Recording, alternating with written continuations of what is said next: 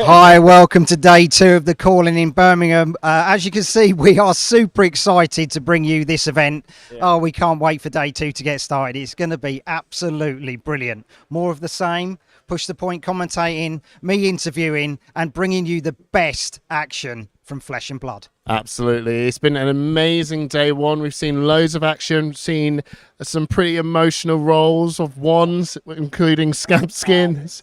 Oh my days, it's been absolutely emotional, brilliant meta at the same time. It's been really interesting to see lots of heroes finding interesting ways to take on the ranger of the day, Lexi. Guys, I can't believe we've still got 5 rounds of Swiss to go and then an incredible top 8 to come. Looking forward to see some Azuri, some Dromai. We've not seen any of those yet. And maybe some more Katsu. Just sneak that one in there. I don't know what's Trip. Yeah, the meta's wide open. There's a ton of heroes doing well. We got some Katsus on with 7-0 Katsu. We've got 7-0 Dash. I think is it Zuri 7-0 as well, or Zuri Bravo as well 7-0. It just shows how wide the meta is at the moment. I think things are still being worked out a little bit. We had a ton of Lexis, but a lot of them did convert to day 2, which is doing pretty well. We did say it was a good hero, but we did see them struggle against some of the more controlling heroes in the format. So who knows what's going to happen in the 5 rounds of Swiss we have today, going into that top 8 later this afternoon. Yeah, we know that some people have been asking for certain players to come on stream.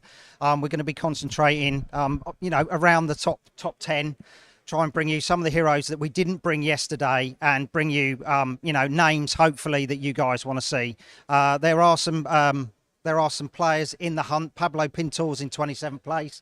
We expected him to be on Briar, to take Briar to the lofty halls of Living Legend, but he's on Bravo today.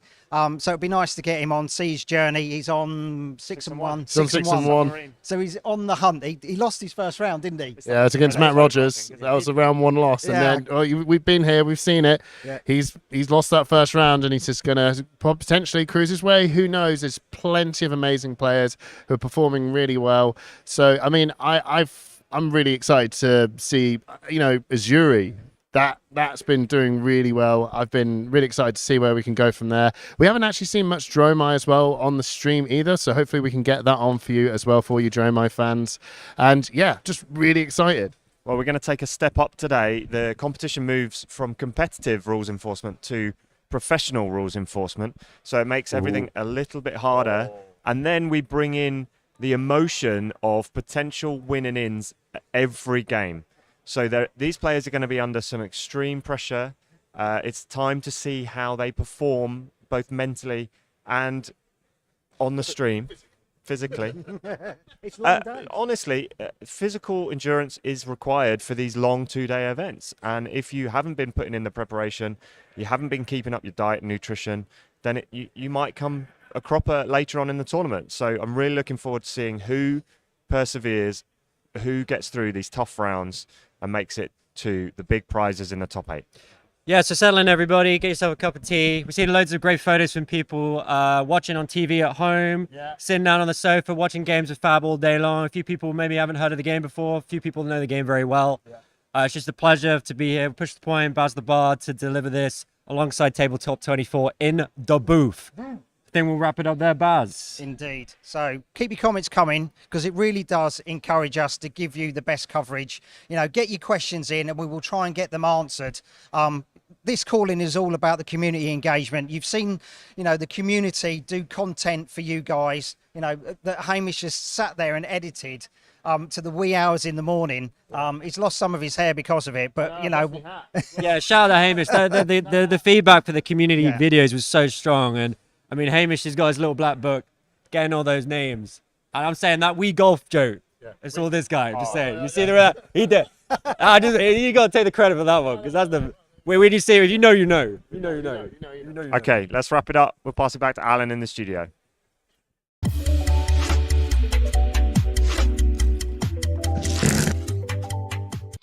Hello and welcome to Tabletop 24. I'm Alan, and thank you to Baz the Bard and the crew from Push the Point for their introduction to the event. Hope you're looking forward to a great weekend of coverage here at the UK Calling that's hosted by Living Realms, streamed by Tabletop 24, MC'd by Baz the Bard, and casted by Push the Point. As always from the UK, pre-recorded, as I am tinkering away like a madman from metrics behind the scenes and leaving you with the true talent on screen. You'll hear from me in the chat, so get loud, get vocal, but not too vocal, mind. We'll have some great snippets from the wider Flesh and Blood community, some additional content from all the coverage team, but mainly we'll be bringing you the action from both days of the call in Birmingham. And Baz, as always, will be catching up with players in between rounds. Your support means everything to us, so give us a like, give us a subscribe, show your appreciation, check out the description for all the relevant links, and stay tuned for some great coverage. Take care.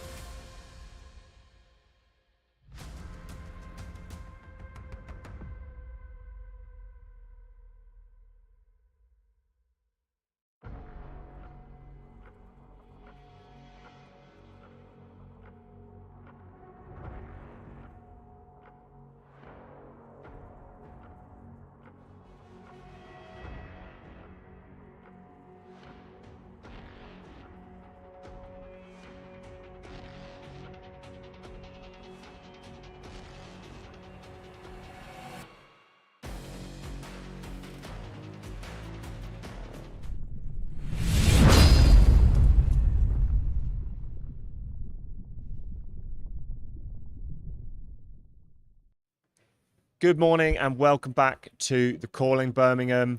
We are Push the Point and we are here to bring you another 5 rounds of Swiss, followed by the top 8 at this incredible community event in the UK. Absolutely. So the first round we got on for day 2 is an Azuri versus Bravo.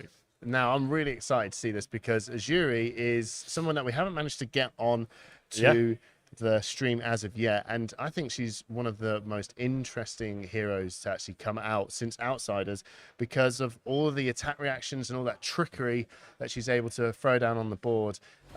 It's just one of those really exciting games to see. So let's have a look at some of her key cards. You've got Isolate, some of these stealth cards. Isolate has Dominate. It can be used to good effect with Azuri's attack reaction.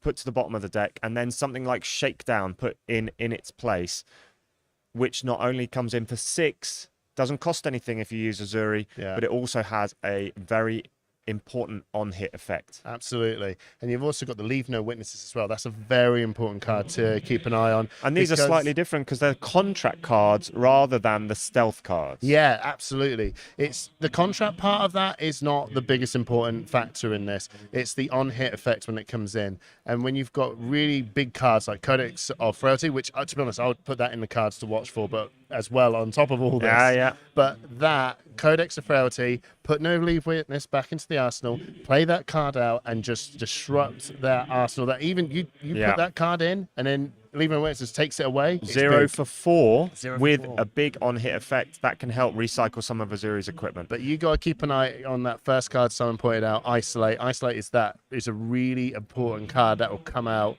end game. That's going to close the game. Let's review some of the cards to watch for Bravo. I know we had a brief look yesterday. We had one Bravo on stream. Yeah.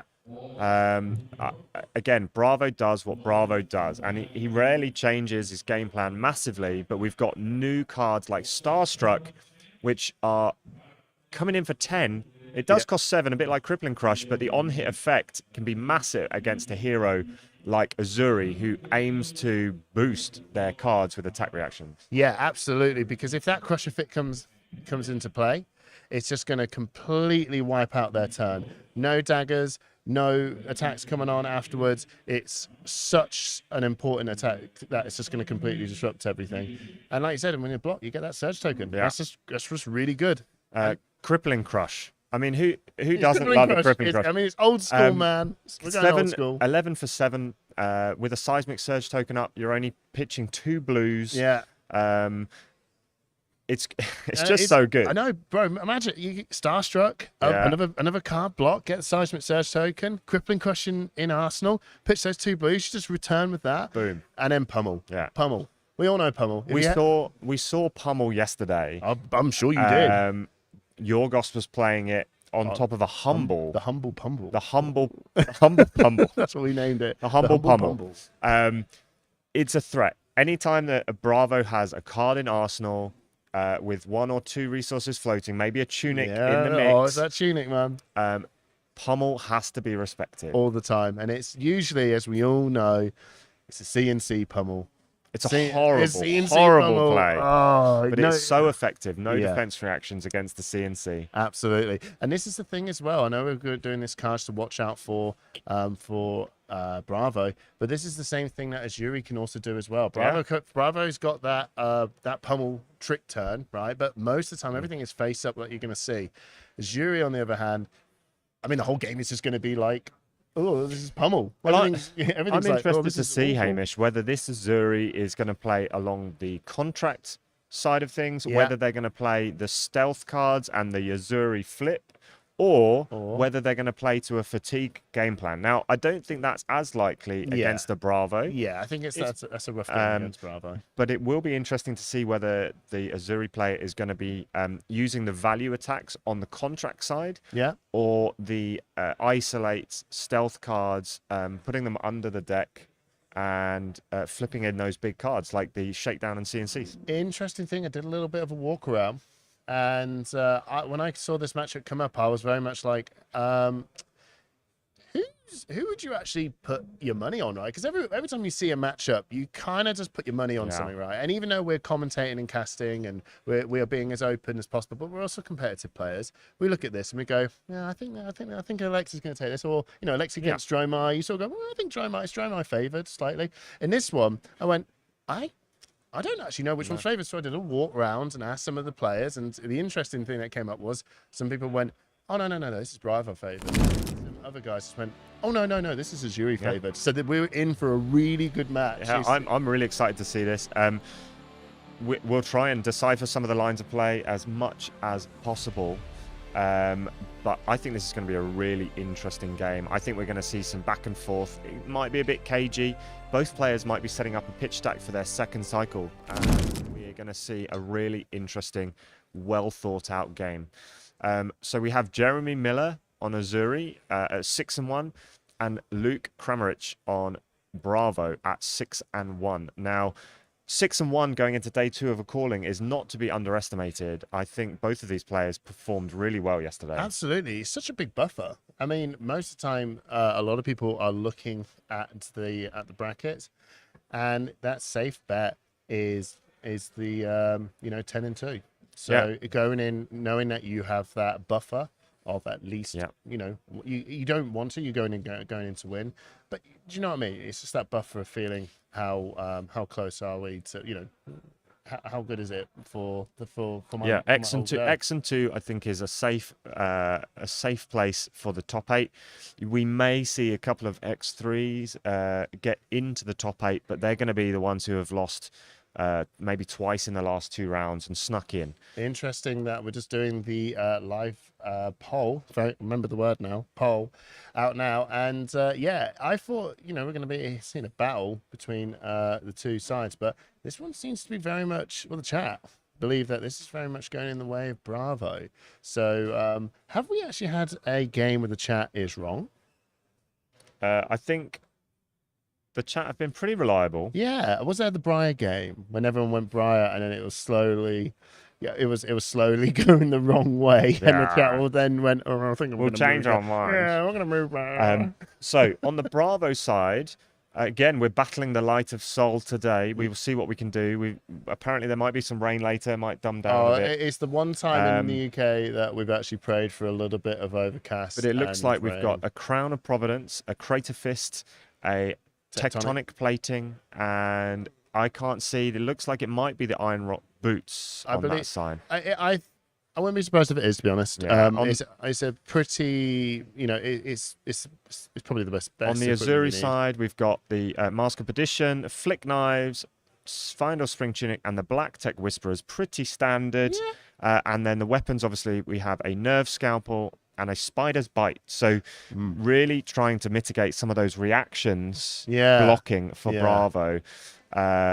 Using the Nerve Scalpel. Bravo's rocking Anathos today. Yesterday we saw Titan's Fist and the Shield, the Buckler. Yeah. Today we're back to Anathos. Yeah, no, I think in this sort of matchup, it's when you're the most important thing that happens when you're playing up against an assassin is that you got the flick knives and the equipment. I think they're actually to this point well established. It's the daggers. Yeah, they're the ones that are like changing up and chip damage, one each, but they really have relevant on-hit effects. So exactly. Spider's Bite coming in here for 1.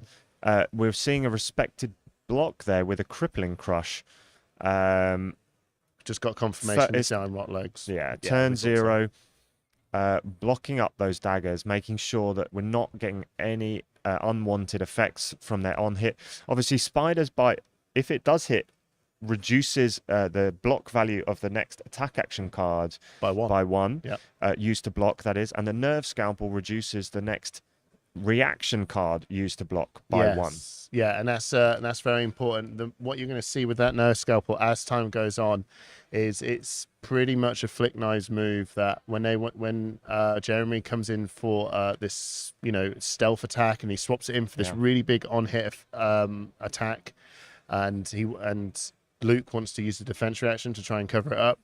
There's always that flick knife Yeah. to just do 1 damage and reduce the amount. Blessing of Deliverance played out by Bravo, and then the Tectonic Plate activated for a Seismic Surge, and Anathos coming in for 6. So a nice simple turn from Bravo, looking at some life gain in the next turn when that Blessing of Deliverance comes to fruition. This Bravo honestly feels very much in the realms of the crew meta of Flesh and Blood way back when probably a lot of us weren't playing, which is something that I can see someone in the chat, Mr. Cal McCree. Oh, Kale's joining us for the Bravo Mastery. Of course, there's a Bravo on the stream, and Kale's here. So I think this is a life gain Bravo fatigue strategy. Yeah. I'm not sure how that's going to go against an Azuri. I'm intrigued. I think that it's so. Here's something to point out, and I think this again. Thank you, Kale, for this is something that he taught me.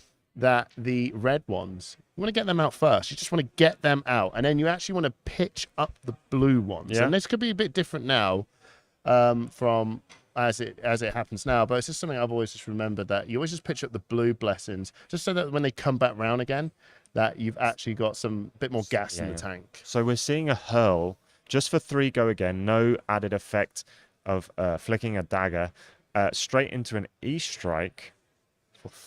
Which mode are we taking? 5. Go again? Or draw a card? Let's see.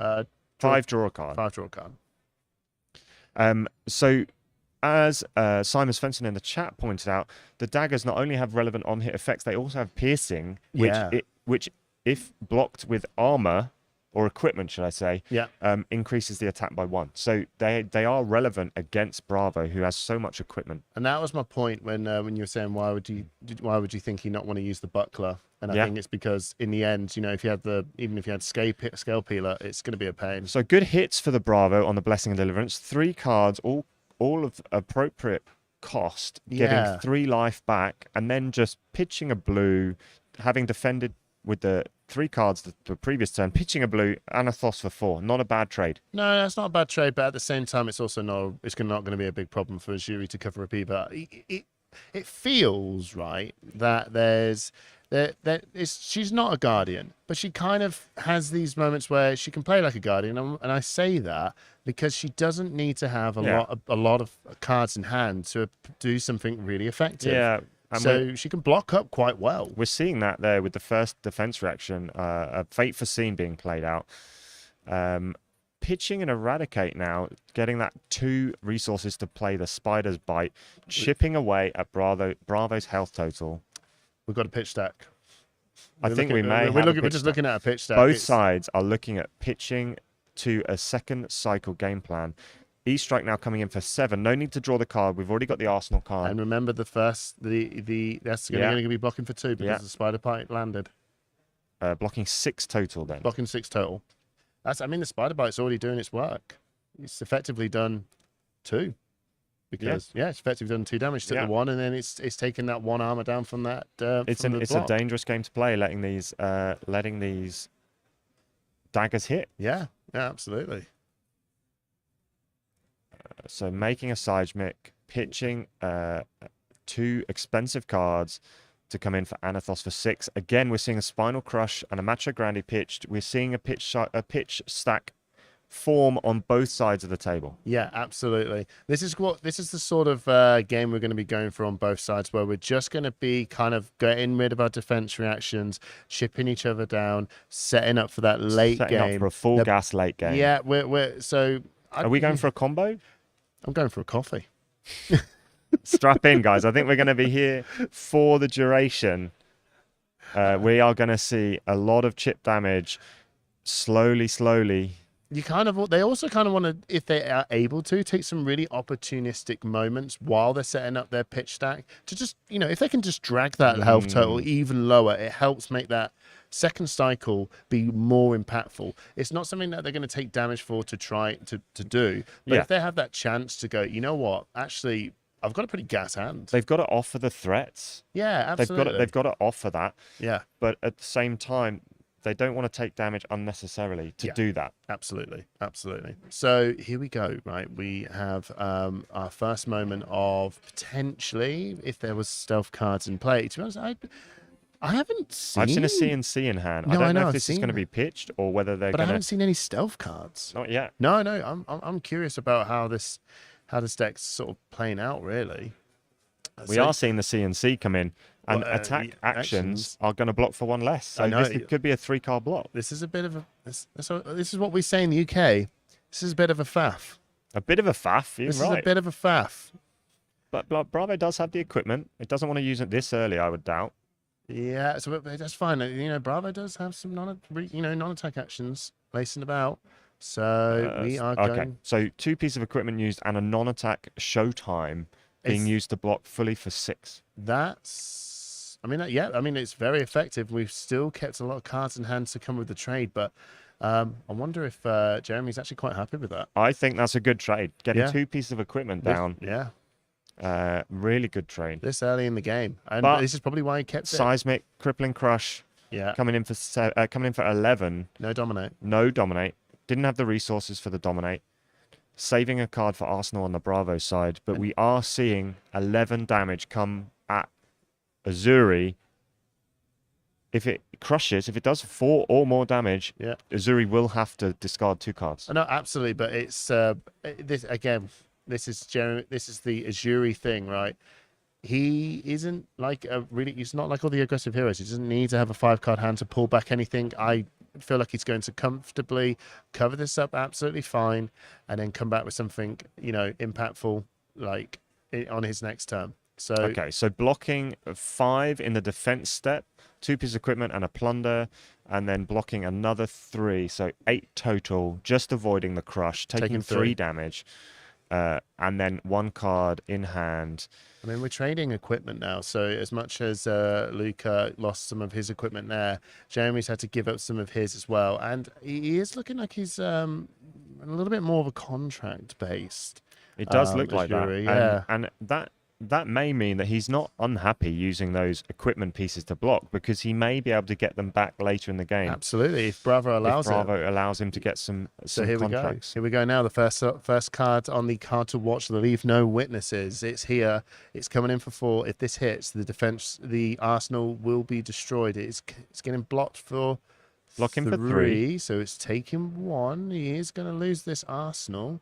And a It's sigil. fine. It's a sigil. He was baiting him out. Baited it out. He's baited it out. It's all good. But he does get to banish the top card of his deck if That's- it hits. If if it's a red, which is unlikely in Bravo. But he's got some reds, and if it does hit the red, it's actually it's a very powerful card. And we're already looking at cut to the chase, which is a +3 attack reaction. And we're also getting rid of the helmet as well. So we're looking at potentially. So we've missed an interaction there. Cut to the chase, play the contract card, allows Azuri. But it's on the stack. No, allows Azuri to look at the top card of the deck and put it to the bottom. Yeah. It wasn't a red. No. He's banished a blue and a red sigil. So he gets. So he gets 1 silver. He gets one And he silver. gets so the mask was used to banish the extra card, which Yeah. was useful because he got the sigil Absolutely. as the second card. that was a big play. So that's just getting him the. Got the 1 silver. Only got the 1 silver. Okay, so 1 more to go. 1 more to go. And then he can the get helmet another back. 1 block helm back. Yeah, absolutely. Bravo just coming in. Seismic. Pitch 2 cards for Anathos. You're going to see a lot of that. I think we're going to see a lot. It's not You're quite gonna- Sledge Watch. It's not quite Oldham Sledge Watch. No. Sledge Watch was It was a unique time. it was special. Yeah. It was. Oh, can you see? There we have here a very.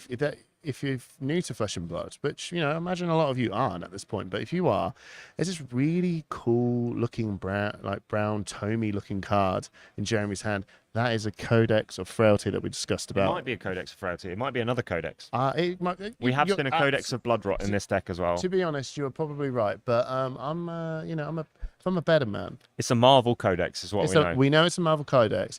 If I'm a betting man, Okay, all right. I feel like it probably could be. You're just winding me up. I am winding Yeah, I up. know you're winding me up. I really like those codexes. We're just seeing a full block for 6 there. These codexes look fantastic. They're based on the old Latin anatomical medical type texts. Oh yeah. They've got incredible drawings. Oh, is that? So that's actually- been pit. It's not. It's not. That's the not frailty. No, I got that wrong. It might be inertia. No, That's not blood rot either. I don't think. It's not any of them. So what is it? I think that's inertia. I think we've seen a couple of codexes already. I thought the inertia come in with Nerve Scalpel, taking the 1 damage. Now Plunder the Poor, which is another contract card. Comes good value, 0 cost, 4 damage. On hit, when it hits, it banishes the top card of their deck, and it's looking for cards with 1 or less, which is not going to be relevant necessarily in Bravo. It is being banished. It's a choke slam, cost 3. But that's fine because He's guess banishing what? the cards. But it's not even that. He's banishing the cards. He's banishing like important, this red choke slam. Levi says it is blood rot. My bad. That was Levi. That is blood rot. Levi, you're a superstar. Thank you.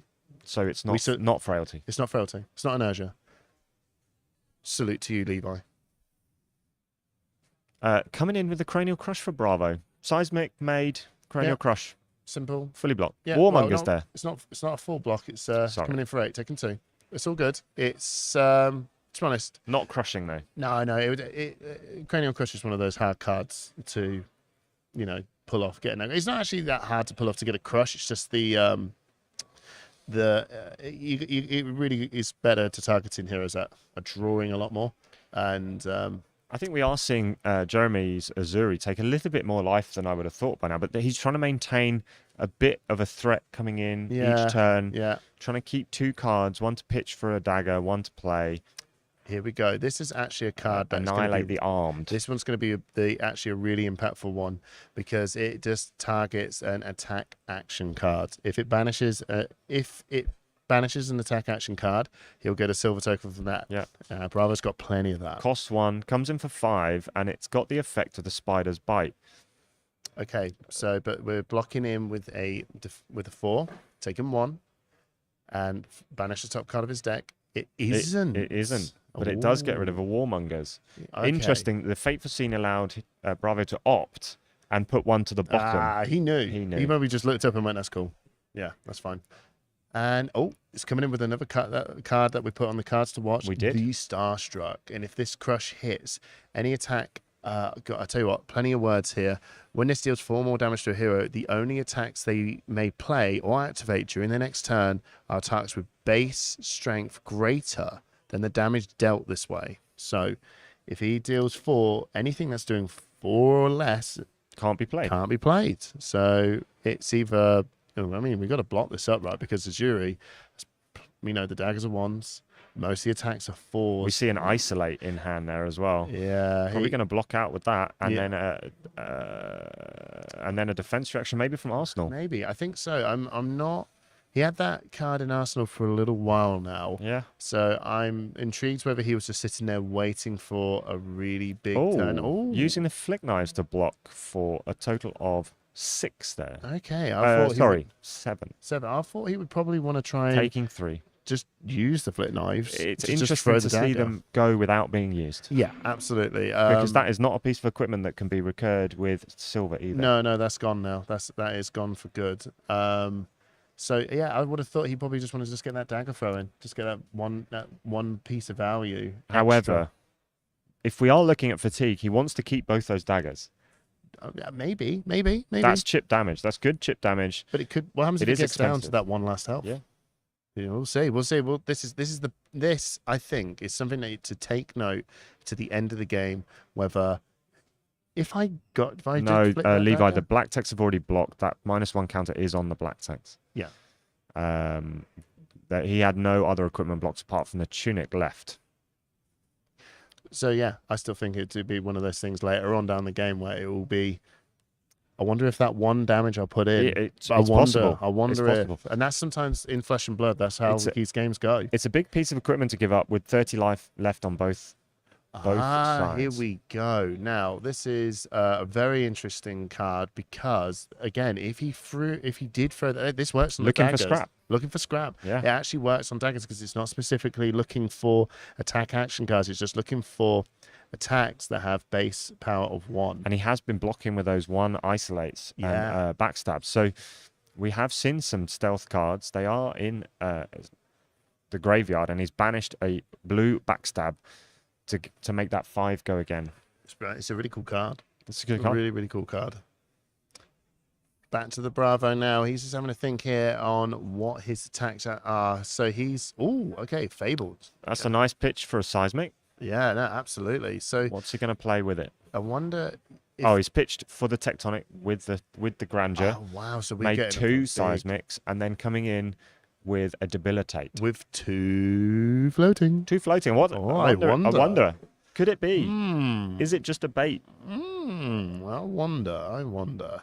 I mean, come on, man. Cards to watch. We were talking about Pummel. We were. Pummel talking about features heavily. I think Pummel is in every Bravo deck. I think Pummel is in everyone's head. We're seeing 2 defense reactions blocking for 8. Here we go. There's the Pummel. There's the So it Pummel. comes up to That's 10. We knew it was coming. It's not going to crush, but it is going to hit. Azuri has to discard 1 card Yeah. off the Pummel. It's Still has got, a 2-card hand. Yeah, and to be honest, that's fine. Yeah, For jury, that's fine. and I think that's a value block. Yeah. We've got the tunic ticked up. That's all ready to go now. That's been spent for another. Where have Bravo's Annihilate banished cards gone? In his hand. No. I missed that. Yeah. That's a very good question. Where did they get put? We can.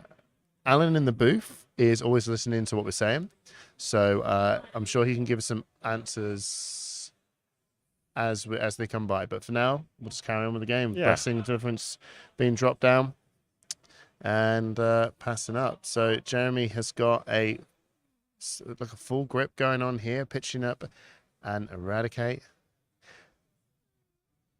to play the Spider's Bite. I wonder if the banished cards are still on the mat, just out of sight. But it is strange that they're not in the banished zone. Yeah, absolutely. I wonder if, again, we're going to see if we can do something about that. Now, it was first time seeing Azuri's hero ability come into play, and yeah. We see a shakedown come in. Yeah, So that the sink below was played in preemptively. response to the Azuri activation, What- attack reaction, Why would you want to do that? just in case it's a CNC. Ah, So if Azuri is activated, the Azuri player has to turn a banisher card face down. Yeah. You can then play a defense reaction in response to that. If it's a CNC, it gets around the CNC stipulation that you can't play defense reactions. Because it's not in play Because yet. it's not in play yet. Yeah, okay. Well, speaking of CNC, Here we go. it's a CNC. Do we have any resources floating? We do not. No, we don't. We don't have to worry about it. No. This is a safe. This is a safe. We're seeing a CNC. respite. We're seeing 1 life gain on Jeremy's side. Yeah, and And the Arsenal being used. Yeah, So this threat is- gone. yeah, this 2 is good. damage, but threat gone. This is good. Oh, I can see the banished cards. Have been moved to the side. We Yeah. can see them on the camera now. I will say that from playing on this map, It's a bit cramped. it is very cramped. I can now understand a bit more when you see people turn their decks to the side and moving their equipment in a bit of a funky way. Yeah, the mat is very close together. Yeah, so it does feel like everything's on top of each other on the opponent's side. And the players are allowed to put the cards within reason Yeah. in rough areas of the zones. So as long as both players are aware, it's just nice for us to be able to see that on screen, to know they are still there. Yeah, it just helps us as well. You know, even for you guys as the viewers, just to know, there's banish. We've Here's seen the working. Creative Fist block used to cover a Leave No Witnesses. All right. And then Bravo comes back with a choke slam for 8. Now, this can be really useful against Azuri because it doesn't allow attack action cards to gain any power. Yeah. And Azuri does often want to play Yeah, attack no. reactions. Absolutely, but without the dominate, Azuri again is just never going to let that happen. Happy to just have those low card counts to just And come this is in. the 3rd Leave No Witnesses now. Is it the 3rd though? Well, it is the 3rd. Well, it is technically. There the could 3rd. be more. There could be more Because of the codexes. yes, Or absolutely. codices, if you want to go that way. Yeah, the Codex of Frailty is a huge card because it's just Easy block with the sink below, cut to the chase being put down, which allows looking at a top card, decision whether it goes top or bottom. and he's going to leave it on top because And we lose. Oh, We my lose the Arsenal. days. We lose the top card. 2 CNCs CNCs. gone. Oh, my No one else is days. getting a CNC lost in space. They're all gone. That's two more Two more silver. silver, up to 3. He can pay for that Mask of Perdition to come back next Wow, turn if wow. he so chooses. that is That's a hit. I think that is a relevant play. That's a very much relevant play. He's took out two really big attacks. cards. Yeah, I know. I mean, it's red cards, and then there's two CNCs. We're coming in. Tear asunder Yeah. into Anathos for 7 dominate. Well, 2 cards going. If you can see in this hand here, we've got an Oasis Respite. That is not going to be a problem. We're just going to. And then Tunic for Oasis. What a nice cover. Wow. What a good place to be for Jeremy. Again, a big threat. And getting that health back as well. That's such a swing. That's a swing. I mean, we talked about that hit being a thing. Oh, we have the Isolate was. Stealth card played. This has Dominate. And Azuri can switch this for a big card. So blocking for 3. He's going to use Azuri the activation. Any reactions? Shakedown. Oh. So when this hits, because we've already activated the Azuri attack reaction, the on-hit effect is live. Azuri can choose which color pitch. Well, you're going to pick. You're going to pick You're blue. going to pick blue. You're going to pick blue, right? So he's going to get rid of the Tear Asunder. And he's got the hand knowledge of a Starstruck and a Sigil, Which is just. which is useless for I mean, Bravo this turn. Well, yeah. I mean, Does he pitch both and just come back Anathos? He's just going to pitch to Make a Sigil, Surge. make a Surge and he knows. token. And now he knows that. He knows, He knows that what's it's a in Starstruck. Arsenal. He knows it's not a pummel. Wow. So we're going to use the. We're buying back in. We've just went to the shops. Let's just go back to that Picked up the cover, mask. that block, and then Tunic for Oasis Respite Huge. against 7 Anathos with an on-hit effect of Huge. discard 2 cards. So That's huge. That's it is such huge. a good Absolutely. play. Yeah, no, absolutely. The coming in, attacking, taking out the 2 CNCs, getting 2 silver, and then getting that, That could be the perfect block. That was could be the sequence that swings this game in Azuri's favor. At the minute, he's commanding the mid game. That play alone, the mid game is back in his favor. It's not far from it. We're far from over. But right now, Jeremy is taking that drive. In the ascendancy, let's say. In the ascendancy. Yes. Coming in for a dagger, followed by looking for scrap for 5 go again. Yeah. 2 cards in hand for Jeremy. Yeah. I think this is a big turn. This is Absolutely. a potentially interesting turn. This is him taking command, like we were saying before. He's managed to take that drive, the command of the. Oh, and then the give and take. Wow! Coming in for 3. If this gets blocked, potential card recursion. Yeah, blocked from hand, sorry. Yeah, it's by an action card. So, armor block, it's all good. There's no problems there. It's just going to take 1 damage and 1 floating. That's all she wrote. And that Arsenal is, the Arsenal's been taken up by the Spider's Bite. Whoops. All good. All good. Drawing up to 4. Bravo. Here we know what's coming. We know what's coming. There we go.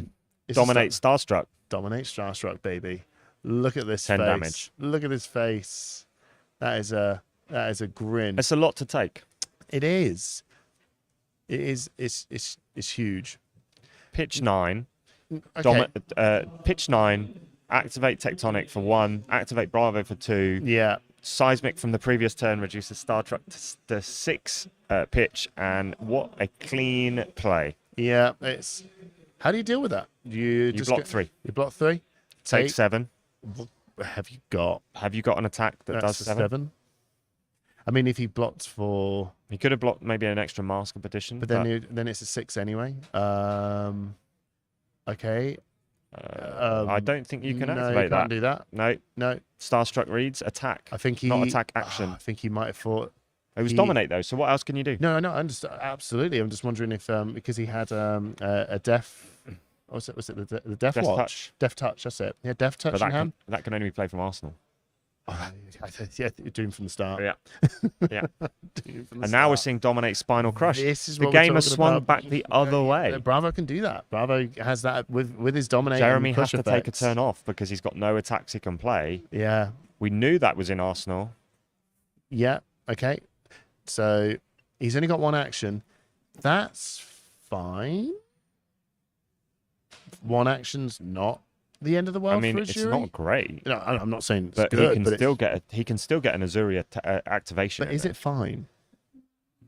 It's not fine. It's not fine. We're just seeing a contract card. Yeah.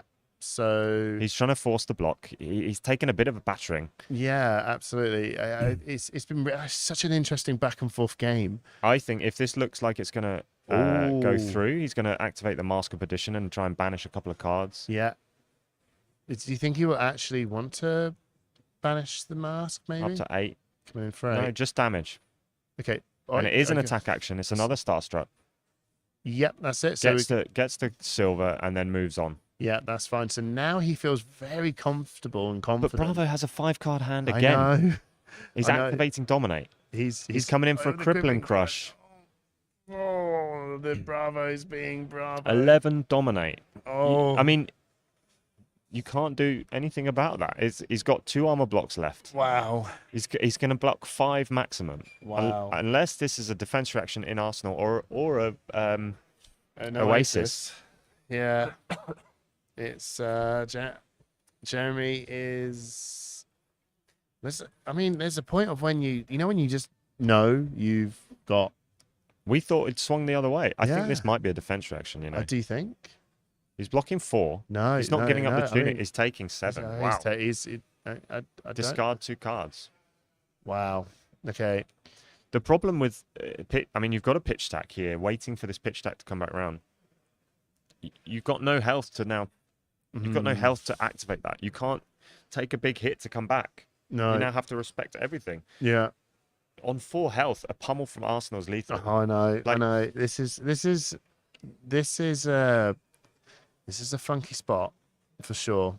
So Death Touch coming in for 6. So there's the death touch from Arsenal. We've already seen it. He's got an equipment plus a defense reaction to block easily for 6. Yeah. No other cards in hand. Oh. Yeah. There we go. Clean block. This is sealed. This is sealed the game. I think. I- I don't see Azuri coming back from this because. Well, Bravo I'm not writing him off. Don't write your check. Yeah, just yet. But we have a dominate. But there's a check coming in Into for a a spinal spinal crush. 9 dominate. Okay, I don't think okay. he can cover that. Well, let's see. Even if he has an equipment plus a defense reaction, that's only 5. He still takes 4. But he has some oases. I don't see it. I think you're right. I think the check has came in, signed, spinal. Signed, sealed, delivered. Signed, sealed, delivered to the On spine. a spinal crush. Jeremy, this game turned about 3 times in the last 5 turns. Yeah, absolutely. It was like, The- we've got the double CNCs, CNC and then I banish. block up your stuff, Yeah. and then I come back for you. You've only got these 2 things, but the second that Starstruck Starstruck changed the game. hit that, And that's why it was a card to watch. He's never recovered since, and that's the game. Well done. What a game. 25 minutes to go on the round. We thought it was going long. Yeah, and then Bravo just went, nah. Bravo, a deserved winner with 3 back-to-back dominate turns to finish the game. Wow, what to say? Starstruck, Spinal, Crippling Crush, and Spinal. Sorry, all dominated 4 in a row. What a game. What a This is what Bravo can do now. Absolutely. It's Bravo. Bravo has Bravo. is just doing his stuff, and it was actually such an amazingly fun game to watch. I did think that the Azuri would be a little bit more on the stealth side and being a little bit tricky, but maybe that sort of strategy against Bravo Interesting, is actually quite tricky. We didn't see any pommels from the Azuri. We saw 1 from Bravo. But it just shows the effectiveness of the new cards for Bravo. Starstruck playing a huge role in that matchup. Yeah. He's got so much in his arsenal. They were setting up a pitch stack, but he got fortunate, and that Starstruck changed the game towards the end there. 100%. So we've got a cheeky James White interview that we did. We did. It's not the whole thing. It's just a snippet coming up, right now. So we're going to pass back to Alan in the studio and see you for the next round. Over to you. This is from Jason Hamer, one of our UK players and judges. What's the most challenging set that you've had to design to date, and what worked well and what failed in that design process? I'd say Uprising was the most challenging, but also the most satisfying, to be honest. Okay. Sets that have wizards and arcane damage are just, in combination with melee damage, are just very challenging to design from the limited point of view. Like obviously one way you can approach it is something like Arcane Rising, where you have null runes, right? And just when you get these like kind of awkward outcomes where maybe you draft a whole bunch of null runes and you're like strong against wizard, and then it's kind of like it can be frustrating and awful from the wizard side of the table. And on the flip side is if you get like no null runes, then it's just like open slather, and it's like not very fun from the opponent side of the table. So coming back to the like wizard limited format set, like I was really proud of the outcome of like the Ether Ashwings and like this variable amount of arcane barrier that could be interacted with by a wizard. And I was also really proud of like the innovation around the Helios Mitre, like this thing that we said, like you can just start the game with it, right? Here's this like this free roll. We called it the community hat, I think it was in development. And like just it addressed this issue of, well, when you're going second in a matchup against a wizard, it's like you actually have some agency over what's going to happen on the first turn of the game, which I really liked. So yeah, it was challenging at the start of like, well, how are we going to reconcile like wizard versus melee in an elegant, innovative way? And I think that it's going to like deliver on dragons and like do them justice. Like obviously dragons super important fantasy trope, probably the most important of all of the fantasy tropes to just like do well. And if I had to choose one piece of design that I am the most happy and proud with to date, I think it would be the dragons, and the transforming invocations. It just like solved a lot of fundamental issues of if like having cards that don't have any defense value is it's a tool that we use for balancing, but it also is prohibitive on how many you can have in your deck. Like just imagine if all of the invocations were like just single-sided and they were just like the ally and like they just didn't defend. And now like Dromai plays with, she can play with like 30 invocations, maybe even more in her deck. Like you can't just have 30 cards that don't defend in your deck. It would be like shitty gameplay. It's like tapping into the double face card design space was just a beautiful way to address that, where you have the invocation, which obviously has 3 defense value, and then you get to like play it and like have this really I think like evocative moment of like I've transformed this thing into this dragon, and it ticks the box of like our world is a world premised on people, right? It's not a world premised on like people plus like literal dragons existing. I always kind of like found it hard to reconcile like this power disparity in general fantasy, or like how just humanoid type creatures are supposed to even like interact with a dragon. So like I always knew that I wanted to deliver dragons as illusionist creatures that were like not actually real, but could be invoked or summoned or like transitory.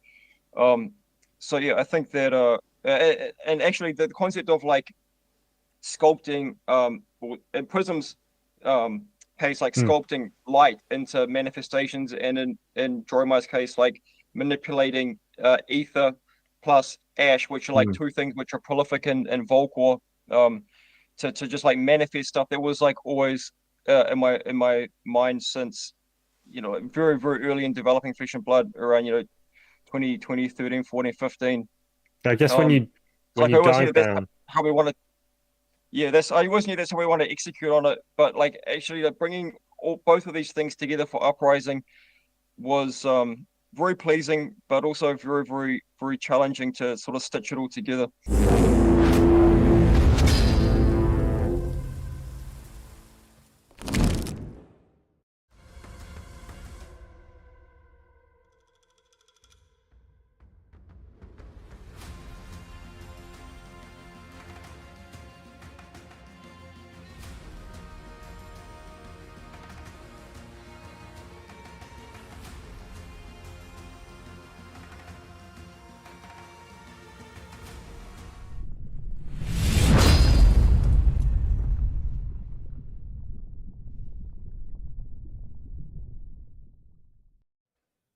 Hi, welcome to the Calling Birmingham.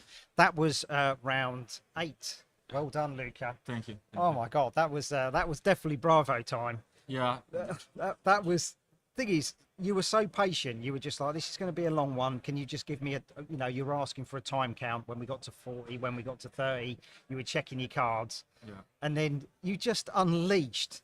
Like it got down to like 17 health, and then you just had a run of cards that every Bravo player just wants. It's just like big attack after big attack after big attack, and this was after you took the contract and lost your 2 command and conquers.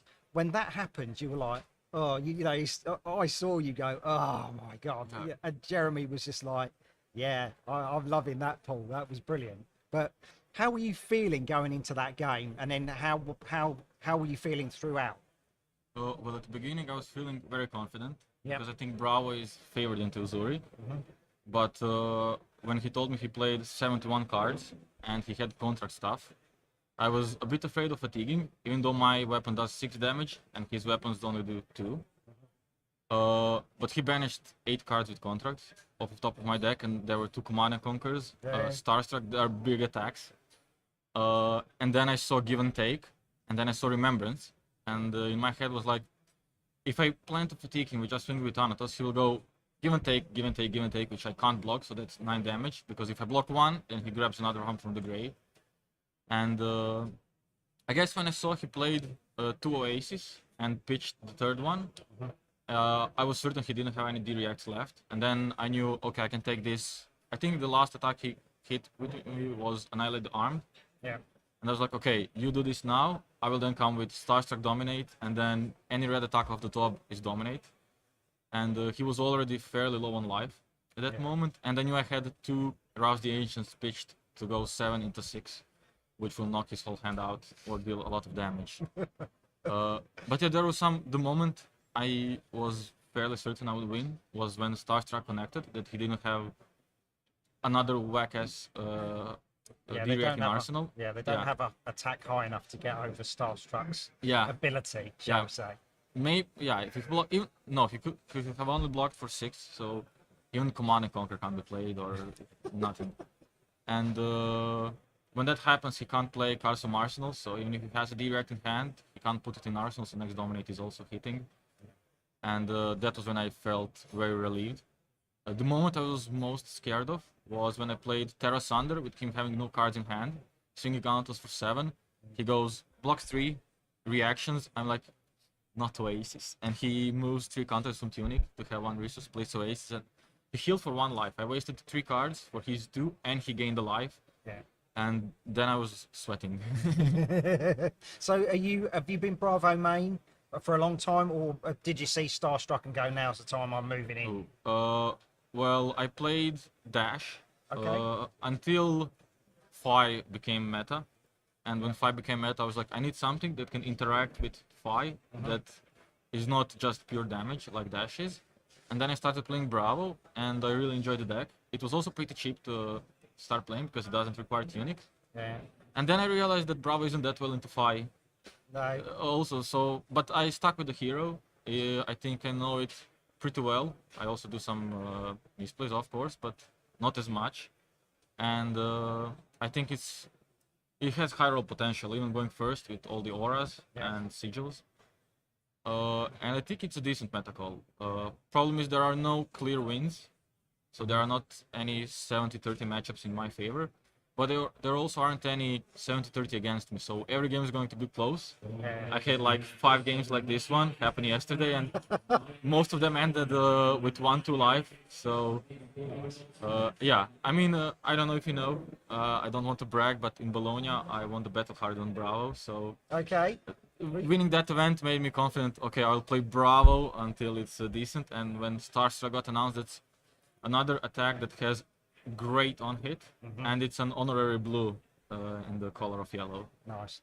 Your brother has also made top the day 2. Yeah. You pointed him out, so give him a shout out. Give your locals a shout out as well, because hopefully some of them are watching. Yeah, I think they are watching. They're cheering you on. When you told me I'm on a stream, I just go into Discord, and and my family was also watching. And as soon as the game got, I look on my phone and see hearts and cheers. Nice. That's really good. Yeah, so I'll give a shout out to my brother Nicola. Yeah. He's here with me. He's currently playing against Icelander. I hope he won. And of course to my whole local scene, because I didn't buy any Dust Till Dawn product. It was late to arrive in my country, so they borrowed me cards. I just now got my place of Starstruck. The ones I have are from my two great friends, Philip and Christian. Yeah. And I mean, I don't want to name them all, but you should all feel shout out. And so Yeah, brilliant, absolutely brilliant. So we're going to run another community wrap up. Oh, I'm sorry, we're going to run another community video. Stay tuned for round 9.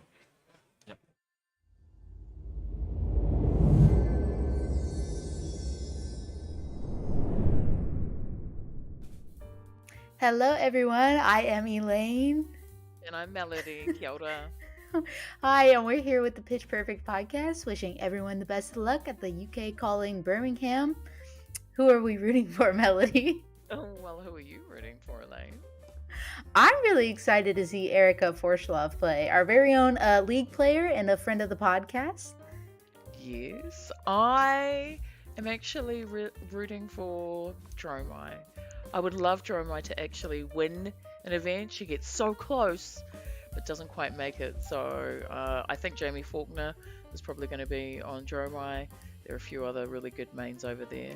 So that's who I'm rooting for. But other than that, I hope everyone has the best time. Have lots of fun. Yeah, we'll see if Briar LLs this event too. But that'd be great. Come on, well, no, I'd rather Dromai one. But Brian can come in a close second. Alright, good luck. Good luck, everybody. Have fun. Hey, I'm Matze from the YouTube channel Casual Alters. Even though I cannot be at the calling in Birmingham and paint your cards, I wish all of you the best luck for this great event. If you need a break or a small distraction, please check out my altered art videos on YouTube at Casual Alters.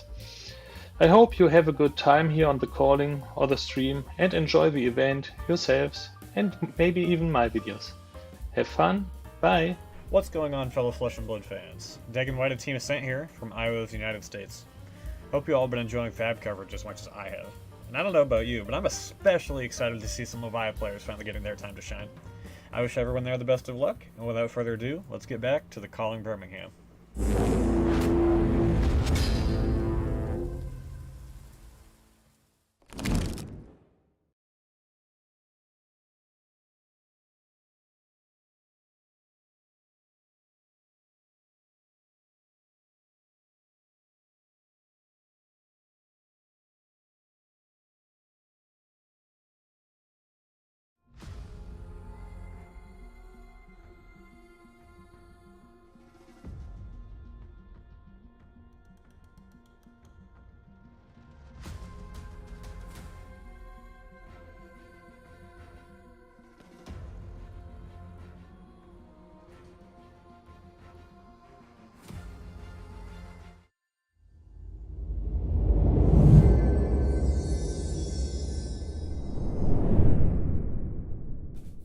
Hey everybody, I'm Tommy Fresh. I am from the hit podcast Fresh and Buds, and I hope everybody at the Calling Birmingham is having an excellent time and having a blast playing Flesh and Blood.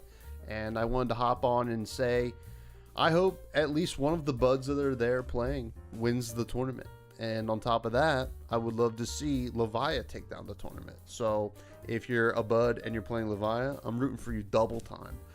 But as a little side note, I would also like to see Briar take down this tournament, if not Levia, just so we can say a nice little sayonara to our...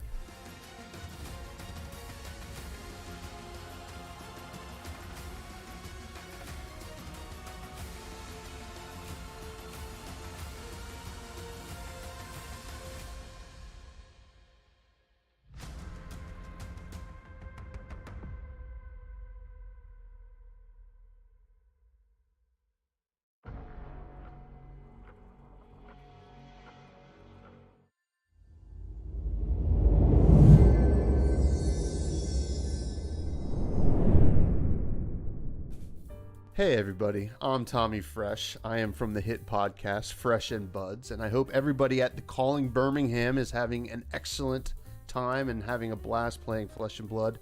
And I wanted to hop on and say, I hope at least one of the buds that are there playing wins the tournament. And on top of that, I would love to see Levia take down the tournament. So if you're a Bud and you're playing Levia, I'm rooting for you double time.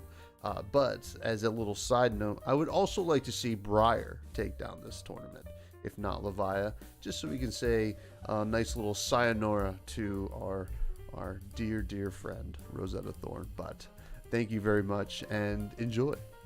Hey everyone, it's Kiki here, founder of the Rainbow Foils, co-founder of the Rainbow Pitch League, and the Calling 2021 Monarch finalist.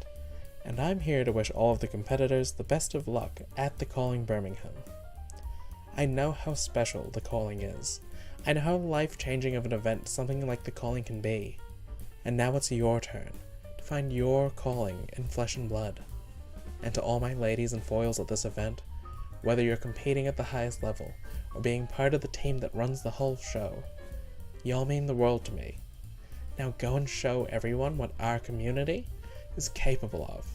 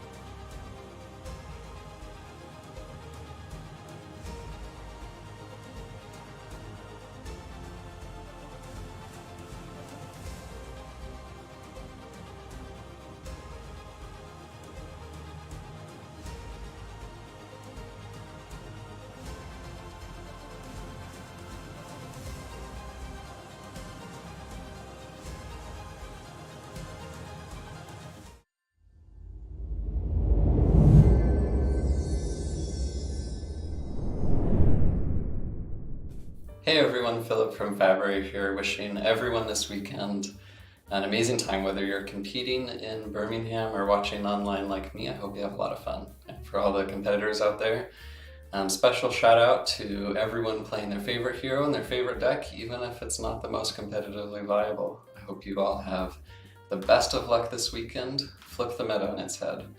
May your scab skins come up sixes and your heralds somehow hit. Hey guys, Romain here from Leudophilia, your French channel for everything related to the competitive side of Flesh and Blood. If you're watching this video, it means that the calling in Birmingham is in full swing and that you're all enjoying the show. Thanks to our friends from Push the Point, I'm doing exactly the same thing. I'm watching from home and hopefully watching some big bolt in action. I'm disappointed because I couldn't join in the fun this weekend, but I wanted to give a big shout out to all the players competing and especially to the French contingent, all the players that call across the channel like Paul, Sylvain, Marc, Natalia, Max, Joff, to name a few. Watch out for these guys if they're on stream because they're absolute beasts. And a special big shout out of course to my fellow co-caster from the Antwerp Calling, Erika Forsloff. I know she's playing this weekend and I hope she crushes it. I can't wait to see how this new meta shapes up, so let's go, show more games, cut me off. How's it going, Birmingham? What's up, Birmingham? It's Mingyu. I'm Minghan. We're from One to Juice, all the way in Malaysia. If that's not a clue, you're obviously not there. It is, I think it's a 12-hour plane ride. About there. A one that we cannot afford. So, if you're, you have an extra playmat, hey, prizes, hey, cash money. just send the gold foils over. We want to wish you guys, everyone at the Calling Birmingham, the best weekend ever. All the best. The only thing you should be doing more than playing hard is Yes. respecting everyone around you. That's right. So please have some fun, but be polite. And smile. Please. You just want to smile at people. Just smile. Smile Please. is like the best attack and defense reaction. Perfect. I want to see a Kano take home the whole thing. So, Wizards, work hard. The only disrespect I want to see is right now winning everything. That's crazy. Well, at least the old man's gone. Ah. But the only thing we want to see above everything else is our love for Papa James White. James White, shout out. We love you.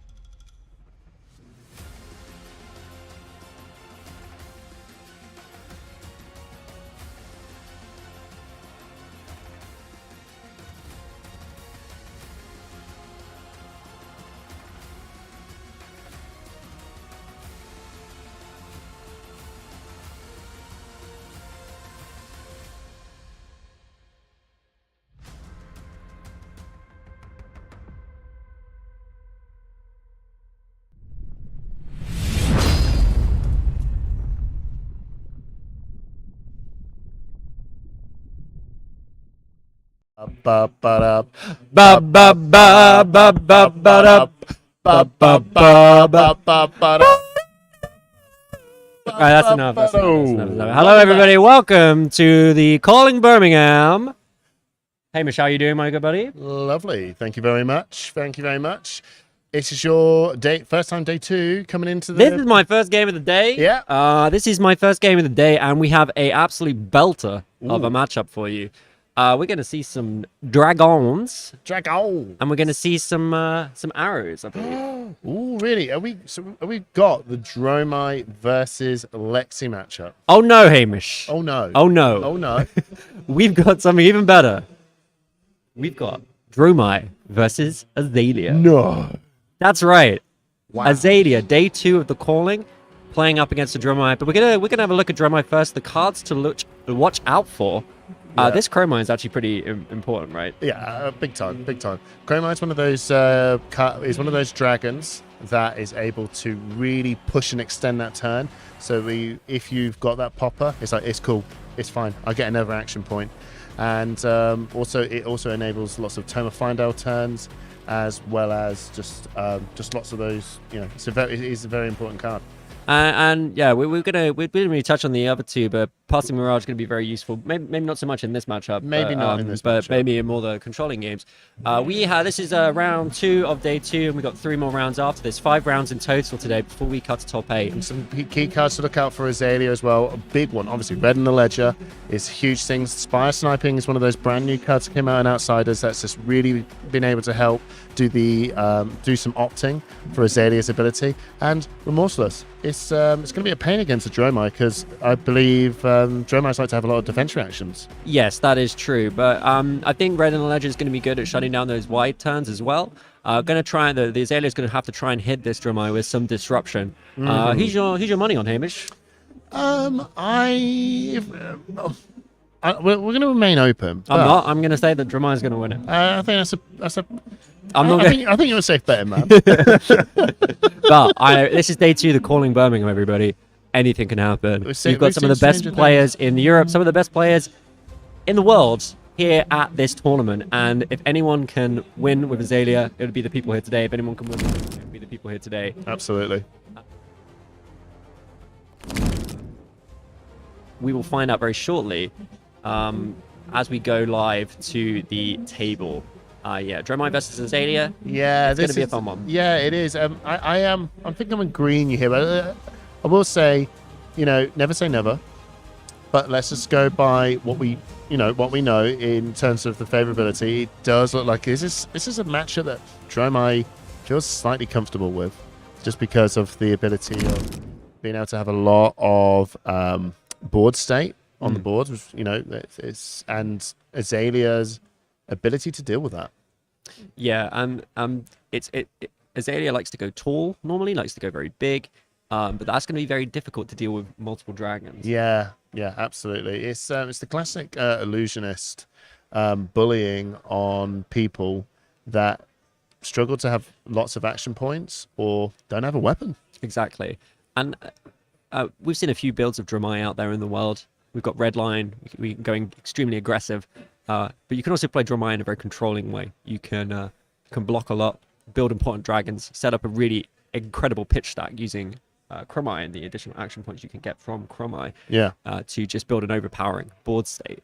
The other thing is that Tomultai, always able to kill equipment. Azalea, big fan of a lot of that equipment. Yeah, if that Tomultai comes down and completely annihilates that helmet, Stefano, who is on Azalea, is going to have a hard time. It's going to be pretty rough. And even maybe Tunic. The Tunic resource is quite important to enabling some turns. There's a term called the blind Azalea, where how Azalea works is that you put the card in Arsenal to the bottom of your deck, and the top card goes into your Arsenal instead. If it's an arrow card, it gains Dominate. Do you want to do that blind? You don't know what's coming. Yeah. Where's the skull wrap? Skullbone cross wrap. Skullbone cross wrap. Lets you be able to opt to have a look at the top card of your deck to make sure it is what it is. But Azalea doesn't really want to do the blind Azalea as the community calls it. So if Tomultai can take that out, the other thing is, like, we've got Dromai before. They're going to have done their testing. They've made it this far. Yeah, they're going to have a plan. We've talked about this before with Lexi's, but it's setting up that pitch stack, setting up that turn that they're going to use to try and win the game. Stefano, very very talented player, and Jamie Faulkner too, big name in the UK community, been repping Dromai for a very long time. Looks like we're seeing, of course, one thing that we haven't mentioned is that the hit on Bullseye Braces that was mainly to affect Lexi obviously has a huge effect on Azalea. Yeah. They've lost their easy AB1, and they've also lost their ability to just load an arrow to maybe go a little bit wider, which is going to be really tricky if they actually need to deal with some of these dragons and play multiple arrows in one turn. Absolutely. So a lot of them seem to have been taking out the Braces of Belief. Do you believe it? I think it's the only choice they've got. Do you believe it? I believe it. I'm willing to see it. You know, it's a buff, right? It is. And then Jamie's coming in with the equipment with the Crown of Providence, the Furnace, the Waves of Reality, and the Seeker's leggings. That tech that a lot of the guys over in the is it the Dromai Cabal? I think there's a Dromai Cabal going about. Yeah. And when those Seekers got found out, when Outsiders were dropped, it was just a huge buff. And Wave of Reality just Looks like they're Jamie just playing out the Burn Them All, not a relevant card in this matchup for him, just wants to get that out of hand so he can draw more. Obviously no red cards in the banish zone, in the graveyard, sorry, so not able to banish, so just going straight to the grave. This is a good early aggressive start from the Azalea player. Yeah, absolutely. If the thing is that Dromai is known to have plenty of defense reactions, just to play really defensive and getting that board state set up. That is true, Hamish, but a lot of people might be more familiar with the more aggressive version of Dromai. Like we know Jamie quite well, and we're expecting more controlling version of this. That's true. That's actually true. That's very true. Yeah, I mean, but then at the same time, it's not. It was a style of deck that was taken to the Pro Tour, piloted by Ian Zhang. That there was this really big Dragons Dromai style. I'm not sure when we will see as we're going through the game whether Jamie has adopted that same sort of massive aggressive style. Luckily, we have that sort of benefit of hindsight of playing a fair amount of games with Jamie, so having a good idea of whether he's... That was a big aggressive start from the Azalea player. For those that missed it, we had Wave of Reality in the arm slot there with Ward 1 making a Spectral Shield when it pops, so kind of preventing 2, which took effect on that turn. Jamie also played the Seeker's leggings at the start, like Hamish was saying, to create that Ash early on, leaving himself with the Crown of Providence and the Furnace in the chess piece for those that can't see because of the slight glare on the screen. It's been really good. I tell you what, that Wave of Reality just doing a huge job, just being able to just comfortably block for 6, and then just having effectively just using that 7 block just felt really tidy. And Jamie's just probably going to try and create as much Ash as he can while blocking out these turns as effectively as he can. He's probably going to be doing a lot of blocking in this game. We've seen it earlier in day 1 where we saw people trying to block out Lexis. We saw it from a more controlling Darumphia and a more controlling Bolton. And Jamie's playing probably an even stronger control deck in the form of Dromai. I imagine so. But then at the same time, this is the perfect time for Azalea to actually just, this is her moment, right? Because Dromai, as much as she has this amazing board presence and setup, she needs to set up. She needs to have that time. So like you're saying, to generate that Ash, make that board state go. So Azalea has taken this full opportunity to go, this is my moment, and I need to make this as impactful and as big as possible. So this is why at this point you're going to see Azalea coming in hot, but Jamie somewhere in the mid game has to find something in there to just to bring it back round. And when we start seeing those dragons drop, that's the moment where we're going to start seeing potentially the turning point. But for now, Azalea's coming in hot.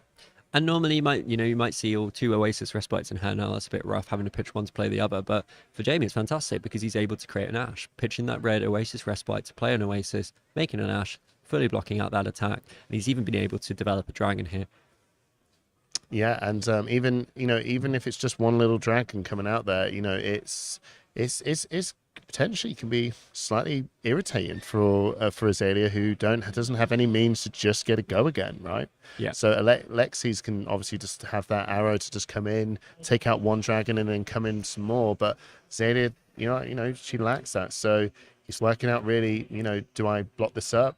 Am I going to deal with this dragon later on? And the second he deals with one dragon, he's got that tempo back. And the key card here for Azalea is going to be those Bolton shots. The go again if it has attack greater than its base attack. Yeah. Being able to and on hit reload, being able to go into a dragon and then shoot another arrow, or being able to shoot an arrow, go again, and then follow up another arrow into a dragon is how he's going to be able to maintain his board state. But of course, he doesn't draw those Bolton shots. But then we just see one played into the arsenal there. So hopefully, our Azalea player is going to be able to clear the board here and maybe present a little bit of disruption. But every time you attack a dragon, that's essentially healing Jamie for the damage that would have been attacked at him. And in order for Bolton shot to actually get that go again, he needs to put a +3 on it. So how much of a big hit do you need to do to get the go again from the attack? It's not like Azalea where she can just do a cheeky +1. Exactly. We have the braces of belief. We were saying, this does. Someone in the chat commented this is sort of a pseudo opt, which is obviously incredibly useful for Azalea being able to see the top card of their deck, so that they can use their Azalea hero ability to basically put the top card of their deck in their arsenal and give it dominate. And we are going to see it here quite early. Ooh,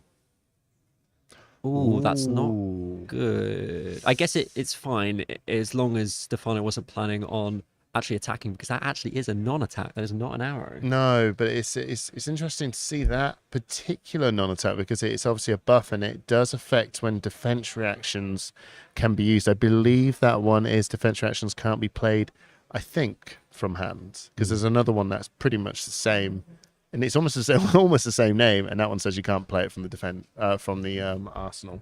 So there we go. So he's just coming in with the bolt and shot for just a 4. He's got to go again because of the braces of belief. And he is now using the Death Dealer to load the drill shot. Now coming in with the Death Whistle to tutor in. What? I would imagine it would be a red and a ledger, maybe, right? I think so. I think because Jamie sort of took a bit of damage here. I believe Jamie took some damage there. Maybe getting the read that Jamie's actually trying to do something here, so he's going to play out this red and ledger, and it will get loaded. It will be put on the top of the deck. Yeah, and then we'll be able to Azalea and load it with dominate. Yeah, so then we can and he's also got that buff as well in hand, the pump effect from the card that he already opted as well. So that's another, when he does the Azalea trick, getting that red and ledger into the arsenal. Pump up that next card, and coming in for a dominated red and a ledger. That you can't use defense reactions from hand, I believe, which we'll see when that card gets. Oh, it's not. Oh, it's a 0 It's a cost. double buff here, and it's that got tunic. Yeah. So this wow. is gonna probably come through. That one's certainly not going at that dragon. It's going to come in for a big chunk of damage, and it's going to be a blood rot on hit. Dominate. Wow. Okay, and a lot of on-hit effects. It would be... I'm not sure which of the buff it is. So I believe that one is the one where you can't use defense reactions from hand. And based on Jamie having a head scratch moment here, this might be a little tricky predicament.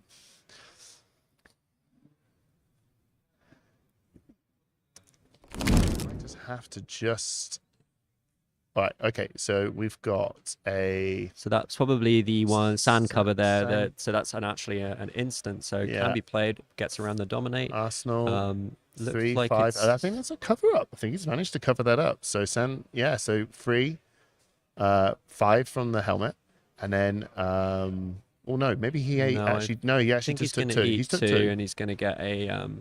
He's got 1 action, and he's got a Blood Rot Pox. And Azalea will just pass up and draw 4. And he just plays the Miragi. Setting up the tumble tie there. Yeah, that's pitching up there. He can't play that. Imagine he would love to have played that, but I think he might. I don't think he does. I think that Jamie wants to set that up and do something clever with that in the late game. I don't know how has he managed to get 2 action points from... I think he... Okay. Maths. So we do see our first pop of the game now. So for those that aren't aware, the dragons do have Phantasm. That means that the Azalea player can pop with a 6 power card.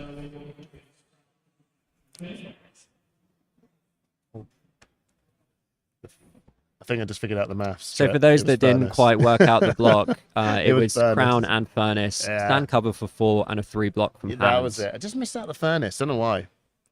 Just missed out that Furnace. Okay. Pitching the Not to Death Whistle. Loading. Seek and Destroy into Codex. So it's going to be a +3 buff. It's going to give a Frailty token to Jamie. He has a card in Arsenal, so he's not going to have to discard from hand. And what are we doing? What are we putting in? Probably, again, There's one really good one. The best one in the game. We're coming in with a red and ledger. Are we going to do a flip? just to flip that up and have a look to see if we've got something pretty good to Azalea. And he's going to leave it on top, and he's just going to fire out the red and the ledger. So Seek and Destroy means that if it hits, you will lose your arsenal. You basically can't keep your arsenal at the end of your turn, and any cards left in hand also get destroyed. So that's the significance of Seek. They actually are destroyed, sent to the grave, as opposed to, I believe it's Inertia, where they are put at the bottom of the deck. Yeah, so it is actually quite a good card for a kind of fatigue game, because you're actually getting cards out of deck as opposed to just shuffling them back in. But Jamie just does an easy block and plays a nice one card. Warmonger's Diplomacy, big popular card at the moment. Oh yeah, this is going to really affect Azalea, because Azalea, as you can see, likes to have a lot of non-attack actions and attack actions, and the attack actions are all arrows, and the non-attacks are all pumping the arrows. So he's picked War, so he's not pumping any arrows this turn, but he's going to be firing away. And Jamie's picked War as well, because the other thing is that Dromai likes to play a lot of non-attacks. You know, the cards that make the dragons. Yeah, I mean, the incantations are non-attack actions. So, yeah, he's obviously just looking at his hand going, it's not a dragon turn. Maybe I'm just going to come in, attack from hand. Looks like Azalea's got a pretty decent hand for doing some attacking here. Actually, now I'm looking at it, maybe not. Let's see what's in the arsenal. Okay, yeah. It's a double rabble turn. Okay, he does sink that rabble into the dragon. I think, got to do something about that dragons at some point, but, Jamie's happy.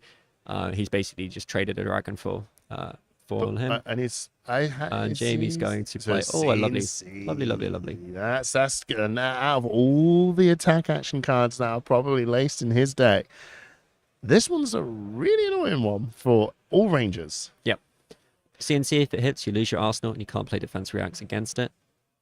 Wow. Okay, so this is taking a tempo. This is taking that tempo away. It's well, that's just two good disruptive turns in a row, right? The Warmonger's Diplomacy, sure, you managed to play two Rabbles, but it's not what Azalea wants to be doing. No. Jamie's happy to block that damage. Yeah. It needs to be disruption and dominate, and something that he can't handle. And then to follow that up with a CNC, it's just a lot of disruption, really putting the tempo back in Jamie's favor. Absolutely. And as well, you can imagine that a lot of the non-attacks in Azalea's deck as well all block for 2. So in order to stop the CSC, you've got to get rid of a lot of attacks in order to and these attacks are very, very important for all rangers, because they've got no weapon, so they've got only so many threats to deal with. So if you're blocking with your means to win the game, eventually in the long game this is going to be very problematic, which I think Jamie's just saying, I'm happy either way, bro. You can either take 6, or I'm happy to just take some of these attacks away from you. Jamie's more than happy to be blocking just vanilla damage. That's what his deck is meant to do. But Dromai, Azalea, again, just doing fantastic work of just going, look, I can just pump, play Codex, and look what's coming in. Oh, okay, interesting. We're not going for the red and the ledger. We're going for the infecting shot, coming in now for 5, 8, 11. Big hits, no dominate though.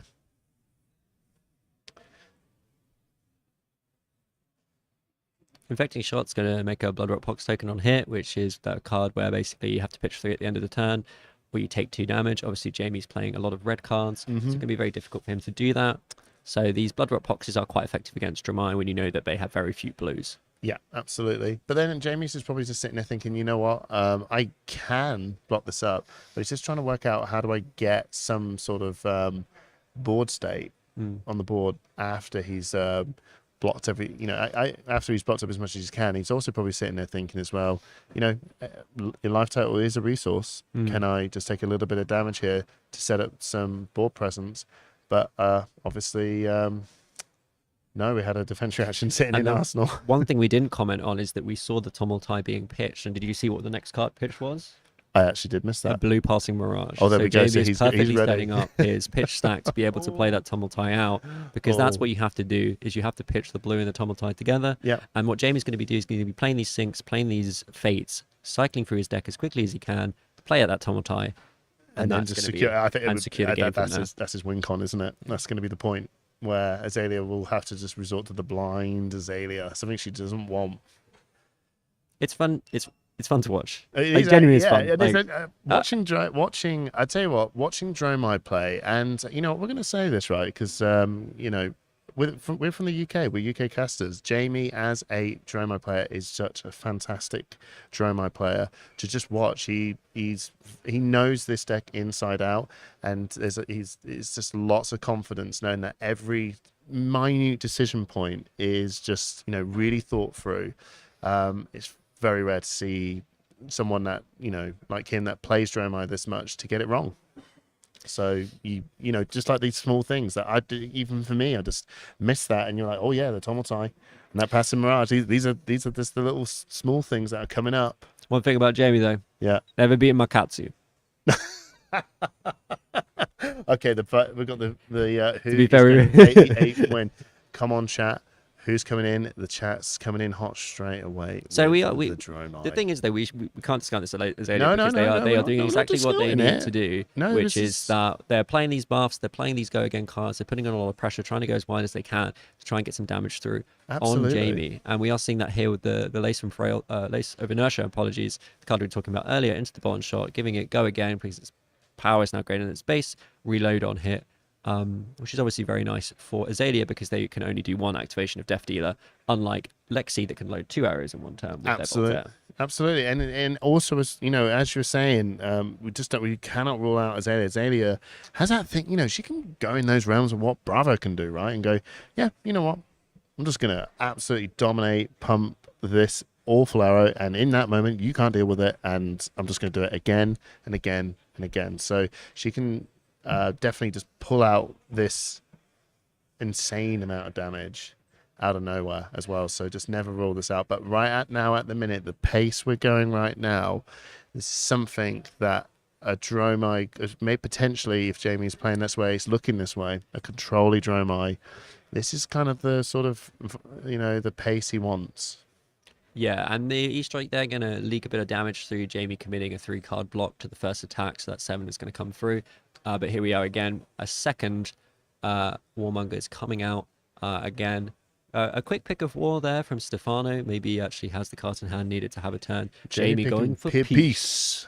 Peace, bro. War versus peace, everybody. Yeah, absolutely. So this is an indicator. This is actually really interesting. It's a good face-up indicator of I'm telling you my strategy for next turn. So that is saying this is saying to Stefano, I'm going to be playing dragons next turn. Yeah. That's because I can't really do anything much else. And here we go. So plays the Rain Razor face up, and then comes with him with the red in the ledger for 7. No dominate. No dominate. So this can get blocked up, and we just know that Stefano can just sit back and actually go, yeah, I know that the next turn as well. You're not really going to come at me at all, so I can come at you. No, I'm pretty much going to have a full hand next turn. It's really interesting actually how Warmongers actually does tell you face-up values of your strategy for next turn. And it's an interesting one because obviously when when you're playing it, you're picking what you can do on your next turn, and you don't know what your hand's going to be. No, but the opponent knows what their hand is going to be. Yeah, which is why Icelander was so powerful playing it, because you could play it and they wouldn't know what their turn was going to be. Exactly. So yeah, and in plus as well, it's interesting because Icelander will just go, it's peace, bro, because it's always. But it's not an Icelander game. So Jamie actually let that. Did he block with an extra card there to prevent the red in the ledger, or did it actually get hit through? I didn't quite see. It looked like it was a block for 6, but maybe he's only planning on playing 1 card or not playing any card at all. So he didn't really mind for the red in the ledger to hit there. Yeah, hit on 1. It's fine. Jamie's probably just going to draw up this turn, so it doesn't really matter. If you're not going to play any action points, who cares if you can only play 1? But the thing is, he might also potentially see what's in this arsenal. He may just draw back up. He may just play that 0-cost dragon from the arsenal. And yeah, if it was really any other hero, that's which he's just passing up. But so it doesn't matter. But Azalea, it's dealing with dragons is not that fun. So got another Seek and Destroy here, turned up by the Stillbone Crosswrap, going to be able to opt 1 on the top of the deck. Goes to the bottom, so probably not what Stefano wanted to see, or maybe something he wants at the bottom of his pitch stack. Now going to Azalea. I guess he doesn't know what it actually is going to be. This is the blind Azalea. Doing the slow roll, comes in with a Codex. Okay, that's fine. Maybe he was kind of happy with any result. I think Codex there is okay. That's okay. But that's what we call a blind Azalea, everyone. He doesn't know. We don't know what's coming. He still hadn't used Death Dealer that turn, and he's got a tunic resource, so he's probably thinking, whatever happens, I could probably cover it, even if it's the worst outcome. Yeah.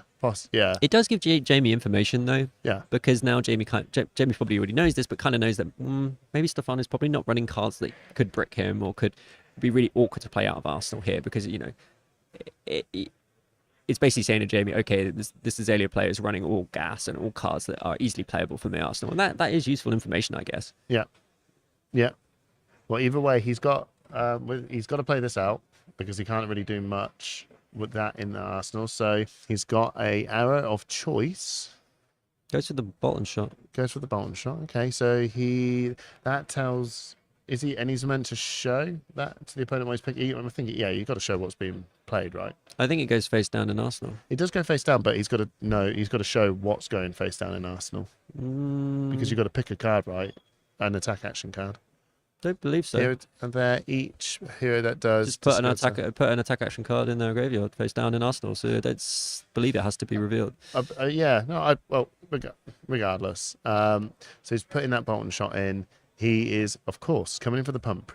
Premeditation has +3, and if this hits, is it the next attack action card that hits, or if this attack action card? It's all turns. So if any attack action card hits this turn, we make a Ponder token. It's like the Plunder Run, isn't it? Exactly like Plunder It's Run, like Plunder Run. So this is coming in for a 7 go again. If this hits, it will be able to reload a card in Arsenal, or Rain Razor as well. Getting +2 into the end of the turn. 9. People in the chat saying you're right, Hamish. It should be public information, I guess, because it was played so quickly. It doesn't really matter. It doesn't. I think you can just say, I'm putting this Bolton shot into mine, and then Jamie's like, no, it was probably vocalized by the player. And yeah, no, that's good. fine. Because if it's all face-up cards in the bin, you know, it should be public information. But it doesn't matter. It's all fine. I just like to be technical. You know? All good in the hood, y'all. It's all good in the hood. Oh, and he's using the Death Dealer. Put another one in, and it's going to go again. Go again. Yeah, so the Rain Razors here doing work, hitting 2 Bolton shots, which is really, really good, giving them both go again.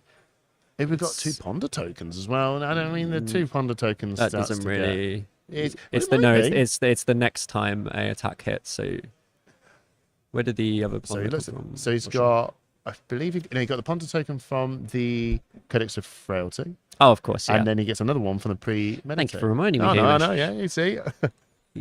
And I think it's pretty cool. I know it seems like a bit of I draw 2 cards, but at least you get to pick and choose what you want to put in that arsenal, which is really important for Azalea. So Yendere, a really tricky card for Azalea to deal with, because you basically have to hit it twice, but has the barraging bolt at the perfect time there, getting the pop.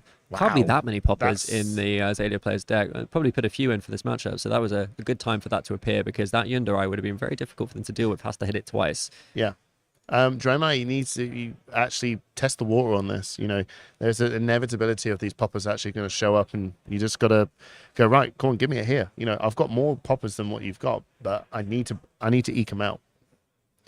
Stefano looking good. Putting pressure on. Jamie's live total's been going down. Honestly, I mean, this is what Azalea can do. She can just put on it's big attacks, and there's more big attacks than what Jamie has in defense reactions. But Jamie's working through that pitch stack. We haven't managed to see a bit of a board state as well, because that's just what Azalea's has been commanding this whole time, just delivering big hits that Jamie has to give up his hand to stop these really impactful hits from taking place.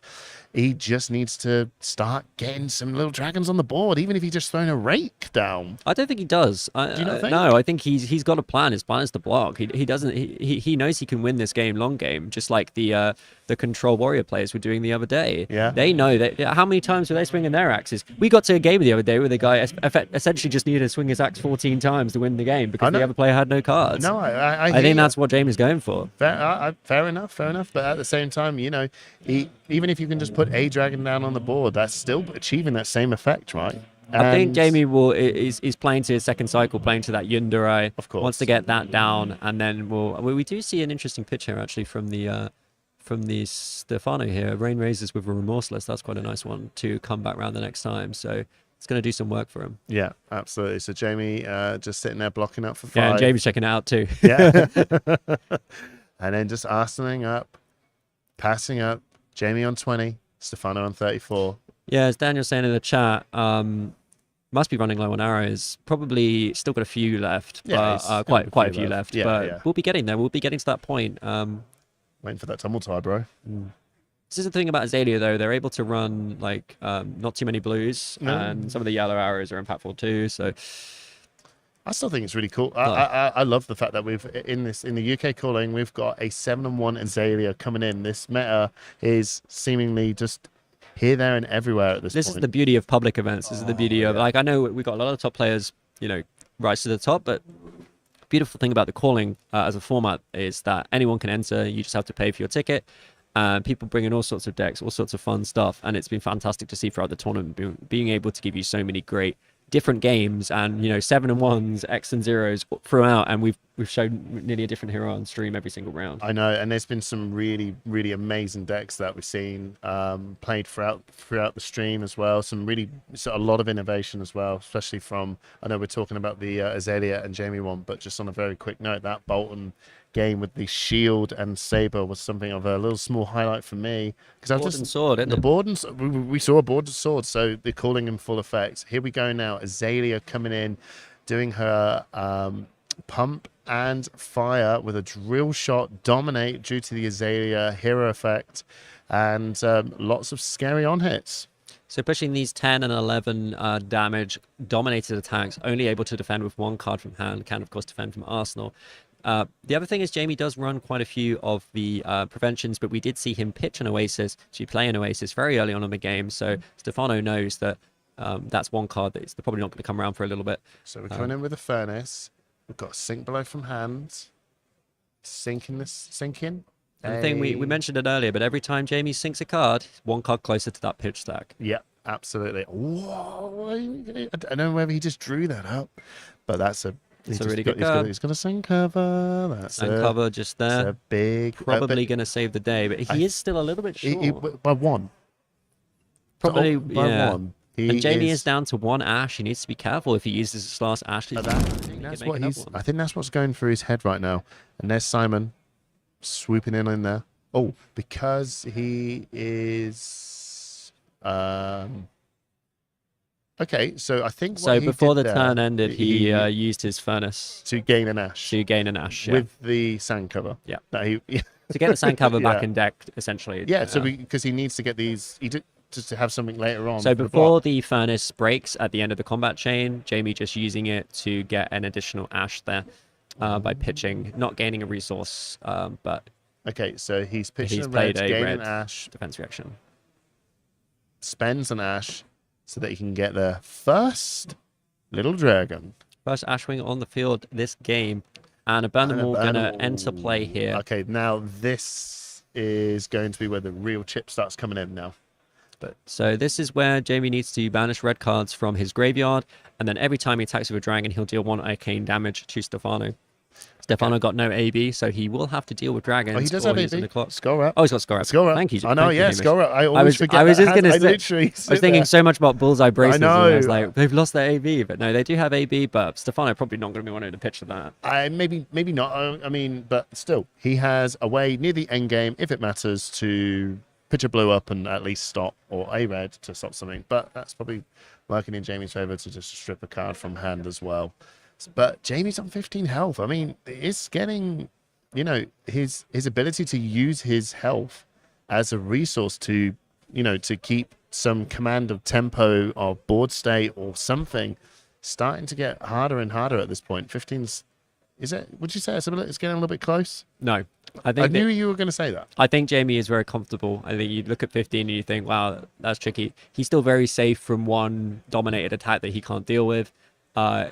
After that, though, things start to get a bit dicey. If he just draws a bad hand and Azalea is able to get a huge dominated attack off, it could be game. But I think for now, it's a good job you're here.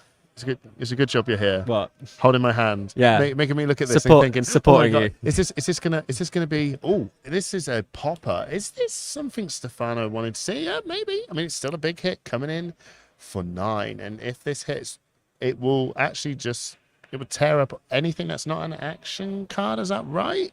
Wait for Barry to put up the card. It's been played with a Lace with Blood Rot, so trying to present a little bit of additional damage that Jamie's going to have trouble to deal with. Stefano seeing no card in Arsenal there, so... when you just don't see cards enough?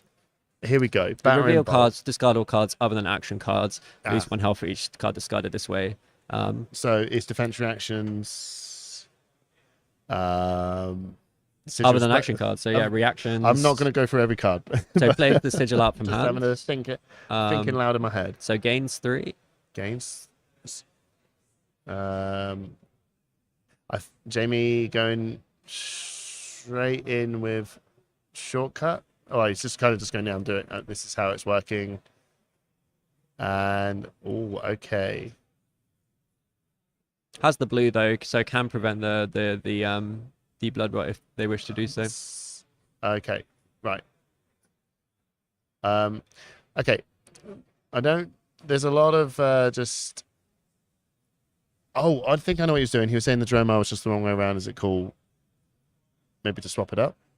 Maybe. I think they're know. just having a little chat, working out the blocks there. Jamie down to 12. So Battering Bolt having a small effect there. I think he took 1 point damage. Or was he on 13? Yeah. I think it basically the actual Battering Game Bolt's 3, effect yeah. wasn't really So a thing. So I was just trying to check that he definitely played the sigil out, gain 3, lost 6. Yeah. Okay, gain 3, lost did 6. manage to play that because can play in response to the Battering Bolt coming through. So okay, so burn them all firing. He's just going to pitch at the blue, so he doesn't take the 2 damage from the blood rot. Arsenaling the Dominia. That's how you say it. Interesting Dominia. to Arsenal, the Dominion. I assume Jamie feels like he can play it out, or he doesn't feel like he's going to need his Arsenal. But he's going to need 4 costs. I mean, that's a blue and a red here. I mean, he's got to do a 2-card the block to Dominia pull is this 5 out. as well. So Dominia is 4.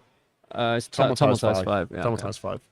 So it's still a 2-card pitch to play this out. And if he does get this out, I mean, this could be a really big swing to having a look at his hand and banish the card if he can get it out. But right now, he's got to weather the storm of what's coming his way from Azalea, especially if it's a dominate attack. Yeah, because Jamie's going to want to. Oh, okay. So just having a discussion. They're having here. a discussion, yeah. Finding out what's going on, but he's showing him I've got Dominia in the arsenal.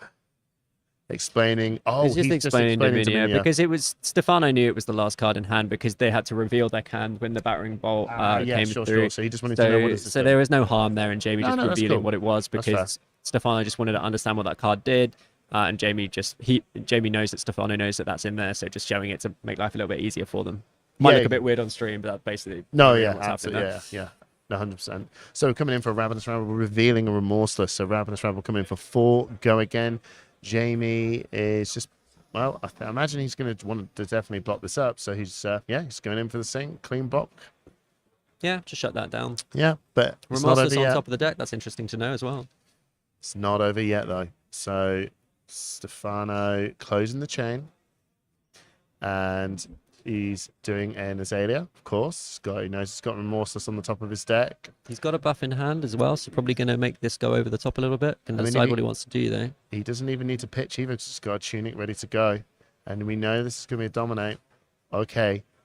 So plays out the Deadeye to try and get more discards on hit. It's not. It needs to have an aim counter on it. Oh yes. So the Deadeye is just a buff. Just a buff. So another +3, so +6. Up to 9. 11. 11 in total. Blocking for 3. Taking 8. I can math. Jamie taking a big hit there. Clearly got something that he wants to do. Needs to get the Dominia out of Arsenal. Oh, he's got the rake. Okay. So, I mean, this is... Wow, we've all been putting on the. You said the money. We're putting the money onto Dromai here. I mean, Dromai is taking This a real is the thing that Jamie always licking, says is that you can't just not. You have to do something. Even if you're playing control, you can't just sit back Well, and that's block the point. all You day. can't just block all the time. He's So got to this put the is- board presence down. And Jamie's decided to use his life now to develop something. Okay. Get those Ashwings out, start to overpower the board. But going down to 3 is risky. I mean, this is a dominate. This is the point of when we're saying Azalea can come down, do these big, massive dominated hits. It feels very much like in the world of what Bravo can do. He's used a lot of his defense reactions, and yet the inertia token has just put that And the inertia Dominion actually doing to him the a bottom. favour there, allowing him to clear that out of the arsenal. Yeah, I think that would have been stuck in there. But again, he's been pitch stacking as well. I wonder if he's still got a couple of those oases that is coming up now, as well as the sand cover. I think he's having a think here. But how many threats left have we got left as well from Azalea? How many pumps have we been using? 3 health. This is what we were saying earlier when you asked me, Hamish, was I worried about 15 health? No, I was not. I'm a lot more worried about 3. Yeah, oh, absolutely. Small deck. Oh, they've both got small deck sizes now. Okay, this is actually very interesting. I wonder if we can just move over to the Stefano cam just really quickly, just to sort of just show. Look at the size of his grave, his graveyard, the size of his deck as well. It's very small. So actually, this free health is still very scary. Still very scary, but Azalea's running out of gas. Thing about Jamie as well is he's seen every single card you've pitched. That is how good he is. So he knows. Jamie could probably tell you every single card that's in Stefano's deck right now, and I don't say that lightly. No. I mean, not probably about a good 90%. Yeah. And here we go. Oh, that one card. The one thing that Jamie doesn't know is any cards that were sunk by E-Strike. That's possibly where Stefano might be able to get around. Or any cards that were face down, potentially that they've just been Azalea'd. So yeah. Yeah, but I don't know if that actually happened a lot. Classic Jamie look there. Yeah, he's looking like a beetroot. There's no way to say it, is there? That is it. He's on fire. He's on fire. But then again, we're coming in with these, blue arrows now. How many Rain Razors have been played as well? Actually, they're the tricky cards to get around. Is there a buff on this? Oh, so this is probably what he's having a look as well. No, it's just coming in for 2. But this is my point. Why would you come in for 2? Dominate. Okay, but that just tells Jamie's sitting there looking at us, going, "Are you trying to bait me out for Rain Razors?" He's just counting up. Do we have a Rain Razors? I mean, this feels very much as well. There has been worlds where, you actually just look at a control Dromai style thing and you look at that health and you go, oh my word. But actually, yeah, the deck size is actually a very important factor in. That's actually, if as long as I'm not dead, I'm winning. 2 dominate, everybody. It's a scary number. What was the card that used to do that? Was it Overload? 3 dominate on hit, go again. Yeah. Oh yeah. Really good Briar card. Really good in Briar because it's kind of my really yeah. Card. 2 dominate. I'm struggling here, Hamish. What?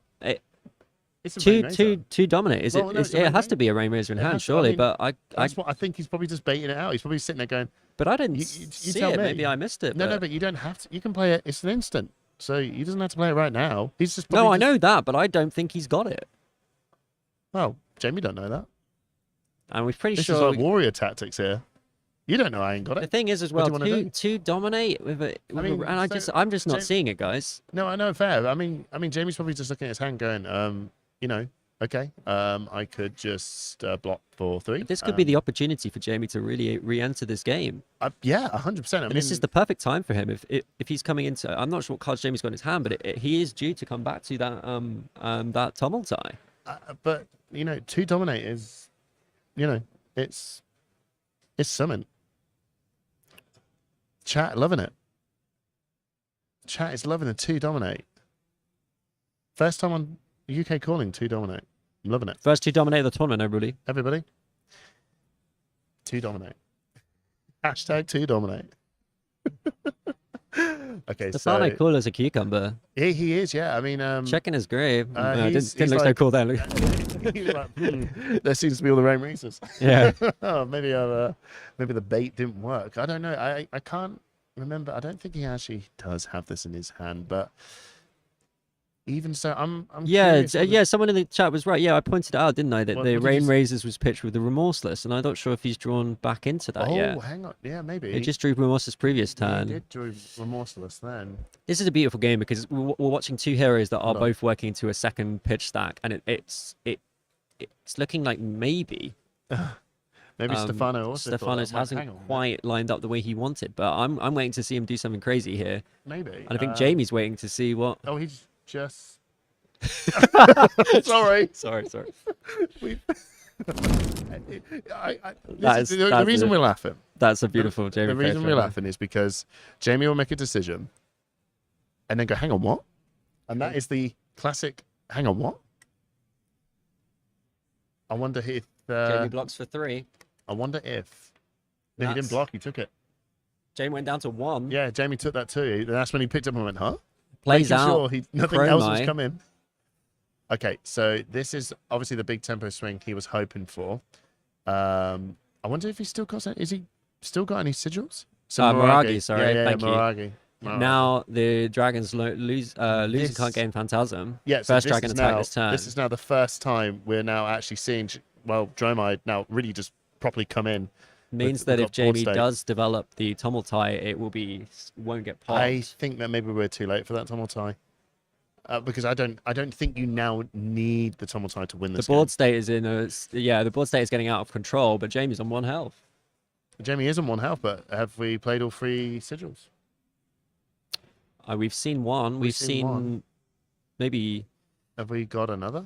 We'll see. We know Jamie's got had an Oasis Respite left in deck. We know that Jamie plays a lot of defense reacts. He's sitting here on 1 health, but he seems to be in control. He took a 2 dominate to the face. Clearly needed his Dominate clearly resources working. to develop those dragons. Needed to get that Phantasm card down.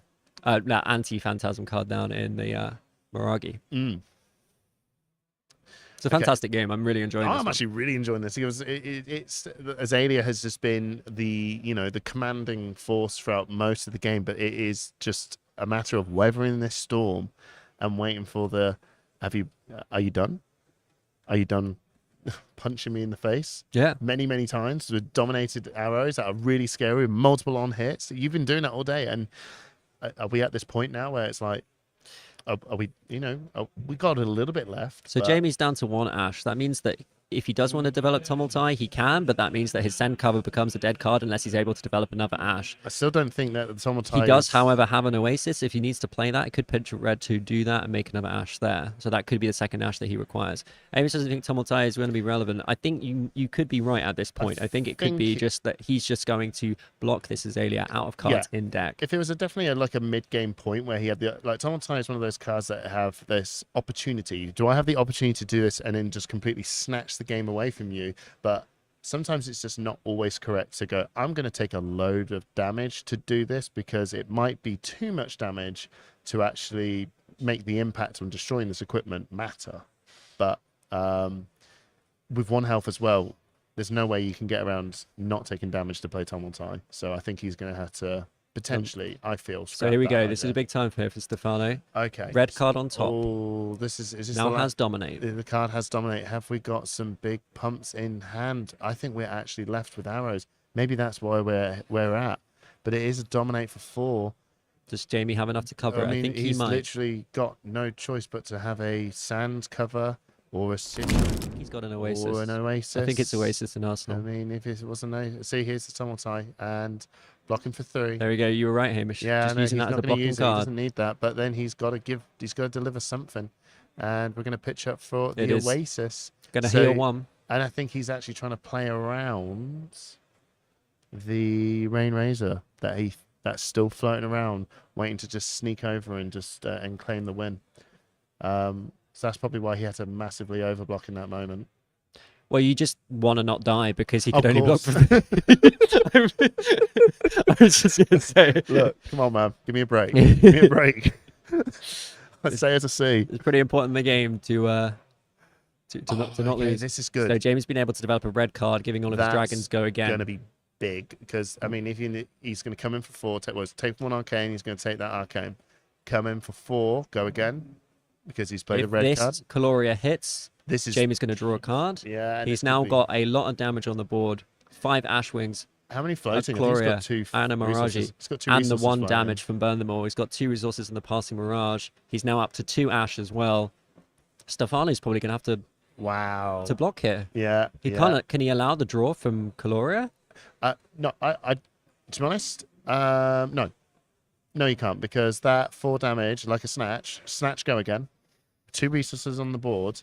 Loads of red cards, low cost value stuff that could just easily, turn into another 4 or 5 more damage. So no, I don't believe he can let that happen. 5 Ashwings coming through. Stefano looking like he's going to take them all. Yeah, and then the Mirage. I think he's just saying, yeah, I don't believe you have a popper, because if you did, you want to stop all this tempo, right?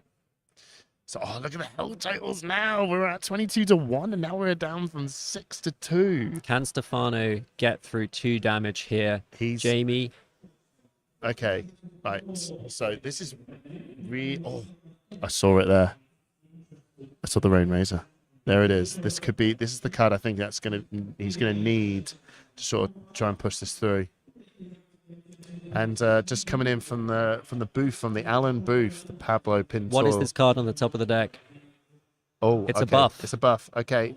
The card will need to be pitched here to about, load the arrow. We'll give you the news about Pablo after this turn. No dominate. No dominate. Okay. Jamie doesn't even need to keep. He probably just needs to keep 1 0 cost in hand, and just to enable this go again, he can just try and look at covering this all up. It's a remorseless.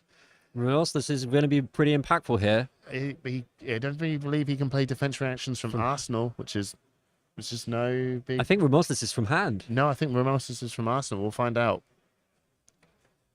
Another buff. Oh wow! Okay, we're going for this big buff. I think this is the big move that we've got to do. We've got a sand cover in hand. We've got a sink below. He's pitch stacking these big defenses. Can we get Remorseless up on screen? Let's check out this card and what it's doing. Yeah.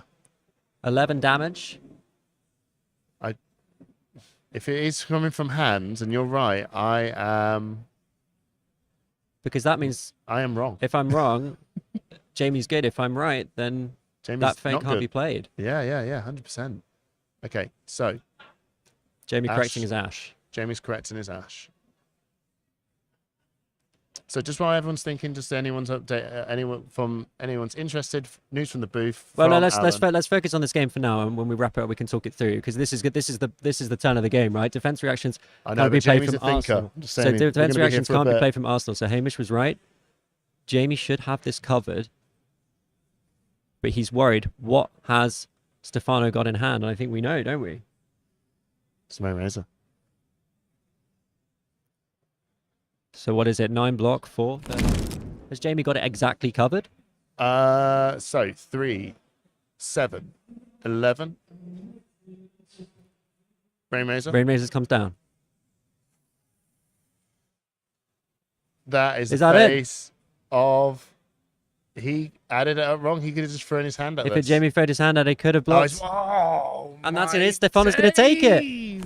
Had a 2 block in hand maybe with that card. He just needed to throw his whole hand on it. He did not manage to do so, and Stefano taking that game. Incredible. Wow. Just enough at the end. Had the Rain Razors at the right time there. Wow. We were worried that it was not going to come around, but it did. Jamie not quite blocking enough to actually take down that game. What a fantastic game. What an incredible. It looked like Jamie was getting back in it. 1 health. Well, he did. But he had the blocks needed. It was just had the board state. Sneaky Razor, man. Azalea not even dominating that attack, but it was just too much damage, and Jamie could not cover it. But then he was obviously sitting there thinking... What a game, everybody. What a fantastic game. I hope you all enjoyed that one. I said at the start I thought it was going to be all Dromai, and it felt like at the end it was going, but Stefano absolutely turned it around. It is a safe... there is such things as safe bets. Safe doesn't mean secure. So at the end of the day, the Azalea player was coming out with big attacks, making meaningful steps to make sure that his health total was low enough at the point Jamie needs to make that pivot turn. And I think it was just really good. In the end, it was just a real good pitch stack to making sure that Rain Razor coming on later on is going to help close that game out. And it just turned Well, we were out... saying throughout that Stefano was doing exactly what he needed to do, push as much damage as possible, chip down. And for a while, it looks like Jamie had everything covered. He was starting out, and then suddenly he was getting that damage through little by little. It was not huge, but it was bits and bits and bits. Absolutely. And even with the disruption from Jamie, we saw the Warmongers in the middle of the game. We saw a CNC, but Stefano just worked through it. Yeah, absolutely. If Jamie, I think at that time as well, he was just sitting here thinking, and we also said, oh yeah, he's probably read every card right. He missed that one. And it was a big crucial. It was the most important important card, but we were saying throughout the game that Stefano was using E-strikes to put hidden information at the bottom of the deck. Yeah. When he puts a card from E-strike, it's the oldest trick in the Fab book. Is like, you know every card in an opponent's deck, apart from the ones that get put there by E-strike, by sync, and that's how you can hide information by from your Azalea. opponent. as well. Just Yeah. put that card face down in Arsenal and go, okay, Azalea, let's have a look at the top card of your deck, and it's just. And I have this no way doubt you that can do it. Stefano is trying to do that, trying to hide information, knows that at this stage of the tournament, the quality is so high. And I was saying to you, I said to you, Hamish, I bet Jamie knows every card in your deck. You said to me, no, it's probably about 90%. And that is the case. There you go. And it was those hidden cards that allowed Stefano to take that game in what is an incredibly difficult matchup for Azalea, but absolutely doing incredible. Going into day 2 like a storm. So we're going. If you don't, I bet at the start those percentages were not 53 to 46, but people had faith in Azalea. People had faith in France, in Stefano. So I was going to, while we're going for that very tense point of the game, and Trip did, brought me back to reality. It was just a very tense moment. Just in case anyone was interested, we've got a Submarine Pablo going on here with an 8-1, just to give you a little bit of an update. It's the Pablo way. It's the Pablo we way. lose round 1 and then beat the rest of the tournament. Absolutely. It was fantastic. So we're going to go move on to some more community videos, and then maybe we're going to get Baz bringing in the Azalea player for a quick interview. But thank you so much. What a great game, and we're going to have a load more of them for you today. See you guys later.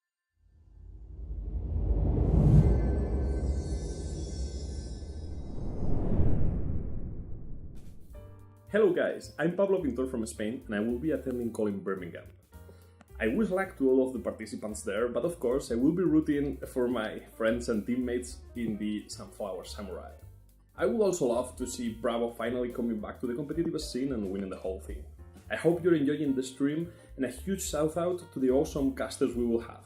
See you soon!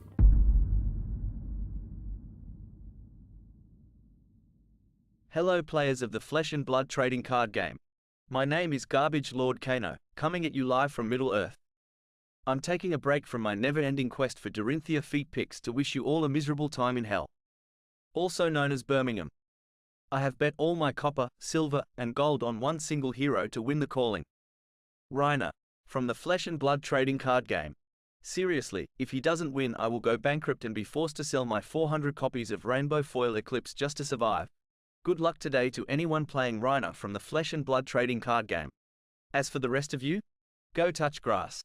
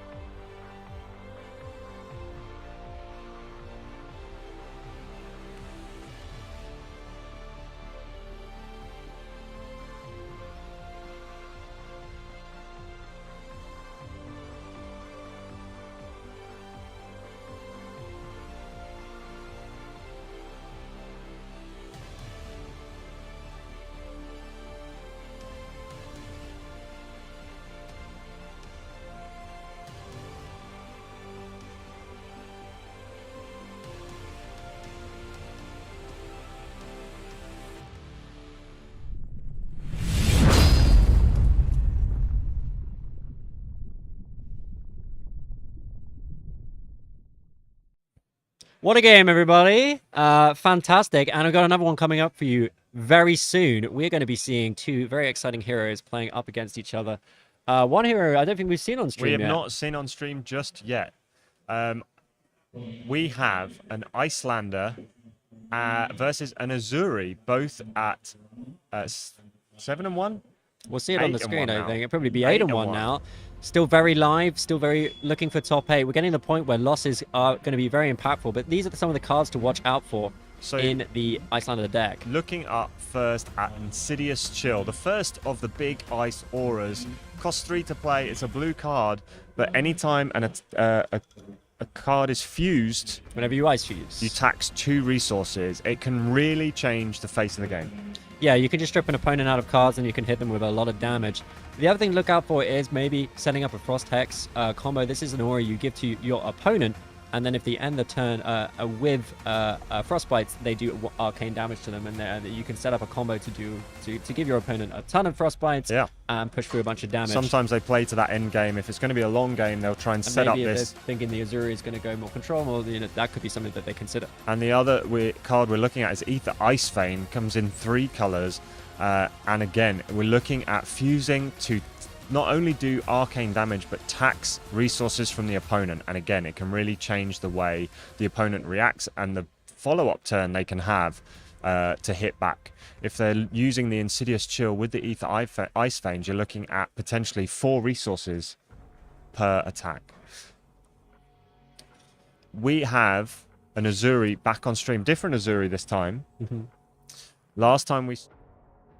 a bit more of a contract-based Azuri, maybe trying to play a longer game with a second cycle. Let's just flash up the cards that we had for cards to watch for Azuri. But do we expect to see the same type of game plan against an Icelander as we did against the Bravo? Well, I think you can have a game plan into Icelander, but Icelander's going to do whatever it can to disrupt you from doing it. We're seeing a few of the impactful cards here, especially Leave No Witnesses being able to, normally being quite an important card, being able to banish a card from their arsenal. But of course, Icelander very good at playing cards out of the arsenal. Well, firstly, good at playing cards out of the arsenal. Secondly, we're not going to see that many red cards. No. In the Azuri decks, in the Icelander deck. So the Leave No Witness is less important, less impactful.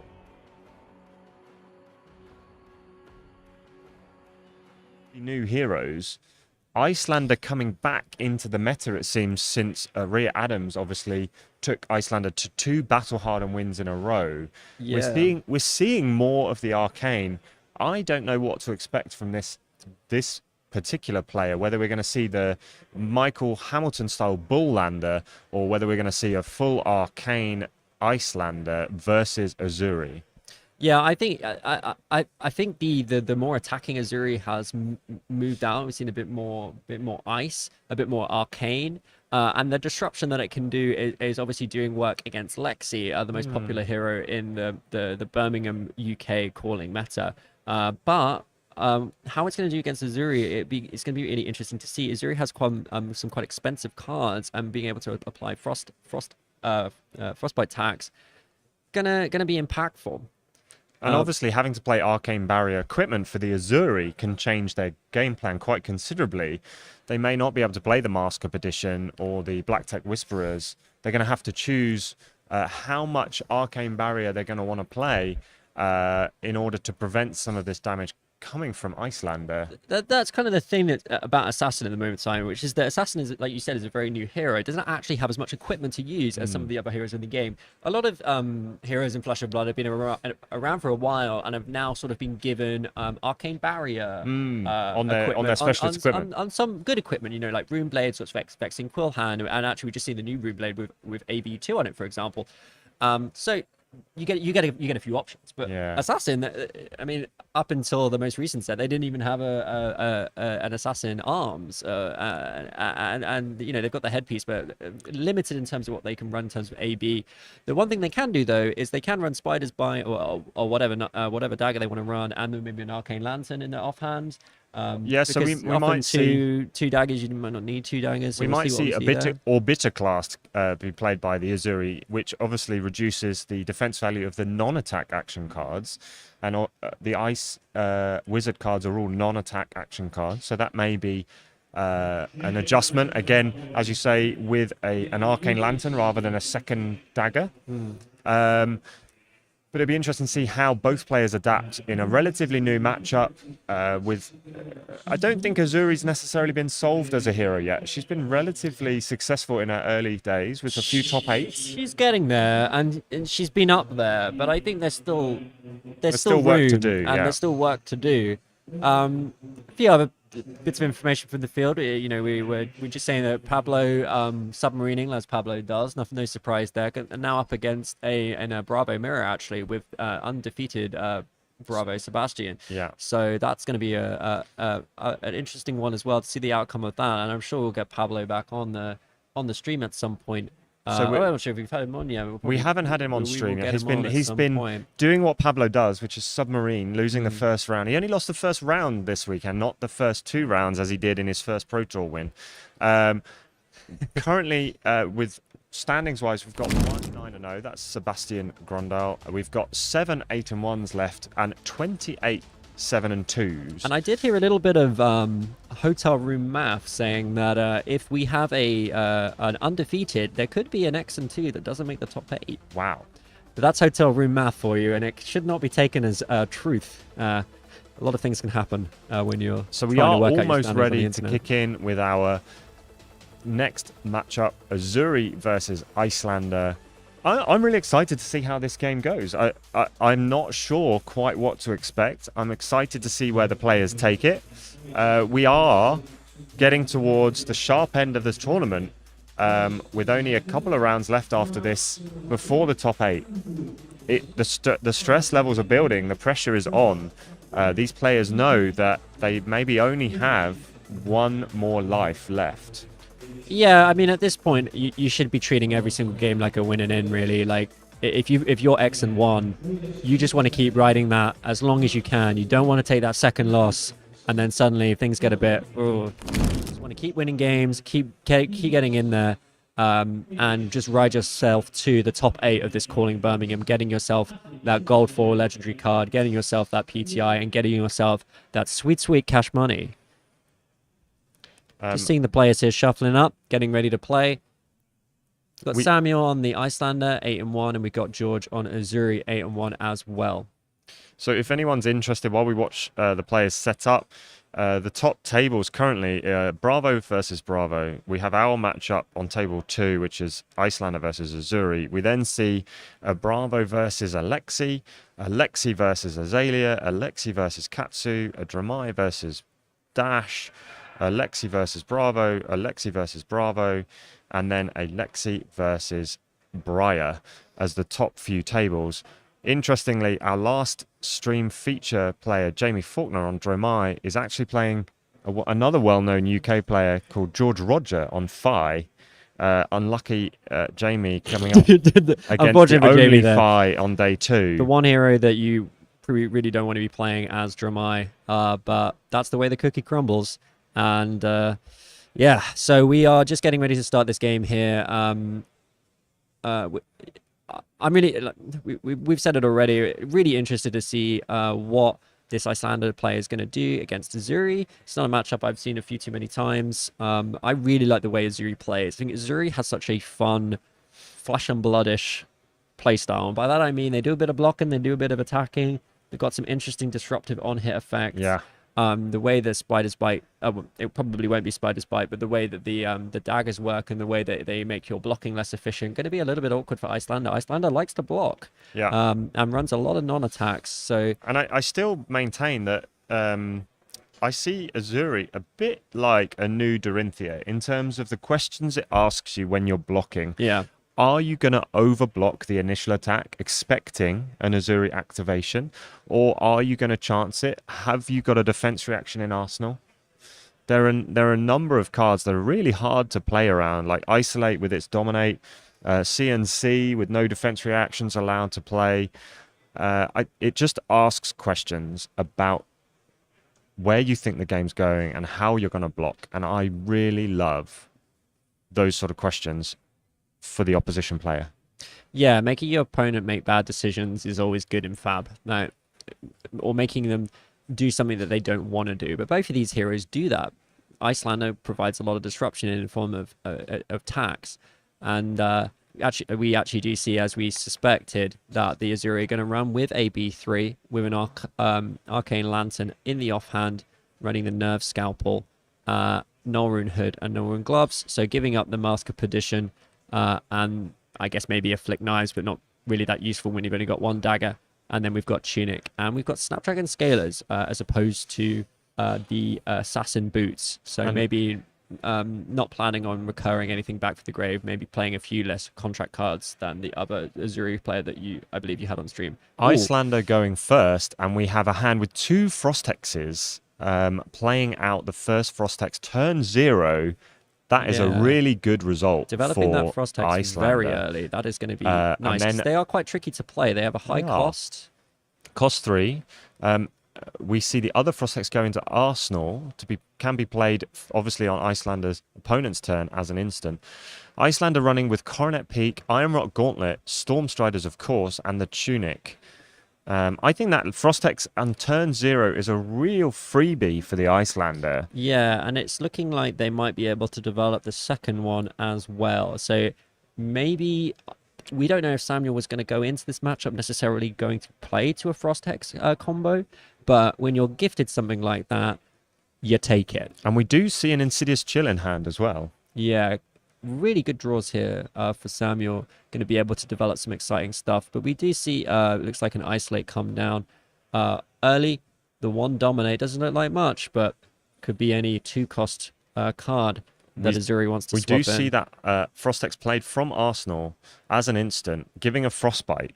Now, the Frostbite with 2 Frost Hexes is potential for 2 damage at the end of the turn, but obviously Azuri going to be paying for that Frostbite if they can. This is pretty disastrous for George, being given these 2 Frost Hexes very easily without the Icelander having to. Sometimes you have to take a bit of damage to play out the Frost Hexes, but being able to develop them so easily, it's going to be really good for the Icelander to get this rolling up, going early. So just to clarify for our new viewers to Flesh and Blood, Icelander is a wizard hero and does start with 36 health as the adult hero. That is reflective of some of the abilities Icelander has to play on the opponent's turn. They use life as a balancing factor. And I believe that's Alex Wood, who is actually the voice of one of our spoiler videos. In fact. There you go. So if you check out Push the Point, not our most recent spoiler video, but the one for that, Alex actually did the voice for one of our characters in that. So nice to see you in the chat, Alex. So we've seen Azuri use her attack reaction, paying 1 to get rid of the Frostbite and swapping in a CNC for that Isolate. Now, obviously, nothing left in Arsenal for the Icelander, so this is just 6 raw damage, which the Icelander responds to with a Waning Moon, pitching 2, and then is happy to take the 6 damage. It's a big chunk of life there for the Icelander. But we do see 2 blues left in hand. Are we going to see the Insidious Chill developed? But that leaves us Icelander with no Arsenal, which isn't a position they particularly want to be in.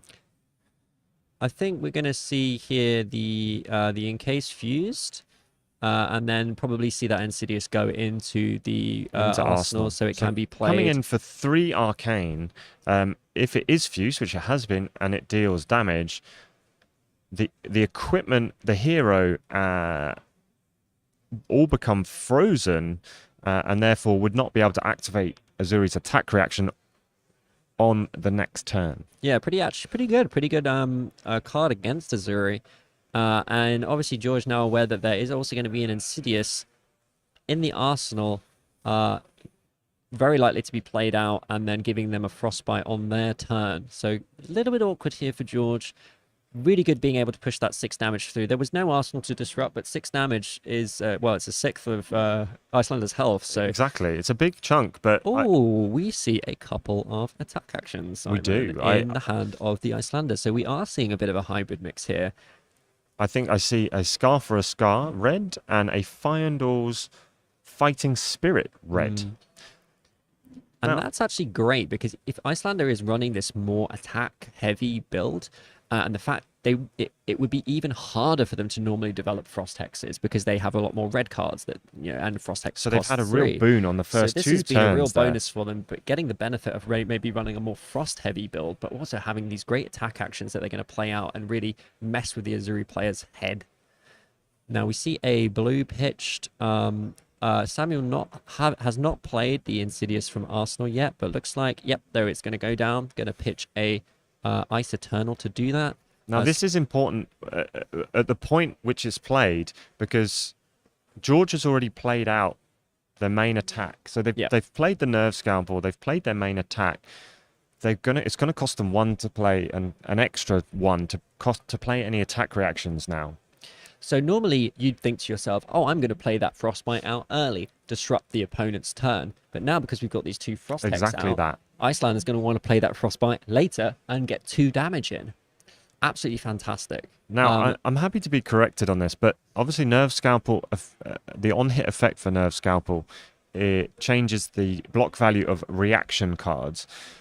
I would have thought something stopping the block value of non-attack action cards like the Abitter class would be better against a Wizard class. I agree with you, Simon. I think there's one reason why they're not running it. I imagine they don't have it in the deck, because that's another deck slot. And how many Icelanders are you expecting to go up against? Well, more so since they won the last 2 Battle Hardens, maybe. And I think we saw a few people in the chat saying maybe you got to make room for that, but maybe George hasn't. Maybe George didn't put the card in deck. Wanted to maximize, being able to run all of this Null Rune 3.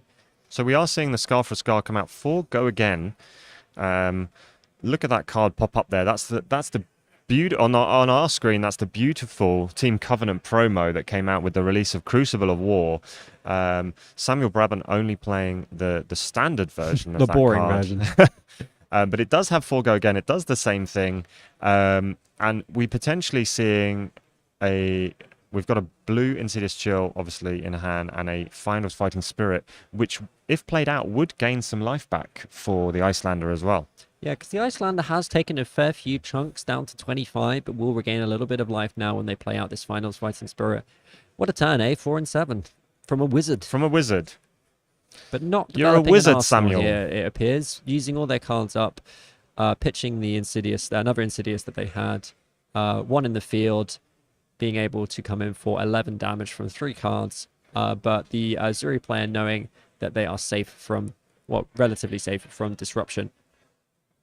Yeah, we do see the Icelander give up an arsenal on the next turn, which does present a little bit less threat. But again, we have some hybrid cards in there, the Wounded Bull and the Sink Below being seen in this deck.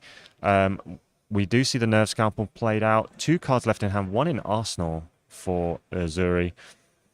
The on-hit is now active. That Sink Below will only block for 3. Yeah, we were just saying that the non-attack one would be better, but this Nerve Scalpel is actually doing a bit of work here, because this has turned what would be a 2-card block, taking no damage, into a 2-card block, taking 1 damage. Because that Sink Below is now only going to block for 3, -1 from that Nerve Scalpel hit. However, this is just 7 raw damage from an E-Strike. No Go Again currently, although the snaps are still active. With an Ether Ice Vein in hand, no way of playing that and fusing it.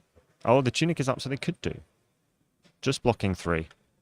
Just settling for the 3 block, taking 4. And then we see maybe just a Wounded Bull and arsenaling. This is going to be a pretty nice turn here from Icelander, going to develop a big chunky Wounded Bull and also get a card into the arsenal. It's kind of bread and butter stuff for this attack and arcane version of Icelander. It's what you want to be doing, being able to keep a card in arsenal while also presenting a big chunk of damage. And then threatening an Ether... Well, the Azuri player doesn't know it yet, but there's going to be a blue Ether Ice Vein in Arsenal. Can be played at instant speed on the opponent's turn, and if it is fused, it will cause attacks on... attacks of resources on the Azuri side with the Insidious Chill, and potentially, if it were to hit, or do arcane damage, should I say, it would also require another 2 resources played. So this could really impact the Azuri's next turn. We see the Icelander settling in to a good turn cycle now. George there blocking with the Command and Conquer. You know, it's not as an impactful card against Icelander when they can just play the card out from the arsenal. You're not really going to get too many on hits there. Let's see what George has decided to keep in hand. Oh, an interesting card here, a Hurl. Choosing not to activate the extra dagger Doesn't want to throw. loot the dagger just yet, for sure. But coming in just for a 3 with Go Again.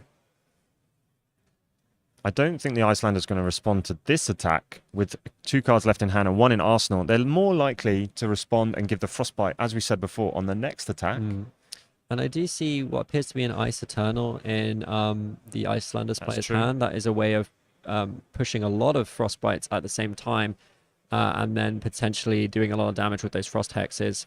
But might just try to push George down on their life total a little bit more before they develop anything like that.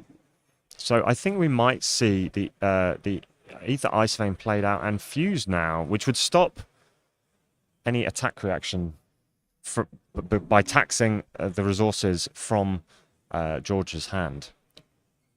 George not able to swap cards in from the arsenal and also not able to pitch from the arsenal. So that's a good read there, Simon.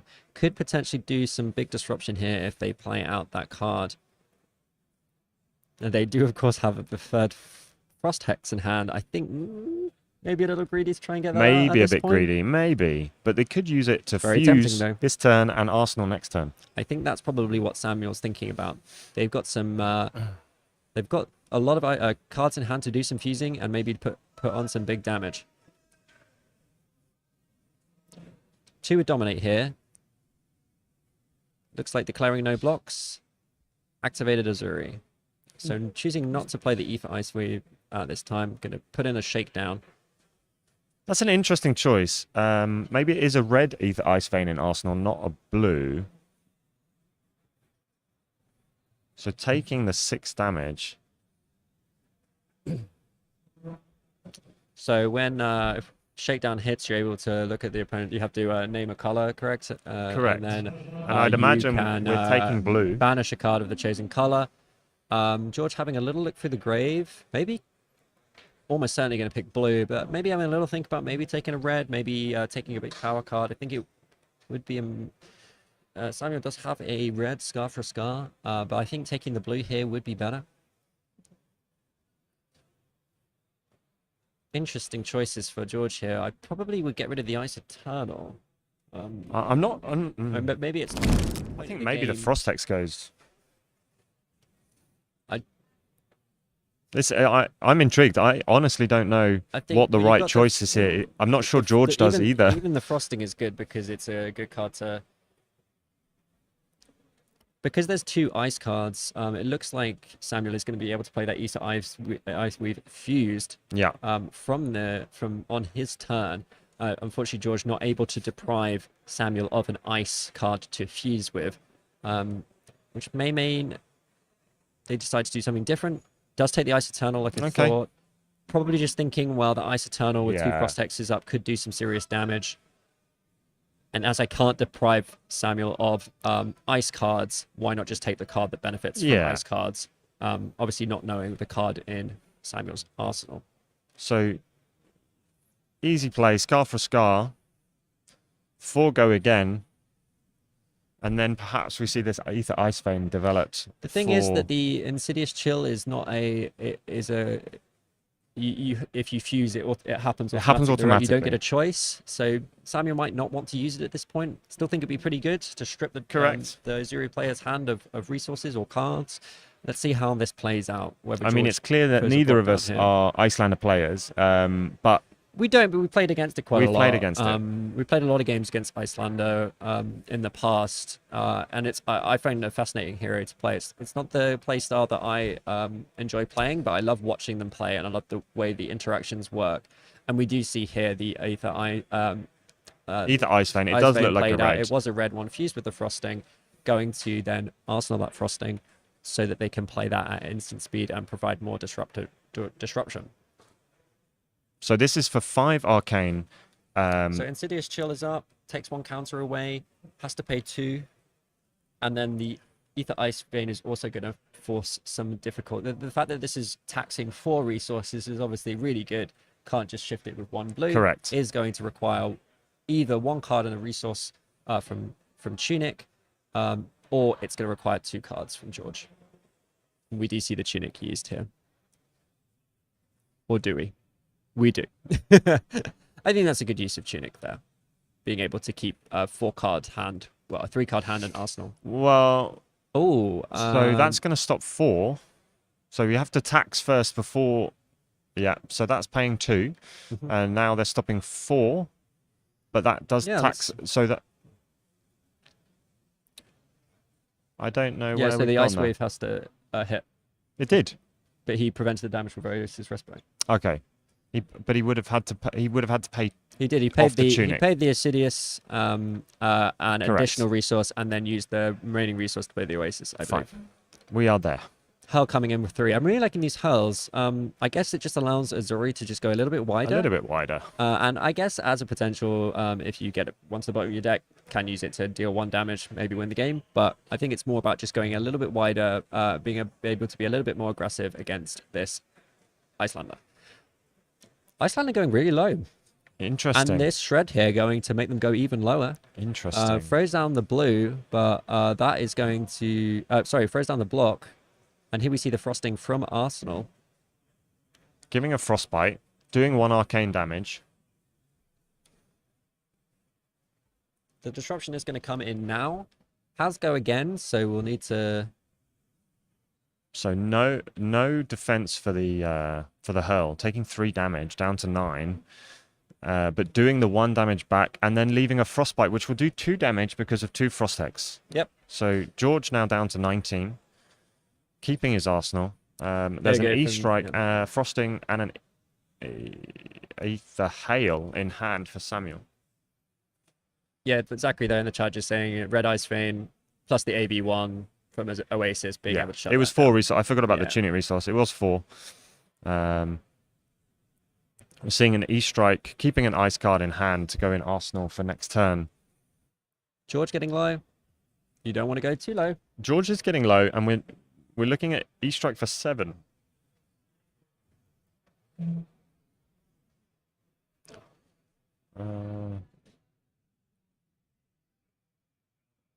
Did we have an issue with the deck as he was putting his E-strike card under?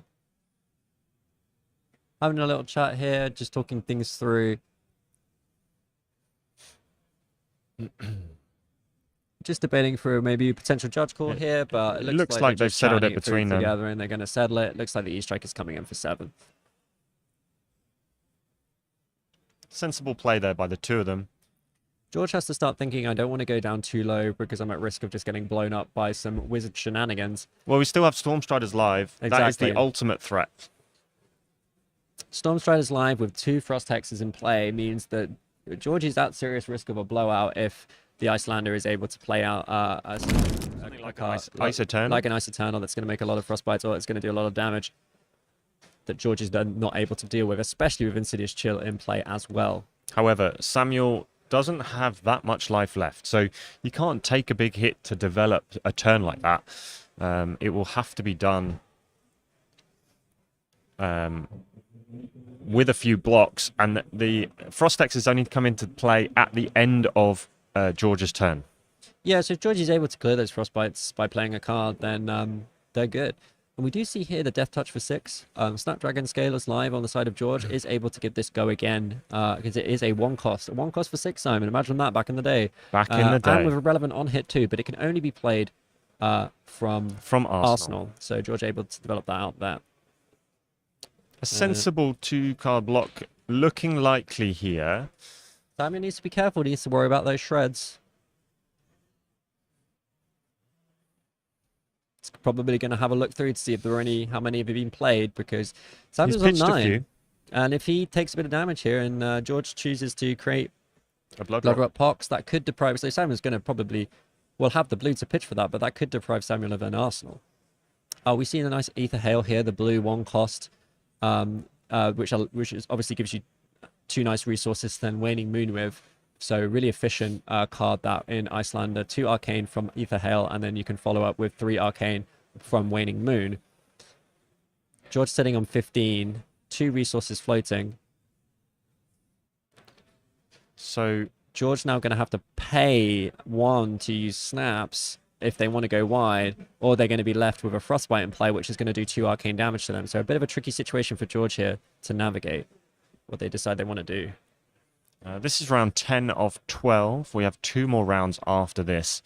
We are really getting towards the stressful end of the event. And we can see players just taking a little bit of extra time to make sure everything is played cleanly. So Samuel still hasn't committed any blocks here. What's happening is that all of these cards are being played at instant speed. So that kind of takes them almost like outside of the normal like blocking back and forth. Yeah. So this 6 damage is still on the table. Samuel needs to block this. Or they're going to go down to 3.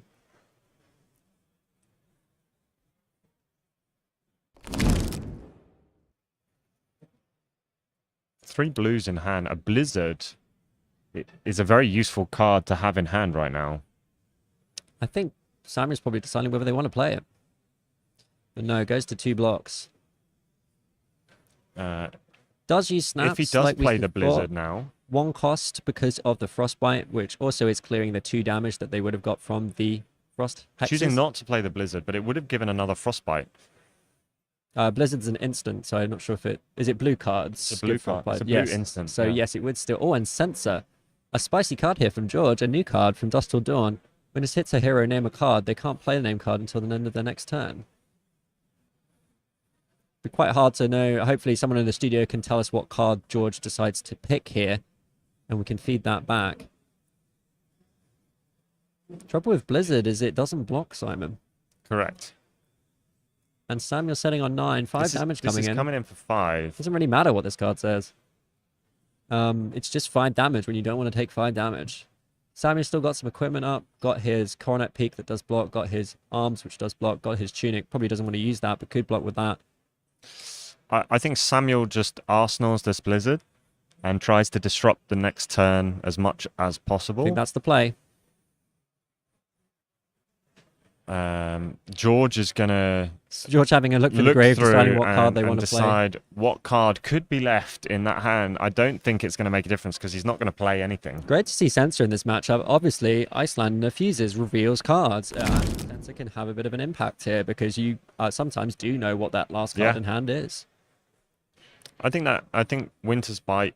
Oh, Ether Hail is the choice. Winter's Bite is a decent shout, but because it's a free 1-card hand. But I don't see Samuel not arsenaling this turn, so I think... All right, so we have to see if Samuel can survive on 4 and present 10 damage. So it does look like a Emeritus Scolding, which is the card that gets a buff if it's played on your opponent's turn. We also see a red Isolate come down. This could be a moment that Samuel decides to do something. It is a Winter's Bite. It wasn't a Blizzard, it was a Winter's Bite. So going to tax the Azuri here, going to have to pay 1 or discard. Nearly always right to pay 1. And the fact that George has pitched a red here is going to sort of give information to Samuel, thinking, why didn't they pitch a blue? They're trying to be sneaky, or maybe they don't have a blue. Yeah, it was a Winter's Bite, not a Blizzard. These ice cards, guys. I apologize. That was all my snow. fault. My fault.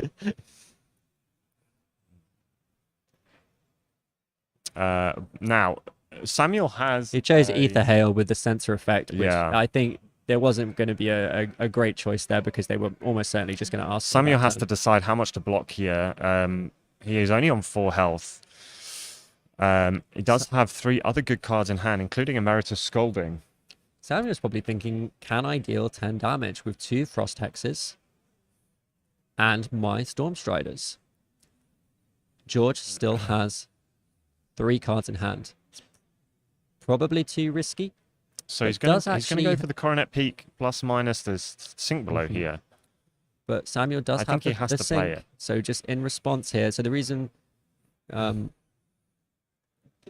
they're going to sink in response probably before the reveal in case it is a command and conquer. It's something you can do. Is he gonna shred this card? Shred here would reduce the blocking value of one of either of these cards, and could potentially allow this Isolate and this new card to go over. Samuel's still having to think, because one extra card has been pitched, and it was another red. Red, yes. Now Samuel's thinking, what's George got in hand? Has he got a blue? Maybe I can push through damage here. Emeritus Scolding, great card to be playing. Emeritus Scolding would offer 4. The Frosting, the Waning Moon would then come in for 3. And a Frostbite, we're not seeing a Frostbite because it wouldn't be an ice card. But it would still be playing a blue card on your opponent's turn. The Emeritus Correct. Scolding, so it would create a Frostbite. I thought which it had would to be do a blue additional ice 2.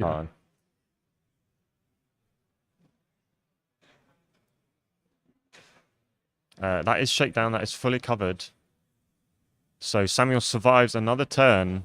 Great block there with the headpiece and the sink, really just shutting down that effort there from George. Samuel needs to make a decision now what they want to do on this turn. Got some interesting cards to answer. The Emeritus We do obviously have does a a bit of Brain damage. Freeze, which can be fused. So we can look at opponent's hand and tax them for 2 resources. No Frostbite from this Has one. to be an ice cards. Yeah. It has to be an action card with 0 cost from the hand on top of their deck, so they get rid of... Oh, that's a nice one to get rid of. Insidious Chill coming in clutch here. And what do we see? We don't see any 0 cost cards, but we do see probably a Command and Conquer coming in next, So depending no, on what's in Arsenal. So no 0 costs, a Command and Conquer and a Shakedown, so probably going to be able to develop one of those red cards on the next turn. So Frosting is going to go in... sorry, Emeritus Scolding is going to go in Arsenal. Going to push through a little bit of extra damage here. 2 Because damage one coming. resource floating, but one is probably going to sneak through, taking George down to 9. And this pivots on what George has in Arsenal there. If that is an Oasis, that's going to help. But if Samuel's able to put enough disruption down, maybe can sneak through.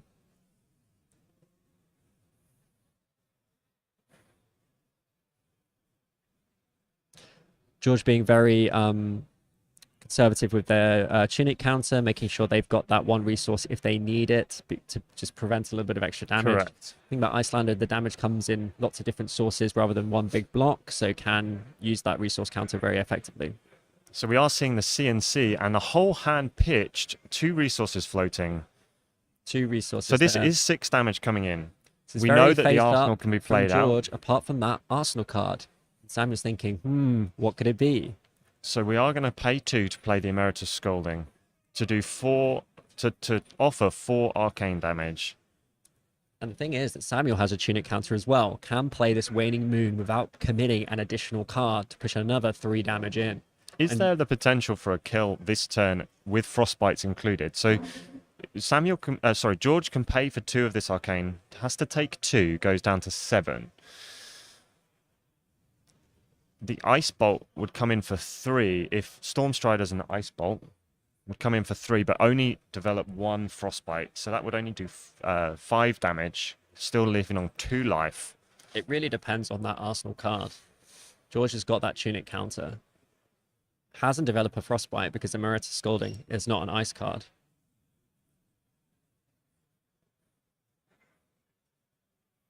I think what we're currently looking at is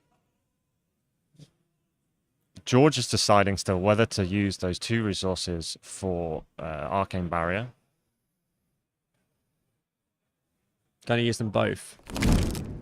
Leaving himself with a tunic counter to play out an Oasis if needed.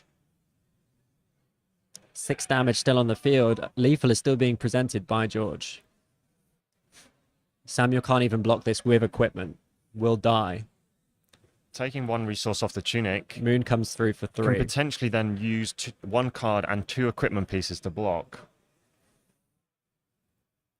Or can attempt lethal. No, 1 resource off the tunic. We've got potentially 3 off the Ice Bolt and 2 Frostbite, Frost Hex damage. It's cagey stuff here. Icelander trying to work out if Oasis is in play, Can I still get the kill? This is coming right down to the wire. Got George down to 4. Made sure not to put George down to 3 where Oasis would get the heal. Or do you just block up, go to the next turn, Arsenal something good, and present the same? I think he might. You're not necessarily going to get enough blues on the next turn. But George is only on 4 here. Samuel's got to deal with that Oasis at some point. But doesn't want to die. I think the sensible play for Samuel here is to block up Arsenal and Ice Card and come back stronger next turn. Because there's the other thing, Simon, is we're pretty sure this is an Oasis, but Samuel doesn't know that. No. What if it's a shred? If he doesn't block 6 here... I guess he still lives on 1. Maybe you throw down some equipment too, just make sure it's super safe. I think blocking is the play. Block 6, Arsenal card. You don't die. Just moving the Emirates out of play because it's no longer in effect. Just tidying up the game state a little bit here. Just really focusing on that Command and Conquer for 6. It's just 6 damage. No Arsenal in play.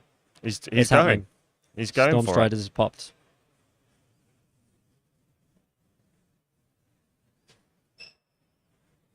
Ice Bolt. Giving a Frostbite. Tunic. Tunic in response to the Frostbite, so it doesn't have to pay the tax. Plays the Oasis. No life gain. Does have the Frostbite, so still does 2 damage. Has to block. Has to block some of the CNC. Can't get away with just using the And equipment. then now commits the block. I like that. This makes Samuel's next turn really difficult because he's got no Arsenal. And no Storm Striders. He went for the kill. He didn't get it. And now I think he is a step behind. And it's just if he had 1 or more equipment block there, would have been able to go down to 1 and develop an Arsenal, but not able to. George obviously got no cards. Going to have to pass back. Ooh. No, that was George's turn. That was so George's turn. Yeah. Samuel is Samuel got gonna no have to cards. Going to pass back. Yeah. But does have the Fire Devils Fighting Spirit to block with, gain a life, and he also has a Sink Below. See, George has got a shred. That could be big. Samuel going for the Storm Striders there. I'm wondering if maybe it was just right to go for the 2-card block, develop the Arsenal. I think a full hand here is the key for George. He's going to be able to come in with the dagger, and then he's going to be. Has he got a stealth card in hand? He has a shred. He's got a shred, and that's probably going to be a big problem for Samuel, being able to reduce the defense value of one of the cards. I don't know about you, but I'm on the edge of my seat here. It's cagey. This isn't the result Samuel wanted from that last play. I think he got a bit greedy, but it's made for a tense finish. Playing those 2 Frost Hex early, but not really being able to do much with them. Done a little bit of damage. George must have been relieved when he saw that Storm Strider pop, knowing that he had the Oasis in Arsenal. But can he finish it off here?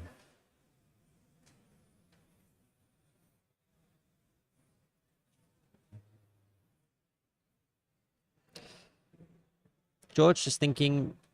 Samuel looks like a defeated man there. He's really upset with himself. I think George is just trying to think, is there anything that Samuel could do? Is there anything that could change the outcome of this game?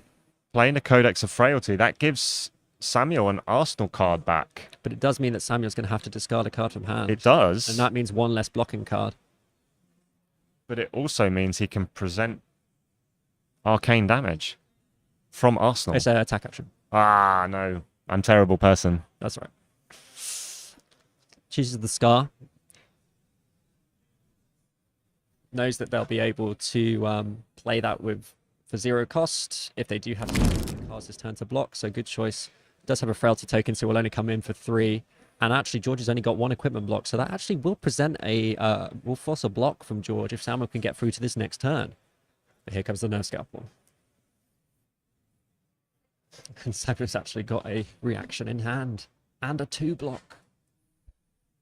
And Death Touch is probably going to follow up. And we know the last card is a shred, right? He's going to have to take this, and then he's going to have to block with 2 cards.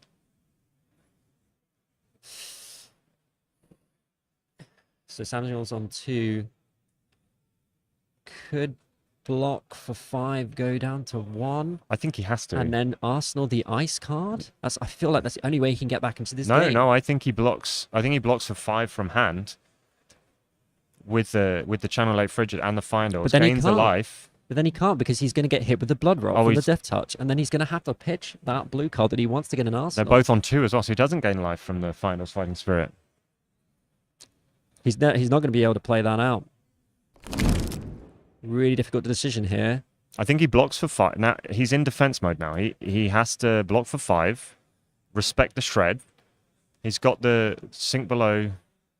But surely the death touch is going to give a blood rock prox hand. here. And the shred is going to block it out. But he's now got the sink below to play, so he's still alive. And he is going to block for... He is alive. 5. He gets a blood rot, which only does 2 damage. He's going to come in for 3 with the yeah, sink below. that Finder's going to do work. But it's not going to be enough.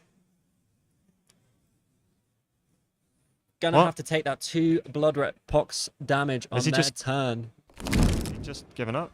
Must have maybe been a difference in the life totals between what we were seeing. Oh, okay. And that actually no way to clear that blood rot pox token at the end of the game. Yeah. Forced to take that 2 damage. What a game! What a end to that game.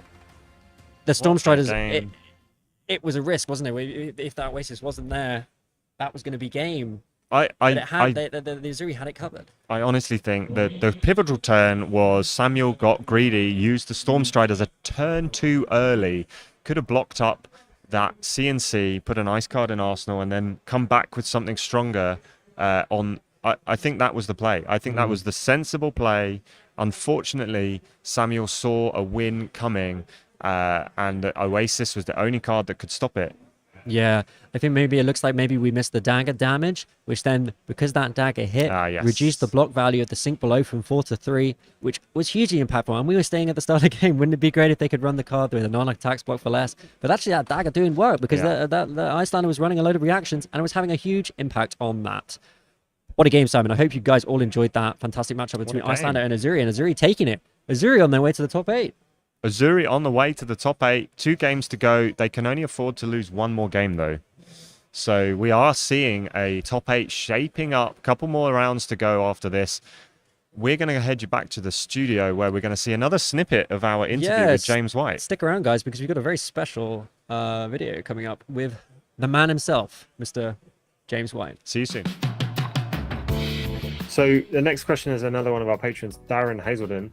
And he's asking, around each new set release, as we've seen with Dusk Till Dawn recently, players are happy to make strong statements about power levels of heroes and the support for each new card. Are these issues you expect to see coming by the time the set's released? Does knee-jerk reaction ever surprise you?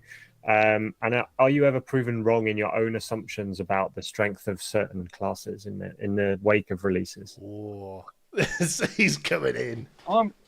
So from my point of view, I feel like our job is to create game pieces that present a compelling puzzle. And ideally the puzzle was challenging enough that it isn't just solved straight away. So something like Prism, for example, is a pretty complex puzzle to solve, and it's probably going to take a little bit of time for the world to grasp how to quite optimally build and play that hero. It's not to say that she's just straight out going to be amazing though. She does need a certain sort of metagame to evolve to allow her to exist as well. There's just some metagames that might not be so conducive to her being a top deck. But I think that just gamers are opinionated and they like to share their opinions, and they're pretty vocal and strongly opinionated about stuff. So nerds on Twitter. Well, I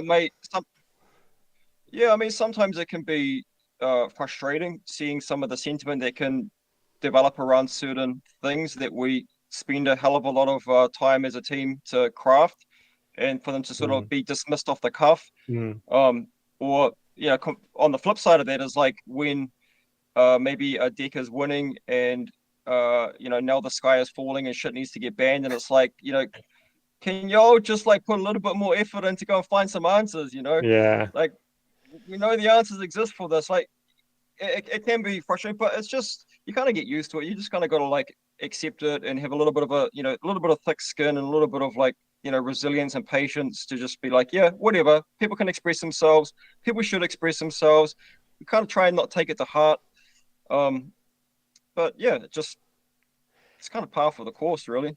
I feel that there was a world where actually it's kind of what if we were as big as we are now, and we went and we reverse it back and go down to the Everfest era. So we've got Monarch, we've got Tales of Power, we've got Everfest. To me, that was the point of. I feel that was the point of discovering power. This is really strong power, and then when Uprising dropped, I feel that was the changing point moment of where actually we're going to throw out some new heroes that are. It's not just straight in your face power, like good. Like I'm just thinking like Channel 8 Frigid, for example, or something like that. You just read that and go, oh wow, okay, that is just straight up really, really, really good. From Uprising onwards, I've been finding the heroes and all the power level stuff to be just that right, nice little sweet spot. So when this new Dust of Dawn came out, I felt very confident from Uprising, Dynasty, Outsiders, that everything seems to be in its really, really nice, good, balanced state. And I'm just talking from my personal experience as a customer, as a player, and an enjoyer of this game. And Vincent and Prism, to me, feels very much just like that. You look at it and go, there's some powerful stuff here, but it's not chain, right? But I don't think we'll ever get that to that point. I don't know. What's your thoughts on that statement? Yeah, so we have definitely been in Fab 2.0 mode since the release of Uprising, and you very astutely have pointed out that yes, there has been a shift in power level for sure.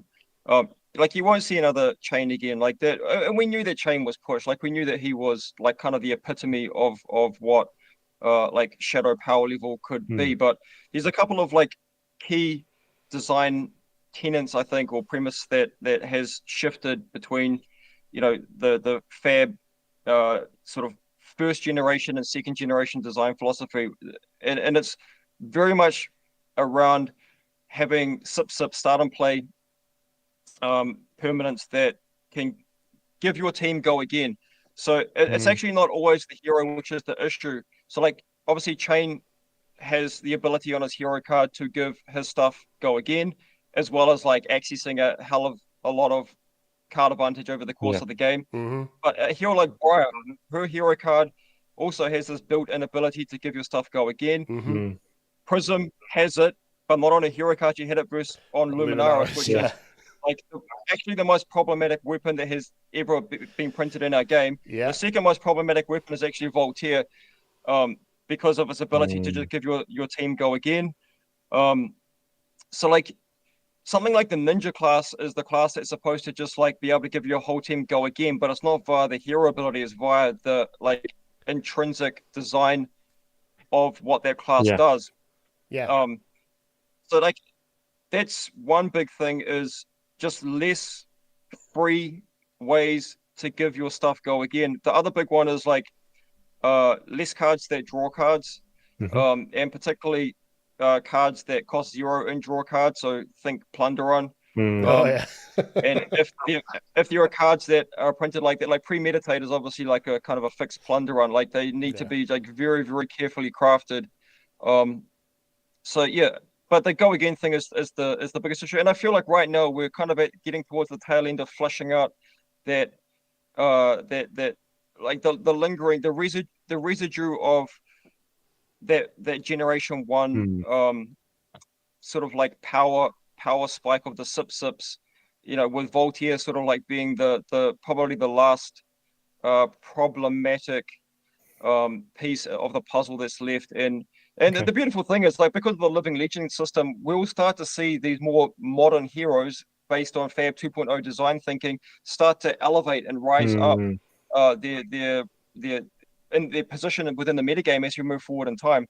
So I think that like the Living Legend system has us in good stead to see the power level of the metagames just like readjust as we move forward and start flushing out some of this like residual design stuff that we wouldn't do anymore.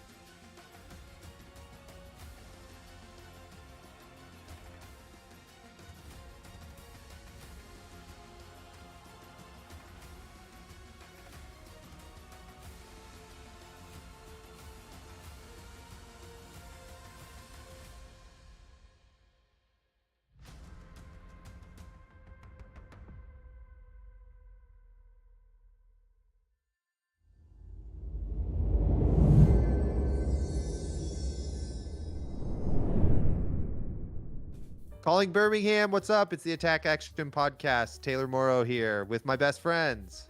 What up, Alabama? It's Colin Honigman. And I'm Isaac Jessen. And Jefferson County is not ready for Levia. A fun fact about Birmingham, it serves as an important regional hub and is associated with the Deep South, Piedmont, and the Appalachian regions of the nation. Dude, I also heard it's the Magic City, so I'm hoping to see some arcane damage go down. Kano, my boy, let's go. You guys, I'm just excited to see the new meta and all these cool new heroes showcased by some of the best players in the game in this veritable hub of flesh and blood. Let's go. Hell yeah. I'm hoping a Rune Blade takes this whole thing down. That's what I want to see. Anyway, thanks everybody. And listen to our podcast and enjoy the stream. Bye-bye. Bye. Oh shit, it's Birmingham, UK, guys. What's up? Good luck to everyone playing the calling this weekend. If you're at home like me, hope you enjoy the coverage. Now watch me hit this drive. Nice shot!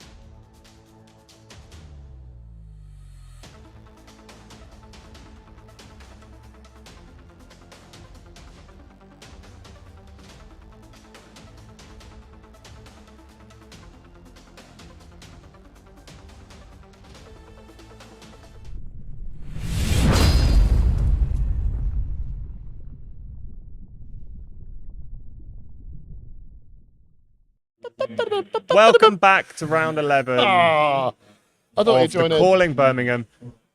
I'm doing my hair live. The chat asked, and we have answered. We have Pablo Pintor on stream for round 11. Oh, yeah. Playing against Ernesto Silva on Lexi. Wow. So we got a Bravo versus Lexi matchup. A very common staple for this meta, for this calling, I'd say. It's been a lot of... I've been chatting to a lot of the players, and a lot of them have been saying my matches have been mostly Bravo and mostly Lexi with a We did see a with big sprinkle. conversion for both Bravo Yes. and Lexi on today too, and we are seeing them stick around the top tables. So both Pablo and Ernesto are one loss each. Yeah. And we are heading into the realm of win and ins. Both of these players have one life left. They need to win this game. They want to go in. They want to be locked for top 8 This is going the into win the and in. last round. I mean, if they win this, they're locked. They're locked. This is the winning. This is a win and win in. and in. Wow. So... Oh, sorry. Ernesto's on 8 and 2. Oh, okay. Pablo's on 9 and 1. Okay, so this is Ernesto's on if winning it. Ernesto loses this, he's out. Yeah. If he wins this, he has to win the next game to get in. I think we're looking at X and 2 being the cut for top 8. Pablo is an assassin. He is known for... He's known for submarining. He's not lost a definitely- game. He's not lost a game since round 1. His only game loss was the Matt Rogers. The Matt Rogers on in Dash. round 1. Wow. So, I mean, it was a Dash versus Bravo game, so, you know, what to expect. But this, so Pablo is known to take heroes and show him the door.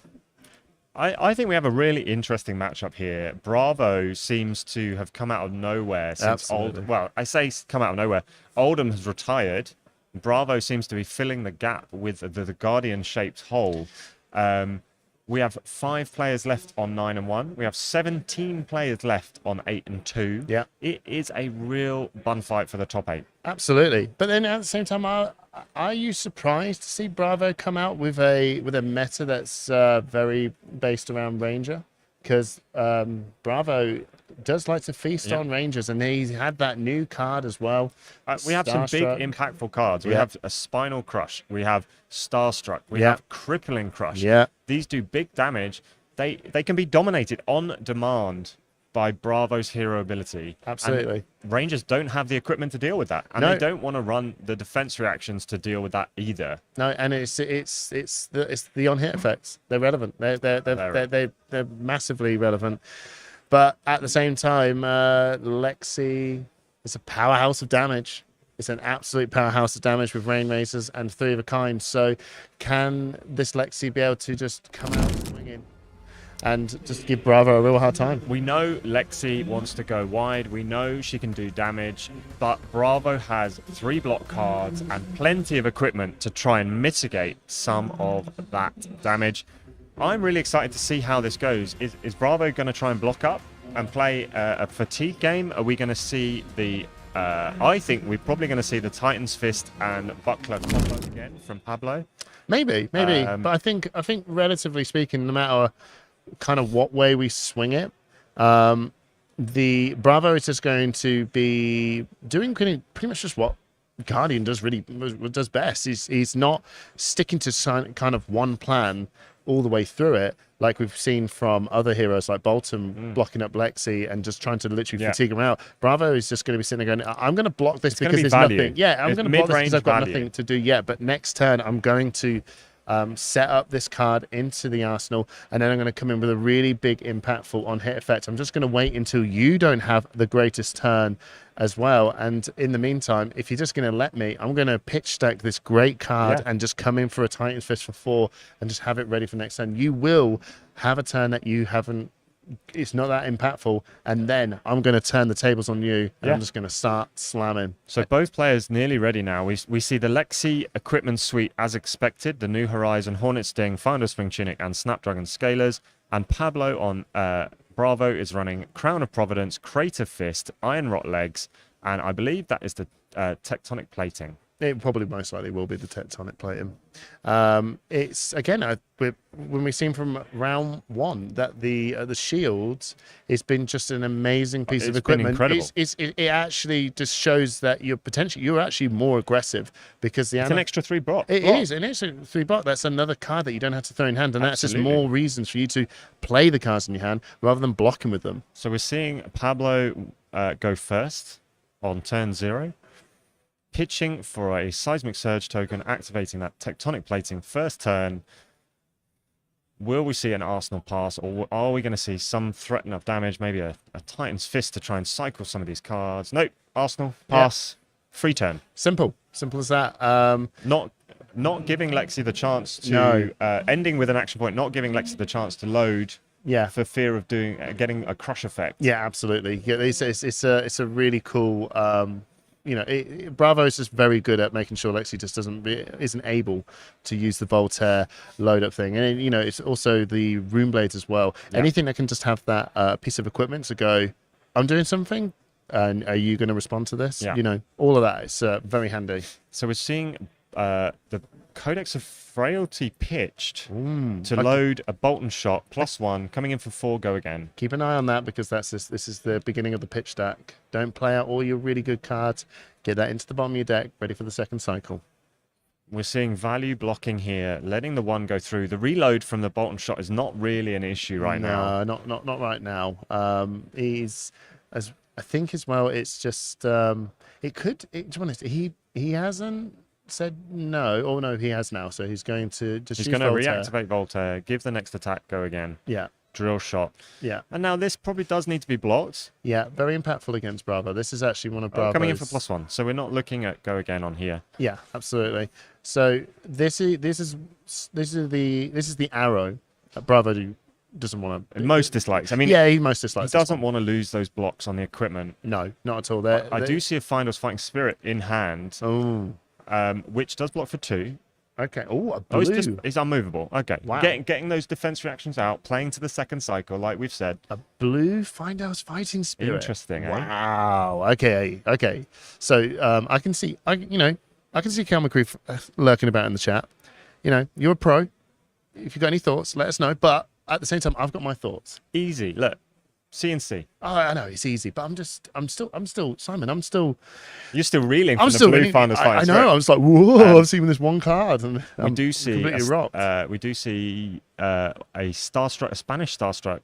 A Spanish Starstruck pitched for a CNC. CCC. Has to be respected by the Lexi because they don't want to lose at Arsenal. That's a Heat Seeker.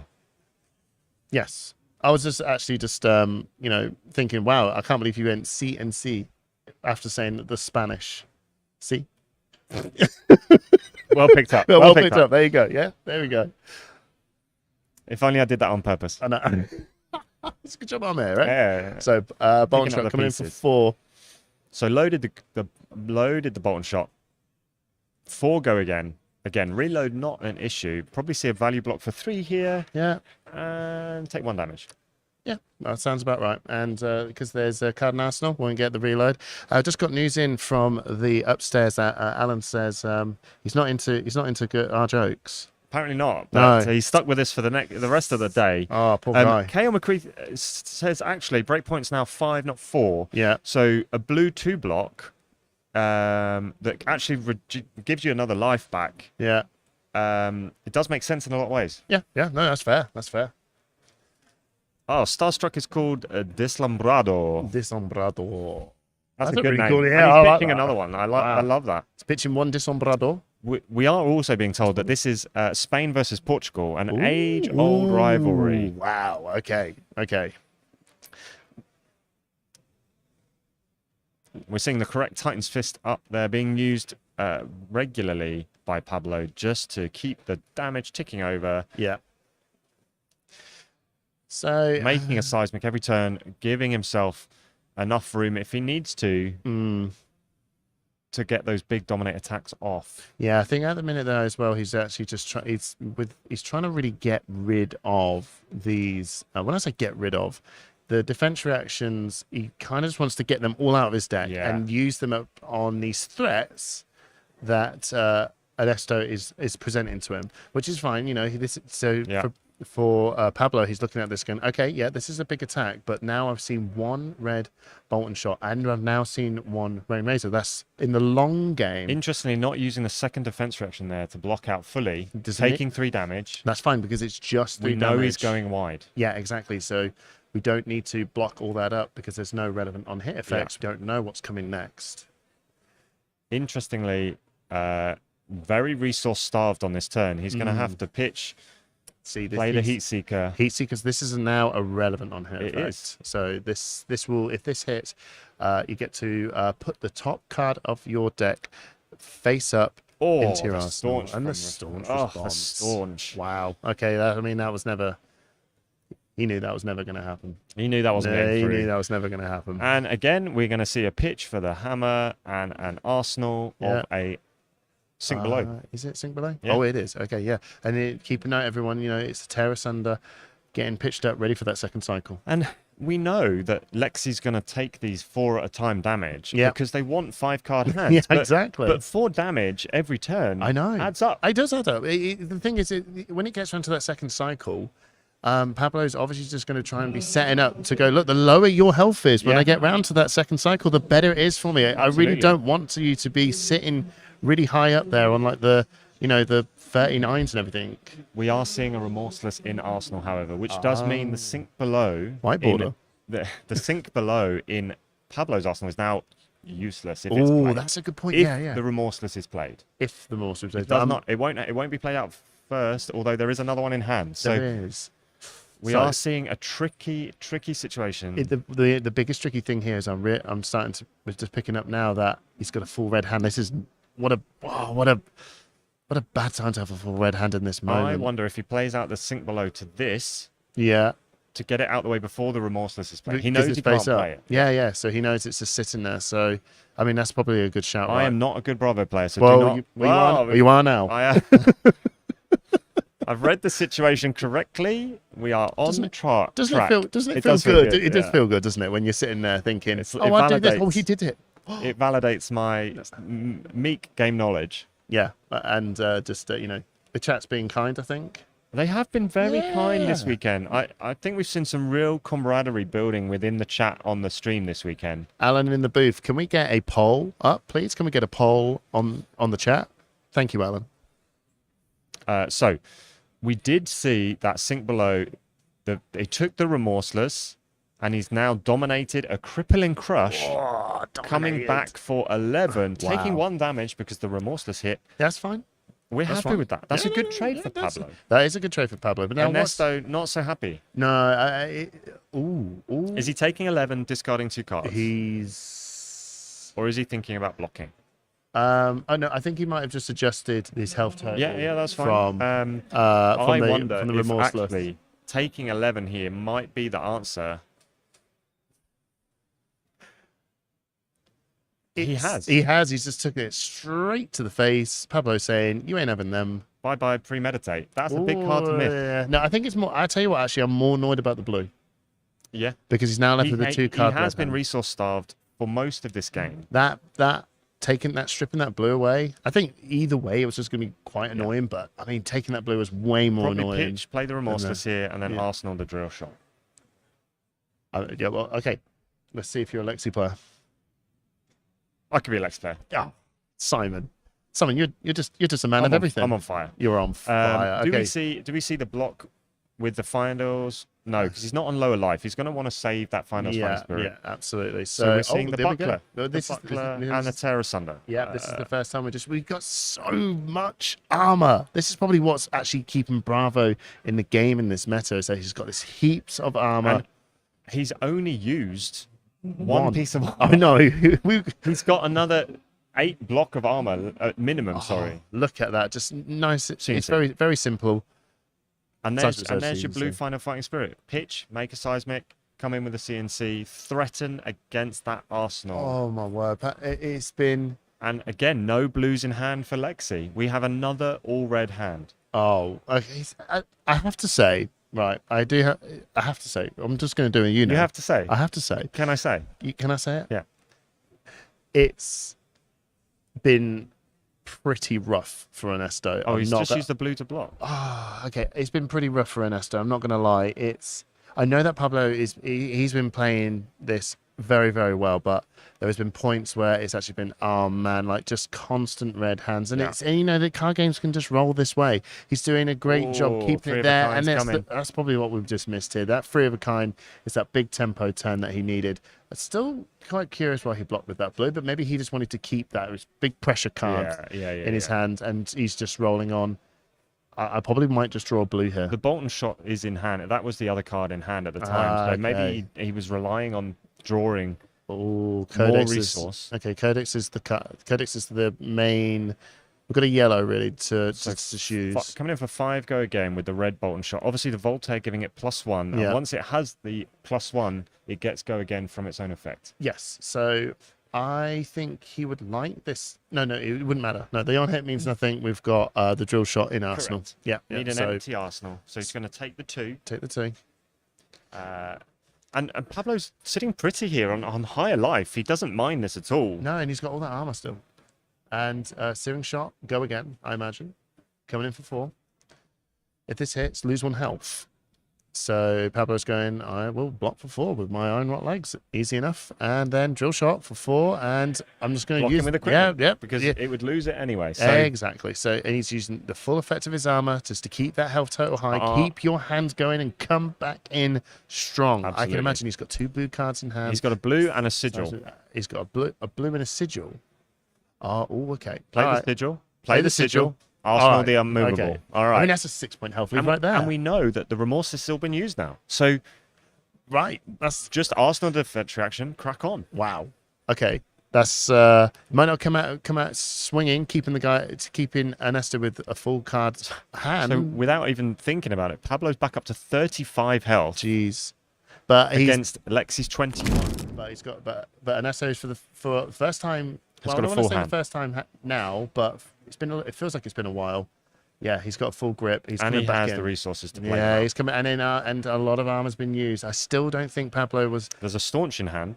Too happy to have all that health. I think he wanted to keep making sure he can just keep stripping cards from his hand. I think you're right. But at the same time, you've got to play what you've got to play. The health total is pretty good. Armor's been used, but tempo's back in Ernesto's favor. Let's see what Pablo chooses. We've got to a lot block of block with the defense reaction from Arsenal. Yeah. And maybe he's going to play the staunch plus a steel blade buckler here to cover the 8. Yeah. I mean, the buckler's all, it is all good, right? One's floating. Yeah, that's all good. So that covers the heat seeker. It covers the premeditate. Mm-hmm. Oh, is he going to play the unmovable from Arsenal? I mean, okay. We know that the next card coming out is infecting shot. Yes, it is. Now, and we can play that. Now, that will probably bring that tempo back into Ernesto's favor if he's able to get that heat seeker in and getting that card into Arsenal. I think Pablo's thinking about covering this because as well. the ponder and the heat seeker. Yeah, it's too big. It's too big. So and then this just comes in for, and he covers it. It's all this armor. Fantastic. It's all this armor. It is making a big difference. But that was a really that was a big turn from Ernesto, and I'm just saying that he didn't manage to land any of it, but he's probably still really happy with this. That Pablo's sacrificed a lot of armor now. He cannot lean on this anymore. Correct. However, we have seen a couple of big turns now be completely snuffed out by Pablo, and if there are any new players looking at this stream, pay attention to how Pablo blocks. He is one of the best blockers in the game. And why? And the reason he's got that reputation because when he went into the last calling in Antwerp, he was on Oldham against a Lexi. That Lexi came out swinging, absolutely decimated his health. He was on single digits. The Lexi player was really, really, really high.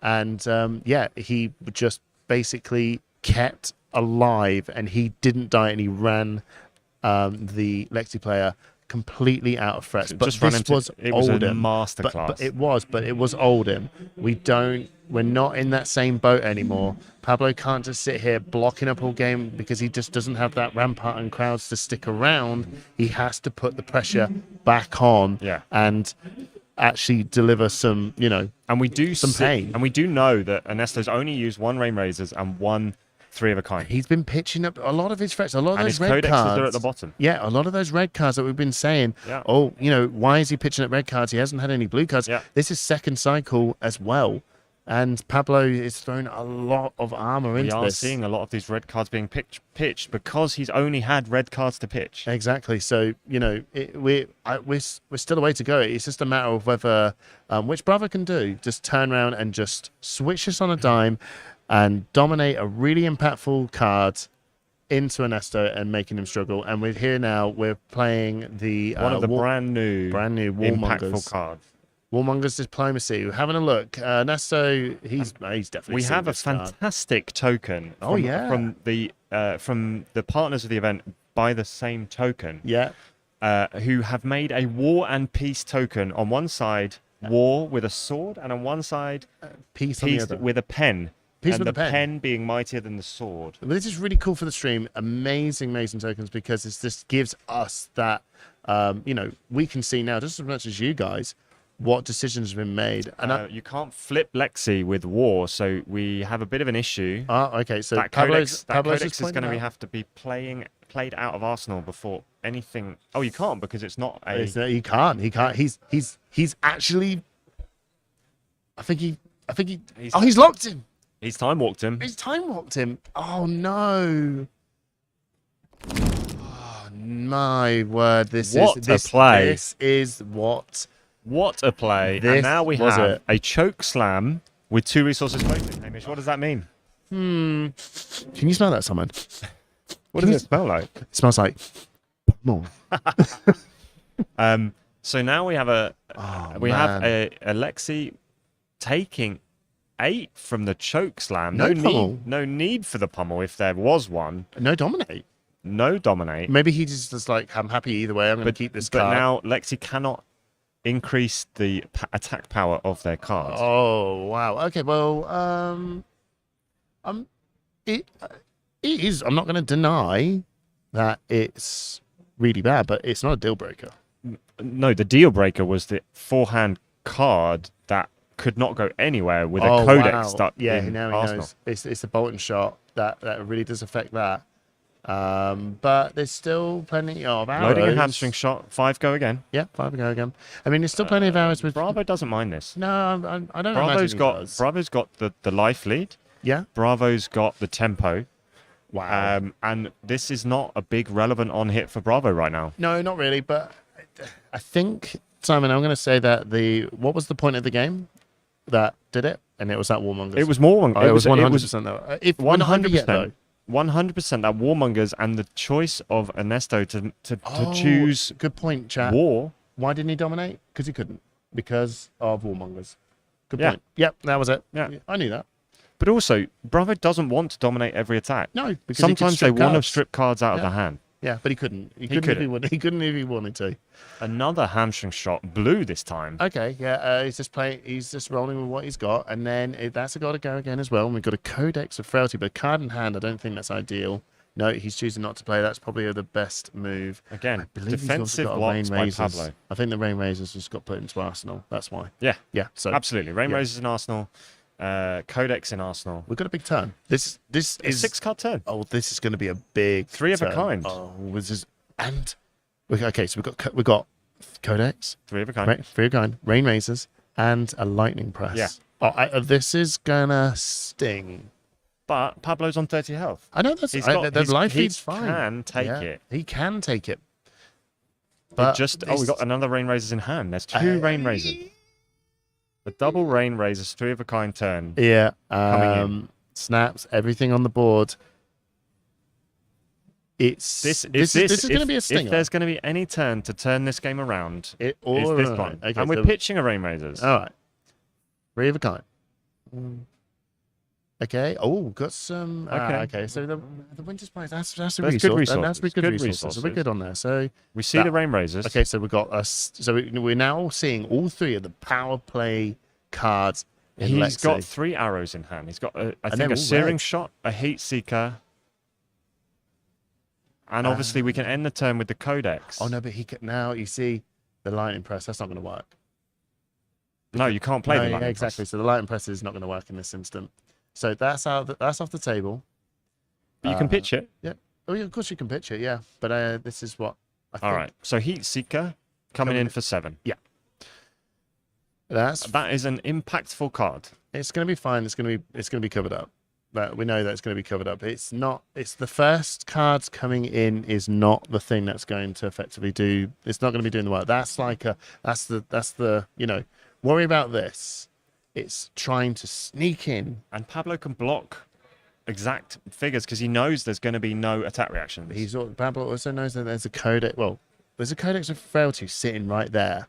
He can just grab any of the most impactful arrow now and just fire that out. So we've got an infection shot for 7 and yet go again. So that's just information on the board right there that codex of frailty is just going to draw out another very impactful card. We do see a 2 block in hand for Pablo though, the Rouse the Ancients. Yeah. Okay, so blocking for 3. Taking 4. The Bloodrot Pox does come. So that's another 2. We can't load again with Voltaire, but we can use the Codex. Yeah, that's the only way. But he's also going to be discarding a card from hand as well. Because when he plays the Codex, he's got to discard a card from hand to put the card in Arsenal. I think he's just looking at this. Okay, we're going for the quiver. Oh my days! If you're just gonna top deck something, arrow with snaps. Endless arrow with snaps. Although coming in for 6. Oh, this is big. This is huge. This is the turn he needed. This is 100% the turn he needed. Wow. Okay. And he still has 1 floating for anything he puts in with the Codex. So he could snaps. So he could snaps. Use the Codex. Yeah, and then put maybe the endless arrow again back into the arsenal. No, because it won't be in graveyard. It'll be in his hand. So he arsenals that at the end of turn. Close the chain. No, it'll be in hand. That hits, yes, of course. It will hit because we played a staunch. We played a staunch. Okay, so that's so regardless of what happens, it's off the table. So we're going to snap. So that's end of turn. What a card to have in Arsenal. So now we're playing the Codex. Oh, we snapped. Sorry, we snapped obviously, and Codex stops the endless going into Arsenal. Now he's going to give him a second Bloodrot Pop. Yes. So now this is just all damage now. All damage. It's probably the right card to pick at this point. Taking him down Still to has 19. a life lead. And a Ponder token. And upon the token, the card can go into Arsenal. Lexi can turn this around. Huge turn, and was that the first? No, it wasn't the second first. 3 of a kind. Second Rain Razors. Second Rain Razors. Okay, we're in. We're still here, and then he takes another 4 damage as well from the 2 Bloodrot tokens. Yeah. This is what. And we see the third 3 of a kind in hand with the Lexi. Wow. Okay. So and the armor's gone now. We're losing that armor's armor. Pretty much gone. A lot of defense reaction has been used in that mid game.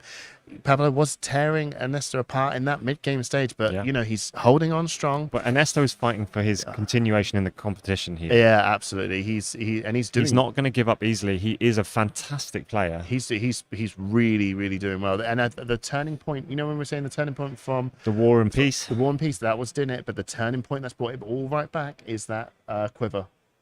Yeah, that quiver was huge. Endless arrow. Yeah, that was him bringing himself back into the game there. So 3 of a kind. Here we go. Falcon punch. Do a barrel roll. +1. The arrow has go again naturally, so 4 go again. Getting blocked by the spinal. Taking 1 damage. Pablo's back into defense mode now. I think that the 3 of a kind turns you have to block out. That's the third 3 of a kind though. Yeah. Oh, okay. Here we go again. Second Voltaire. Another +1 on the Falcon punch. Chat. Tell me off if you don't like it. We don't have a quiver anymore, and we've used both of our Voltaires. So we know there's an infecting shot coming in for 3.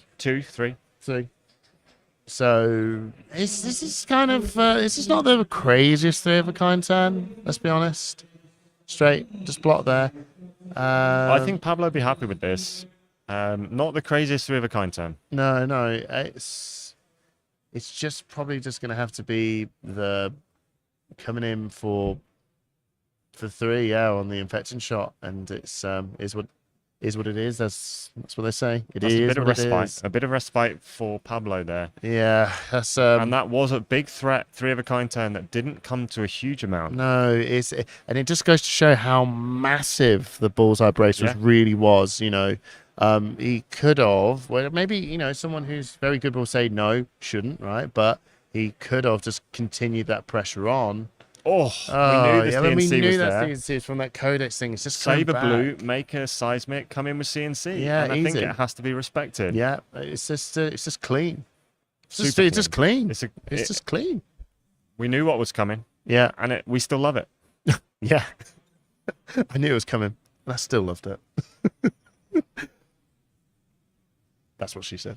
Oh, we looked at each other for ages. We've been keeping it in. Yeah, we can't help we've it. Been keeping it in. We have kept it clean. We have kept it clean. Anyway, so this is going to be blocked. Oh, it's Alan in the booth. Yeah, sorry, Alan. Don't tell my mum. Right, blocking physics. This has got to happen, right? He has to block. I think he has to respect this. Yeah, it has to. There's no way. I mean, the health totals are just too low now at this point. Blocking for 6. Absolutely. Yeah. So that's we fine. do have a card in Arsenal. It's still a 3-card hand. It's still a 3-card hand. We have a Winter's Bite for resources, or maybe Tunic's up now. Lexi, flip, premeditate. Premeditate. Okay, so it's probably just going to be a really simple. Oh, play premeditate. Oh. All right. Oh, going for a 6-card hand next turn, giving Bravo the chance to either Warmonger's Recital again, or just Crippling Crush. Or just Crippling Crush. Okay, so 3-card hand. Just going to give you 3 cards. Yeah. Wow. Or do we give it? I mean, I wouldn't. I don't know. I'm not a Lexi player, but you could just Hornet Sting, Tunic, 2 cards. It's blocking 8. It's not a good idea. I mean, it is blocking 8. Stops the crush, allows you to have a 4-card hand because you've got 2 in Arsenal. I'm just saying that no matter what way we go about it, the Lexi player is in a bit of a pickle. It's a bit of a pickly situation, as they say. However, yeah, I think a Warmongers would have been really devastating here. Because you know what's in Arsenal.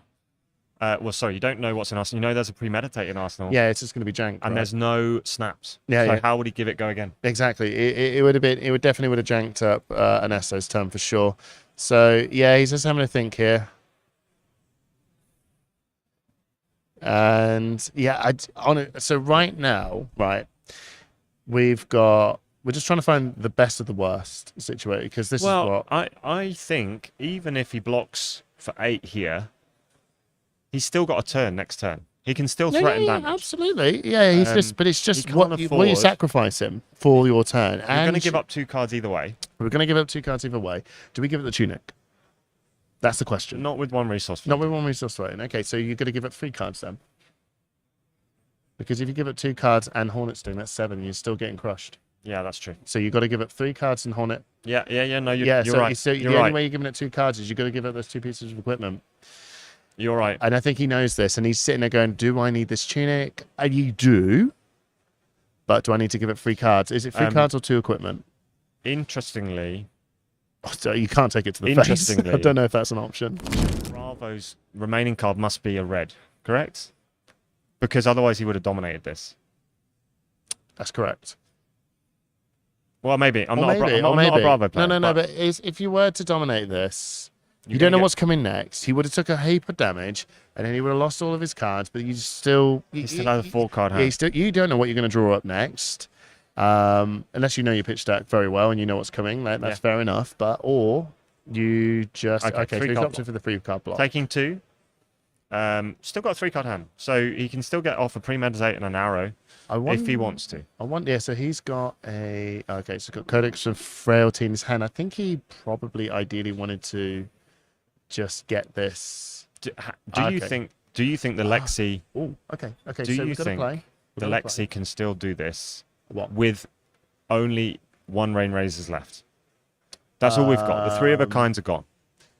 Pablo knows what threats are left. No more 3 of a kinds. No, he's used all 3. it's going to be rough. We are seeing the decks dwindle as well. I'm not a massive Lexi player, but it just feels like we need to have this. I tell you what, here's my comparison. I play a lot of Viscera, I play a lot of Runeblades, and when you're playing up against Guardian, you just need to have these one little big oomphs of outs, right? And you're counting how many of my revels, right? I know this is Lexi, but there's power turns, and once you start running out of those power turns and you're just coming in with a simple your simple play patterns, you're actually playing into Guardian's way. They can deal with your play patterns. I agree fairly well, and they're just going to come and go hit and have a hammer. And we are don't, seeing, you know what I mean? A Spinal Crush pitched to pay for the Winter's Bite. I think he's drawn into a bit of a clunky hand here, right? So he's. We have another Spinal in hand. Not enough resources to pay for it. It would seem. Yeah, I know. At this point, I think right now, even though Pablo's come with that crippling crush to just take that tempo away. Having a card to strip, premeditate, play Codex, find a 0-cost arrow. That's our second Codex played. Yeah. And the Ponder token is live. The Frailty token is live. And he could even find an Infecting Shot and just use the Tunic and fire that off as well. So it's a big impact. And Pablo's going to have to throw his hand potentially at this, or just the one card. No, he's got Frostbite. It's premeditate as well, so it's going to be +3. But it's the Frostbite that's affecting his sink below. Yeah. So he could throw the whole thing at it. He's only pitched the red. I think he's got a handful of reds. So he's gone for a Heat Seeker. So he's going to probably have to give up a piece of equipment for this as well. Yeah. So but he can cover the 8, so he can pitch another card to pay for the sink and block 3. And then a piece of equipment. Yeah, absolutely. And that stops a double arsenal. Yeah. So here we go. Equipment, block for 3, pitch, sink. There we go. Yeah. Simple as that. But that's stripped his whole card from his hand. He's got nothing to do now. So we're back to Lexi having the tempo again, having all her cards again. But yeah, you're right. The threats are there. They're running out now. But he's also been pitching up a lot of reds earlier. Remember we were saying all those red cards. When I was saying, he has a lot of red cards. We're now back on doing something. He's not just got loads of blues. And this is why Ernesto is 8 and 2. These are the sort of plays that you're sort of thinking, oh man, why are you just not playing them out when you can? Because he knows that to this point we're going to be playing to this end game. So Pablo's looking through the graveyard of Lexi. He's looking for those big threats. He wants to know what's left. I think we have 1 Codex and we have 1 Rain Razors. Yeah. Otherwise, it's just straight arrows. Yeah. I think Pablo would be happy defending straight arrows. Yeah. Yeah, absolutely. But if he is defending straight arrows, there is a point where he's got to use his life total as a resource, and I think 14's still okay. It's still a 14's good. Yeah, 14's good. 14's good. It's enough of a cushion. He's only going to be taking 1 or 2 per attack. 100%. 2 sigils in play as well. Oh, 2 sigils have been played. Oh my! We have another Frostbite. Yeah, so he's flipping up there to make his turn pretty difficult. He could strip a card from his hand. I think really these cards here are the cards that are actually making Pablo's day a little bit tricky at this point. These are kind of his last little... we have pitched a blue this time, so we do have the space. Yes, absolutely. But again, we're not going to be doing anything back. But that's probably, again, fine, because he's just going, cool. It's now your turn to give me all of these powerful cards again. But again pitching reds though. We are back to this cycle of full red hands. Yeah, I know. And he doesn't. And if this hits, he can drop in another card. He can. Yeah, and he's been pitching these zeros as well. He's been pitching up these zeros. We are fully blocking. We're using that last piece of equipment. Yeah. Okay, that's probably good. I think Ernesto's actually. And if this is just straight damage, which it is, does Pablo +1 block? Blocks 5. Yeah. Okay, that's cool. So I'm surprised. He's not surprised. Sorry. No. But that's actually. I know he's blocking up a lot of threats, but still, that deck looks a little bit low. I wonder if Alan's here, having just a very quick look at the deck. So we'll just move over to Ernesto, just to have a see of the deck size. He's probably having a think. Ernesto about 15. Okay, all right. So Ernesto's roughly around about 15 cards. Pablo's sitting on around about 25 cards in deck. The last Codex in hand. Pablo has a clear card advantage, and he has a slim life advantage. Yeah. Okay. I'm leaning into the realm of I think Pablo is good. I think Pablo's good. That's my but. I'm not. Last time I said this. We have a 2 block in hand and we have a no block in hand. Apps. We have no equipment blocks left. But it's a sigil, right? It's a sigil. Yeah. So it's not ideal to stop a non-hit effect, but still, And yeah, the Findel's fighting spirit coming round at a point where Pablo's higher, so now it's just a block 2. Yeah. This is going to be another 3 arrow turn. Yes. With a ponder token from the Codex. I just want to say the last time I said, "Oh, I think this one's cool," They turned around and lost it, and this ranger just completely clinched it. So, hey, never Careful say what you anything. say. Honestly, I don't think Pablo can allow him to get this endless arrow back. I don't think he should know, because this is a threat, and this is a repeatable threat, and he needs to get rid of these repeatable threats. Yeah. But in order for that to happen, I think he's got to take a bit. He's going to have to take one. He's going to take some damage to the face in order to stop threats. And Nesto's just been playing this amazingly, by the way. I honestly think that the small intricacies near the start of the game, and even now in these little points near the end of the game, where he's pitching up these red power shot cards so he can still have that bit of gas near the end. He's had no choice. No, I do agree on those points, but it's actually picking the right Correct. arrow for I the agree end game. that both players have played incredibly patiently. There is a reason that these players are at the sharp end of the tournament. 100%. I'm just going to say, Ernesto, I wanted to give him the shout out because I think we all safely know that Pablo Pintor is one of the GOAT. Is the GOAT of the EU, right? It goes without saying. This guy is absolutely amazing. I just wanted to give this shout out to Ernesto as well because I think he's been playing brilliantly as well. And it's a tough matchup. Pablo takes 1. Okay, so the allows him to get the card back. Okay, that's fine. So again, thinking this through, I can imagine Pablo sitting there going, "That's fine. Let's see what you got there." Yeah. So another one. Now he blocks both. Block both. That's of course he would. And did he go with the go again? Yeah. +1. Oh, he went for the +1. Okay. I thought it was going for a cheeky go again, and then I thought he was going to maybe go for a 3 arrow turn. Pablo gets 3 life back from the sigil. Yeah. Passes. Okay. So we are back to Ernesto, who probably has 10 to 12 cards left in the deck after this turn. He's got a blowout, 16 health, man. He was keeping the Codex in hand as resource, I think, afraid to be starved of resources again. Yeah. But he also has this Winter's Bite in hand. He's got to work out I've got to strip these cards from his hands. I've got to get rid of it somehow. Yeah. I've got to push through, but 16 is also a lot. He's pitching up that Codex because he needs to, but he's also got a Winter's Bite. We are now seeing the pitch stack of Rouse the Ancients and Starstrucks coming back round. Yeah, but this is the point of whether Pablo wants to take damage to the face, and that's fine. You know what? This is the best bit about playing for Guardian. 3 here is not a problem. No, of course not. But this is the point that Guardian actually sits and goes, "Oh, my pitch stack is coming back round again," and you can just turn around and go, "It's fine. I'll go right. No, I'll take it. I can even pitch around this again. I'm happy to wait." I think it's going to be tempting for Pablo here to save his cards and dominate the Do you think? Starstruck. Do you think? There's no way Ernesto stops it. You're right. And he won't be able to play a single attack out. And that's true because he's got a card in Arsenal. I'm just testing you. It's his blues. Okay, we're going to come in for the Helix. I haven't seen that card in... Coming in for 2. Yeah. Cheeky 2. Again, not very threatening, but if it hits, if you have no cards in your arsenal, you may put a card from your hand face down into your arsenal. So again, Cheeky 2. It's just not doing anything. It's not doing anything. It's got no one hit. It's just coming in for 2. Yeah. And then coming in for 4. If it hits, lose a health. Does he just... He's going to block it. Oh, he's going to block it. Okay.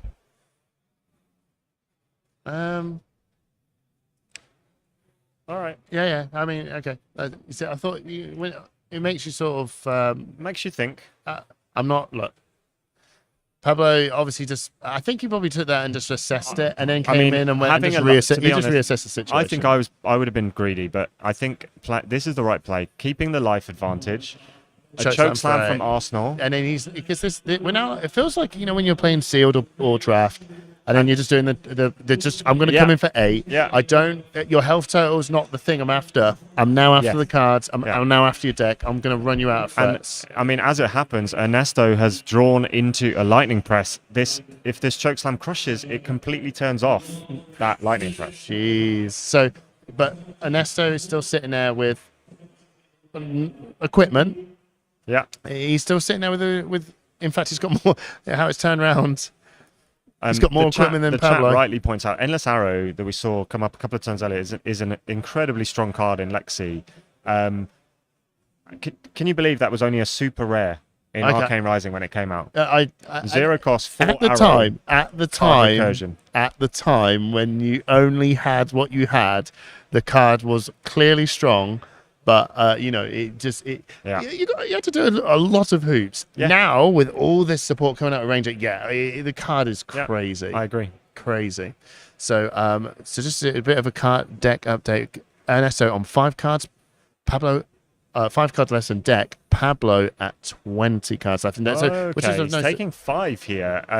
That crush is effective. So therefore the lightning press is irrelevant. Yeah, okay. But we're just trying to strip cards from hand. Correct. We're just trying to strip. And the Rain Razors is also irrelevant. The Rain Razors is also irrelevant. We're going to pitch that, put it back to the bottom maybe, and just fire off a 1 arrow. Yeah. Get some cards out of Pablo's hand. I wonder if... And no, Pablo must have seen it. There must have been a point where he's seen the...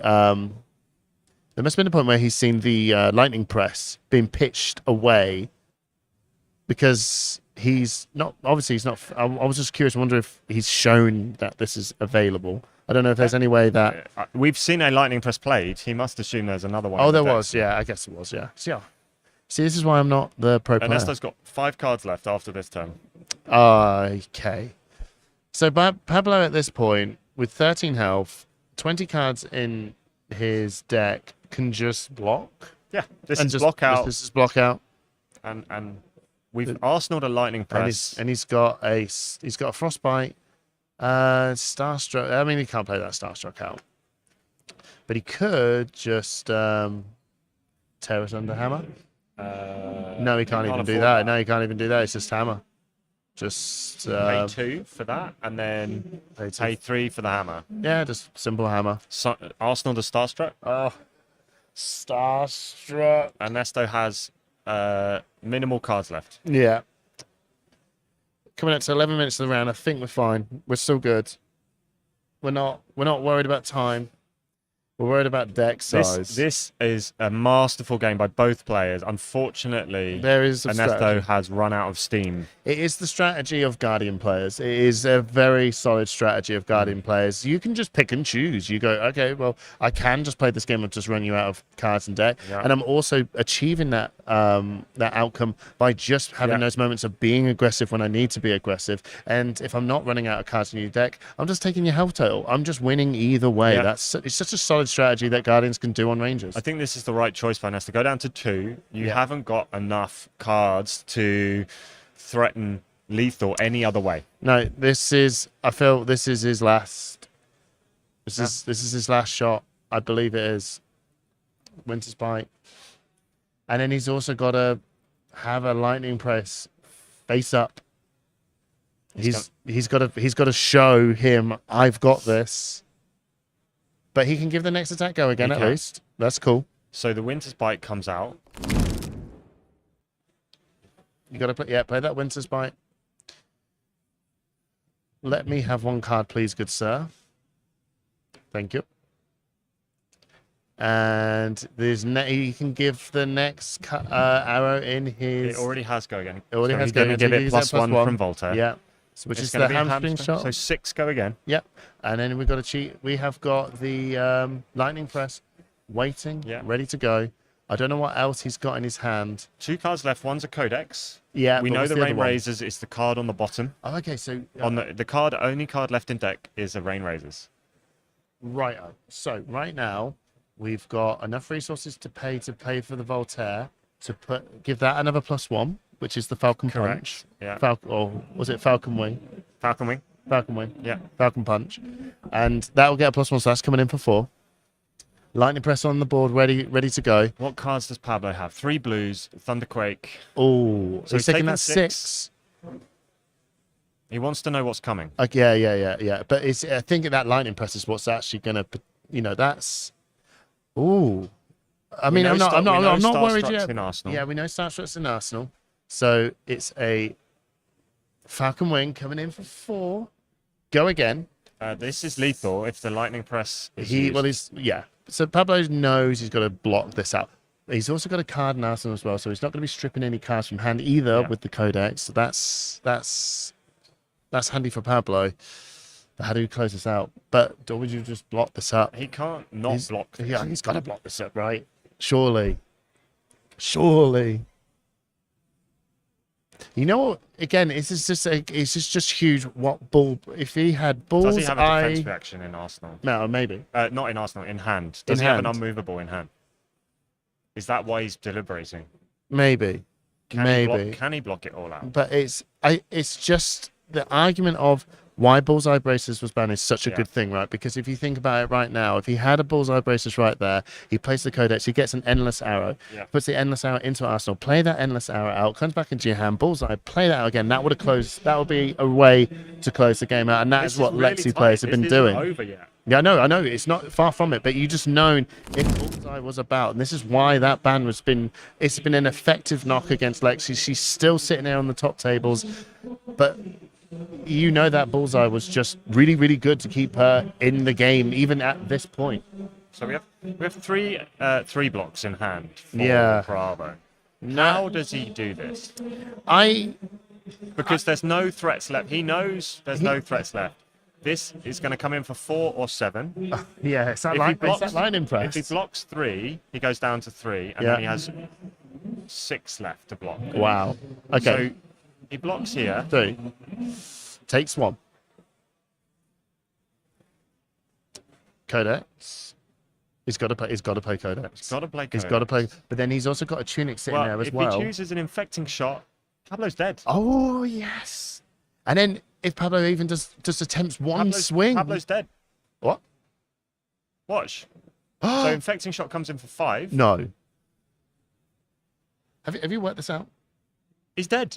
He's dead. He takes 2 off this. Okay. So he blocks. Oh, he's got an NS arrow. Oh, no. What's going on? No. Simon, don't. Oh, if it was an infecting shot, he could only block 6, and it would come in for 8. But he doesn't know that. No. But I'm saying Ernesto could have come in for 4. Give it +3. He's got no way of giving it going again, but it gives him an arsenal. Okay. Wow. Ponder. Oh no! I wonder if you. Okay. He went for the wrong arrow. Pablo could have blocked 6. Yeah. The infecting shot would have come in with 8 and given a blood drop pox token. Yeah. Taking him down to 0. He would have taken. Yeah. Oh wow. Okay. Is that right? Maybe Is not. that right? Maybe not. Oh, hang on. So we have got a searing shot coming in for 2. Go and Rain Razor's in hand. Rain Razor. He knows it's Rain Razor. He knows it's Rain Razor. If he picks that Blood Rush, we have an unmovable in hand. Miss Lethal, I think. Yeah. Oh no. Okay. Yeah. And then Rain Bam. Oh, well done. Wow. Okay. What a game. What a game. Wow. What a game. Wow. So Pablo took this. So I think that was a missed lethal opportunity. It was a missed lethal. Yeah, you pointed it out when you said it was the Blood Rot. It would have done 2 damage and another 2 damage from Blood Rot. Yeah. So he ended up only doing 1 damage. Oh, man, and we're back. It's on us. I don't have a hat. My hair. Guys, we've been sitting here like this. What a fantastic game. Wow. That was a privilege to cast. I enjoyed every moment. The swings back and forth, the warmongers, time walking, the crippling crush at opportune moment. The 3 of a kind turns were huge. I'm exhausted from this. I mean, what more could you want? It was brilliant. It was such a back and forth game. We were sitting there going for ages. Like, oh no, I think Pablo's is going to do it. Oh, look at this turnaround. These are top table plays. I'm hoping that everyone who's watching this has been enjoying it as much as we have. It's just been incredible. I hope it came across well. Yeah, absolutely. But it's I'm hearing rumours that George Rogers, UK national champion from last year, is on Fi, and he has gone undefeated so far today. So the next match for him will be win and in for the top 8. So George is on a winning in now. We are On looking 5. at a couple of win and ins to stream next. We're going to head back to the studio and sort that out. Okay. We'll see you shortly. See you soon.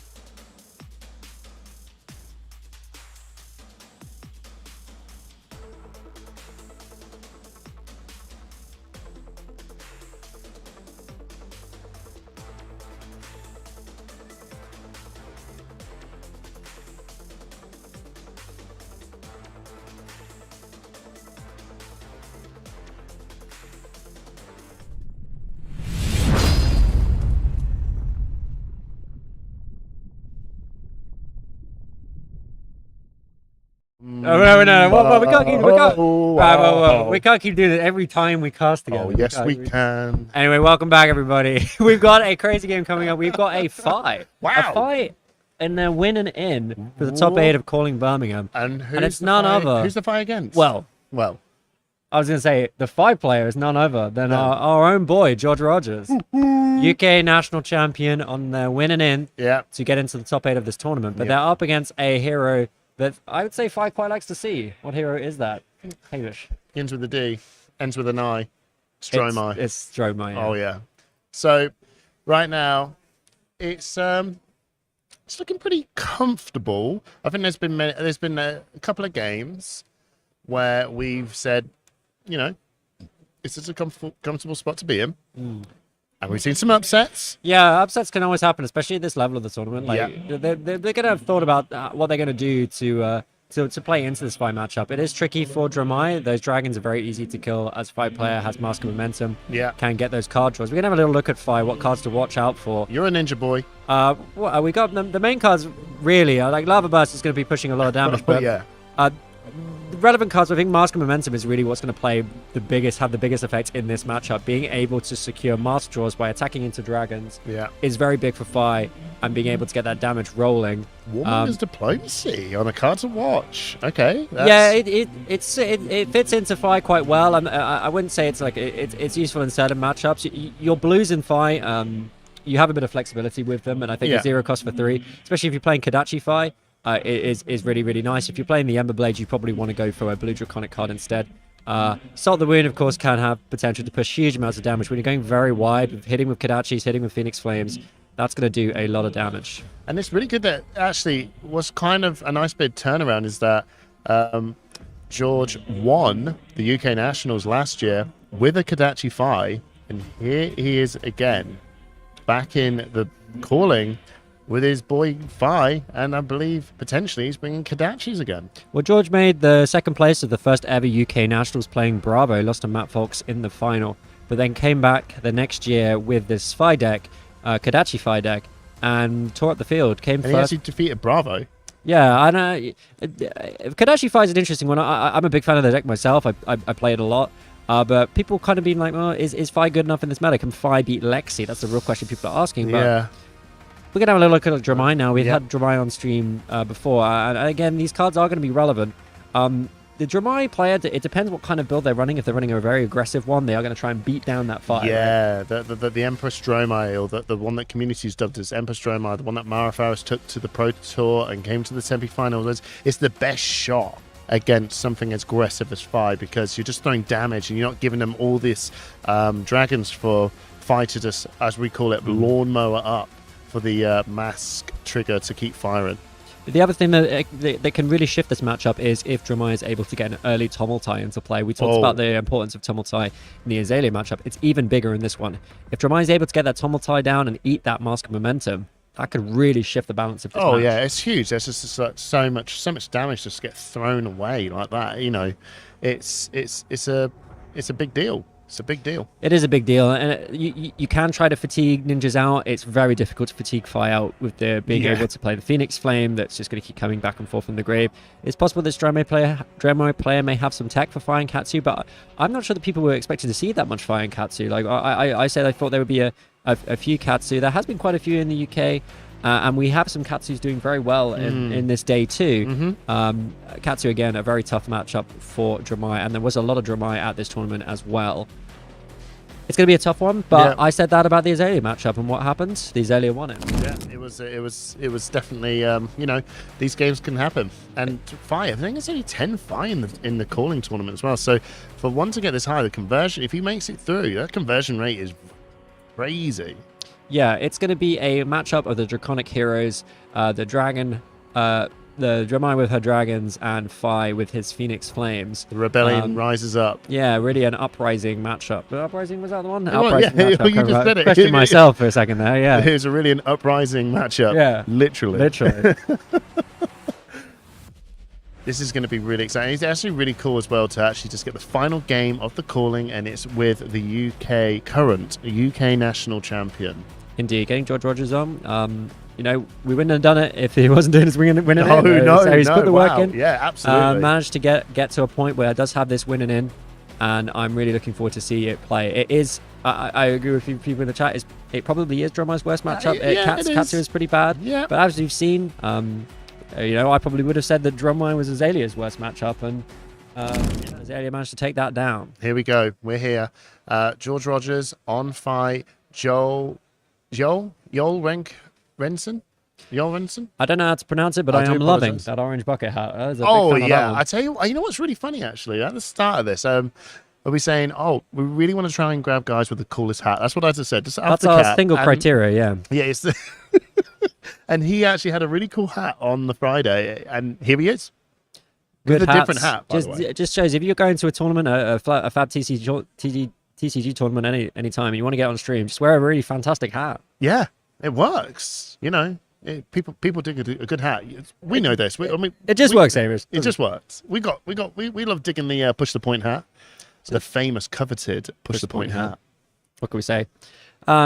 People seem to be fan of our push the point polo shirts as well. So do they like it? I've heard people want to buy them. No, they don't. They're probably just high on the tournament buzz, and they will change their minds very quickly about that. They're very afterwards. tired.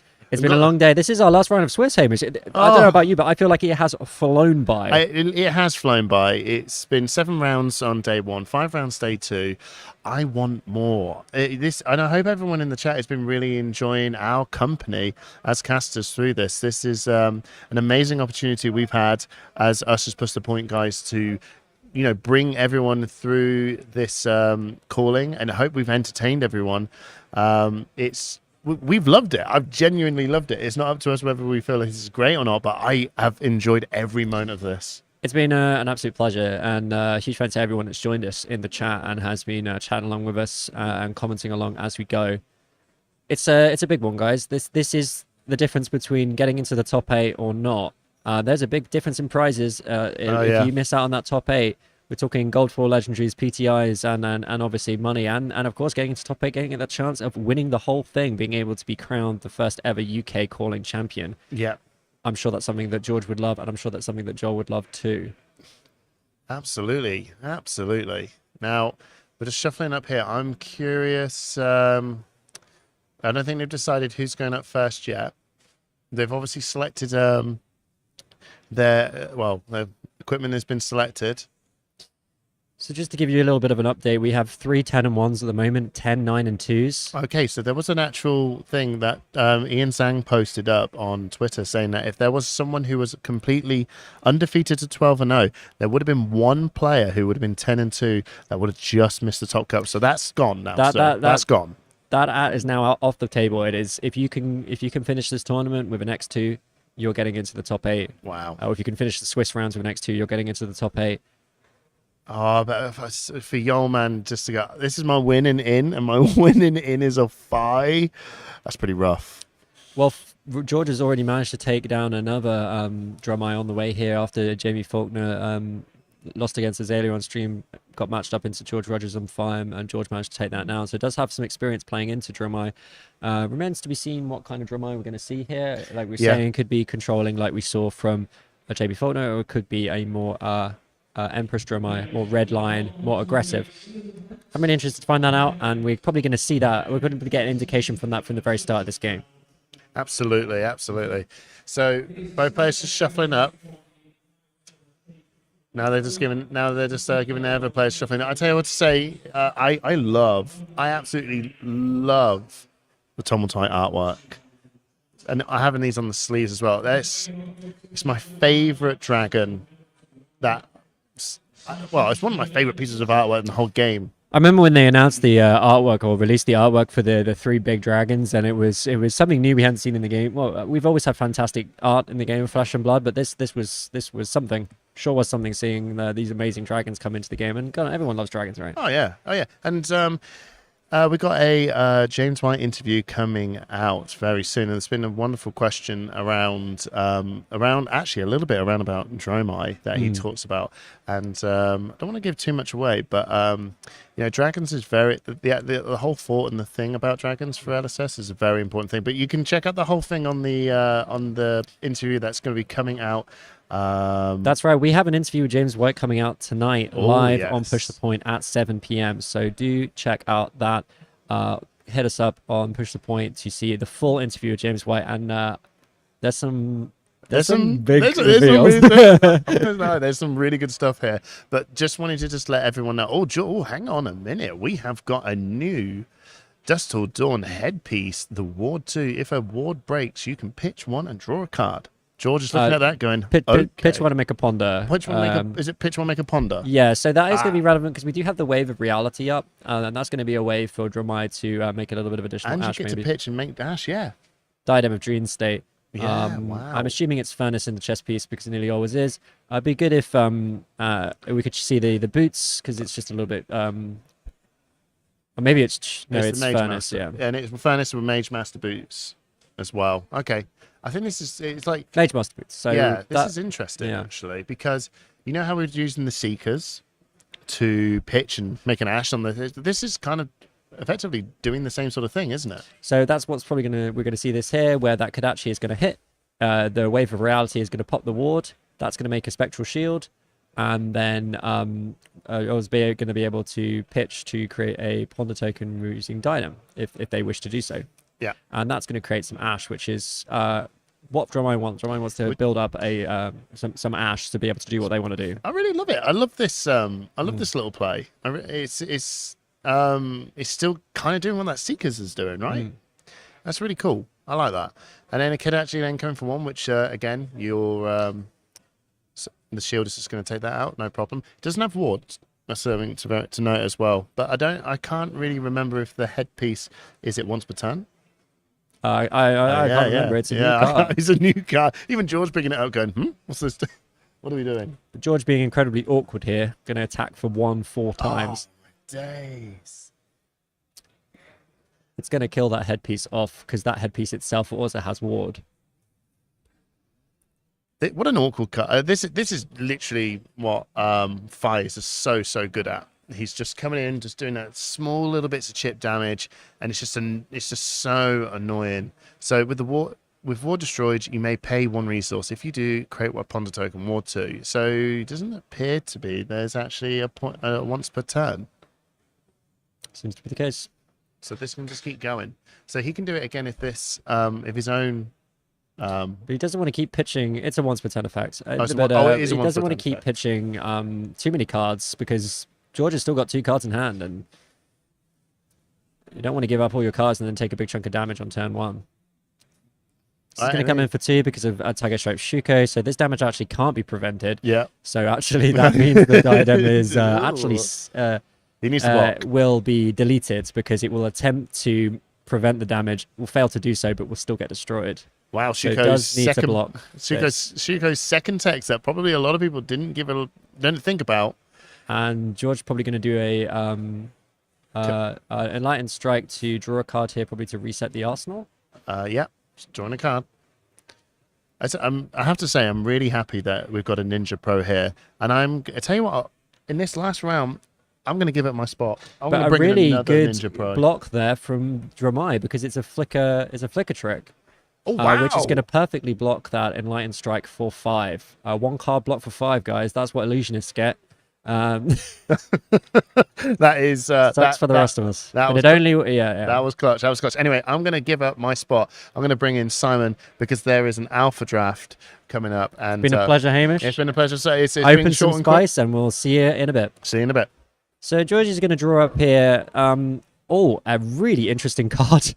A really interesting hand for George. I believe he seems to have double Art of War and a blue and an attack action to banish. So we might see something massive here. But I wonder if he's going to not go full in on this and maybe save it out, maybe get one of those Art of Wars into the arsenal. You can tell he's having a think. Look, guys, when the 5-player is having a think, you know they've got something crazy in hand because they don't have to think otherwise. I think the Trust problem me, is... as a 5-player, I can say that. A double Art of War hand is... it can be very hit or miss. Fire deck is obviously made with some really good attack actions in there. Banishing 1 to draw 2 more, and then banishing one of those to draw 2 more. You're going to have +2 on your attacks. We're seeing the Dromai player come here, playing out the Burn Them All, and then a Dragon. That George is got a indeed really a interesting double Art of hand. War If the Dromai player pushes a bit of damage here, it's actually going to be quite difficult for George to do any prevention. He's probably not going to want to anyway. I don't see him blocking any of this. Yeah. It does look like the Dromai player missed the Ponder token that they made when they pitched a resource on the previous turn, but it looks like they've missed that opportunity now. But they are going to come in with a CNC for 6. Classic play. George is probably just going to eat this and let the card and arsenal go to the bin. Oh, it it's was a war Warmongers. minus diplomacy. It's not a bad card to lose for Fi, I think. It could be worse, especially if George does go for this big Art of War turn. It wouldn't have been that impactful to play out anyway. It's not like it would have been some damage. And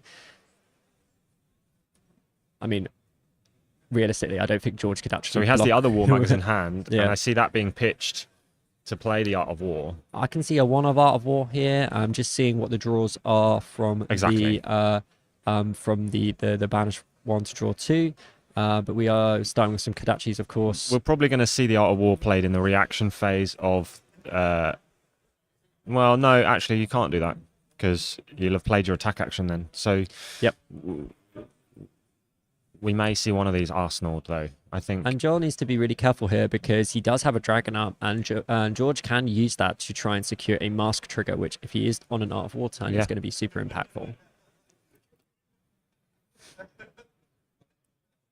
But also, Dromai has to be careful of ward here. Any damage and any equipment that might have ward is going to be a bit of a pain, isn't it? Well, it means that they're going to waste a 2 ward of the diadem on just a single Kadachi for 1. But they maybe want to cash that in, because the Shiko is going to eat up all of their ward anyway. Yeah, we see it here, using the ward to prevent the 1 Kadachi, then pitching the red to make an Ash, and also make a Ponder token.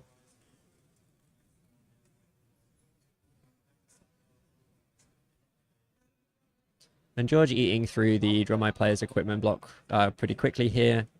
I guess with its ward, you don't really have much choice. Another Kadachi going to come through for 1. This one is going to hit. And George decides to play out the attack, not going to use the Art of Wars yet, probably going to aim for a big 5-card hand turn. I think that sounds sensible. I think that makes a lot of sense to me too.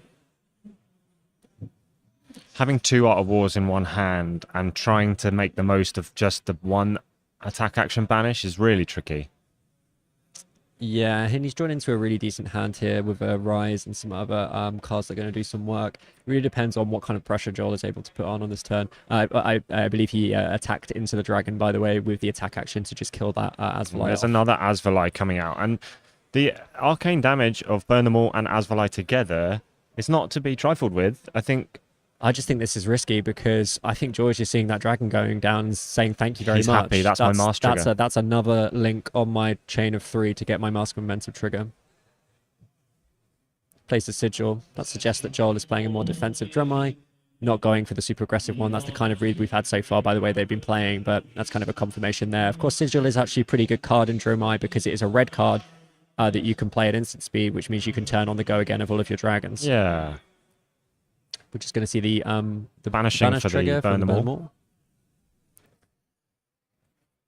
And George is going to have a pretty huge turn here, because Ponder he's also triggers. on his tunic counter to 1, so he can play that Art of War for free. I think that's going to be key on this turn.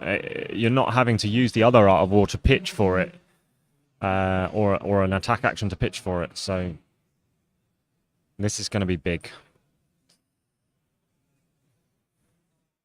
Going to start with the Art of War face up. Going to have to choose which card to banish. Got some good options. Probably will be the 0 for 3, the Rising Resentment there.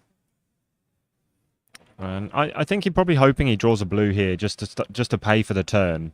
I mean, currently he's we doing have pretty a good Spreading without Flames, I think. He's now got 2 Rise. And a Rise. No, he already had the Rise. Rise from the Ashes, which is a fantastic card. Gets your Phoenix Flame back from graveyard, and also gives your next Draconic attack +3? Ninja attack +3. Ninja or Draconic. because you can use it on the Phoenix Flame. Setting up a pretty impressive turn here. That's Blaze Headlong for 8. With Go Again, because we played the Rise from the Ashes. I mean, that's a nice little play to start the turn off, isn't it? I think this is going Still to be 4 cards in hand. pretty tough for Joel to block out. George is just going to try and make sure that he can get that mask trigger this turn, because that's going to really increase the effectiveness of the +1 from the Art of War. If he's able to draw into either a card to maybe pitch some Kodachis or another red card that's going to get the buff of Art of War, it's going to really increase the amount of damage he's able to do. I don't think he's actually got a 0 cost to pitch for Kodachis apart from the Phoenix Flame at the moment. Yeah, he really just wants to get into more attacks, more attack actions that are going to get that buff from Art of War. And we do see the Spreading Flames pitching the second Art of War, which I quite like. You've got a good enough deal going on here at the moment. This is going to come in for 4. And again, a really difficult breakpoint for Joel to block to try and prevent a mask draw this turn. If he lets this hit, George can just attack into the dragon with any attack and get a draw off it, but he might just choose to go face because he does have the Art of War up. So I think we have a Phoenix Flame and a Mounting Anger left in hand. If this hits and he goes for the Phoenix Flame into with Oasis, it's a good, nice extra Ash. No life gain because he's not on lower health. I think George is still happy with his current position. He may be slightly lower on health. The Phoenix is going to get a buff from the Spreading Flame. It's also going to get a buff from the Art of War. So it's coming in for 3. Coming in for 3, which is nice. And then they're going to finish up with another Phoenix Flame. So Clue must have drawn into a Phoenix Flame from the Art of War. Yeah. Sorry, I get the buff from the Shuko. I think I mistook the Blaze Headlong for a Mounting Anger. That's a nice turn. No 19 Arsenal. damage. 19 damage. No Arsenal, which is a bit of a shame. And he had gets to to pitch finish the with Art of War. cheeky Kodachi at the end there for 1. All the damage counts. I mean, we are now almost level. Joel has a couple of cards left. It'd be interesting to see if he managed to get another dragon out. But again, as we've said, I think this is just giving George extra targets for his mask triggers. It depends, yeah. Like, I think it depends on the dragon that Joel might be able to develop here. It is color is pretty good. It does have the blue there. So this is the dragon. If it hits, it will draw a card. George is going to let this hit, go down to 22.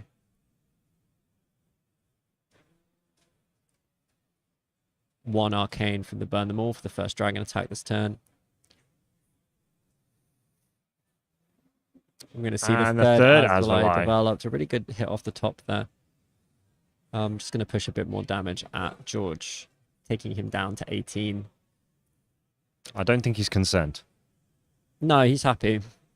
And also, these are some good targets for him to attack into. They're quite low health dragons, which means that they're really easy for him to pick off with his low power cards. At the moment, he might even be able to kill off the Caloria, maybe with a buffed Phoenix Flame off Shuko, for example, which would be just a really good. Yeah, Azalea, I believe, has 3 health and Caloria has 2. The other thing he might be able to do is just sort of Kodachi into the Caloria or the Azalea, and then present a really big attack that's really difficult to be blocked, so that he can get a mask trigger. I think that's actually what he's going to do. Yeah, exactly. Good decision. So now he's on Chain Link 2, having hit. This next attack is presenting a draw from Mask of Momentum. And he's just going to, go into the dragons, guarantee Easy that choice. draw. Get rid of the dragons and get your card back. He's still got 3 cards and he's cleared the field of dragons.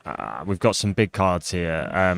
So Ravenous Rabble is going to come in with Go Again, and then he's got a choice of either Lava Burst or Snatch. And I can see him actually playing the snaps. Does hit the for blue 2. off the top with the Rabble. I can see him playing Lava Burst here for 6, and then arsenaling the Snatch, because he's not going to want to draw the Soul Bead blue anyway to put in Arsenal. That's good knowledge to have. Don't forget, we can also No, he's not gonna be able to get a Phoenix Flame back this turn. He's not got enough Draconic Chain links. But that is coming in for 5. Nice play off the yellow there, just using the yellow for the Kodachis and then 0/0/0. Again, pushing a lot of damage here. Maybe not quite as much damage as he wanted. Missing 2 damage really by hitting the blue. George does know that he will be drawing into a blue next turn, so probably knows he's going to be able to make something happen there. And I think George knows he runs a couple more blues in this deck for the Kodachis. So it's not unexpected, but it is less probable to hit that blue off the Rabble. But we know we've got a Snatch in Arsenal, a nice chain finisher. It's a good one to use the snaps on for Fi, the snaps on Snatch. Annoyingly does draw in, so it seems to be quite a few blues, but going to play the Mage Master Boots out, going to be giving a non-attack go again. Are we looking at a Passing Mirage? Floor, unfortunately. Probably a Tome. There you go. It is a Tome. Bit of life gain as well. Gonna heal some cards, heal some health and draw some cards here. Up to 26.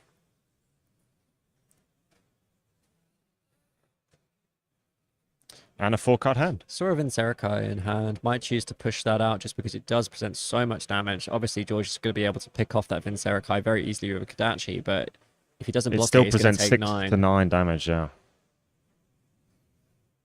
Also makes a lot of ash if he's got 3 reds. No, choose to go for the Chromite.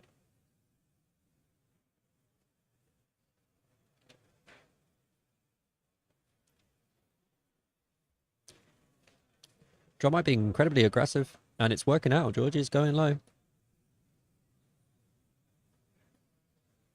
Making another ash here. Making 3 resources off the Furnace. Yeah, and then to being play able the to play Vincerakai. Yeah, beautiful play there. This is going to be rough. This is presenting 9 damage. If this hits, it's coming in for 6, and if it hits, it deals 3 arcane. And the only upside is George has got a pretty mid hand, so I think we are going to see a block. Yeah. Yep. This is an interesting play. Lava Vein Loyalty there. And George Rogers probably going to try and reset this board state. And he can just Kodachi into that Vincerakai and kill that off, and probably. But lucky that George had the Mirage 2 Lava Vein Loyalties there, or a Lava Vein and a Soul Bead Strike there. They're the good 3 blocks in this deck. Yeah, and it looks like he drew into a hand of all of 3 blues. So kind of a good time for Joel, as good a time as any for Joel to attack with some big 3 blues cards. and a yellow. We've got Salt the Wound, which is obviously gonna do some damage because we're gonna hit twice with the Kodachis. Yeah, but I think we're probably going to need to kill off the Dromai. So we're going to hit with this middle Kodachi for 1, and then a Snatch. But no, just going to go straight to the face. Is going to give it go again though. Making stuff happen here. Oh, he's hit automatically because he's taken the Dromai. Oh, this is kind of shift the tempo here quite a lot. Annoyingly, Rise would break the chain for. We've drawn the card off of the Snatch and the Mask. Drawed another blue. George has had 4 blues. This Salt the Wound could come in for a decent chunk now, Dan. Yeah, definitely. Joel got a good, healthy life lead, though. I think it would be prudent for him. If he's got a hand, he should probably keep this. We're not looking at big damage right now. And this is going to have a Shiko trigger for on 8, it. I think. It's going to be a big chunk of change coming in for 7. Interesting. 2, yes, yeah. He's hit 4 times. Add to the 2, add to the Shuko. Got 7. And the Rise just going to stick that in the arsenal. Obviously can't play the Rise without breaking the combat chain, which would then basically make Salt come in for 2. So just going to save that for the next turn.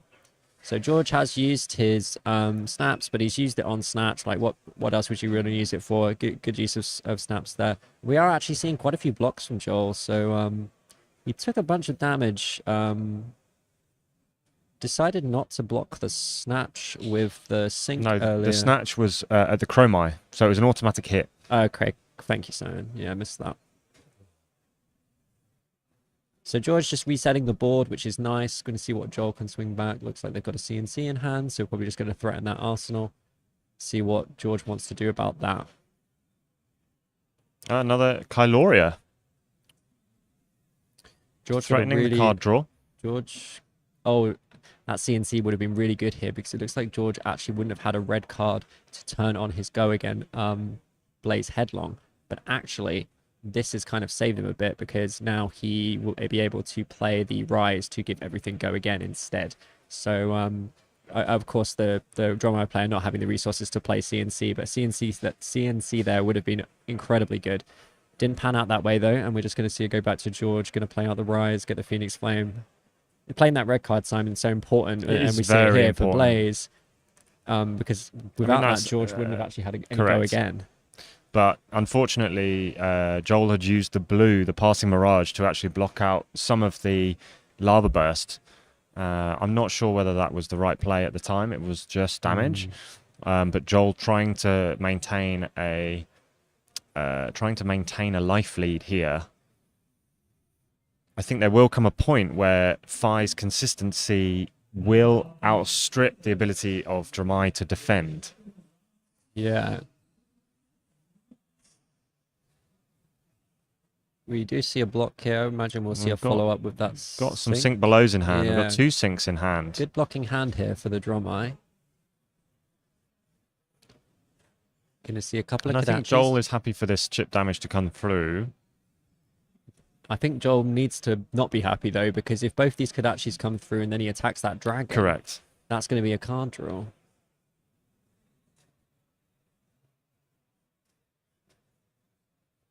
Yeah, Phoenix Flame into the getting into the dragon there. It must have been Kodachi into dragon, Kodachi Phoenix and then into Phoenix dragon, Flame, yeah. And then Brand going to come in for 3. 2 cards already committed by Joel for blocking. And then Phi's going to be able to go and get another Phoenix Flame. Yeah, still haven't. George still hasn't used Phi's ability this turn. He is now on Draconic Chain Link 3, so that will be a free Phoenix Flame if he wants it.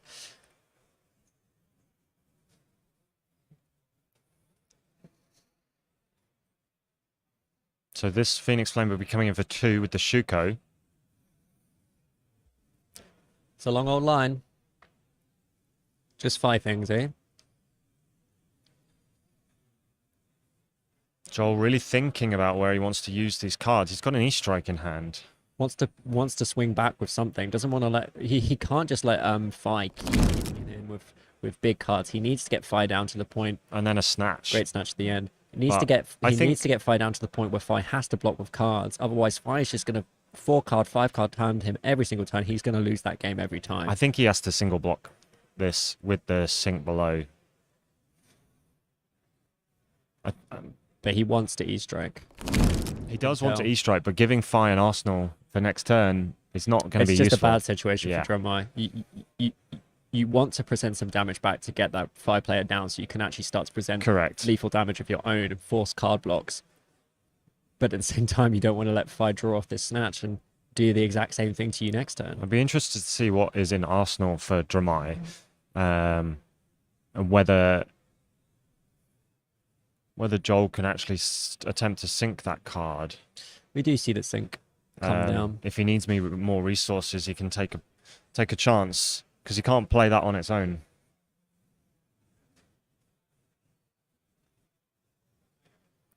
So we've had a fantastic day so far. This is round 5 of 5 for Swiss this morning, round 12 in total.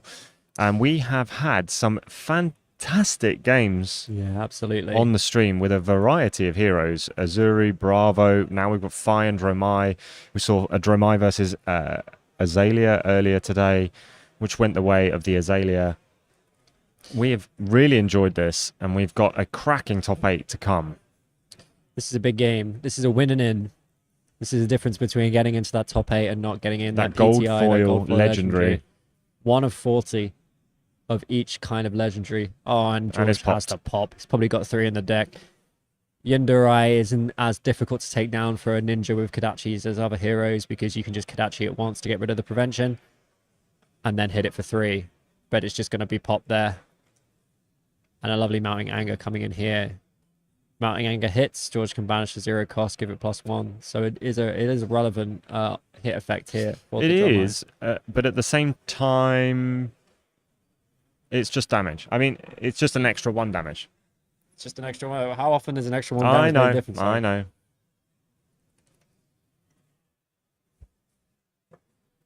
But as you say, I think Joel wants to keep pushing some damage.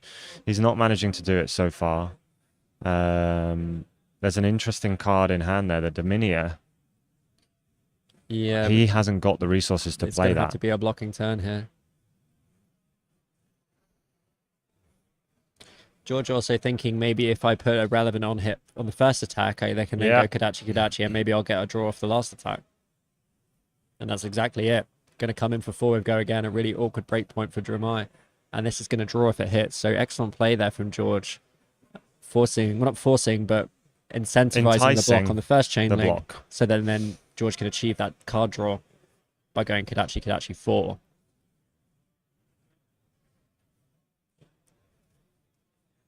Joel is playing really well and as the right level of aggression to try and get George down, but kind of sort of seemed to stall a little bit at one point where George sort of just took control. He forced a 2-card block from Fi. Fi but it does was a on lot of turn damage. when when George didn't really have a good hand to attack Correct, with yeah. anyway. So it kind of sort of gave George a bit of an out.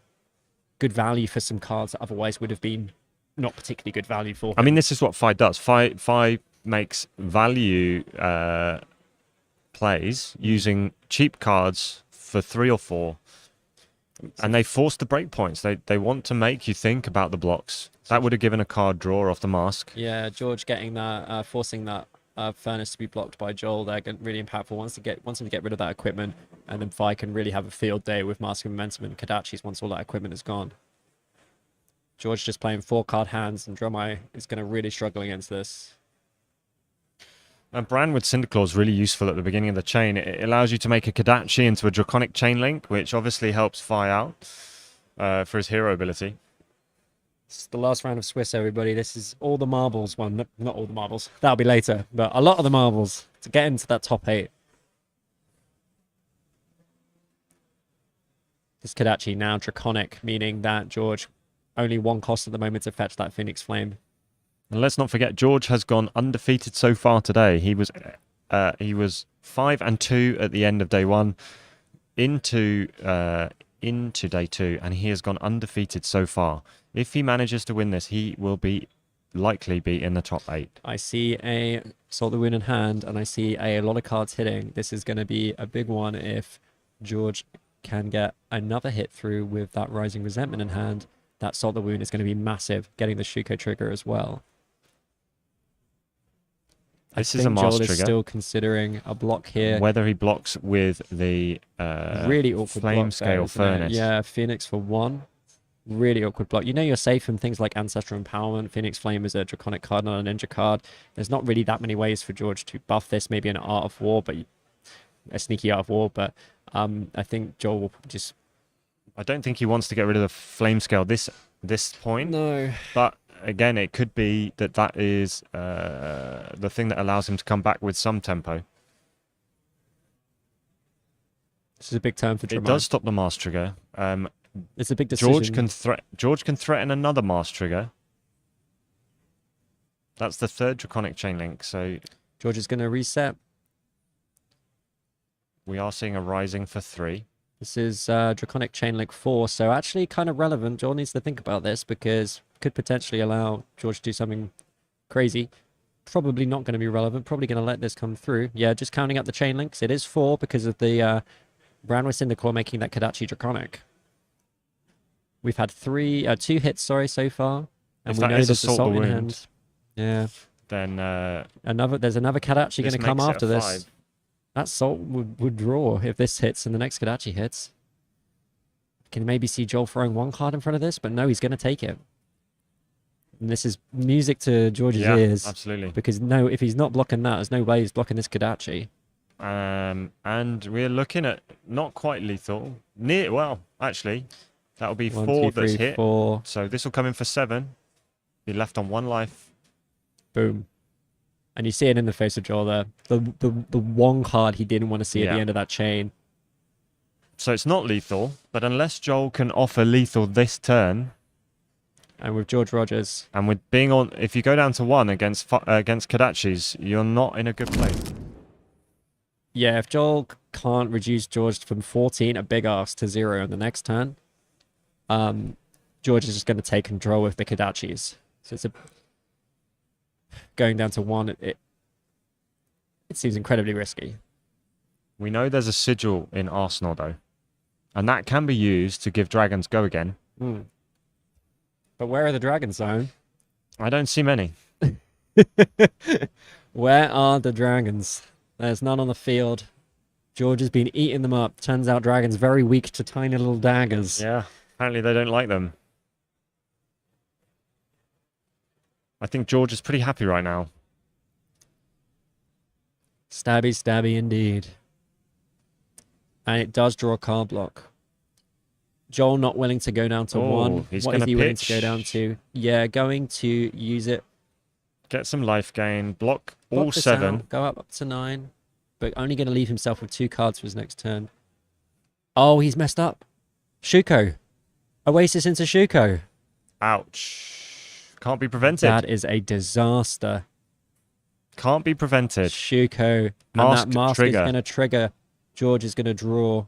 He's only blocking.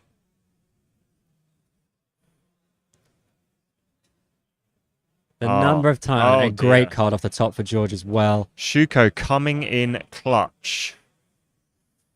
What a mistake. We've seen it before, in Simon, the on some of the final games round. we casted on Push the Point. That exact same thing happened in the final of one of our Road to National tournaments, is forgetting about that incredibly important part of Shuko. Damage cannot be prevented. And what does Oasis Respite do? George is hiding his smile quite well right now. Attempt to prevent damage. This is tough. It's round 12 It of is a tiring K2 event. of the Calling Birmingham. It can be difficult to keep track of these things, difficult to remember these things, but I can't see it. Losing an Oasis like that, Yeah. absolutely huge. Allowing George to draw into a really impactful card and get that into the arsenal. I can't see it going any other way now. And here we see it coming in with a Flame Call Awakening. Hasn't played a red card, so won't do a search.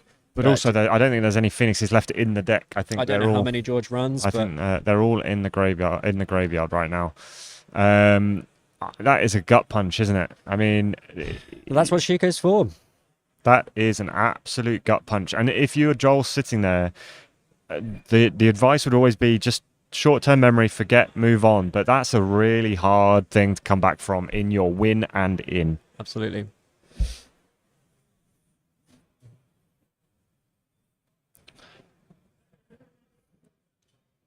So 3, followed by 3, drawing the blocks. We know that he can.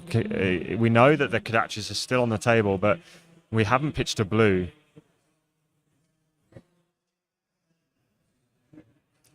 George just trying to get to Chain Link 4 here so he can play that Lava Burst from the Arsenal.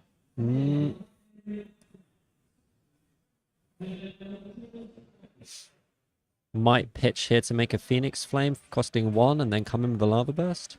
No, he's got to go again. Double already. strike as well. George, the only 5 player to make it today too.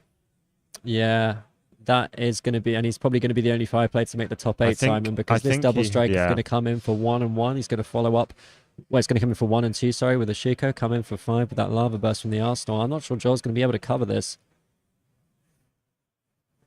If he commits a card here, he's only got 2 cards left to block with. If he doesn't, he goes down to 1. Blocks the next one, 2 cards left. Maybe he can cover it.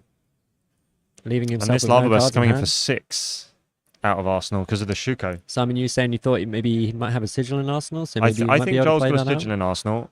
Sorry, the Tiger Strike will probably affect on the next double strike, so that will be for 2, and then the Lava Burst for 5. I don't think he can cover this one. Chooses to block the 1. I think it's coming in for 2 Double next. strike now coming in for 2. That wasn't a mask trigger either. Nope. This one is This one not. is. This one is not, because it has been, the chain has been broken, but he's this is a broken, Shuko trigger. he's Not broken breaking the chain, but... Dromai. And then Lava Burst coming in for 5 at the end. Joel got 2 cards to block with. If he blocks with 1, he's probably dead, unless he's got a defensive I think the reaction. sigil would keep him alive, but If he's got that sigil. The E-Strike is still... But the trouble is now is he wants to keep this E-Strike so he can come back and do something, but he can't sigil and live with this 5 attack coming on when he's sitting on 2. And an E-Strike's not going to threaten lethal, so George just takes it anyway. Yep. George still sitting on 4 equipment block. George basically on 15 health here. That Oasis respite absolutely massive. Joel would be on how much more life? 5 more life? 4 and a heal? 4 more heal, yeah. Absolutely devastating. Oh, he's still got the heal. And the... But he didn't get... and he the, didn't stop the 4 life. And the Oasis... and the Lava Burst was the master draw, so... enabled the Lava Burst into Arsenal, so... Fine, complete control of this game. Can Joel do anything here? I think he's just double blocks. Double blocks. Yeah. Lost in Thought, great card against 5, but not able to play him out. He's blocked with 2 on that one turn. George Rogers happy. George Roger on his way to the top 8 of the Calling Birmingham UK National Champion, taking Fi, a hero that no one really expected to be getting to the top 8 of this tournament. He's dodged the Icelanders. He's dodged the Lexis. He's played his arse off today, I'll tell you that. Oh, and a Spreading Flames coming out. I think that's good night. Depends. It's sometimes hard to get this to work. If he has a brand he's with got the Cinderclaw, brands. He's got the brands. then the Kadachi's come in for 2. But he needs to go up. He needs to go over, doesn't he? He needs to get to 4s. He needs to get to where he needs to be. But he's going to have too many attacks. Oh, he's pitching out a war, though, so Kadachis don't get go again. Yep. Don't make the mistake, George. I've so seen people do it. But we're looking at Brand and then Rabble and then Phoenix Flame. And then whatever's in Arsenal. He's not going to do it, is he? Make sure you do it the right order, George.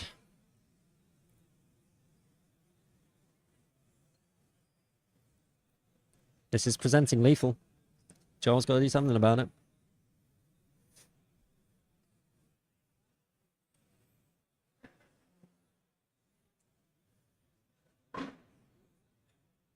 So plays the Sigil. We've gone up to 5. He's going to take the 3. Basically blocking this card with a... We have a 4-card hand still, so he can still block. Oh, it's a Phoenix Flame in Arsenal. That's going to come in for 2. Plus 1 from the Spreading Flame. And primes that Tiger Stripe Shuko for later on in his turn when he wants to activate Phi and get another Phoenix Flame. I don't see how Joel can block this all out. We've got no equipment left. We've got a hand with another Lost in Thought 2 block. We're going to come in now. I would have thought with the brand. He's going to strip 2 cards, and he's probably going to. He's going to, and then fetch the Phoenix Flame, and then come in the Kadachi for lethal. Or the Phoenix Flame. The Phoenix Flame is going to be lethal with the Shuko going up to 2. Exactly. The Rabble comes in next. If it's a red on top, it's lethal. Even if it's a blue. There's too many chain links. Yeah. Even if he hits a blue here, he's safe. This demands a 3 block. Maybe a 2 going down to 1. I don't see it. Next card comes in for 2. He's going to have to block it. Then the Phoenix Flame comes in, getting that Shuko trigger. Coming in for 2. Coming in for 3, in fact, with the Spreading Flames. So blocking all 3. I don't see a way out here for Dromai. Coming up with a Phoenix Flame for 3. Plus 1 from Spreading, plus 1 from Shuko. Correct. 1 card left in hand. We know it's got go again. 1 Kadachi. We know that we can swing it. This has been a really patient game from George. He's just taken the opportunities that have been available to him. He's just played the best lines, I think. He knows his deck inside out. This is just an evolving deck from his Nationals win last year. Took a lot of damage, but then came back.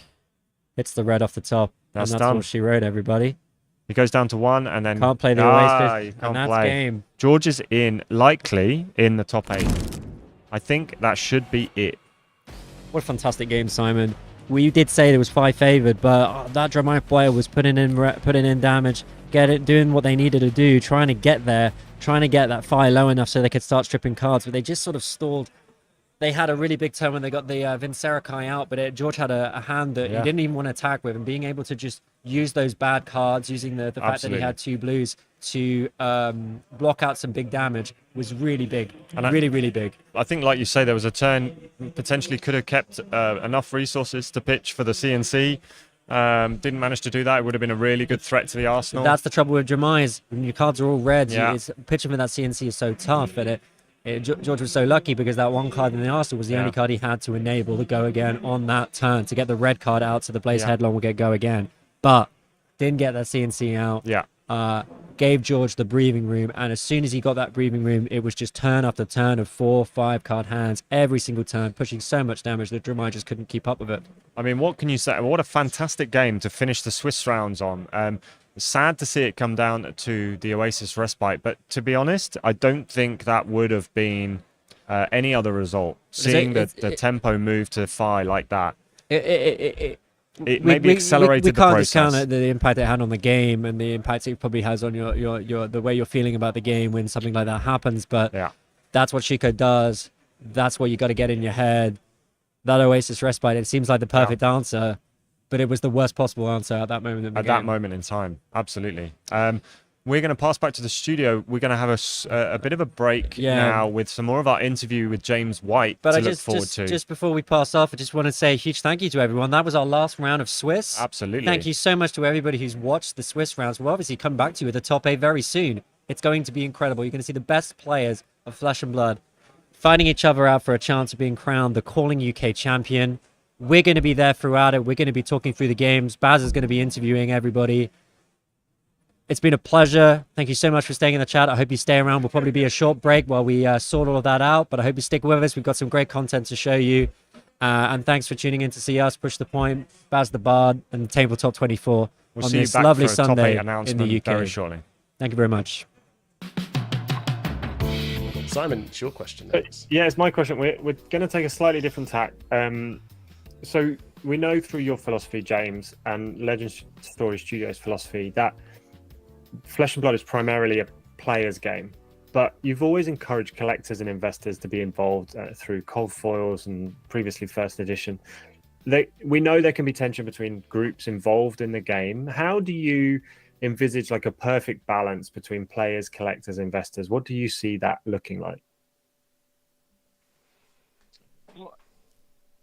Firstly, I think that one of the beautiful things about trading card games is that they can appeal to different people in different ways. Yeah. Whether you're someone who aspires to become a Pro Tour champion, or you just like to play for fun around the kitchen table, or you like playing UPF social gaming, or you just like collecting, or heck, you just like speculating and investing. Like all of these things are available. They're all on the table for people to satisfy different needs and wants. So I think that that's cool. I also think that it's really important that the ecosystem has a mix of all of these things as well. Like, for example, when you go and win a gold foil at a, Battle Hardened or whatever, like that's a much more meaningful prize when there's other, collectors in the ecosystem who actually want that card, right? So it's important that all these different, like kinds of, people and with different motivations exist in the ecosystem. So like we will continue to, craft and design our product, engineer our product essentially to appeal to, the different people in different ways. Awesome. Cool. So David Dyson, he said, we remember the test print sheet from the cold foils that was auctioned off for charity a couple of years ago. What is your favorite item of Fab history in your personal collection that you will never part with? That's a tough one. To be honest, it's probably like my archive of prototypes. Oh. Yeah. Which is, just like, and yeah, I just went through like so many, like thousands and thousands of prototypes and like literally hundreds of decks that were made up, and like a small number of them still exist in my cupboard or whatever. And like that's probably the most maybe meaningful thing for me, because that's like the journey, like the rudimentary, just like printed out on the home printed journey that like of creation from like nothing to what Flesh and Blood is today. So yeah. that's probably it for me, to be honest. Yeah.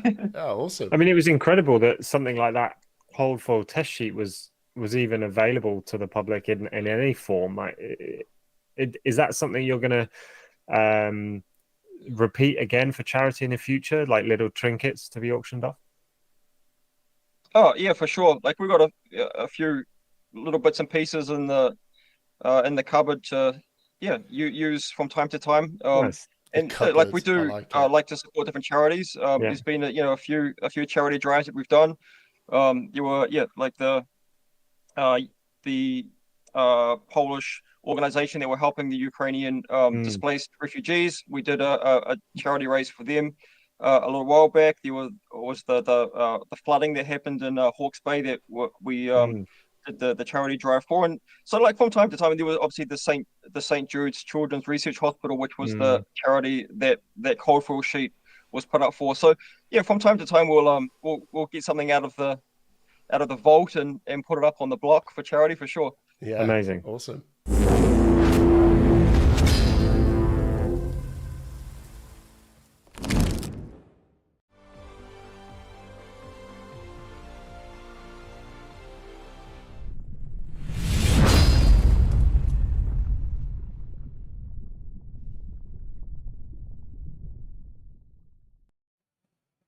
Hi, welcome back to the calling in Birmingham. That was the last of the rounds. That was a winning in. National champion 2022 for the UK. We're in the lap of the gods. Thank you very much. Oh my God, that was so nail biting. You had so we saw Jamie Faulkner play. Yeah. Dromai, and he lost, and then you got Jamie, I got paired into Jamie. Yeah. And I saw you, and you were just like, oh, it's like really happy and really sad. So really happy because obviously Jamie is one of my testing partners, so we know how the matchup goes, and it's really unfortunate to knock him out that way. But you knocked him out in the UK Nationals as well. Oh yeah. Doing the exact same thing with Fi. Yeah. You played Fi for so long. I used to play you week in, week out when you came to Manuspree. Yeah. So I know that deck quite well. I've got to bring the mic forward. I'm sorry that people can't hear that. I got quite emotional when you won the Nationals. Yeah, I was in disbelief then. I mean, I'm still in a bit of shock now that I've made top 8. I just didn't expect it to happen. I nearly spent today just playing games on the PS5 at home because I thought I can't go 5-0, you know. But then one of the guys that I drive up with, he forgot his promotional cards, so I thought, well, I might as well see if I can make it. Yeah, indeed. So we came in and it's worked out quite well. Yeah, you didn't face any Dromai. There's loads of Dromai. Yeah, no Dromais. So this would be my second event, and it would have been 2 events with 1 Dromai in total. Yeah. And last time that was 13 rounds and I had 1 Dromai. Yeah. It's one of the most popular decks, so you'd hope to see it a bit more.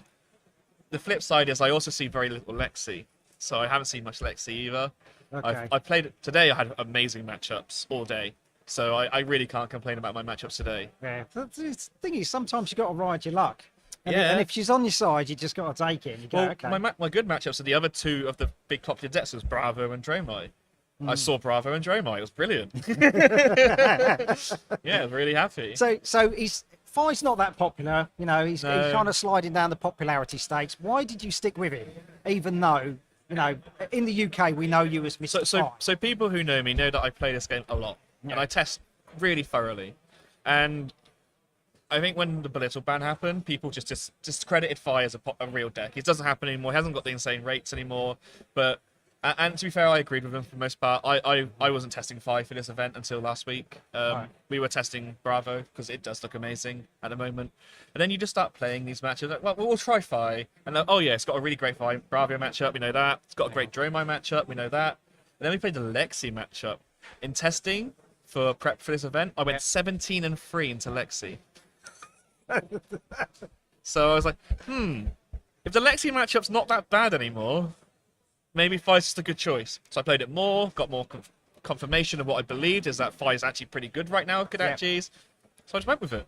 So your testing group's pretty good. You said Jamie Faulkner, you've got Jacob Clements. Yeah, there's like a big Discord as well where we play, because quite a few people I play with who are really good, like, you know, Matt as well. Yeah. So yeah, it's like good players I play against. So it's not just me, you know, just playing lower level players and just thrashing them all the time. It's people that are skilled.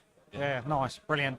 I am going to be over the moon if you make it into the top 8, mate. Oh yeah, fingers crossed. I think there's a world I can't, but yeah, but there's more worlds that I do. The thing is, you put yourself in the position to get there, and Yeah, and that's the best you can do. Exactly. Now it's up to everybody else, everybody else's performances to see if they can make it in. Yeah, I'm really happy with this weekend. I don't think I've made any mistakes today. I made some mistakes yesterday, but they were mistakes that didn't cost me games. I was losing those games already, and I think that's what happened. You did. When I saw you yesterday, you were kind of like, you were a little bit down, and the last game was I was upset. I made a silly mistake, and it didn't cost me the game because I felt like I'd already lost, but it like confirmed the loss, So that was unfortunate. Yeah. So I've been trying to play really tight today, and it's paid off.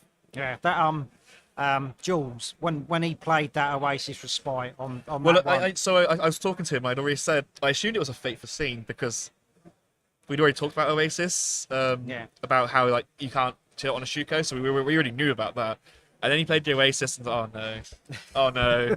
Thing is, you put him under so much pressure.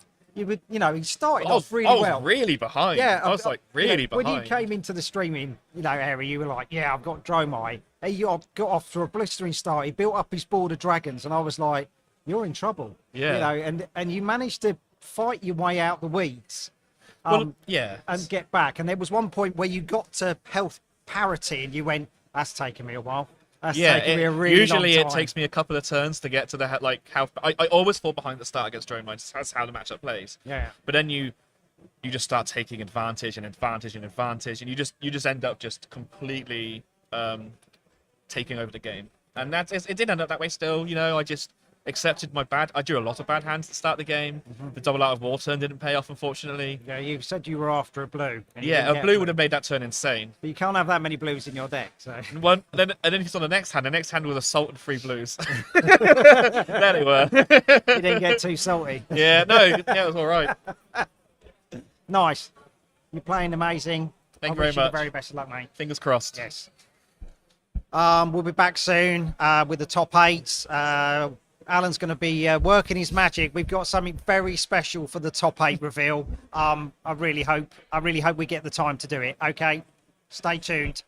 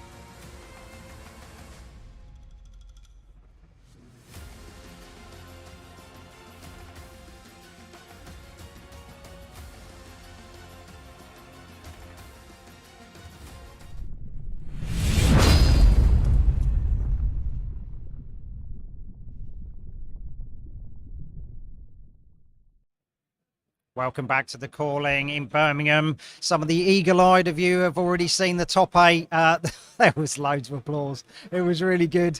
George, unfortunately, was on the bubble in 9th. The only 10-2 player not to make the top 8, unfortunately. Yeah. However, what we have seen, Baz, is no Lexi making the top 8. Indeed, and we talked about this all the way through. She's the most popular hero, but she just struggles day 2. You might get 1, but you certainly don't get many more than that. I think you'll see a lot of the conversion on day 1 to day 2. They are all heroes with a good Lexi matchup, or they are all decks with a good Lexi matchup.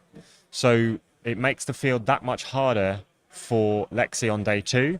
And then sometimes, I know he didn't make top 8 this time, but sometimes you see players like George Roger on Fi who skirt around the Lexis and play all the Lexi killers. Yeah. So, I mean, he didn't face any Dromai like last in day 1, and he got a couple of Dromai like today. So he had a good run into it. But sadly, my pick to win, Dromai, she ain't there either. So we're going to be back very shortly, guys. We've got a couple of videos to sort out and edit before the top 8 starts. We'll be back with some incredible games very soon. Indeed.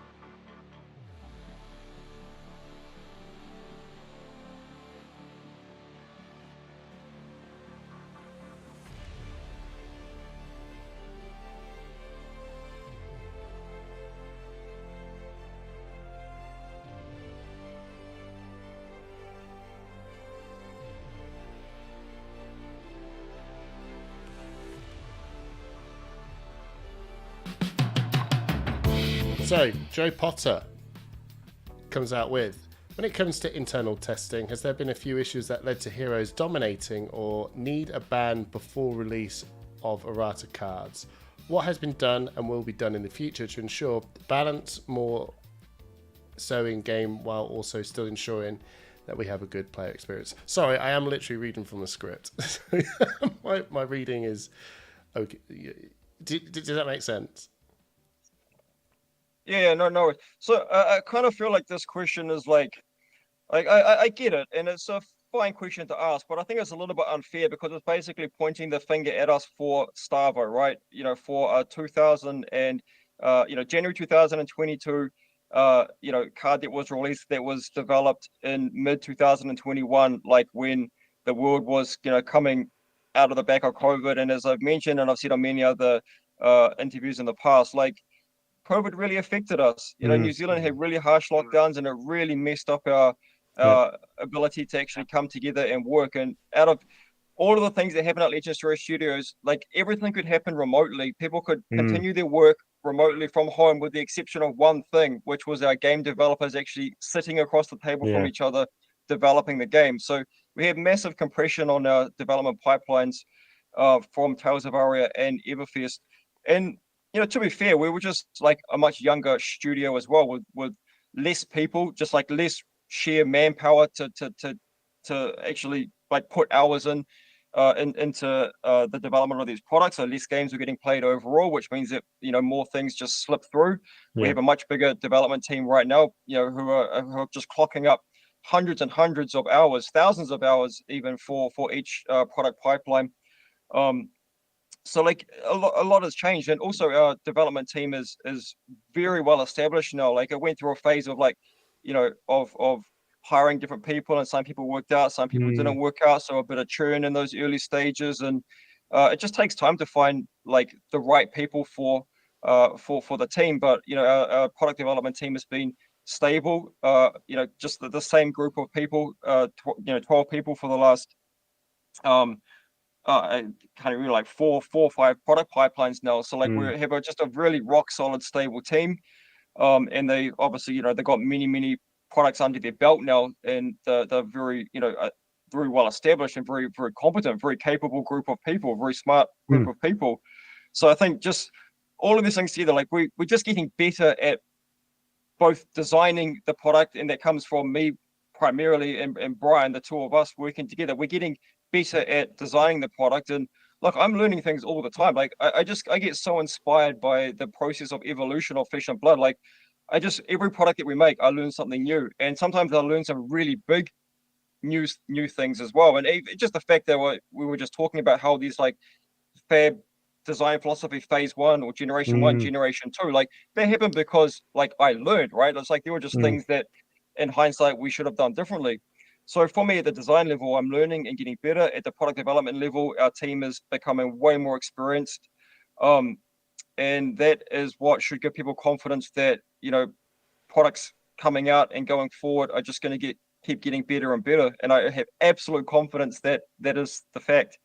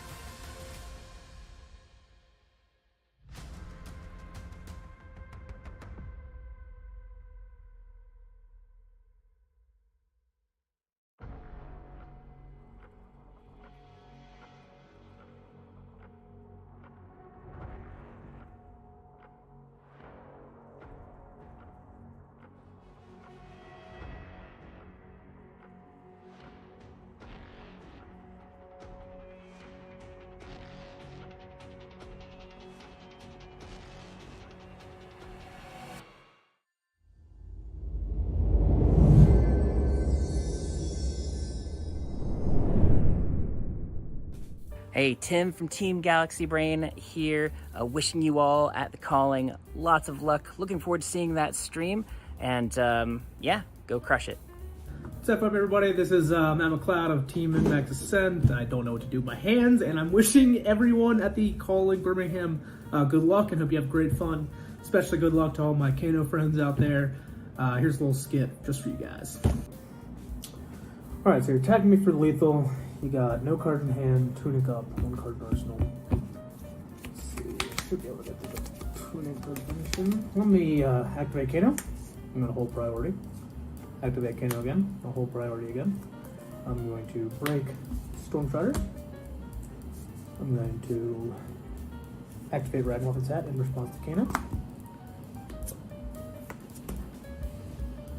I will pump with Crystal of Aetherweave and cast Aether Wildfire. Metacarpus trigger on the stack. Do you have any response to Metacarpus nodes? I will activate Tunic and cast Oasis Respite.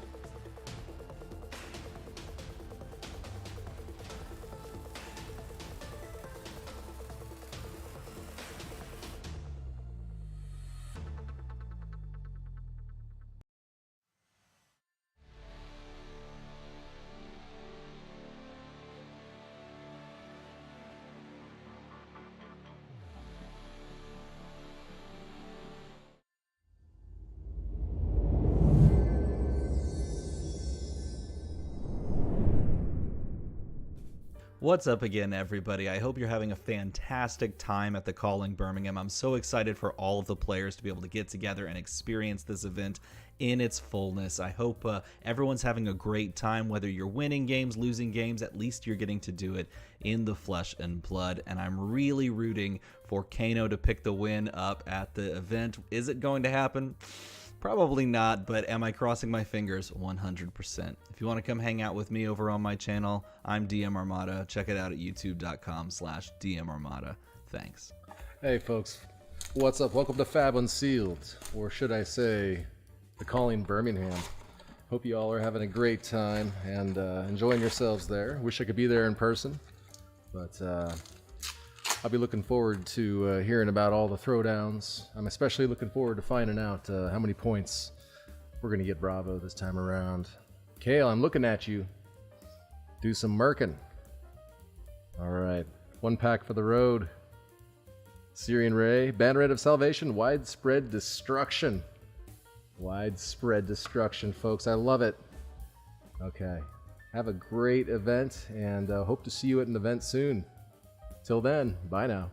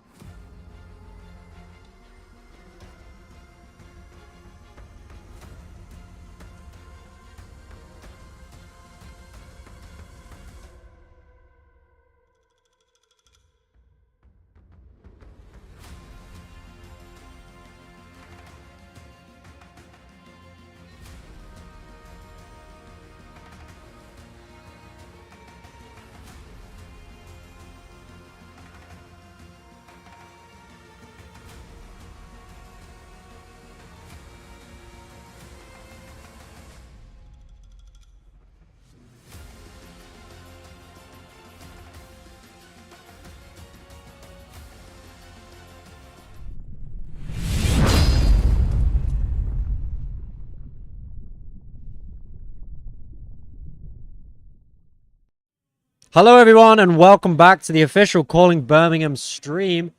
My name's Dan Tripp and I'm joined by Simon Denning of Push the Point.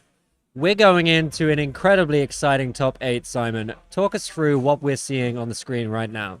Have you gone a bit American because the American audience has woken up? Well, you know, that's just the way I talk. I don't know. So we have 4 incredible matches in the top 8 round. We are going to be streaming and casting Seed 1v8. Sebastian Grondel on Bravo versus Ralph Schlaury on Katsu. Now, I've been speaking to a couple of Bravo players. I think as a Katsu player, this is Katsu favored slightly. The Bravo players think if they play Titan's Fist and Buckler, this is Bravo favored. What about Starstruck though, Simon? Because surely well-timed Starstruck is going to have a huge impact on Katsu's game plan. Just forcing blocks where they don't want it, and not really many ways to deal with that. I agree. Some dominated Starstrucks could be disastrous. However, I think the Katsu's going to be running at least 3, if not 6 defense reactions. They've just got to be really patient. Keep one of those in arsenal. Wait for the big attacks. Do not, whatever they do, waste it on Anathos.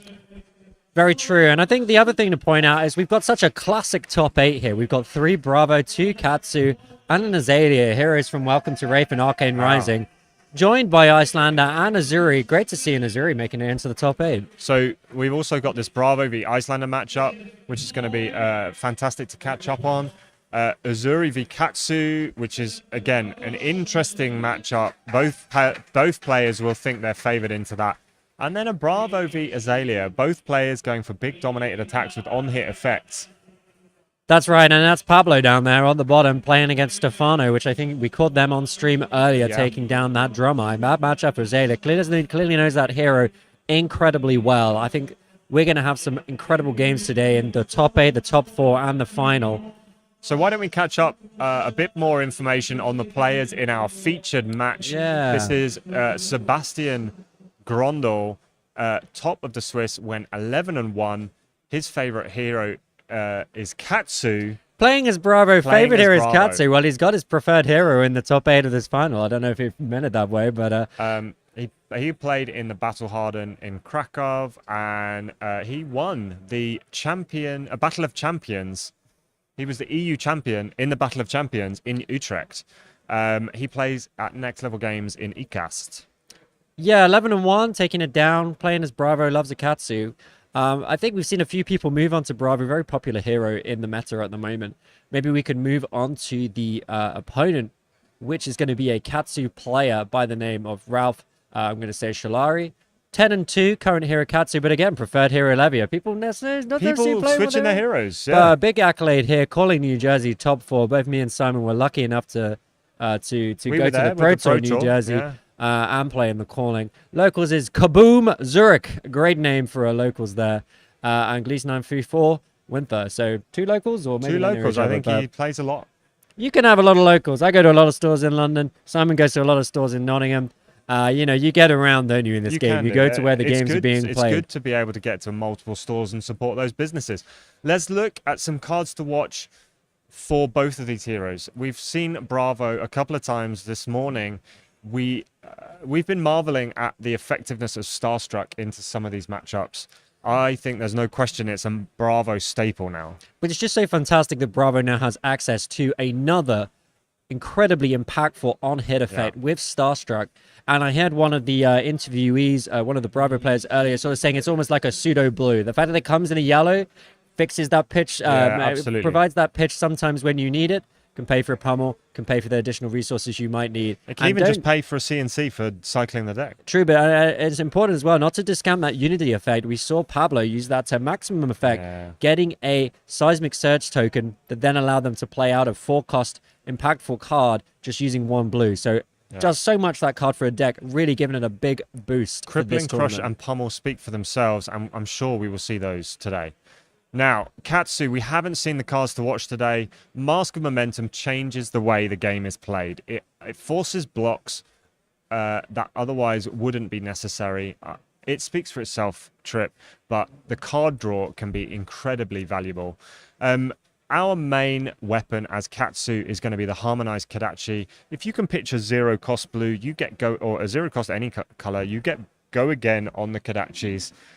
Which allows you to extend the number of chain links and push for that mask trigger.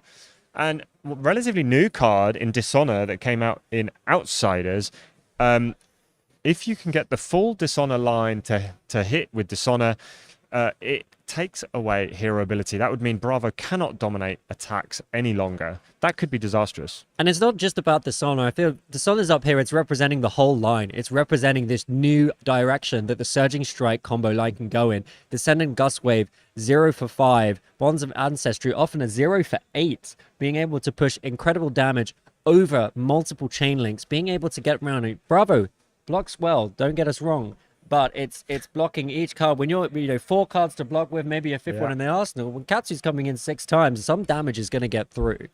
I think what's really important in this matchup for Bravo is using their equipment appropriately. They're not going to waste it on just any old attacks. They're going to save it for those breakpoints.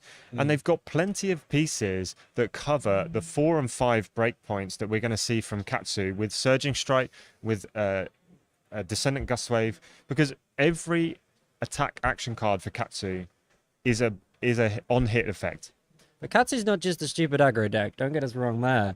Katsu's got a lot of tools, and one of those powerful tools that people often forget is recursion. The Lord of Wind line, being able to shuffle cards back into the deck, being able to bring things back into play. I'm not sure if we're going to see that necessarily, dude. It depends on how the way that Bravo's going to take it, but if Bravo has to sit back and starts moving towards more of a fatigue kind of strategy, Katsu does have tools to deal with that. Might be able to do something about it too. Yeah, I as you say, I think the thing that separates Katsu players, the good players from the less experienced players, is reps with the deck. They're going to know what to do when turns aren't quite perfect. They're going to know how to fix those hands and present damage, even when it's not a perfect line. Bravo is going to be patient. We know Bravo's going to set up some big attacks. They're going to get the pummel in Arsenal if they can. They're going to get the big attacks in Arsenal when they can. And they're going to be able to push through damage and effects. whenever they want. Disruption's the name of the game here. Can Bravo get those disruptive cards down, those crippling crushes, those spinal crushes, this new card Starstruck, even some of the known crush cards will have an effect on Katsu. And we see now we're going to go to the table. We're going to see Sebastian versus Ralph setting up for the game. What a classic matchup. It's a welcome to Wraith matchup, Simon. In round one of your top 8 of the Calling Birmingham, seeing Katsu versus Bravo. This is classic stuff. I think it's really interesting. Look, people have a number of times said, what have the Welcome to Wraith and Arcane Rising heroes got to offer over the talented heroes? And yet we see now these are more relevant than ever. We have, as you said, 6 of the top 8 are non-talented heroes from the first 2 sets. I love it. I absolutely love it. They are still relevant. They're still able to make their mark on the meta, and they are still having success. And they're playing in similar ways. Like Bravo can be aggressive, Bravo can be controlling, but it's all about those beefy attacks. When you're talking about Flesh and Blood to a new player, what do you say about Bravo? Likes to hit hard, and what do you say about Ninja? Likes to do these little attacks, little death by 1,000 cuts. Oh, very spicy. Is that a Zephyr Needle I see there on the table, Simon Denning? That certainly is a Zephyr Needle. I have heard about this spice. I swear I said to you once, Simon, a long time ago, I'm thinking about putting Zephyr in my list, and you said no, no, no. But Ralph has said yes, yes, yes. It'd be very interesting to see how this Zephyr Needle is used in this game. I would imagine there's a concealed blade in this list somewhere, hoping once that Zephyr Needle is broken, that they can get that back. Yeah, so that is the new card that's come out recently, Concealed Blade.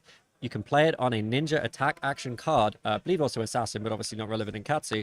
And if that attack action card hits, you can equip a dagger from your sideboard. So Ralph would be able to bring in that second Kadachi. It's really interesting, Trip, because one of our cards to watch has not appeared on the ninja sideboard here. We have a Mask of the Pouncing Lynx, which is what we would used to play into Oldham, because Mask of Momentum is rarely going to trigger with a fatigue deck or a defensive deck in front of you. We're seeing Mask of the Pouncing Lynx, the Breaking Scales, Spring Tunic, and Breeze Rider Boots for Katsu. We have Crown of Providence, Tectonic Plate, Crater Fist, and Iron Rot Legs for Bravo, along with the Steel Blade Buckler and the Titan's Fist. Now, for those of you who haven't seen a Zephyr Needle before, this is a weapon that was released as a rare in Crucible of War. It actually says it comes in for 2, costs 1, has go again innately, and if it's defended with a card that has defense higher than the attack power of Zephyr Needle breaks at the end of the combat chain. Yep, it blows up, and back in the old days, that would be it. You'd never be able to get anything back in its place, but thanks to Concealed Blade being around, now you can do something about it. Seeing a head jab here, another interesting card in the Katsu list. I really like it, though. Does allow you to go a little bit wide. These sort of zero costs go again with no additional stuff. It would be good to see if the Katsu player is maybe playing any more of the head jab combo line, maybe to pull cards off this. But this does draw a 4-card block from the Guardian player. Sebastian's very happy to clear up that line and fully block turn 0. No, I do like the Zephyr. A lot of the time with Katsu, you might not necessarily have the resources to swing those 2 Kadachis, so why not swing 1 for 2 instead? If you're just getting it in at the end of a line, you just want to push a little bit of extra damage. We're going to see how effective it is here today. So Katsu's attack action cards now not only become on-hit triggers for their Katsu effect, but also each one that hits becomes a trigger for Mask of the Pouncing Lynx, which allows you to go and tutor a 2-power card. It'll be interesting to see what Bravo does with a full hand here. Obviously, both players drawing up after turn 0. Has he drawn enough to threaten this Katsu with a big on-hit effect? The one thing to mention is the Mask of the Pouncing Lynx does give Sebastian space to be a little bit more aggressive. Doesn't need to block so much because doesn't need to worry about Katsu drawing off Mask of Momentum, so that might open up the Bravo to go into a more aggressive game plan, and we do see not anything too disruptive here, just a big 8 damage. You know, it's a big damage. We see a couple of cards in the Katsu hand there that maybe could be spared, but often Katsu wants to keep hold of these cards to discard the 0 costs off of on hits. They don't want to leave themselves short of cards or resources. We see the Katsu taking 8 straight damage, no on-hit effects. I think that's a reasonable choice in this situation. It gives them a 5-card hand to come back up Bravo. Yes, you need those 0 costs. You either need them to give you Kadachi go again, or you need them to discard from Katsu's effect to search your deck for the combo cards needed to complete those lines. Now, we are seeing a few pieces of the puzzle already in the hand of the Katsu player. Going to start with a lovely Zephyr. Looks like a shiny Rainbow 4-1. Is the Guardian player going to take the bait? Now, he's only playing this because he has the Razor in hand, but he has to play the Razor in response to... He can't let this resolve now. So that Zephyr Needle, as far as I'm aware, will break at the end of the combat chain. Because defending card is already resolved. There are a few rules around this, a lot of rules reprises around the Zephyr Needle interaction. We're going to see it here live on the screen. We're going to see how this chain progresses, pushing through a bit of damage here. 2 damage off the top there with the Razor for the free block against the 2 of the Zephyr Needle at that time. And then we see Descendant come in. Ralph kind of thinking maybe, yeah, I get the block on the Zephyr, then maybe my attack action will go through, but... Sebastian probably going to happy to block this, and I don't think Ralph's going to want to use the breaking scales to go over the top at this stage of the game. Could we see an Ancestral here from the Arsenal? No, just a Fluster Fist. So just going to do a nice line here, pushing in 4 damage. Kenny here, the needle checks on the chain close. They did change it, and it went back, but you know, we're going to see it happen here, whether it stays in field or not, because I'm sure Ralph knows exactly what he's doing. And just going to Arsenal there, the Red Whelming Gust Wave, just to continue to have that piece of the puzzle. So that Zephyr Needle should have broken, and I think the Bravo player is pointing that out right now. Unfortunately, I think Ralph may be unaware that that is the situation. I have the release notes in front of me, and it does state that the ability triggers at the time a card defends. If the trigger resolves, but later the power of Zephyr Needle greater than the defense value, Zephyr Needle will still be destroyed when the combat chain closes. So because the card was defended in the defense step, not the reaction step. And this is why Zephyr Needle has seen a lot of play in Ira, because Ira lets it always go up to 3, and then you don't have to worry about that. There does seem to be a little bit of a conversation going on here. I believe there is a judge at the top table, so that will be getting looked at. So I believe there may be a judge call to sort this out. I'm checking the release notes. I know it has changed a couple of... there's been a lot of updates about Zephyr Needle, but we're going to see it here based on whether the Zephyr Needle stays in play. We got a top judge at the table. We're going to make the call. See the players waiting to find out whether that is going to stay in play. You do feel that hopefully Ralph does have a Concealed Blade in the deck to bring back another Harmonized Kadachi, but probably wouldn't have made that play if they knew we do have an errata bulletin. The functional changes to the Zephyr Needle. My understanding, as I play Zephyr Needle a lot in my Ira Blitz deck, that is if at any point it is blocked by a card with greater than its base, it is destroyed. It doesn't matter if you buff it in the reaction step or not. If at any point it is buffed, it is blocked, by a card with power, with defense greater than its power, which it was, it should be destroyed. But I think we're both under the same impression. But I'm not a head judge, and I'm going to wait to see what the head judge, or what the judge at the table, what call they're going to make. It obviously has caused some consternation to both players here. It does beg the question whether Ralph has been playing it like this all day and no one's picked him up on this, or whether he's just not come up against a Bravo. That's by the by. I think we've got to play it by it is on the table, and we're going to see it played out now. And these things come up, Simon, and I think it can have a little bit of an impact on your game, and you not just the game, but the player mentality as well. Yeah, that's what I mean. Sorry, exactly, Simon. I mean the mentality of and just trying to stay focused. This is a top 8. This is an important game for both these players. You don't want anything to disrupt your mind game or the way you're thinking.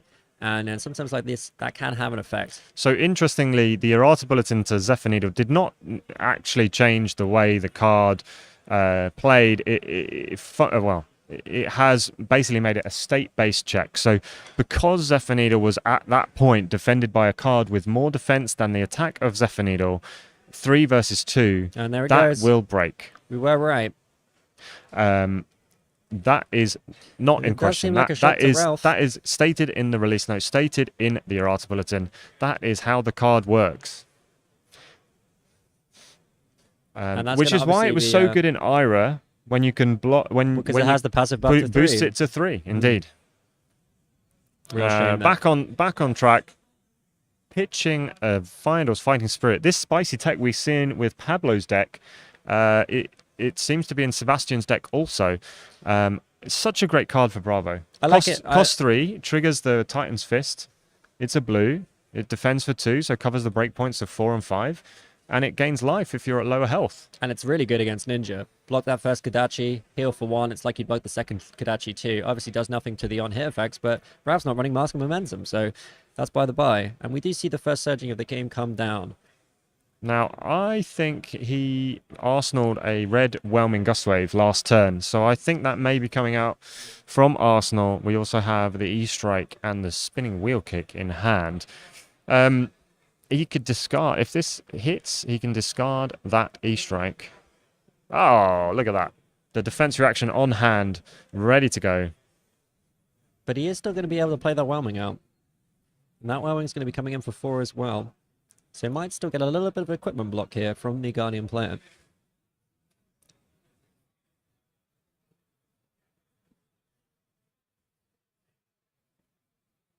And we do see that, seeing the Iron Rod Lex used there to maximum effect. And I think maybe we just come in for E-Strike 5, draw a card, E-Strike 7. Yeah, reset that Arsenal. Depends whether he wants the Arsenal or whether he's just going for 7. Going to come in for 7 and guarding an Elite 1 damage though. There are a few misses, I guess, with Katsu. If you're drawing off the top, maybe a blue combo piece that you just really want to pitch with. So I don't hate it. We are seeing a Bravo play with Katsu sleeves though. This is triggering. Got to get ahead in the game. We're going to see the Bravo player just pitch this Finder's Fighting Spirit and swing Titan's Fist. Going to be quite happy to do that until they have the disruption that they want to use. So Bravo really isn't having to worry too much at the moment. Just pushing 4 damage back, defending out the big attacks. They still have a life lead. Katsu defends with a blue Bonds of Ancestry. Again, that can be a really good card off of the Mask of the Pouncing Lynx because it's only got 2 power. And I wonder if that might be the target. It's either that or Dishonor, though. Dishonor, people might think, well, Dishonor against Bravo, what does it really do? But that Dominate effect is very good for closing games out. And it might just be worth putting it out there. Maybe getting the Dishonor off on the Bravo. It depends on the game plays, but we're seeing a lot of blue cards here from Ralph, getting an idea of the kind of cards they run in that slot. I've always found the blue slot to be a little bit tough. Oh, and we are running open the center red. That is an interesting choice. So we've seen a head jab, we've seen open the center, and we've seen Fluster Fist as well. Obviously, this is not getting the buff from combo. No. But it is just coming in for 5 in an otherwise tricky hand to play by Ralph. It's 1 and 5, isn't it? It only goes up to 6 if it is played off the head jab, and then it gets dominated as well. So Sebastian needs to bear that in mind. If he does let a head jab go through, Ralph's got a card in hand and the resources to pay for it. A lot of ifs there, I should add. But we did see him at Arsenal Ancestral Empowerment. And we do see the Concealed Blade in hand. So Ralph does have a plan to bring back that Kodachi. Now, the problem with Concealed Blade is it does have to be played on a Ninja card. And here comes a Spinal Crush. That is going to, it's on the art, guys. Ninja don't like it. Ninja does not like a Spinal Crush. He has available 2 equipment blocks. It's not dominated. If he blocks 6, he's safe. But if he blocks 6, he's probably not got enough to come back with more than 1 attack anyway. And it's a little bit awkward here. He's got the Concealed Blade that he wants to play to bring back his second Kodachi. He's got the Ancestral Empowerment in the arsenal. He's not really got a good Ninja card to just play out. And yeah, we do see him block with the Concealed Blade, which I think is a good move there. I'm imagining he's running 2 more. Doesn't need to risk it just getting blocked. Because that is obviously the issue with Concealed Blade. He does want to bring that Kodachi back, but he's got a hit with a Concealed Blade. He does. And Bravo is going to overblock things occasionally, so he needs to pick the right target and the right time. We're seeing a very lovely Ira line here. Not going to get the +1 on this, but it does have the Command and Conquer in hand, and we're going to come for 1 and then 6 and try and disrupt that arsenal. And we have 2 defense reactions in hand from Sebastian as well, so he's not going to be able to block with defense reacts here because of the effect of Command and Conquer. He does have 6 equipment block available. It might be time to cash in a little bit of equipment here if he wants to keep that arsenal. Depends what he feels about it. So far, Katsu playing some interesting lines. We've not really seen a big combo turn yet. Just playing some big chunky cards, really. Yeah, actually, like very much so. 1s and 6s, 1s and 5s, using that one Kodachi. But I guess that Open the center cost 2 as well. Yeah. So I mean, it's interesting to see the number of 2-cost cards in this deck. But that obviously plays quite well into the maybe losing your Zephyr Needle because you know you're not going to need 2 Kodachis. And I've seen a lot of costed cards, which Bonza is a fantastic card, but it's not a 0 cost, which means you can't ban it. You can't discard its Katsu. Are you saying we're going to see a pummel? That is 100% not what I said. Pummel Katsu, those were the days. Anyone who's played that in Welcome to Race Draft, we love you. The important thing to remember, everyone, is we got this is the top 8 of the Calling Birmingham. Both of these players have gone through the gauntlet. They know what they're doing, and they've got the plan. I'm sure Ralph has run into a couple of Guardians, and I'm sure Sebastian's run into a couple of Katsus. And let's see what we're going to do here. We're pitching a Fate to make a Seismic, and then coming in with a Choke Slam. Quite a nice one there, Just actually. a blue Choke Slam. Yeah, just a blue, but 6 is... And it does, obviously... It asks some questions. It asks the question, because Katsu's not going to be able to boost any of their attack power on the next turn if that crushes. They only need to block 3 to stop that happening. With an Ancestral in the arsenal, that's going to really limit the effectiveness of that Ancestral. You really want to use it to go over the top. Potentially, to draw a though, card and to allow you to use your Katsu trigger. Potentially looking at blocking with this Dishonor. Once it's in the graveyard, it's fair game for a Bonds trigger. Yeah, and we've seen one pitched. Get one in the grave, be able to fetch it with Bonds. Really thinking about this. The card is looking a little... The hand is looking a little bit awkward. Should be able to keep a blue, and Magenshi is to just do a little bit of a 1 and a 5. Despite taking a lot of damage early, Katsu's still in this game, and the only thing they have to worry about at the moment really is the amount of equipment still left to block. So there's still 9 equipment blocks on the table for Bravo. And that could be a real issue. Doesn't feel like the Katsu player has put on a huge amount of threat so far. You'd probably be hoping to have seen a really big line by now. We see the reinforce the line in hand. We might see that pitched just because... No, I think he's just going to play out the whelming for 3.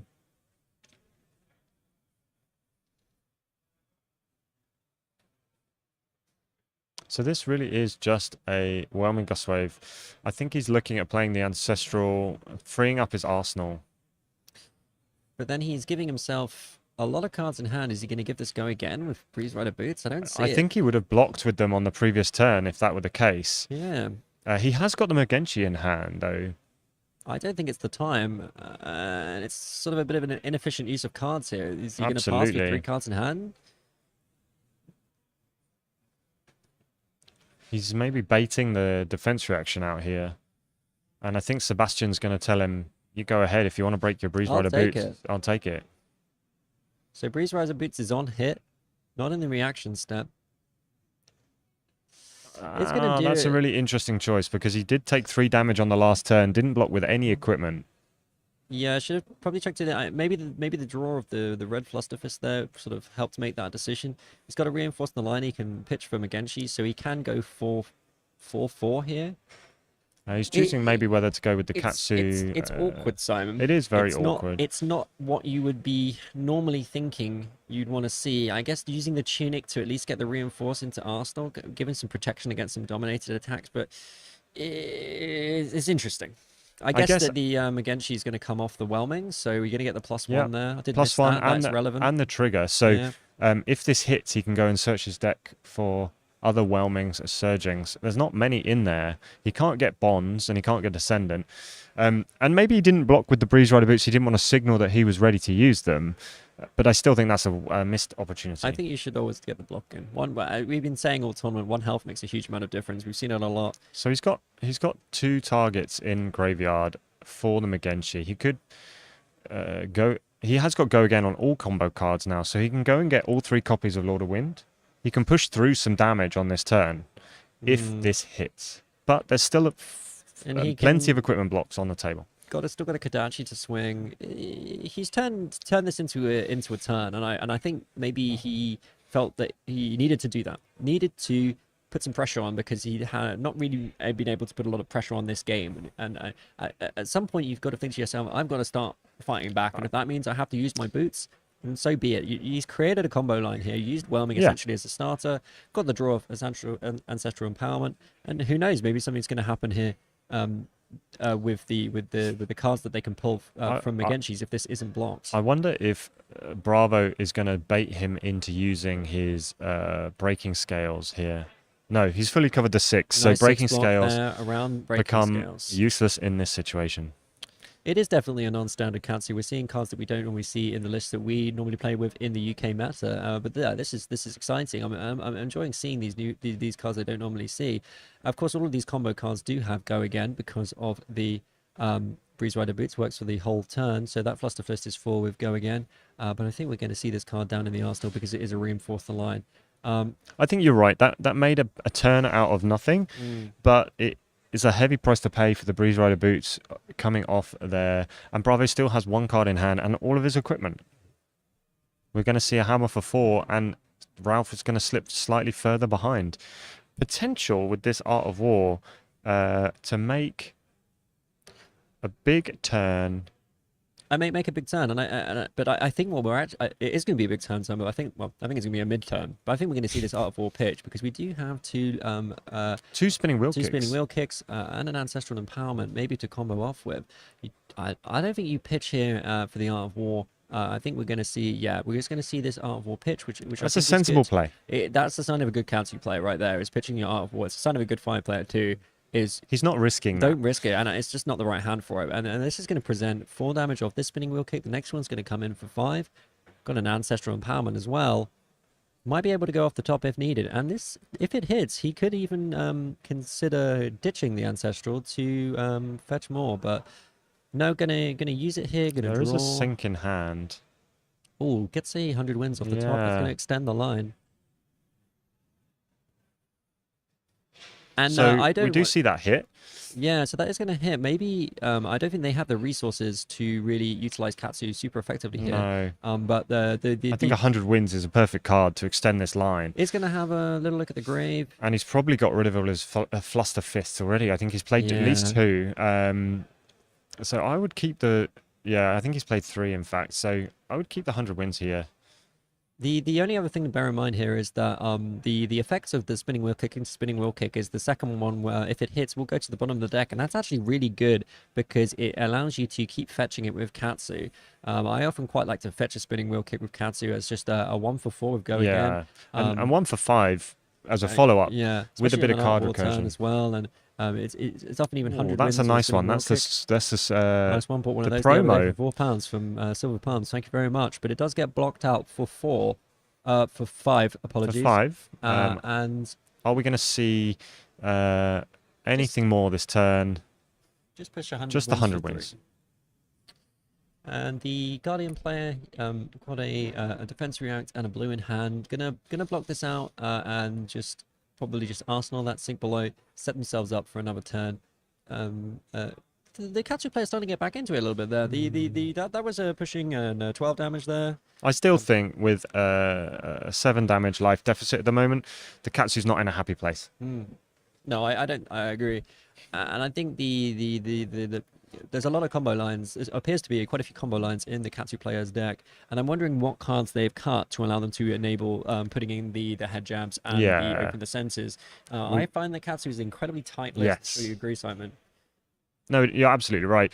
And to be able to fit 6 copies of head jab and open the center in there, and unless they open the center with Katsu player has made it 10 and 2 in a calling, so they know what they're doing, but sometimes you can spread yourself too thinly on the combat lines in a Katsu deck. And here we come with a surging for 4 again. 2-0 cost in hand, so would be able to search a combo piece here if this does hit. But could also just let it be blocked and come in with an E-strike at the end for 7.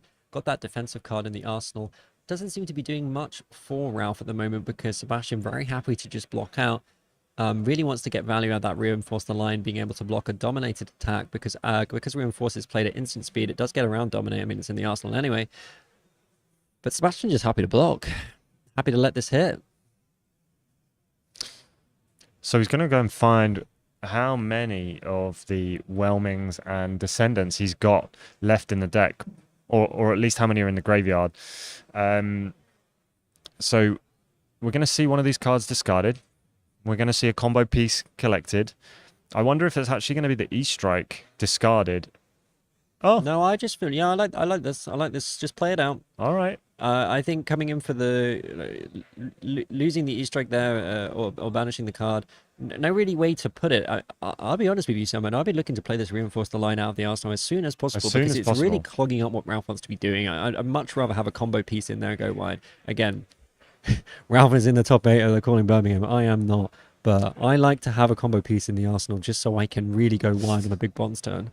I would say against Bravo, we need to be a bit more patient than that. I think Reinforce the Line isn't a bad shout, but we haven't.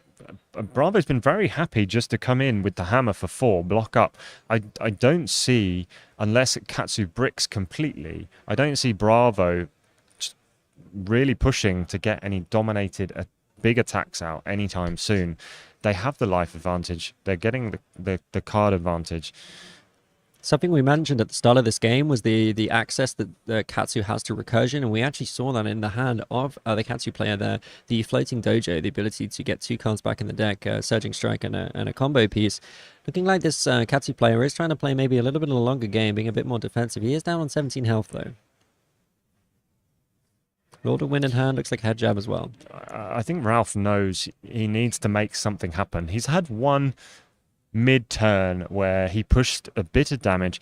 He's now keeping the 4-card hand. We know the Reinforce the Line isn't going to be used out of the arsenal on his turn, but he needs to try and make something happen. We see the other copy of Concealed Blade there, probably running 3. Needs to get that a hit so that it can fetch back the Kadachi. A floating dojo in hand as yeah, well. That's what I just said. Missed it. I was talking about recursion and everything. I love a floating dojo. I think in this matchup, yeah, sure, you can. I think the understated effect of floating dojo is being able to set up the top of the deck. Yes. Putting a surging up there, putting something else that you can make a play with. And the Katsu player's got space to do that. Sebastian's just sitting back. He's not put on a big disruptive turn. Really, this whole game. So those cards are in there. Concealed Blade comes in, but Sebastian has the defense reaction in arsenal. Is he going to go for the inefficient block to stop the Kadachi coming back? There's probably one more Concealed Blade. He might consider it here. Deny the Kadachi. And that's going to really affect Ralph's ability to go long in this game. Big decision for Sebastian here.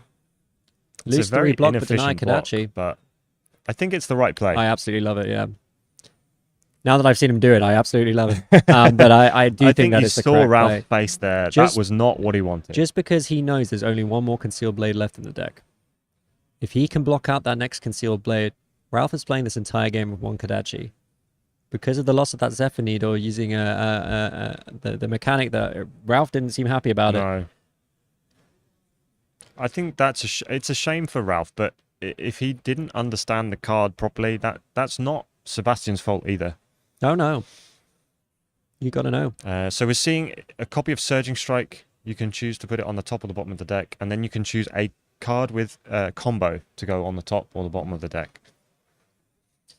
Thing is that Sebastian's only committed 2 cards so far. One of them was from Arsenal. So Ralph wants to be careful what, these 2 cards that they're going to draw they are both going to the top. Aren't going to get disrupted. One of them's a 2-block. One of them's a 2-block. They're both going to the top. And we see Bravo with a 3-card hand and a Terra Sunder. So this could be a Titan's Fist for 5 scenario, forcing a block from the Mask of the Pouncing Lynx. And that's going to be really awkward for Ralph. That is going to force a block with a piece of equipment he doesn't want to block with. No, I shouldn't say that, actually, because of the Reinforce the Line in the arsenal. So he's going to be able to throw down 1 card here, finally get rid of that Reinforce. Sebastian baiting either a piece of equipment or the hold the line to reinforce the line. Sorry, from Arsenal. He's got 2 surgings, but he has One to. of them's It has gonna to get go lost. On an attack action card. That is correct. So Ralph, had the faith with that hold the line in Arsenal, and it is actually going to really help him out here. It's going to save his tunic or his mask here. Does he have the attack action card disruption in hand that he can spare? Well, he has another Art of War, which he can pitch to one of these 2 Surgings he appears to have. So I think he throws down a Surging, buffs it by 4 up to 6, and then goes off with the pitched Art of War into Surging, Whelming Gust Wave. That will be the second Art of War pitch this game. What's the other card? We have an Art of War, a Whelming, and 2 2 Surgings. So, okay, so... Gets rid of the worst one, He so it makes looks the like block. there's a red. Nice little combo there. I mean, Sink Below would have done exactly the same thing, but still a nice little combo. I think the reason I don't play the Reinforced Lines in my Katsu deck, I think the reason they are being played is because they get around Dominate. Exactly, yeah. If you have one stuck in hand, you can still play it out for Dominate. So this is going to be a nice 9 damage offered off 2 cards. The thing is that Bravo kind of eats this up, right? Just It's throw not 2 cards hard, at this, 2 yeah. cards at the next, just move on to the next one. It's not hard for Bravo to stop this. He blocks this for 6. Probably blocks the Whelming for 6 again and carries on. Maybe even lets this hit, right? What's Ralph gonna, maybe lets this hit and gets a card in Arsenal? Because he knows he's only got 1 card in hand, right?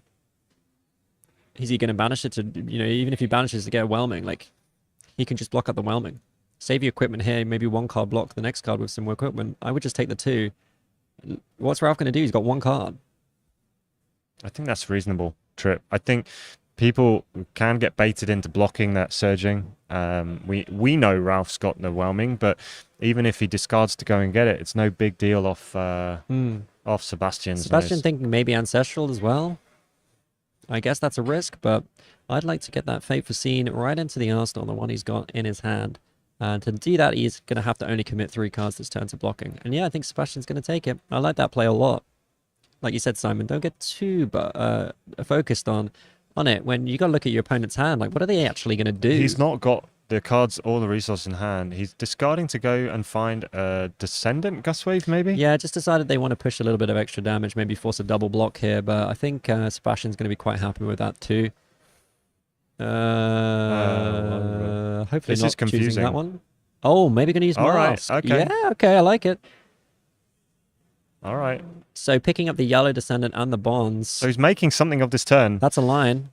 This using is his Mask of Pouncing Links to do that. This is a really good turnaround. A very nice play from the Katsu player, making the most of that hit to trigger both Katsu and the Mask of the Pouncing Links.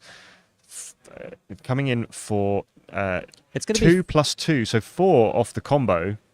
It's pushing an additional 12 damage here. And then another 4 for the Bonds. I still think Bravo's thinking that I'm feeling pretty happy here, though. He's got it covered because he's got the gonna block defense this reactions. out, and now the risk of that Mask of Pouncing Link is gone. Lynx is out of the equation, and I like it. It's clever. It's cute. It's what he had to do. It's exactly what he did before, which was using his equipment to make a play even when there wasn't a play in play. I mean, he's gone to get Dishonor, which is another 4. But I think Sebastian just sees this, lets this 4 through, blocks the Dishonor with for 5. Yeah, needs to cover 5. And carries on.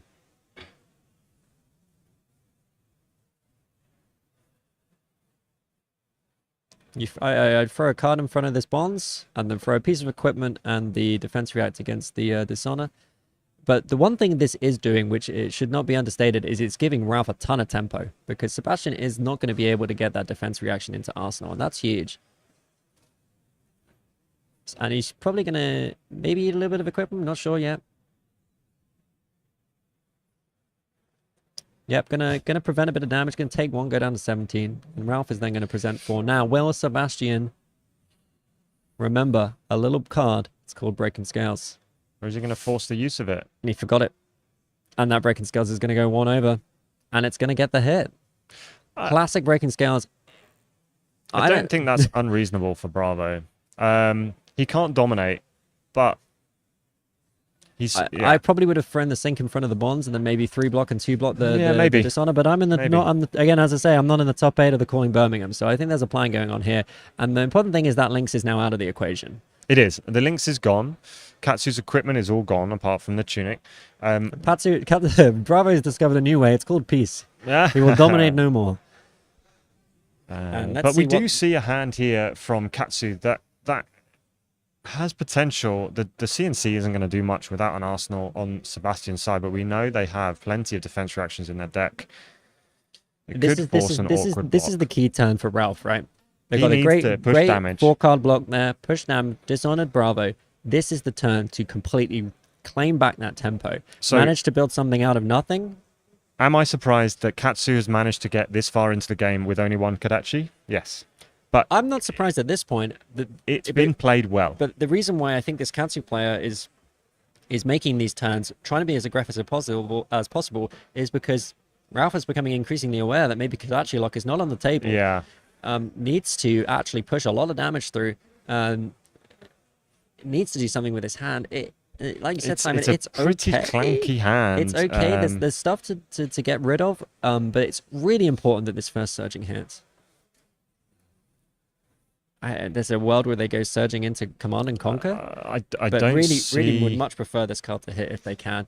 Sebastian's got a crippling in hand. I think the chat is maybe focusing on Katsu coming back into this match. I think it's pretty evens at the moment. I think if Bravo can maintain some tempo, push back a little damage, then we may be onto something. The Katsu deck isn't looking too short either. I don't think deck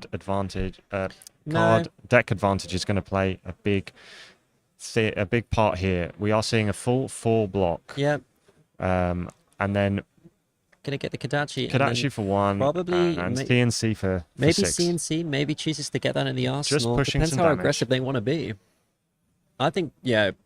Just push some damage. Make the Bravo player have to think about their life total. It's a nice 2-card block here for Sebastian. Gonna develop the unmovable in the arsenal.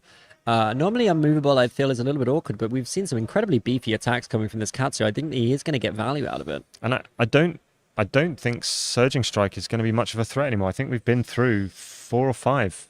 Maybe Ralph can do something very interesting with Lord of Oh, there we Wind, go. Surging that and is a an whelming in all- hand, but nothing to pitch for it. All red hand, 1 resource on the tunic. Maybe going to do something with the E-Strike instead. Pitch the CNC and the Tunic maybe to go Surging Whelming. But the card's we're not going to get card draw. Having to pitch 2 cards there to play the Surging is It's very big, rough. Yeah. Maybe using the Tunic and the CNC Well, this to is play so the that's what Surging, I said. yeah? Tunic and CNC gets the Surging and the Whelming off, and if one of those hits, you can discard the E-Strike and go and Gotcha, find bonds. a bonds. Yeah, that's going to be the line, isn't it? Bravo. If probably you just play happy CNC to, here, just to keep blocking these there's Surgings, enough. though, right? Yeah, if you play CNC here, you just asking for the equipment block. I think Bravo could really regain some tempo. Yeah, gonna pitch it. Sebastian probably gonna shut down this Surging with that defense react in Arsenal. It will get +1 because it's unmovable. Gets +1 when it's played from Arsenal. Gonna completely cover this Surging. Surging's probably the biggest attack that Katsu is gonna play. Not realizing he's got an E-Strike in hand that could come in for 7. But yeah, we do see it played from Arsenal there as expected. I would be eating that up for days with an unmovable against a ninja player, knowing that's probably one of their biggest cards. And then this one, I think you could probably we've got another unmovable in hand. You could probably block this with equipment. You know, Breaking Scales is gone. There's only 1 card left in hand. You might choose to 2-card block with the non-defense reaction just to develop another immovable, especially seeing that Command and Conquer in the pitch zone, knowing Blocking that there's less 5, threats from there.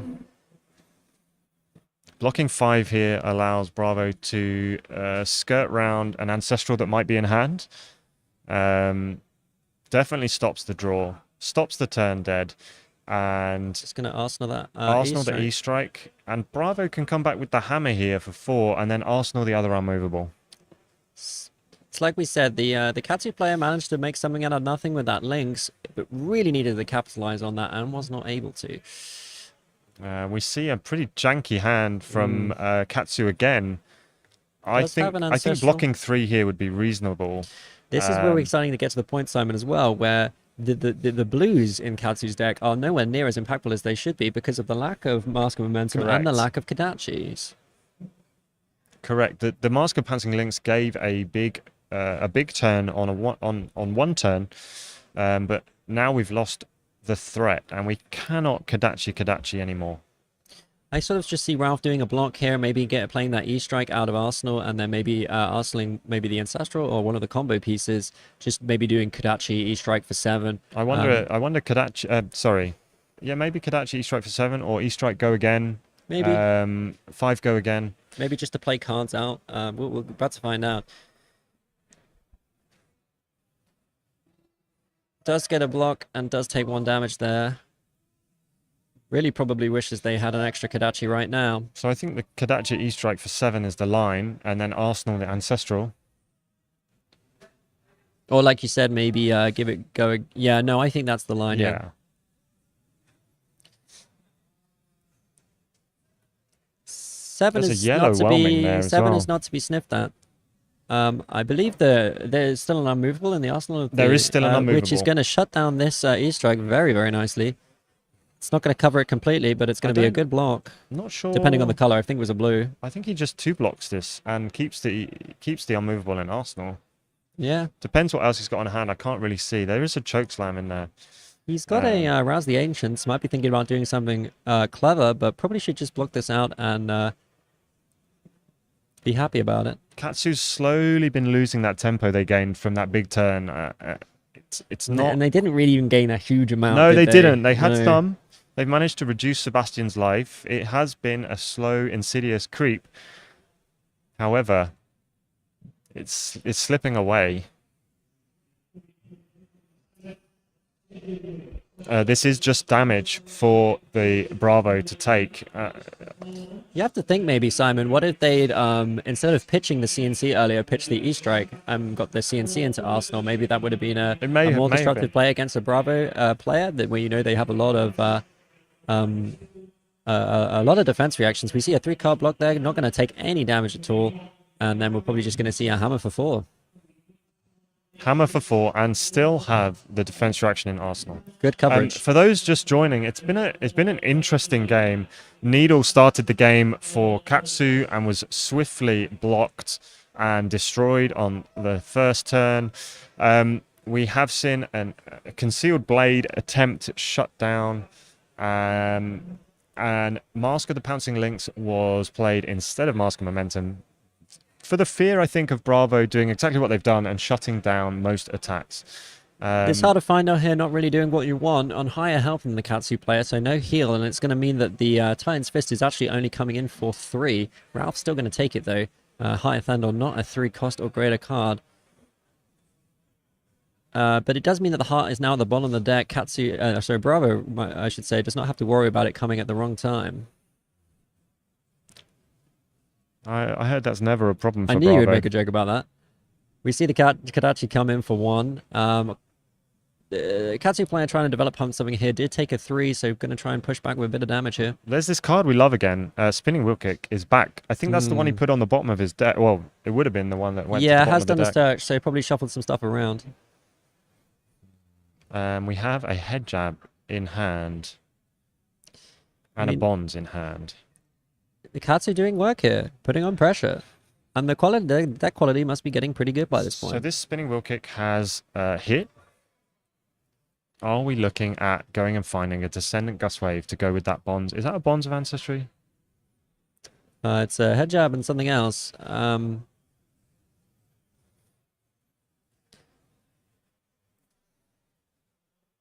Ralph just having a look through the grave here, just to probably to remind himself what he's actually What got he's in actually deck. used, yeah. What's left? I've only seen a couple of Descendant Gust Waves. We saw the yellow one. I think we saw a red at some point. Every time he checks that grave, he flicks past that Zephyr Needle, hopefully not reminding himself that of that card getting broken very early on in this game, but still making work of this. Should be noted. Katsu's done very well here. Ralph has done very well, should I say, with Katsu to keep in this game and not let it get away. There have been times where maybe Sebastian could have been more aggressive, but hasn't really had the hands for that. Thing is that Katsu can do work. Sebastian's just been blocking and allowing Katsu to have these big hands, and sooner or later Katsu's going to draw something good. And you know, Bravo's on 12. Bravo's not in not kill unbeatable range, here. really. We see those 2 Art of Wars coming back. One more Concealed Blade. We do have one Surging left in there. We've gone to find the Descendant. I Looking think in the there's one deck, Descendant left. Really awkward with these Art of Wars. And it's there. 2 Descendants back to Ralph back. just taking this opportunity to make sure to remind themselves what they've got, which is something you should do and can do. Deck's looking pretty thin though, Simon. It is looking pretty thin. I think Sebastian's probably got this turn locked up. He can use the unmovable from Arsenal to block up. We know Dishonor's not a threat anymore because we've already been dishonored. And we have equipment left still. So just taking 2. Play out the bonds. I believe it's an ancestral empowerment in the Arsenal, if I recall correctly, Simon. I think you're right. But no mask to worry. No mask trigger to worry about. Already used the Katsu, so maybe going to save it for another opportunity. Just going to dishonor again. First person to dishonor Bravo twice on stream. Bravo probably going to block it out. There's no surging, so we can't dishonor twice. Oh, good point, Simon, yeah.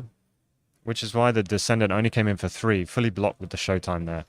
So Dishonor just going to be a good rate blue card that's attacking here for 4, not to be discounted. You know, people are saying, well, what good is the Dishonor going to do? Well, you know, it's a 0 cost card that comes in for 4 sometimes, and that's pretty nice.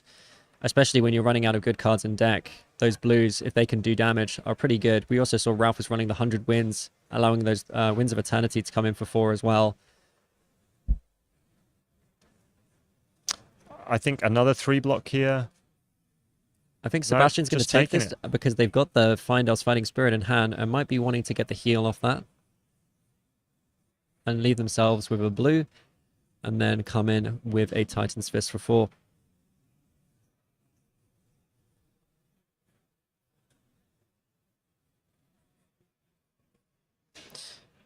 Maybe just a discrepancy on the life. Yeah, just checking damage calculation now. We've got it up as 8, life plays 9. After the bonds. We had it up as 12, and then taking the bonds down to 8. Senate going to come in for 4 here. Dishonor for 4. Dishonor, sorry. There's still a defense reaction in Arsenal. Maybe Sebastian just double blocks this, gets the heal. Blocks, get the heal. Yeah, back up to 9. 9-all. Ralph running out of deck, Simon. I think you're right. Bravo is probably trying to be aware of that and block as much as possible. The big attacks are all gone. We know that we've got a couple of Art of Wars coming though. The deck has been shuffled. There is 1 Surging and 1 Descendant Gustwave still in the deck. The other thing, of course, is that there's 2 Art of Wars. There's the Surging. And a blue. The Surging and the Ancestral does equal 6. We do have 2 blues and we have 100 wins. So you could potentially actually Surging. If you get the Surging to hit with the Ancestral, you can go and find a Descendant Gustwave. If not, you can. And we know there's 1 more left in the deck, right?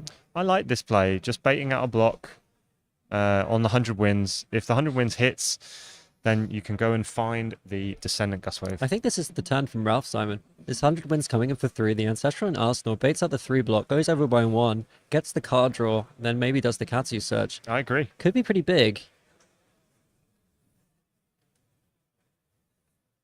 And that's exactly what's going to happen.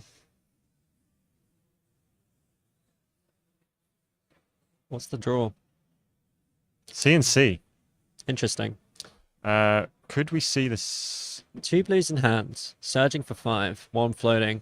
Gonna go and do a Katsu search. Probably needs to get rid of the other blue though, unfortunately, to fetch the combo piece. Yeah. So we're going to see another 10 damage come in, and then Arsenal the CNC, I think. Oh, no, we got Tunic up, so the CNC could come in after the Descendant. I like Surging, 1 floating, use the Tunic, Surging, Descendant, and CNC. If Sebastian doesn't use his That's Arsenal, 16 more damage this turn. If Sebastian doesn't use his unmovable in Arsenal to shut down the Surging, which there's a pretty high chance he will. He's going to get stuck. But if he doesn't, he's in trouble. I don't see him not using it against the Surging, though. So he loses a blue to fetch the Descendant Gustwave, the 0 cost for 5 when it comes off a Surging Strike. There's not much left in that deck. Having a little look, he's probably got about 2... Oh, he takes the 100 wins. Oh, interesting. 100 wins for 4. And then CNC for 6. You know what? I like it because that Descendant is probably representing maybe the last combo starter, maybe in But Ralph's there's no more deck. bonds. But he was running blue bonds. There was one. It's gone. It's an interesting choice. I may, but This let's is see how it C- pans this is out. coming in CNC. It still allows the same line, as we were saying before. And maybe Ralph wants to get that surging in Arsenal. Maybe he doesn't want to use the tunic. I think Surgeon goes in Arsenal here. If Ralph throws down the CNC right now, it will get the 2-card block. It's a tricky one. I think he's going to go for the CNC. Oh, of he's course, gone it for the is card four. recursion. Yeah. He's gone for the card recursion. He's playing out his blues. I like. He's going to get blocked here. You play out your bad blues, but I really think that was a great time for a CNC. Does Sebastian go Findale's block here, get the life gain plus a tectonic block? Is that too much to ask? Well, Ralph, the thing about this Winds of Eternity, right, Simon, is it represents putting 2 more red cards back good. into the I think deck. that's a good block. Yeah. And I think that was what Ralph was thinking. If I can get these 2 red 100 wins back into the deck, which is what Winds of Eternity does if it hits, I've got more red cards in deck. I can do agree. more stuff. I do like it. I do think, however, if he'd gone for that CNC there, we'd be looking at a different situation now. And I never like to leave myself with 2 cards in hand. I want to use all the cards that I've got. So we're hearing from the studio that the Pablo on Bravo has beaten Stefano on Azalea, and Samuel on Icelander has beaten Luca on Bravo. Is that right? Luca was on Bravo, I believe. Yeah, it's already standing out to be like a pretty stacked top 4 here. Pablo taking down Stefano. We're Pablo himself on Bravo, but will we see another Bravo triumph here with Sebastian versus Ralph? Playing out this surging strike. A couple of defense reactions in hand here. Another surging coming from Arsenal with an Art of War in hand. Now, Ralph does have the CNC still from the previous turn. Could just go for the 5 and 6 here, especially after seeing that unmovable. Maybe you're just thinking, well, if he's playing on defense reactions, maybe I'll throw that CNC down. Oh, and good choice. Very good choice. But good job getting that unmovable out before the risk of the CNC. It's going to go up by 1, I imagine, and maybe going to banish the blue to draw 2. Knows he's got a lot of blues left in deck, so probably will draw into something. Might even play the Concealed Blade here in order to get his Kodachi back. Oh, hold the line at the perfect time on an Art of War turn after drawing 2. And that is backbreaking for Ralph. Blocking 2, so completely covering, and then preventing 3. Absolutely backbreaking for Ralph. That is the worst card they could possibly wish to see at this point in the game. It's going to completely cover Surging. He's got the Concealed in hand. He was ready to get his Kodachi back, and now he's going to be completely blocked out this turn. And 2 prevention on the next attack. The next 3 damage protection on the next attack. What a play there from Sebastian. That was clutch. Oh my. What a play. And now we're just going to have to Kodachi for 1. And I try and eat up a little bit of that prevention before he plays that Kodachi CNC. for 1 is going to be prevented. And pitches the Concealed Blade. No more. Kodachi's prevented by the hold the prevention. line. 2 prevention left. It's for the whole turn. Going to play the CNC, but it's going to be an easy block now for Sebastian. Based on he's got a 3 block in hand, being able to Arsenal that fate afterwards. So he's only got 1 prevention making sure left the prevention because is enough. one of the prevention was used. Oh no, sorry, No, the it's 2 and 5. 2 defense. Yeah. All good. CNC for 6 coming. Well, it's CNC for 4, Simon. With that 2 prevention already on the Basically, yeah. field.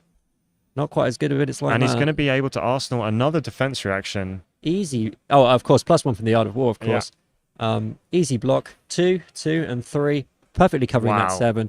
And then Sebastian can Arsenal that Faithful Scene, set himself up for another good blocking turn. And Ralph is running out of deck. Beautiful plays there from the Guardian This player. has Absolutely gone fantastic. back and forth. What a game we are witnessing.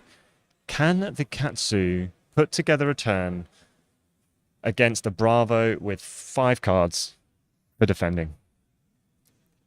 Normally, I'd say yes, but things just have not lined up for 2 Ralph. Lord of Winds, a Descendant Gustwave, and a Flusterfist Blue. Ralph's got 4 cards left in deck.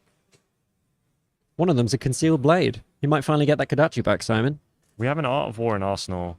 Can he afford to play the Art of War and draw 2 cards of the 4 that he has left in deck? He's got 7 cards. This is done. He's got I 7 think cards we're as well. cooked. He's got 8 cards. I feel sorry for the cards? Katsu. I think the lack of that Kadachi has really hurt him. This is indeed. This is incredibly well played from the Guardian. That hold the line was clutch. Played to perfection. The one art of war that Ralph got off this game, and he got hold the line. Lost his Zephyr Needle early on. That hold the line was played at the perfect opportunity. Arsenal at the perfect opportunity. And all this time, this Guardian has been dishonored. Bravo in the mud, dishonored, but coming back. Just swinging that hammer, blocking perfectly. What did I say yesterday, Trip? In my heart, I thought Katsu would win. In my head, I thought it was Bravo. Yeah. Just really disciplined play from Sebastian as well.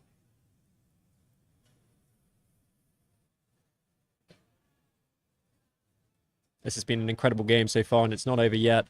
There's Katsu still a little can bit still left do in this. work, but it's so difficult without that second Kadachi. Losing Zephyr Needle so early on, starting the game with Zephyr and Kadachi, we thought it was pretty spicy, but it soon got killed off.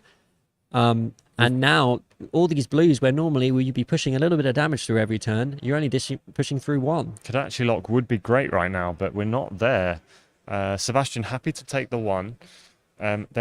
He thinks there can't be many threats left in this deck. And this is probably one of the last ones. This he's about to play, but it's a red descending gust wave.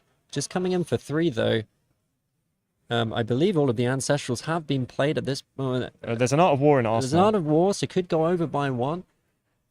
But that's not going to be enough. Sebastian might just choose to block this for 4 here. Knows the Art of Wars are in there. It's only seen a few of them played. Has a defense react in Arsenal too, Simon. He does. He can block this for 4 if he wishes. Might 2-card block this. He doesn't need to do anything else. He knows that nothing Final else is Spring coming. Tunic. And he's gone Final up by Fighting 1. Spirit. Heals 1, blocks 4. Blocking 5. What, 5, No, maybe was that a 4. rouse? It looks like it's a Rouse the Ancient, Okay, so so it is only blocking for 4. But the that's Art of enough. War becomes useless, and he can't really afford to draw 2 more cards on this turn. He hasn't got enough go again. He's used up his Breeze Rider boots early in the game. Didn't even get the 1 block.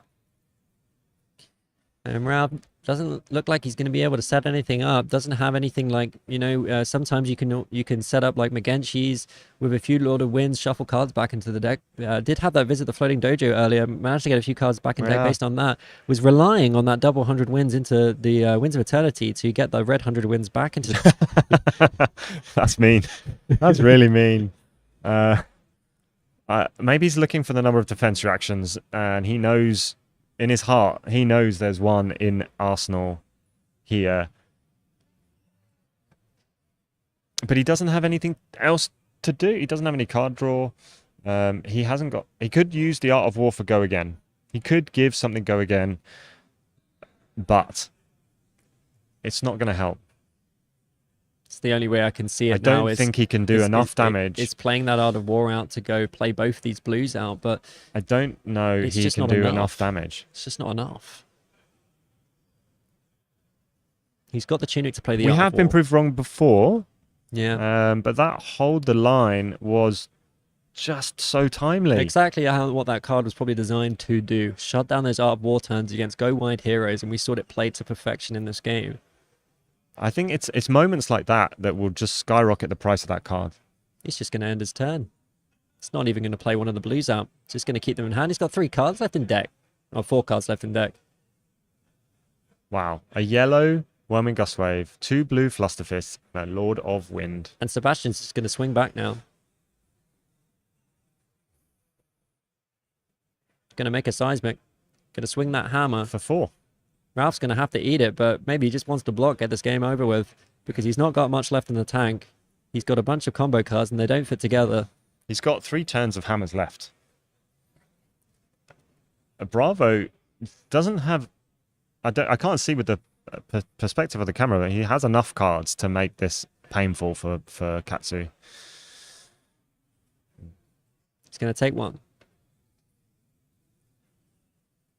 Oh, Bravo's still only got 8 cards left, maybe. Bravo's running low too, but Bravo's got a much better weapon now. Normally, that might not be the case, but Hammer for 4 is better than Hammer for 1, even if it has go again. Bravo has 3 cards left in deck. Katsu has 3 cards left in deck. Sebastian still has equipment blocks.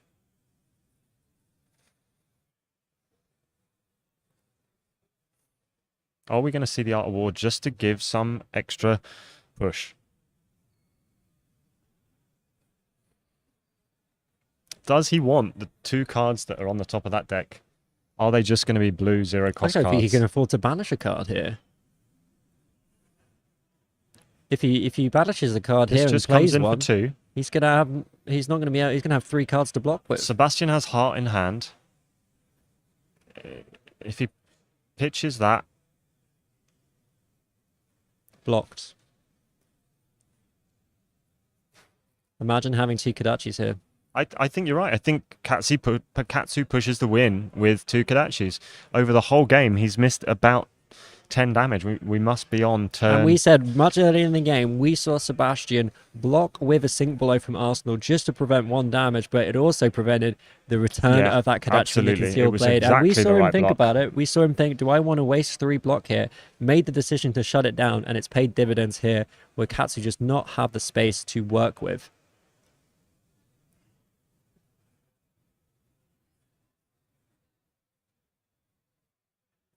There's not much going on here for Ralph. He's going to draw up 3 of the 4 cards left in his deck. Bravo can pitch the Heart, come in with the Finder's Fighting Spirit. Going to make a seismic. And get a health back. Is he going to come with the Thunderquake? He might play the... just the hammer. Just the hammer. Yeah, good choice. Keep those cards. Just the hammer. He's going to have a full hand on the next turn. Katsu doesn't have to block this.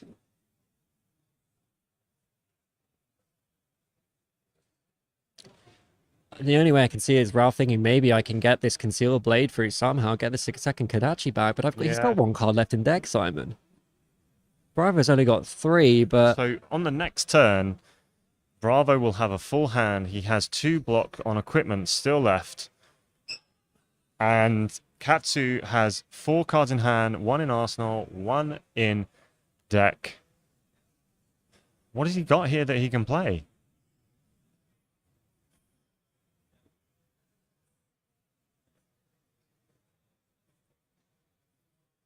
What has he got?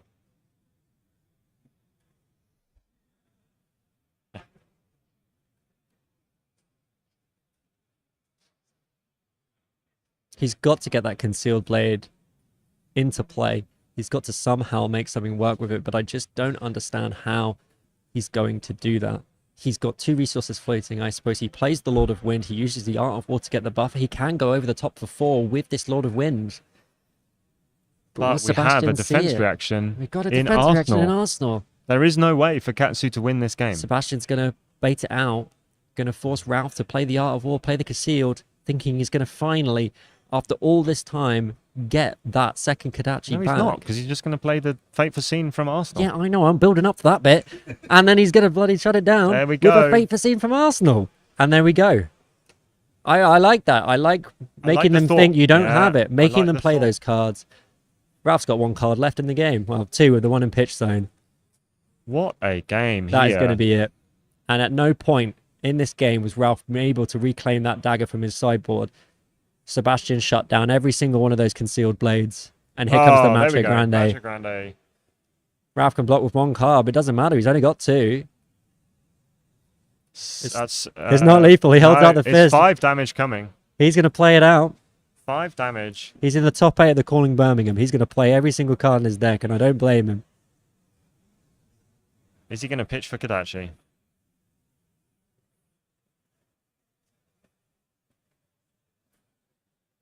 Sebastian's got 4 cards. He's got 2 equipment block. Go on, Ralph. Swing that Kodachi. He's going to take it. And Sebastian is going to close this game out. Ralph left with 1 card in hand. Just has to present 5 damage, and there's absolutely nothing he can There do we about go. it. Thunderquake Good comes down, and game. what What a a fantastic fantastic game.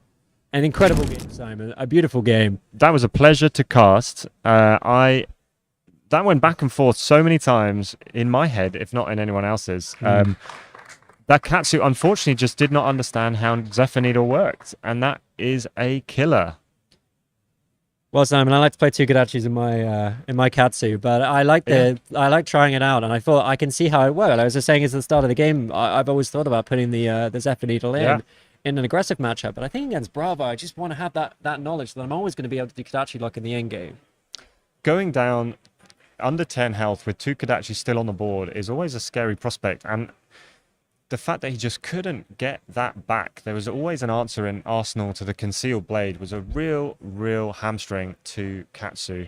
But full credit to Katsu, they had some awkward hands, but they made some incredible turns out of using the impactful equipment of the Mask of Panting Legs and the Breeze Rider boots, turning nothing into something multiple times, getting tempo back, and pushing that Bravo player down really low, getting them down to only a couple of cards. Absolutely. Unfortunately, not enough. Really did manage to pull something out of nothing on a couple of turns, try and wrestle some of that tempo back.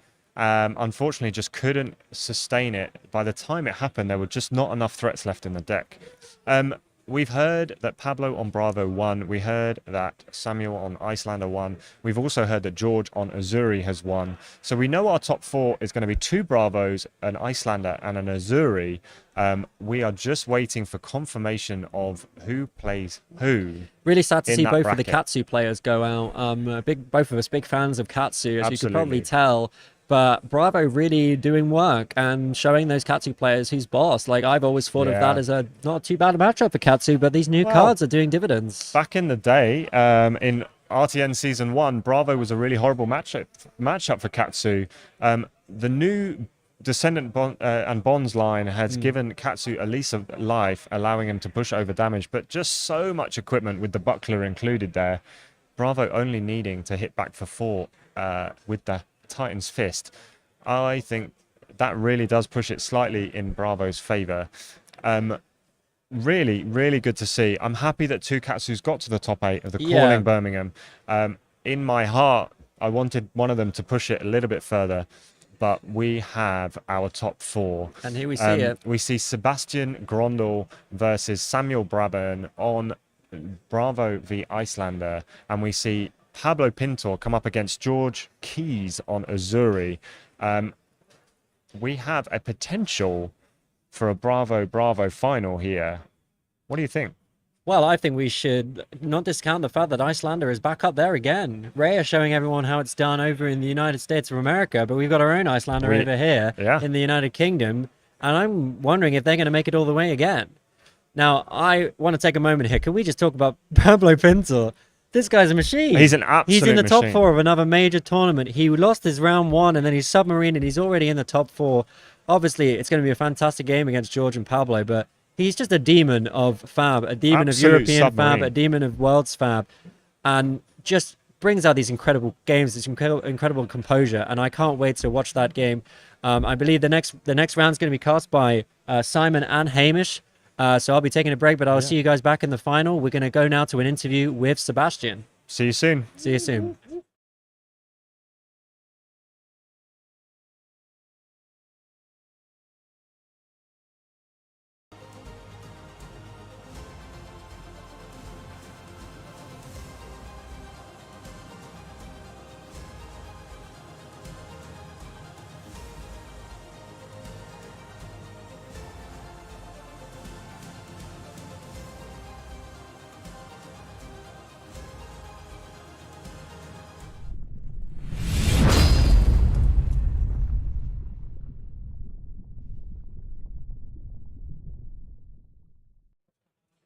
Hi everybody, welcome back to the Calling in Birmingham, and I've been joined by Sebastian. Congratulations. Thank you. Top 4 at the minute. You know, that match, oh my god, that was a total grind. Is that how you usually play against Katsu? Because you literally got down to 3 cards. Yep. I wasn't planning on that necessarily from the start of the game. Generally, I try to play against Katsu in the way that at some point Katsu will have a sort of mediocre hand. And at that point, you can block with equipment to stop on hits. Then you can pivot with your good hands. But there was a weird ruling interaction with the Zephyr Needle, which has been changed not too long ago. So it was destroyed, even though he reacted with a racer reflex. Yeah, so James, the UK head judge, he ruled that, you know, he read the wording out. At any time it is defended by something greater than the power of the needle, then it's destroyed at the end of the combat chain. Yeah. So even though Ralph played the razor reflex, it was defended by, you know, 3 block against the 2.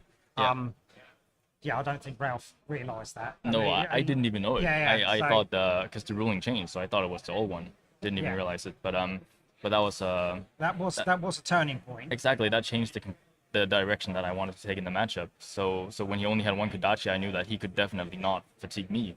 Yeah. So even though I had only presented 60 cards, I thought, you know what, I just need to block for now, because I know that Katsu runs out of cards. At some point, he will not be able to present enough damage. So I just started blocking and then swinging the hammer. And it's not the usual way that I would definitively play against Katsu. Yeah.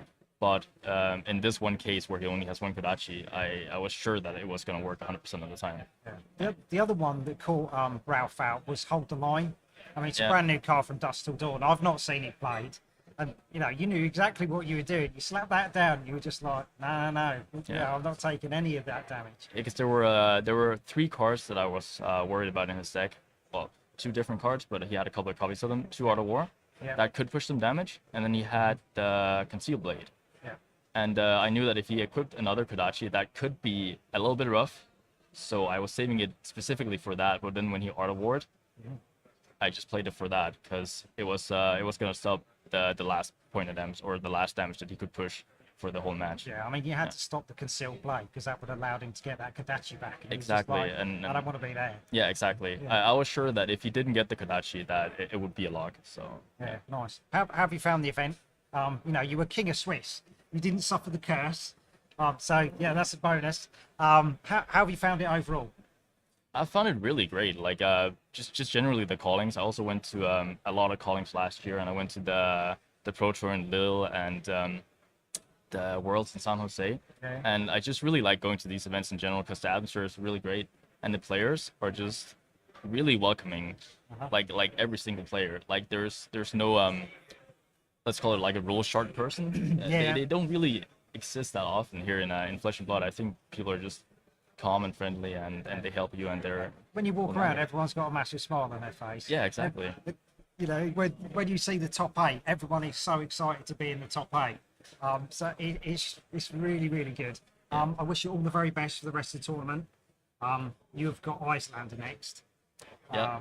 So good luck. It's a little bit rough, but thank you very much. Community.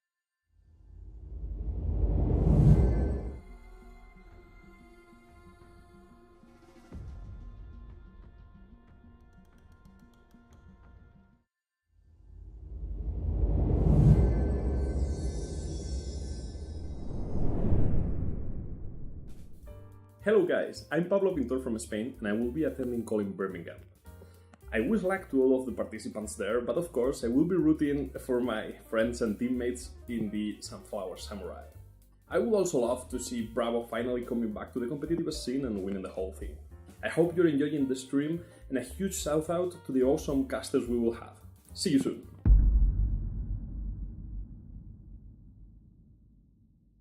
Hello players of the Flesh and Blood trading card game. My name is Garbage Lord Kano, coming at you live from Middle-earth. I'm taking a break from my never-ending quest for Dorinthia feet picks to wish you all a miserable time in hell. Also known as Birmingham. I have bet all my copper, silver, and gold on one single hero to win the calling. Reiner, from the Flesh and Blood trading card game. Seriously, if he doesn't win, I will go bankrupt and be forced to sell my 400 copies of Rainbow Foil Eclipse just to survive. Good luck today to anyone playing Reiner from the Flesh and Blood trading card game. As for the rest of you, go touch grass.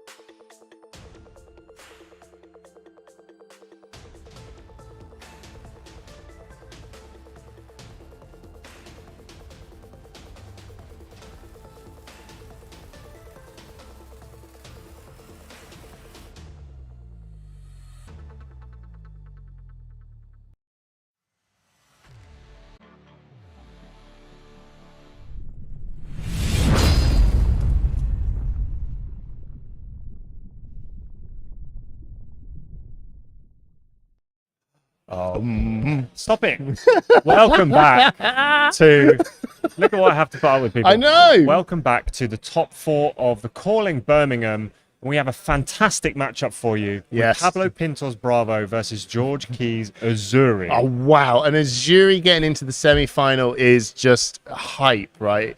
And the other semi-final matchup as well is a Bravo Icelander. As a Bravo Icelander. Let's look more closely at this matchup with some player intros. First up, I think everyone knows this guy. Oh. Pablo Pintor, the Spanish Stallion. I know. This dude is just rocking it. Sunflower Samurai. He went 10-2 over the weekend. He is a Bravo player through and through. He loves the hero. He's currently playing the hero. He is our Pro Tour 1 winner and Calling Antwerp winner. Is he going to get back-to-back callings? Oh, well, I mean, we'll soon find out. He plays in Madrid. His local is Kracaris. I don't think he needs to say any more. No. Let's find out a bit more about George Keys. George has gone 10-2 over the weekend. He's currently playing Azuri. His favorite hero is Azuri. This is brilliant. So as opposed to our previous players where they swapped, we have these players are loyal to their heroes. George has won RTN. Yeah. He plays at Mystic Games in Whitney. Awesome. And his local is Income Gaming in Cheltenham in the Cotswolds. Brilliant. I mean, it's even though that everyone knows who Pablo Pintor is with his absolute fantastic wins. It's also just really amazing to see that we just got local homegrown Absolutely. UK players as well who's just won RTNs, and here we are now semi-final of a calling. That's a gold foil. That's big money. That's huge. It's just brilliant, and as well. Azuri as well. This guy should be. Or we should. Everyone who's content creators as well, including us. I want to pinch this guy. Right. We want to know what this Azuri is. Yeah, in this meta, that's crazy. On stream already. Both players are ready to go. Azuri has the crown, the spring tunic, snapdragons, and the flick knives. Pablo is running the crown of Providence, tectonic plating, iron rock legs, and the crater fist. These players have played so well to get to this point. Amazing. So well. If this game is anything like our top 8 round, we are in for another absolute stormer. Oh, it's really interesting as well. We're going for the equipment as well for the daggers, because when it comes to Azuri, the daggers are very much just like a key piece of how that strategy is going to work out. It's pretty simple. Most of the time we are going to go with the Spider's Bite and the Nerve Scalpel as well, because Nerve Scalpel is just such a really good card for those pesky defense reactions. Absolutely. When you want to get that on hit as well. So we're going with the Spider's Bite. That's blocked up. Isolate, Dominate. Now Azuri, it's going to be, Azuri can do a trickery. It's going to swap that out potentially and then come in with a bigger attack. So Pablo's just thinking here, what are we going to block out? It's going to be quite tough because you know that he can't actually, do a lot from there. So I think he's... So we've no not... No Azuri switch? No Azuri switch. Just We've seen Pablo baiting. gain some life. And from the Pablo signal, goes yeah. up to 41. Yeah. And we'll see what Bravo can do on his turn. Yeah. I mean, that's... I like how George there was just sitting there trying to bait out just a card. Pablo should... I'm right in thinking Pablo should be at 42. He is on 42. He took one Yeah, from he's on the 42. Isolate and then went up by 3. Yeah, no, so the scores reached up. And we're going in straight for the Starstruck. Oh my goodness. Pitching 7, coming in with the Starstruck. Big old for 10 damage. If this does 4 or more. Yeah, this is the crush. It's the crush. And then it's going to be a big problem for Azuri because a lot of her, she can't do any of her daggers if this hits. And there's only a very select few cards. She wouldn't be able to do any of the sneaky stealth stuff either because their base attack rate is the maximum of 3. So, we've got to really block this out. So even if it's just 2 cards. I think we've seen this before today, haven't we? I think we've definitely been here. We're back. A bit of deja vu. We're back with the Starstruck. I think, obviously, it just goes to show how much Starstruck has just kind of been a real big boon for Bravo players to really just help out in this meta. I've been hearing lots of chatter as well that, when you've got Crippling Crush, Spinal Crush, and them as your main attacks, and you kind of just weave in either a choke slam or something. They're big George in the things. tank there Yeah, already. I would be in the tank. I think the pressure of this top 4 match, a place in the final at stake, is not to be underestimated. Ooh, a sensor. Interesting. Blocking And for it's 6. And blocking for Or is 7. Sensor a 3 block? Sensor's 3 Okay, block. all right. Sensor's 3 block, so it's easy just taking 3 damage. Taking 3. But my point, just to finish off, is that Starstruck is just that additional attack that's just got a really relevant crush effect. I think we've seen 3 pieces of tech for Bravo today that have made a big difference. Okay, yeah. Starstruck would be the first. Or big a time. yellow card doing 10 damage with that on crush effect is huge. And even the blocking thing as well with the Unity. Exactly. Yeah. And we've also seen the Buckler and the Titan's Fist coming into relevance. Yeah. And we've just seen the third piece, Yes. the Finals Fighting Spirit Blue. I know, which Kale McCreath even agrees is a fantastic piece of tech. So I've been chatting, I've been pulling Pablo's ear after while you guys have been doing the casting, and he's saying that card has been a very, very useful card for the Lexi matchup because when they come in for 5, it's you now can just a block 5 break 3. point. Oh yeah, you're blocking for 3, blocking for 2, gain a health. It's a crazy, crazy block. It's just been really good, and it's a 3-cost card as well, which just works a lot for a lot of what Bravo wants. And at a push, you can dominate. Absolutely. There you go. So we're going in for a Titan's Fist. Tear Asunder. Tear Asunder. Tear a Titan. Tear a Titan. I'm trying to find something. Yeah, I'm reaching Tear out a there. Titan. I mean, So a 5 dominate. At this point, with a really big healthy deck, plenty of defense reactions, full equipment, I'm not stressing too much, but maybe if George is in a wee bit of a pinch with unless he's got a defense reaction in Arsenal. Potentially. I think Pablo's sitting there going, that's fine. I probably know this is probably not going to land, but I want some equipment. I think it's coming. Maybe. Unless or he's got George just a goes, sink in "I'll take Arsenal. 5." Unless he can. There we go. Okay, blocking yeah, 5 we're with the blocking 5. crown. Is he going to use that effect? Yeah, I think Pablo. That's what I think that's the thing that Pablo was wanting. You know, he goes, I win either way, right? I'm happy to take this equipment early. I mean, Azuri hasn't got a lot of equipment to block with in this matchup. So no, I'm just pointing out here as well. Actually, you know, when we were talking about the equipment, no way of recurring. We haven't got any of those silver stuff. So we're probably looking at more of a stealth-based switch list rather than a contract list. Yeah, I think it's pretty clear at this point. That's the direction we're going. So let's see where we're here. Straight up, we've got Isolate. It's a yellow. This tells me we're going to see a rainbow, or potential rainbow of all the isolates. You might be right. I think so. All 9. So and we are going to see an Azuri activation. Yeah, we'll switch him. However, Pablo has the answer. Yeah, Red Staunch. Red Staunch. That's pitching that Finals Fighting Spirit for later on in the game when he may or may not be on lower health. So we're going to do the switch. What's he doing? It's a surgical. It's probably, and you know what? Actually, I mean, if this was a face-up surgical, would you throw a red Staunch at that? I mean, it's a good trade for George. Yeah, exactly. He just went, I know that I probably and the didn't get that Isolate effect. goes back to the bottom of the deck. Yeah. And he gets to use it again later. Yeah, exactly. So he's managed to grab a red Staunch from a 4 attack. I think that's actually all right. However, as we've said multiple times this weekend, Bravo wants to get those defense reactions out in the first cycle. Yeah, and we're just pitching up for the second. We're going to see a period of 2 or 3 turns later in the game when he dominate, and that's going to be game over. 100%. That's how what Bravo Pablo's goes. working to. Yeah. I'm not sure fatiguing an Azuri is going to be possible because of the way he's going to be recurring cards to the bottom of his deck. I agree. I mean, that's we've all been used to Bravo for a very long time, especially if we've been playing Flesh and Blood for a good couple of years now. For a lot of us, have been jumping in for Monarch. Bravo is just a staple at this point. Zuri is still all trying to work out how exactly she's doing it. George is clearly the man that is doing such a good job to show us how it all works. There's no way George did not face some Bravos on this journey to get here. There's been plenty around. Azuri, mainly a Lexi killer by trade, I think. Oh, yeah, that's well established, absolutely. But there's no. I still think that George has to face up against some Bravos. I mean, that's 11 wins to get here. Well, he must have come through some ninjas and he must have come through some Bravos. He was facing up against Katsu just to get in the top 8, and I heard that was a pretty close game. Yeah. So another Isolate here, another yellow. Oh, that's fine. I tell you what, 1 card in hand. Isolate's not the problem. We all know Isolate's not the problem. It's just a 2. And this is the thing. It's got that brilliant warrior mindset about everything where you just go, Do yeah. we see the Starstruck used to block? Do we see the Starstruck used here to block with Unity? Are we going to get a seismic? Have we got something in Arsenal that could benefit from that? Yeah, okay. I mean, I just don't know. No?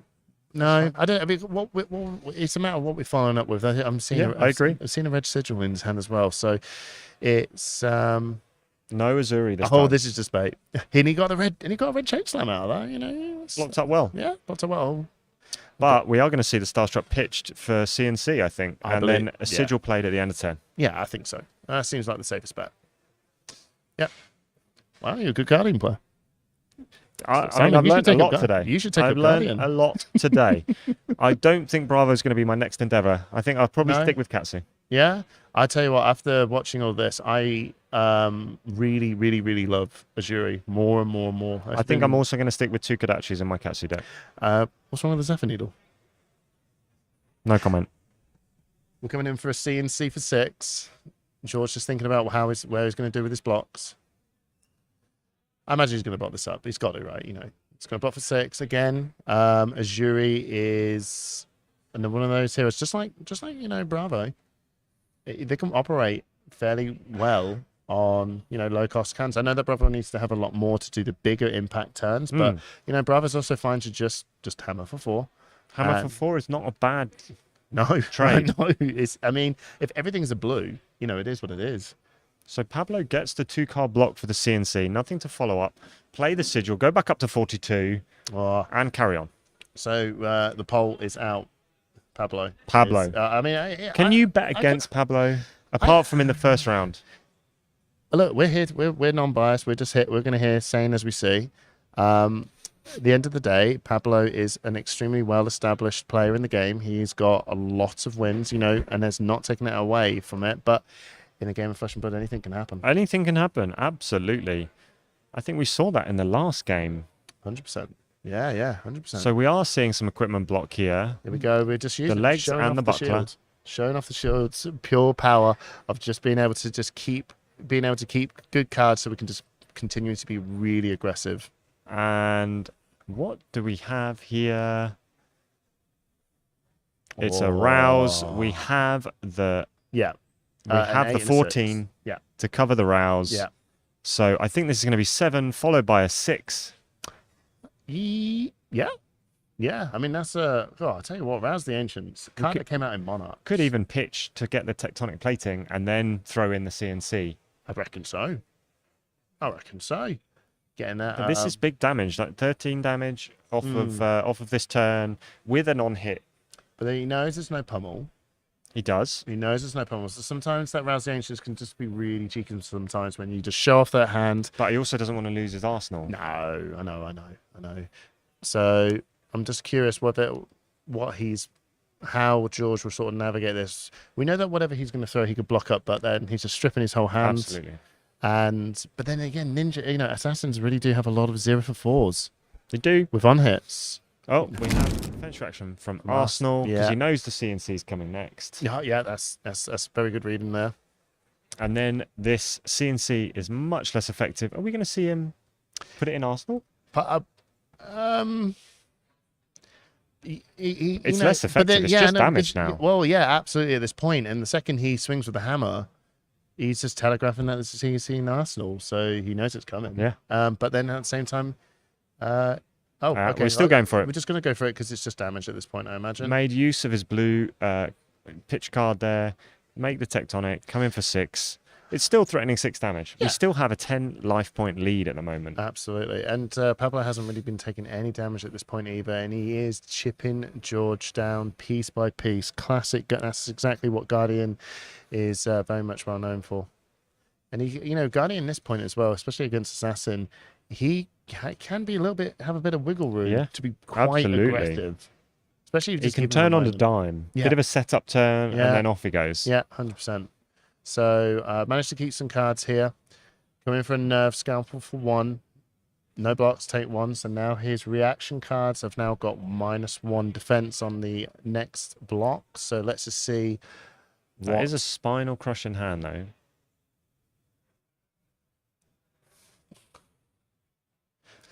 We are thinking, so going up to 2, in Pitch with the CNC. spider's bite now. In with the spider's bite. It's really cool actually because he's just again looking at the CNC being pitched here.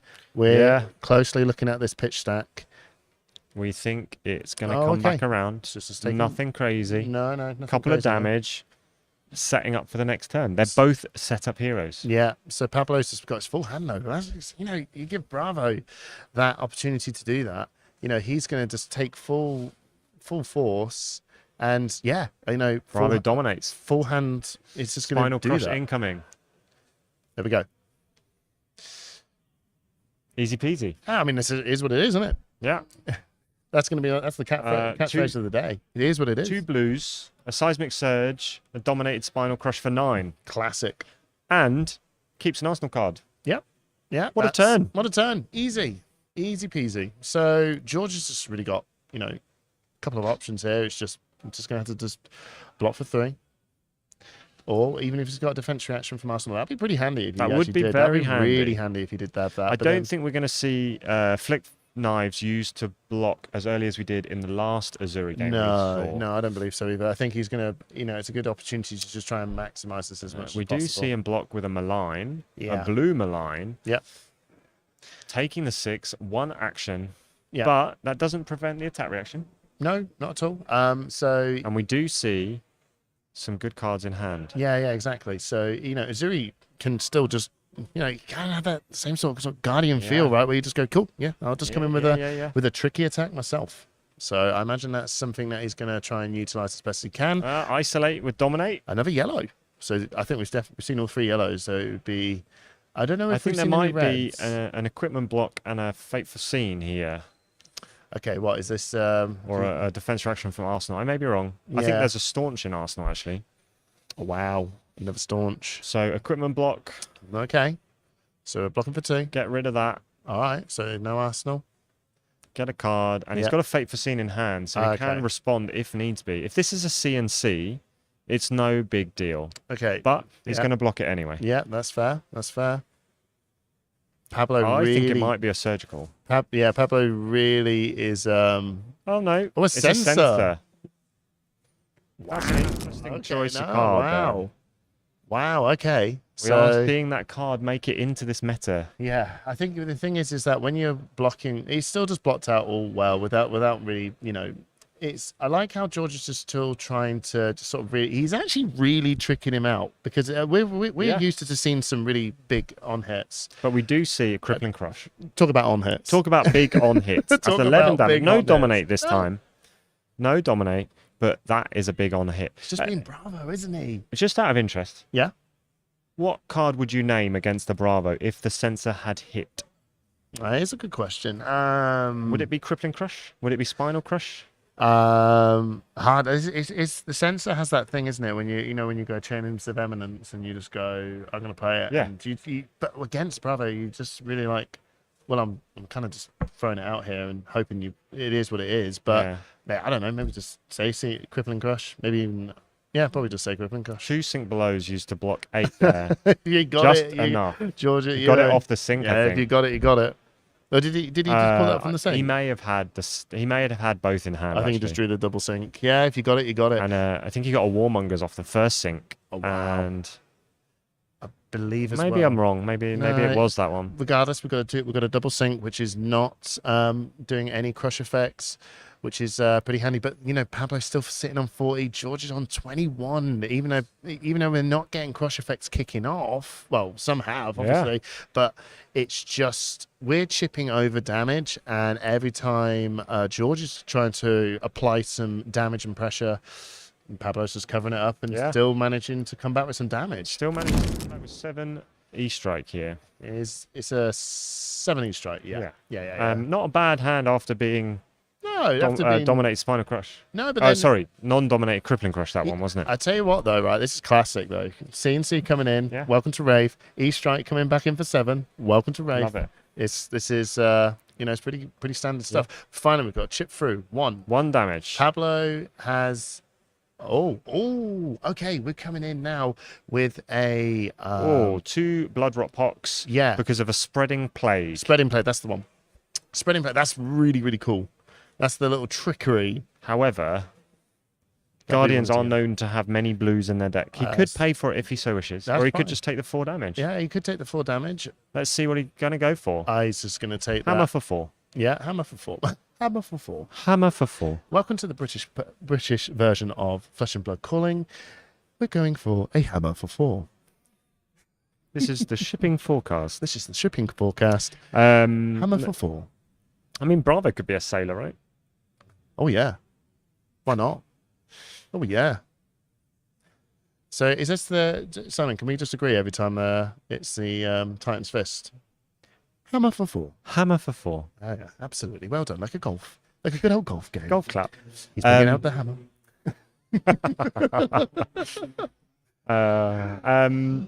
So, just hammer for 4. And Pablo draws back up. Blocks with 1 card by George. So he's starting to realise... It was a shakedown. He's starting to realise maybe that he's got a bit of a life deficit here. Yeah. So we've got the hurl. No paying, so it's just a 0-3 go again, which is something that the Azuri's not really known to having a lot of go again stuff. So this is one of those handy cards that just helps extend the turn as well. So yeah, so Pablo's having none of it. Leave no witnesses would be an issue. Yeah. If he didn't have a defense reaction in hand. Yeah. Well, if George knew that, right? If absolutely. he knew that. But you should expect that. But yeah, I know. I hear you, Simon. So yeah, easy block. Just move to reactions. Yep. I'm not worried about the attack reaction possibility with the card in hand. Thank you, chat. Yeah. Chat, you have absolutely you're keeping us been up. a motivator all weekend. I want to thank you for just keeping us on our toes and generally for the good atmosphere chat you've all been having. We love that there's although there's maybe been a little bit of contention in some of the games, you guys have responded really well. So thank you very much. Yeah, you've been brilliant. Thank you so much, guys. So, Pablo Pinto, hammer for 4. Hammer for 4. Hammer for 4. Very simply. We are seeing another shakedown. What is this? Deja vu? Deja vu. No, it's not deja vu. It's shakedown. But this feels like deja vu. Got him. We got him. That's a big card to block with. I know. I look like George knows. He's trying to push through. He's got a shred in hand now. Yes. So this is where we're probably just going to sneak in with a good couple of daggers. Oh, okay, fair enough. I think this is unless he's got a reaction. Give and take. Just take 3. Yeah, no, just take 3. Take 3. Don't worry about that. Yeah. You've got enough life to use it as a resource. Don't worry about it. And a CNC. Wow, we are going in. Unmovable is generic. going nowhere. He's going to use the Crippling Crush and the Macho Grande to block that up. Easy peasy. Simon, what do you think's coming next? Wait for it. Wait for it. I'm not sure it's coming. Oh. He's dominating. Oh no. Okay. No, Seismic Surge. Seismic Surge. CNC for 6. CNC. Don't go there. No. I'm just. You started it. You started it. C. CNC for 6. CNC for 6. We just got news in from Alan from upstairs. Behave. Yes, sir. So CNC blocked up here. George back on with just 2 cards and 1 in Arsenal. Okay, We've traded a few turns. We're back on the. We've traded a few turns. Yeah, Another is that a hurl? Another hurl. Yeah. Again, just 3 go again. 0 cost, not paying for the extra. No, I mean, doesn't want to get rid of any of these daggers. It's quite important when it comes to all this stuff. You know, just have a simple 0-3 go again, kind of like a rebel. And Pablo is happy to take those because it's just damage. It's just damage, and a give and take. It's just if you're not going to block, it's just damage. Yeah, absolutely, and that's really the little chippy things that Azuri gets away with, right? Because you're kind of going, I need to keep this because I don't know. I've got an on-hit effect coming, right? So, yeah. And there's the leave no witnesses. No cards in hand. We want to wait for. This is not a threat for Pablo. Oh, okay. All good. All good. Fate for scene. Fate for scene. I'm really enjoying this. I'm loving this. I'm really, this is an really absolute enjoying privilege. This. And what an event I to miss have the as our British first humor side of things. Calling. Yeah, but calm, collective calling, everyone. Crippling Crush for 11. Crippling Crush for 11. You see, if it was in America... Welcome to the Crush Forecast. Welcome to the Crush Forecast. If this was in America, it'll be like, what? Maybe that's, it's really exciting. But, in the British... Today we anticipate a loss of 2 cards. It's going to be quite. It's going to be quite crushing outside today. Quite crippling. It's quite crippling outside today with the 11 points of damage. I mean, that's over half of George's remaining life. Yeah. I think we might see a 3-card block. Easy peasy. Easy peasy. But how many crippling crushes have we seen now? Actually, is this That's the third? all 3, I think. Is that all 3 now? Yeah. Okay. So unless there's a remembrance floating around, I'm not sure that's the case. Yeah, I'm not sure either.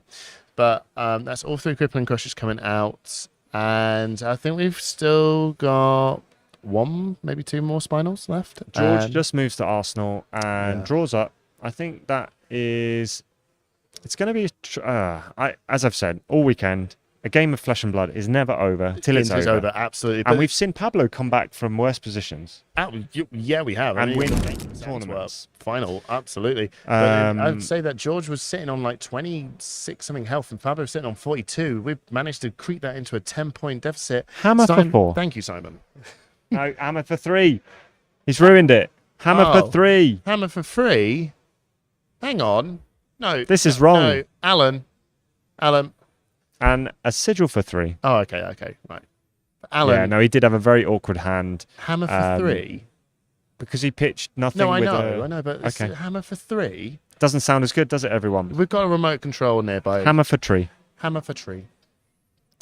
Yeah. What's on Netflix? I can't be doing with Hammer for 3s. Stop asking me for Netflix and chill, Hamish. I didn't say chill. Wow, Netflix these people. Netflix and 3.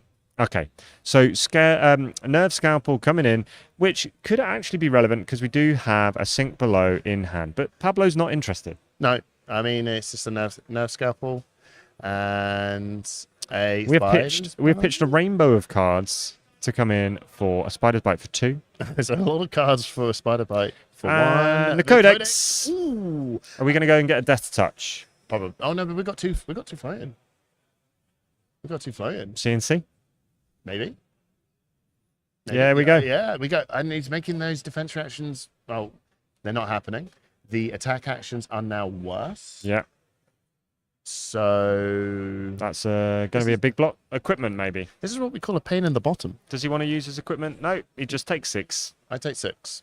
He loses a staunch response. Okay, that's a good target. But he's George gets to ponder, sticks it in Arsenal. Yeah. Pablo is now the frailty. 4-card hand and a frailty. Yeah, he's still got the frailty there though. His hands are. Very awkward hand. Yeah, it's not the best. Has he got enough to pitch for this spinal? He's like, I'm going to get rid of this. No, you're not. You're going to have that. I think he can just pitch for this spinal. Yeah, that's. I think that might be fun because it's Azuri can just block that up quite He's got well. the seismic, so he needs. If he's got 6 resources, he can dominate. Yeah. No, we're going to go for dominate. Yeah, dominate. Spinal for 9. Spinal for 9. There we go. Yeah. That's not a bad response to taking a CNC for 6. No, that's and yes, he did lose the staunch response from Arsenal, but this should guarantee a bit more tempo. We're flying on cooking on gas, guys. Yeah, cooking on gas. These guys just want to use their health turtles now to push out really effective attacks. The crush trigger has been appropriately declared. Thank you, Simon. And spinal is left on the table just as a reminder. Arsenal a card, which I believe would be a defense reaction. Yeah. And another awkward hand for Pablo. So George currently is 2/3 through his deck. All right, so we're coming in with a stealth card, which is eligible for Azuri's attack reaction. I'm seeing a surgical extraction in hand. This seems pretty classic. So we're gonna sink below, blocking full 6. Yeah. What's George gonna turn over? You know what's really interesting is because when he's coming in to do that, he's baiting him. He's baited him out. Baited him out. Because that's what he knows. He's sitting there going, Pablo's going to give you the equipment, and he's going, absolutely. I'm telling you I can block for 6, and he's like, cool. I'm not going to give you that, and I'm just going to make this a giant waste. which is So, really, really cool. Pablo is winning the deck race at the moment. He has about 50% of his deck left. George has about a third left. Yeah. And this disable is coming in for 7. Yeah, and no dominate, so no Philo in. It's No, just he's trying to draw some cards here. If it does do 4 or more damage, the Arsenal card will go to the bottom of the deck. Yeah. So we need a 2-card block here. Plus George is on 10 health. I mean, that's a really, that's a big deal. Yeah, it's a big deal. 7 is a big chunk of 10. Yeah. So this is really, I think this is effectively Pablo's, the real plan here.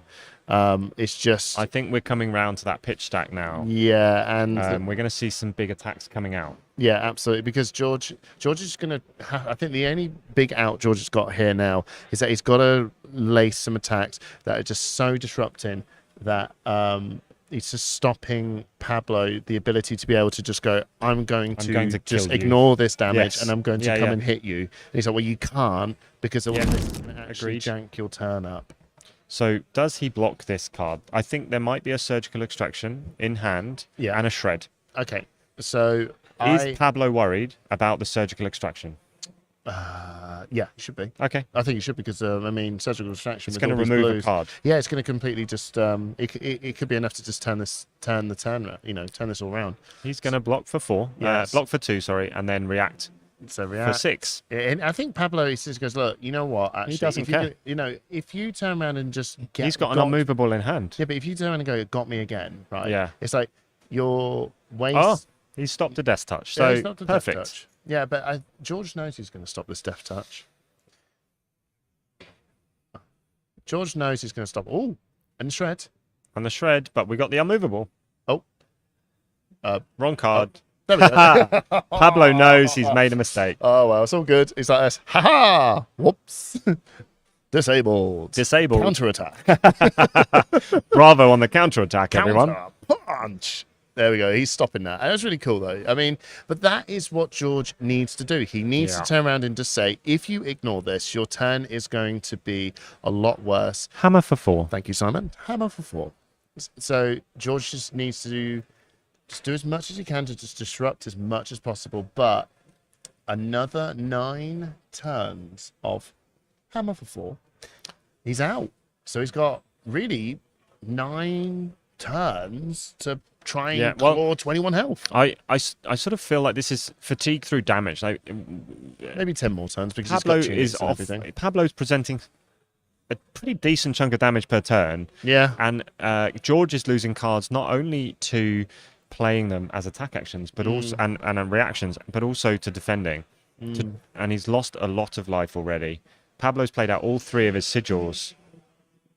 So the life total would be a lot closer if it weren't for the life gain. And then I think what Pablo's doing a very, very good job of as well, when you're noticing every time he's firing out a codex of frailty, George is just making sure I have constantly got something. I think this is going to be another CNC success here because Pablo's got 2 defense reactions in hand. Yeah. Is he just going to He's double? also got armor. He does. He's only got 2 armor there. Yeah, but that's good. He's going to have to throw both of those armors. Is he going to take 6 of this damage just to get the spinal crush off next turn? Possibly. Look at him weighing up the options. Yeah. I mean, that Spider Spike's doing so much work. That's the power of the Assassin's Daggers, right? Absolutely. Absolutely. It's. What I was just saying as well, it's been really interesting that the Codex of Frailty has Pablo's making sure that the Codex is definitely going to be played, and I'm just going to have an arsenal so I just don't get my hand ripped from me. So that's been very good. But yeah, Pablo's going, I'll take that CNC. I think he can pitch and play the spinal here. Yeah. Just with the Starstruck and the Unmovable. Yeah. And then he arsenals a sink below. Cool. I mean, that's but then that's threatening lethal. Yeah, it is. Yeah, but it's just it's wondering as well. We're just back and forth, just trying to wrestle that tempo, which is just it feels very much like when you're watching 2 Guardians fight it, duke it out. These, we're just going to block a lot. We're just going to come in, chip in. Seems like a long time ago now. I know. So it's not the same thing exactly because Azuri has a lot more trickery up her sleeve and less armor, but they've still got a lot of good blocking power. Yeah, blocking with cards, but not with equipment. That's the difference here. Yes, Pablo has had a total of 9, 10, 13 block with equipment. Yeah. I mean, believe that's- Pablo is running Spanish. Yeah, I'd imagine he would be running the Spanish. I mean, he is from why Spain not? after all. Yeah, it makes no sense. He's like, nah, we'll tell him.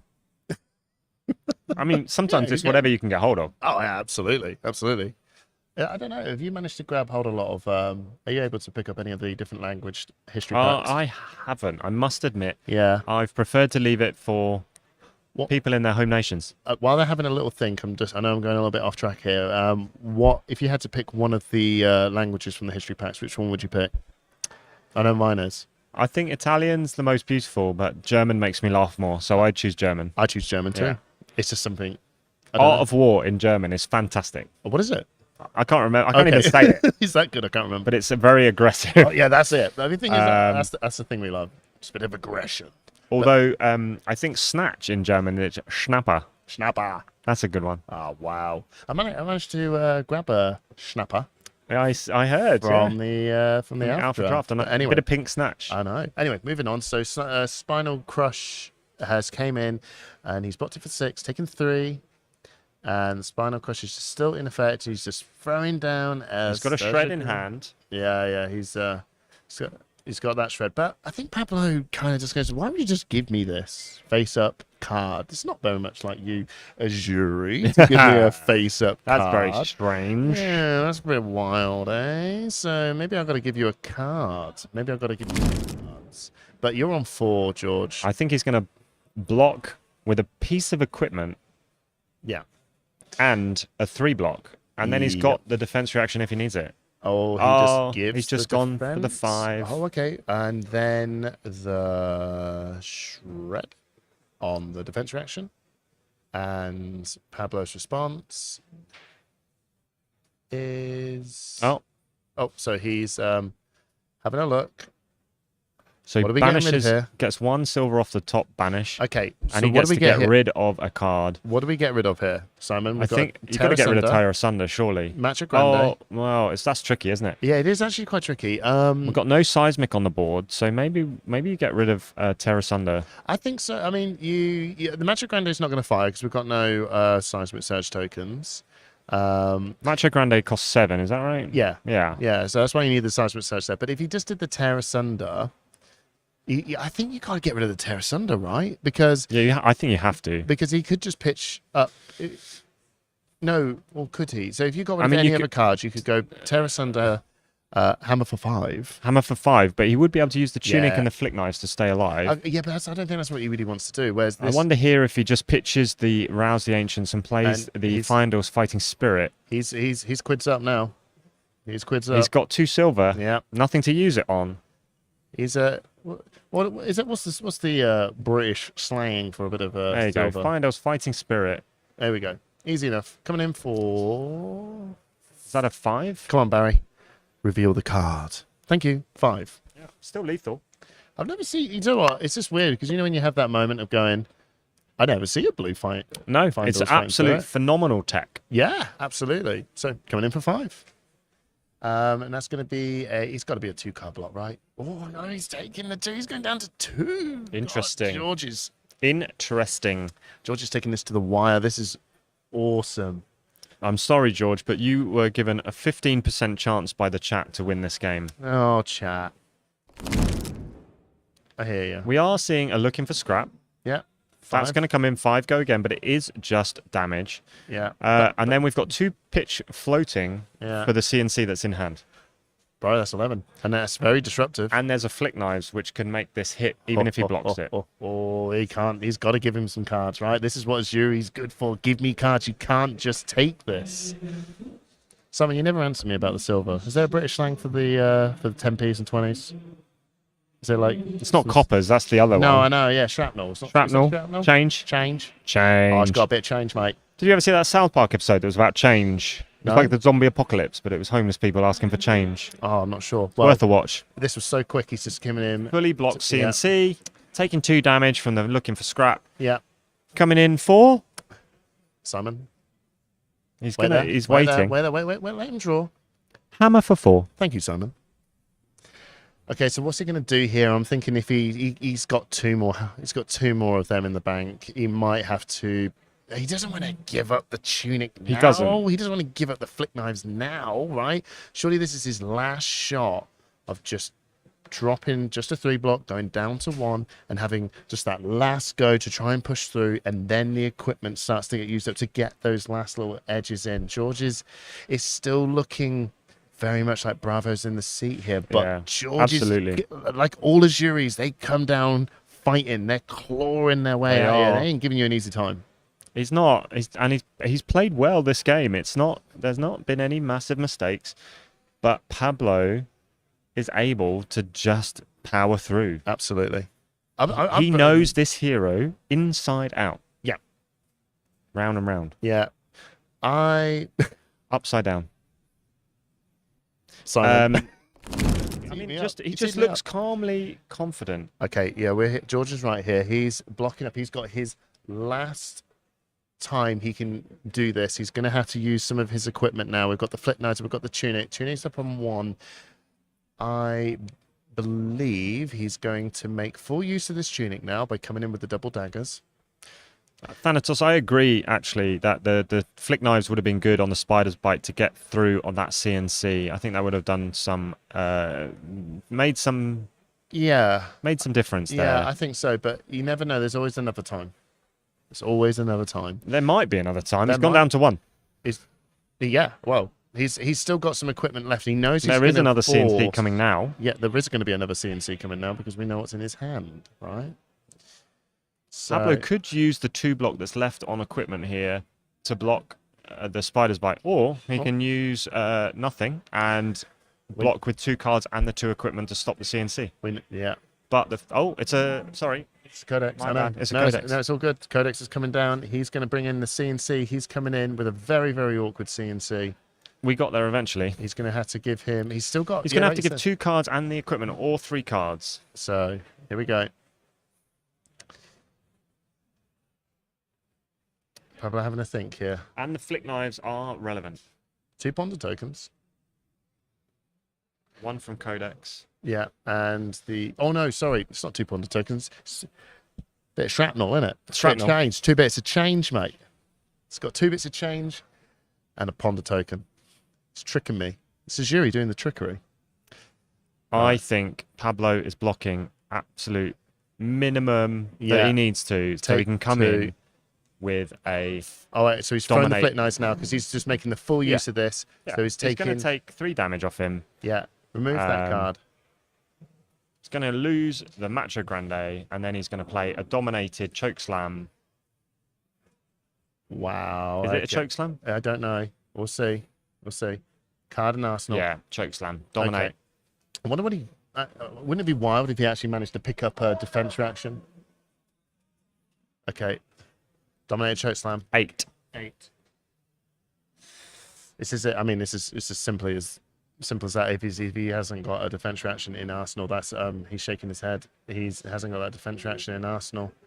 I think this is it. Yeah, you can see in George's face.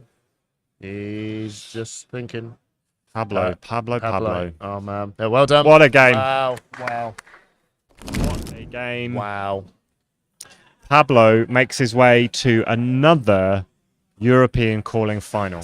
He tell you what, the irony of all of this, right? He surgically extracted that Azuri's, like, piece by piece. You're working hard for that one, dude.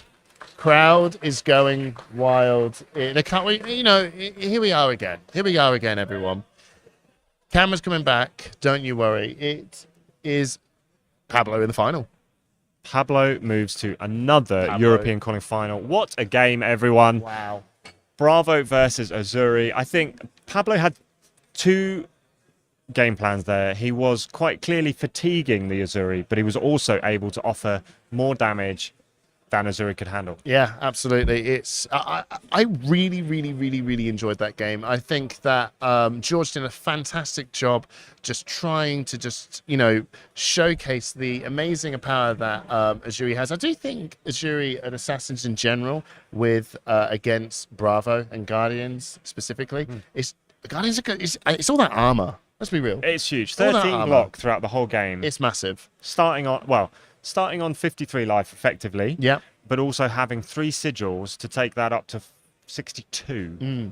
Yeah, I know. It's got to get through 62 damage to kill a Bravo right now. I think George played that game immaculately. I'm giving all this. I'm doing a lot of praise. I know Pablo has won this, but Pablo is going to walk away. He's a king. You know, we all know he's an absolute. What a performance by beast. George Keys. Yeah, absolutely. A UK local. Yeah. Who has played his absolute heart out today to make it Absolutely. to a calling top 4.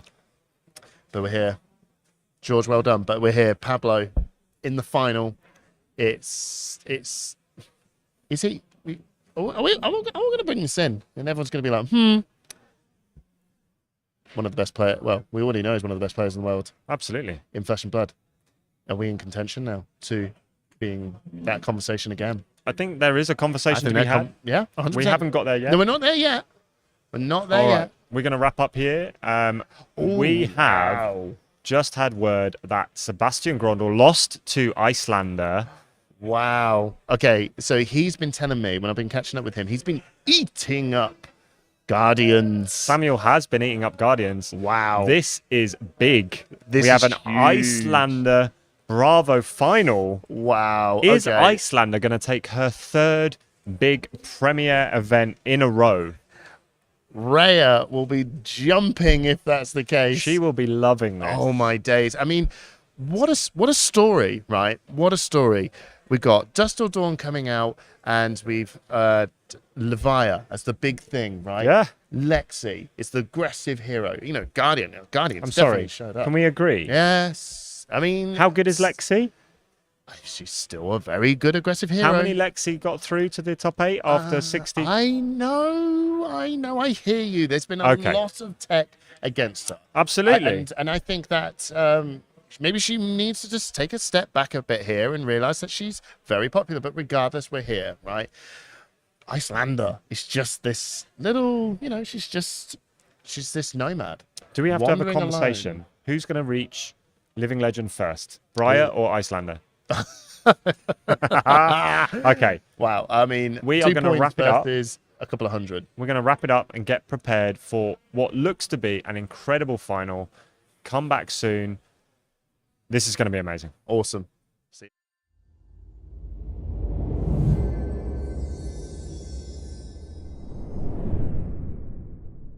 Hey everybody, they're calling Birmingham. It's Mr. Chocolate TCG calling from up in Canada, which is basically the UK light, right? Just want to wish you all the best and say that I sure am glad there's no Oldham in the standings. Good luck, all. What's up, everybody? It's your boy Breezy coming to you live from Dallas, Texas. Even though this is pre-recorded, I'm going to say it's live. But I just wanted to wish everybody out there playing in the calling in Birmingham this weekend all the best luck. Go get out there, have some fun, play some great games, make some memories. And if I were to be rooting for any one hero, it's going to be Viserai, because we need to be making the rune chants, baby. Make it a rune chants. Yeah, the purple boy needs some love and representation this weekend. So if that's you, I got your back from a distance. Get out there and win. Hey everyone, I'm Nathan, and this is Geralt from legendarystories.net, where you can find all the lore of the world of Wraith. So if that's what you're into, then check it out. This weekend at the Calling Birmingham, I'll be supporting anybody who's playing Rhinar. Let's go. Cheers. Lost in Space from Talishar here, wishing everybody at the Calling Birmingham all the best of luck for the weekend. Cheers! Hey, this is Nate from the Talishar team, wishing good luck to all the players at Calling Birmingham. I'm looking forward to watching the stream. I'll be rooting for Katsu.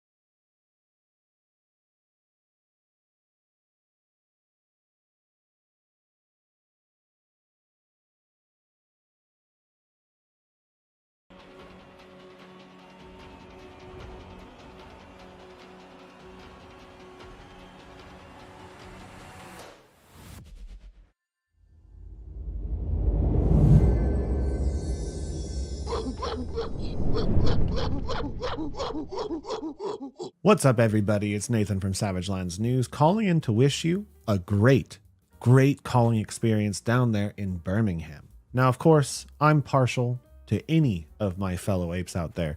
Anybody brave enough to pick up the dice and roll with no fear. Whether you're purple, whether you're green, especially green, whether you're covered in fur and you bang your chest, I'm here for you. I'm going to be praying to that ape god, that dice god, giving you all of my luck. And you know what? You deserve it. You deserve to take home a pair of golden scab skin leathers, because that way, every time you roll, you're rolling in style, baby. I hope you guys have a great day. May an ape take this event down. I'll see you around. Hello to all the competitors in the Calling Birmingham. I'm Michael Hamilton, a member of the Manor podcast and the Wolfpack. I just wanted to wish you all good luck. I also am rooting for Dromai. I think Dromai is still very underrated and quite powerful. So I want to see the Dromais come out in full force and take this one down. All right, have a great tournament. Goodbye.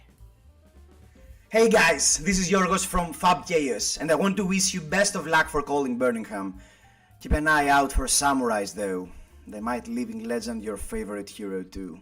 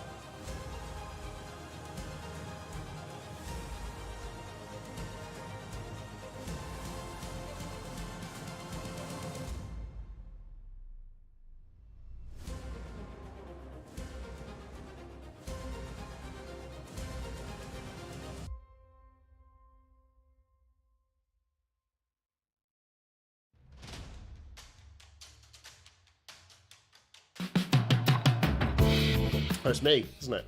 So It's you. It is me, James Armstrong, another patron, and also, I'd say our head judge. He's the UK head judge, the yeah. UK judge for sure. So the Demi-Hero mechanic in the new set looks really interesting. Is this something that was brought in specifically as a fix for Levia, or is it something that you'll be exploring for other heroes in the future?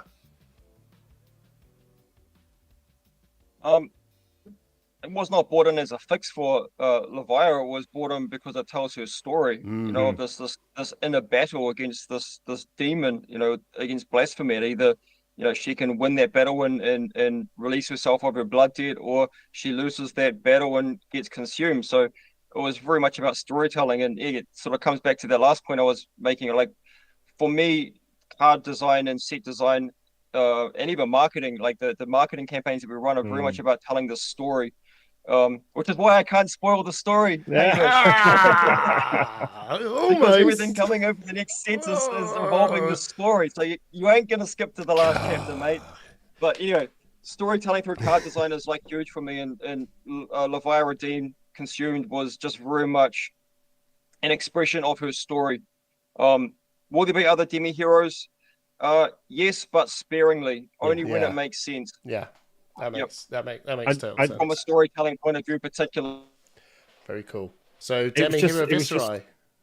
Yeah, I think when people saw that in the set, it was just mind blowing. Like, it's a new mechanic, and as you say, everyone understood as soon as you saw the card and the flip that it was just so on theme for Levia, and it was just awesome to see, and to see Mansan spoil it as well or preview it was just incredible. Well, I'm gonna sort of harp on a little bit of a flex here, right, Simon? Right. So I got luckily invited by Alex from LSS Studios to help do the audio work for the Vincent hero video, and so Trip's wife did the voice.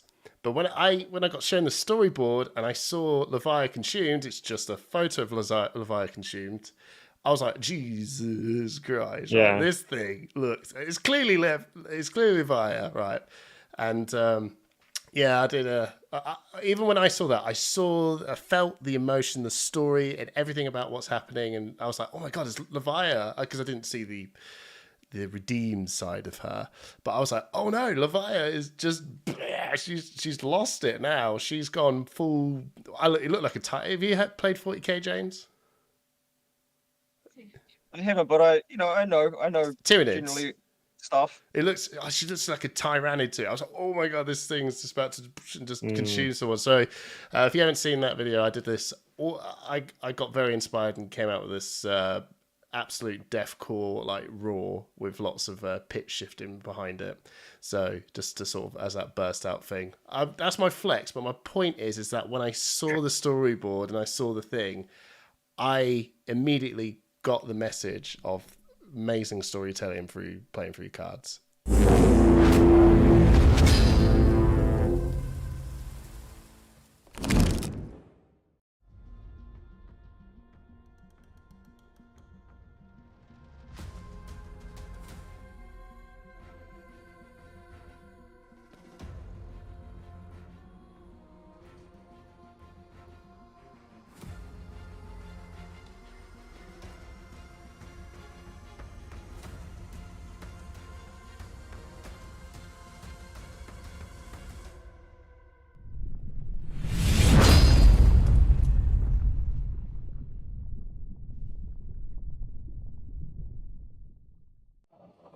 Hi everybody, welcome back to the call in Birmingham, and I have been joined by our first finalist, Sammy Braben. Well done. Well Thanks. done indeed. Yeah. We saw you lose to George, who just lost to Pablo just then. I was saying at the time when you were playing with George, sometimes you wish that you could have commentary and player player mics on as well, because you guys were brilliant. That was absolutely brilliant, that game. You just beat Sebastian. Was that a tight one? It was like reasonable time. I was like very low, but he was only running Arcane Barrier 1. Yeah. So your kill range as Icelander is really like high, and he was on 8, and that's just not enough with AB1. Yeah. Because if I had Blue Emeritus in Arsenal, Yellow Ice Fin in hand, Waning Moon, that's like 8, even if you take 1 off everything. So he just dies there, kind of regardless of what he's got. Yeah. Because you can see, because we see the deck lists for top 8, yeah. And I know he's not running his sigils, he's not running any Oasis. He doesn't have anything to do anything he can do to prevent the damage, so he just dies there basically when he's on 8. And eventually I'll hit what I want, you know. So maybe Pablo will be a little bit different. I think Pablo will be different. He likes submarining and getting into finals. I've already played him once. Okay. So I did beat him then, but it was a very close game. Okay. Yeah. So hopefully we'll repeat it. But I know he's definitely more tech for the matchup. He's got the tunic, he's got the AB3, he's got sigils. Yeah. So this definitely matters. So like I'm feeling a little bit nervous about it, but I'm feeling really confident. Besides, if I win, I win. If I lose, Icelander doesn't get any living legend points. Wow. You see? That's one way of looking at it. That's, right. yeah. Players are going to set up, and we will bring you the game momentarily. So hang about for the final. All right.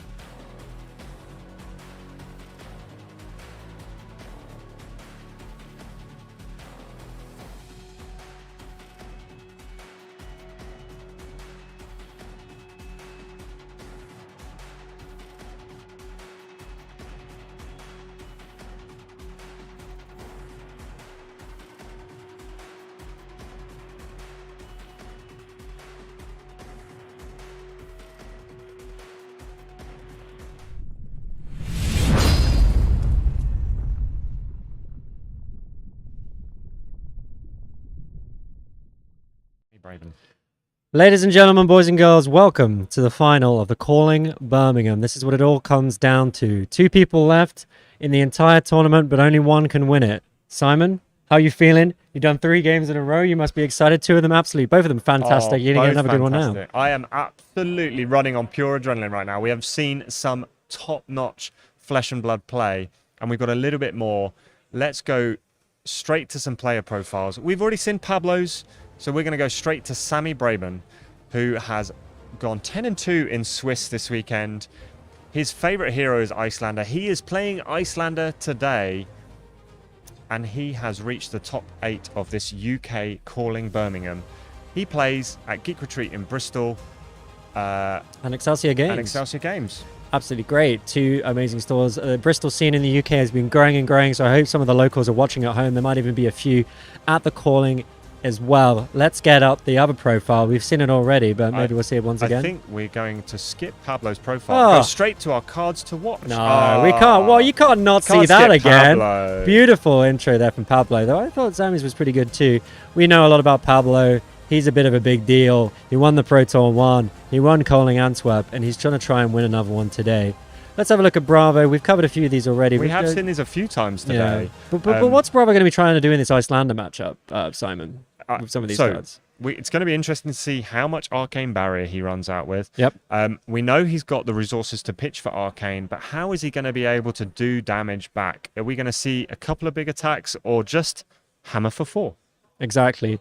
Sitting back, letting Icelander have too many cards, going to be able to push a bit of Arcane through with the same kind of strategy that we just saw in that Azuri game is going to cut the mustard, I'm not sure. But we do have Icelander up here. These are actually some relevant cards, actually, because, being able to strip Bravo of cards so they can't pitch Arcane Barrier could be relevant, and especially those Frost Hexes could play a part. I think setting up a triple Frost Hex Ice Eternal end game might be the way for Icelander to win this. I think Icelander's going to be confident into a Bravo, but we know that Pablo is not just any Bravo. Well, you might be confident into any hero, but I definitely wouldn't be confident going into Pablo. He's a winner. He's won a lot of these games, a lot of these tournaments. But I think this is a good matchup for Icelander too, and I think they can definitely make it work. Now, I'm really excited to see what this matchup comes up with.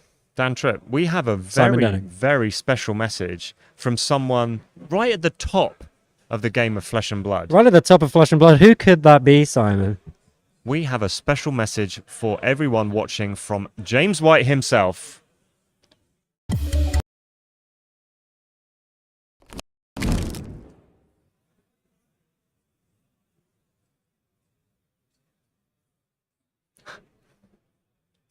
We have to just step back on that message from James White. We're having some technical issues getting that one loaded James up. White's been a little bit shy, Simon. He doesn't seem to want to talk. But we'll be working on that, see if we can get that message up for you.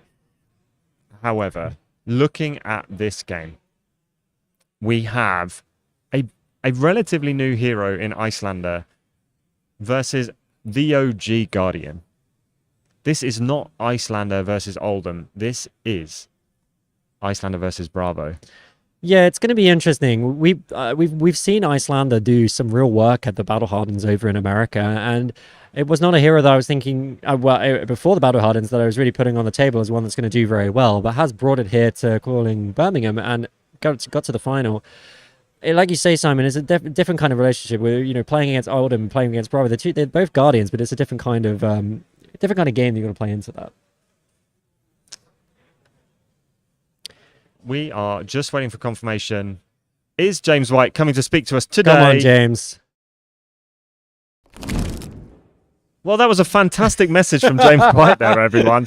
I hope you enjoyed that. We're going to work on it. We're going to get this message. I think we need to jump straight into this game and see how the players are doing with their setup. There we go. Thanks, James, for that incredible message. Classic troll from James. I agree, One for Fruit. Such a tease. A huge thanks to James for recording the message, even though we weren't able to get it to work. Maybe we'll get it out for you guys later, but we're going to jump into this game. We're going to show you some flesh and blood. We're going to see this Bravo Icelander game. Before we start, I just want to say thank you to everyone that's come to watch this weekend, whether in person or on the stream. We've had a fantastic time casting, I know the Living Realms crew have done an incredible job of organising and making sure this event runs to time. Please, if you haven't already, like and subscribe, not only to Tabletop 24, but give us a bit of love at Push the Point. And Baz the Bard, who you've Baz the been seeing Bard. doing the interviews today as well. It's been a real team effort. We've just been happy to be able to showcase a bit of the UK meta and some of these amazing players that have travelled over to the UK to play in this calling. Me and Simon have been around for a long time in this scene, playing in the online days, playing when just before Crew came out, when Arcane Rising was coming out in the UK for the first time. And the one thing we've always wanted is a calling in the UK, and to be able to cast it for you guys has been an absolute pleasure.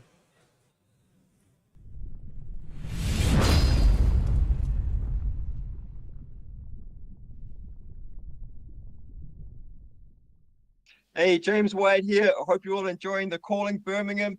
Welcome to the finals. Let's get it on. There we go. We got the message. Thank you, James White. And if you've been enjoying our Push the Point interview snippets with James White throughout the weekend, we are going to have the whole thing with some extra spice released. 8 p.m. today on the Push the Point YouTube channel. Please do come check it out. We've got some... James gave us some pretty great information that is going to be something you really want to watch that interview with James and find out. We don't say that lightly. But enough of that. Let's get to this game. Let's talk about this final. Let's see these two incredible players and these two incredible heroes come up against each other. So we are seeing Bravo with AB2 on the hood and the boots, and then Crater Fist and Tectonic Plating. Icelander comes out with her usual suite of Coronet Peak, Fire Spring Tunic, Iron Rock Gauntlet, and the Stormstriders. Yeah, it's what you expect to see from Icelander maybe coming up into this matchup. Just a little bit of extra block on that Gauntlet. Hopefully going to do some work. Another good start here for Samuel, being able to develop that Frost Hex on turn 1. Like we were saying, this is something we saw when Sammy was up on the stream before. Absolutely. He was able to develop turn two Frost Hex very Hex, quickly. yeah. We've seen him Arsenal the ice, maybe not the ice card, but the Frost Hex is on the board. Turn 1 into Bravo now, and we've just got a Thunderquake straight out the bat, 8 damage. Eat that. Pushing that damage, and the one thing about Icelander is that, you know, they can play these blue cards at instant speed from the arsenal, giving a frostbite to the opponent. But if Pablo just straight ups that damage, just throws those numbers down hard on the table, the frostbite's going to have minimal impact. Though, of course, now with the Frost Hex in play, something that Pablo will need to bear in mind so he doesn't take too much arcane damage. Are we going to see a full block or just a 6 block here? Taking 2 damage early. Obviously, Icelander starts at a slight disadvantage on life at 36 because of some of the ways in which she can do damage on the opponent's turn. But Icelander does manage to mitigate that by running some generic cards from Welcome to Wraith, Scar for a Scar and Wounded Bull, that do get a buff if you have less health than your opponent. Something that we've seen other Icelander players, Michael Hamilton, play in the past. How incredible, though, Trip, that we have a UK player in the final of the Calling Birmingham. I mean, it is fantastic. Like, it's great to be able to support someone from, you know, having a UK player being able to support a player from the United Kingdom, and it's great to see them here. This is another example of a great card to play when you're on below health of your opponent. Finals Fighting Spirit, when you attack or defend with it, you do heal if you have less health. So this is kind of representing almost 7 damage, or 8 in total, 7 damage pushing towards the Guardian player, healing for 1. And Pablo does sort of block this out quite effectively, using the equipment quite early. So this is the difference in this matchup. Use the equipment, I think, when you can, rather than saving it, because you don't know the next time they're going to offer physical damage. Correct. Get maximum use of those blocks while you can. Here we see a Macho Grande coming in for 8 Dominate. And this is a good card here from Pablo. You know, Icelander is incentivized to do a bit of blocking. So the more dominated attacks that Pablo can throw down, reduce that life total of Sammy's as quickly as possible, is going to be useful. I think we're seeing a strategy already from both players. We've seen the Frost Hex come out from Sammy Braben. We're seeing the big dominate attacks early from Bravo and Pablo. As you say, Icelander doesn't have a problem using cards to block. So using Dominate as an effective way to push through damage, even though it gives the opponent more cards to come back with, is not really a problem. We see the Channel Lake Frigid played out. This is obviously normally backbreaking against an aggressive hero, but a Guardian can play around it normally not too without too much difficulty. And we do see Pablo with 2 resources floating, so can pay for the arcane damage from that Frost Hex at the end of the turn. I'm sure he's thought that, considered that, yeah, Simon. Just making sure that there's always a few resources floating so that he can prevent arcane damage if needed. That 8 going to come through pretty beefy. And you might think to yourself, well, 4 health, Icelander starting on 36 health, what difference is that going to make? But it adds up. This is the thing about Flesh and Blood. It's all about the numbers. It's all about those small incremental bits of damage that feed through, and then suddenly you're in a position where you can't do what you need to do. Now, we only have 1 ice card in hand. Are we going to see Sammy play out the Emeritus just to keep that Channel Lake Frigid around? I don't think so. Or just a Coronet Peak. There we go. I think the Coronet Peak there works better. Just getting the not wanting to. There's not a huge amount of. I guess it sticks around. The impact it's going to have, we're going to see. Yeah. But it did allow Pablo there to cycle a sink out of his hand, which was actually quite. I imagine Pablo was quite happy to do that. As Simon was saying, and that's why we're seeing the equipment block so early, is that Pablo really wants to cash in this equipment block, because if Icelander switches to just pure arcane damage, that equipment is not going to do anything. We are seeing an Anathos costing 4 because of the Channel Lake Frigid, coming in for 6 with 2 big blue cards pitched. The Emeritus Scolding comes in for 4. Pablo uses 2 of those. We know we're not going to get any Frostbites from that. Are we going to see the Waning Moon, or are we going to see a block? We do see the Frost Hex pitched as well. I think Sammy's just not quite got the space to play that out in a way they would like to at the moment. Full block on the Anathos attack there, and 1 card in hand, which I think will be Arsenaled. Sticking that Tunic up. I'm probably just going to stick that in the Arsenal. Lake's going to go, and back over to Pablo.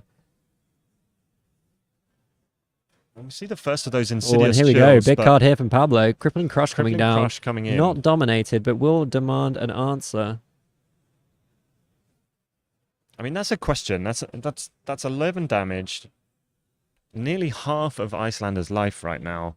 It has used up all of Pablo's resources to play this, so a little bit vulnerable to arcane damage, and it is actually going to get blocked out for a total of 8 with a Sync gloves and the 3 block there.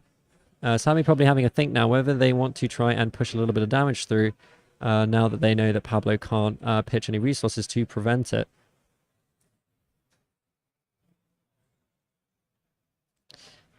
Still early days in this matchup. Pablo sitting on a very healthy 35 life total. Sammy on 24. Going to create the Frostbite here, which will cause a little bit of damage to go through because of the Frost Hex. Getting that Frost Hex turn 1, already starting to do a little bit of tick damage. Something that Sammy will be very happy about.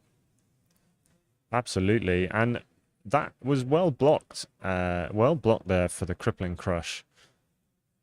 Bit of an awkward hand here from Pablo. Probably going to make it work though with a hammer. I think pitch for a Seismic. Pitch for the hammer. Oh no, it's a yellow. Is it a red and a red and a blue hammer for 6? I think that's a Crippling Crush underneath there. I think it is, because it was a bit of an awkward hand with a Defense React, a Crippling Crush, and not the blues to play it, and a Sigil. That was the other red card. So just going to heal up a bit there. Get the Defense Reacts into Arsenal. Probably seen now that Sammy is definitely running a... Well, the deck lists are available, but seeing that Sammy is running these attack actions, Pablo is having just working out the blocks here. Probably going to just stick this Defense React in Arsenal. Taking 6 down to 18. Keeping 3 cards in hand. I think, is that Findos Fighting Spirit in hand? The Insidious there as well. Keeping 3 cards, going to play a big attack, and then Arsenal the Ice card, I believe. But Pablo has put a Defense React in Arsenal, so we'll be able to shut down this attack reasonably well. Gonna get another 1 heal off here from this Finals. Pablo has drawn into another Sigil, just gonna keep healing up. Sigil is just like, healing arcane damage, isn't it? You being able to heal up is really good against arcane. So the Creative Fist, obviously still on the board with -2. It does have temper, so it should be dead. I can't see that effect being used later in the game, but we will try and get Pablo to turn that over or pop it in the graveyard. Finals Fighting Spirit blocked. Yeah, and we're just going to see a hammer here. Just hammer for 4. Not going to make a Seismic Surge token, maybe worried about disruption. Well, the Insidious Chill's on the board. Yeah. If there's a card that can be fused from... we see the other Insidious Chill in hand. Draws a block. Going to leak a damage. And Pablo going to heal up. Play the Sigil for another 3 life gain. I think that's all 3 Sigils, right, Simon? I think you're correct, Dan Tripp. That is all 3 Sigils, 9 life gained already. We have almost double health on Pablo versus Icelander. That is still probably not a comfortable position with a Frost Hex and an Insidious Chill on the board. Nice little hand there from Pablo that he's just drawn, but will they be able to keep it? Because there's an Ether Iron Weave coming down with a fuse. We're seeing that Insidious Chill tick down already. So he's going to pay 2, block 2, and pay another 2. So he's taking 3 damage, I believe, and paying all of the tax required. And Sammy still has an Insidious Chill and a Channel Light Frigid in hand.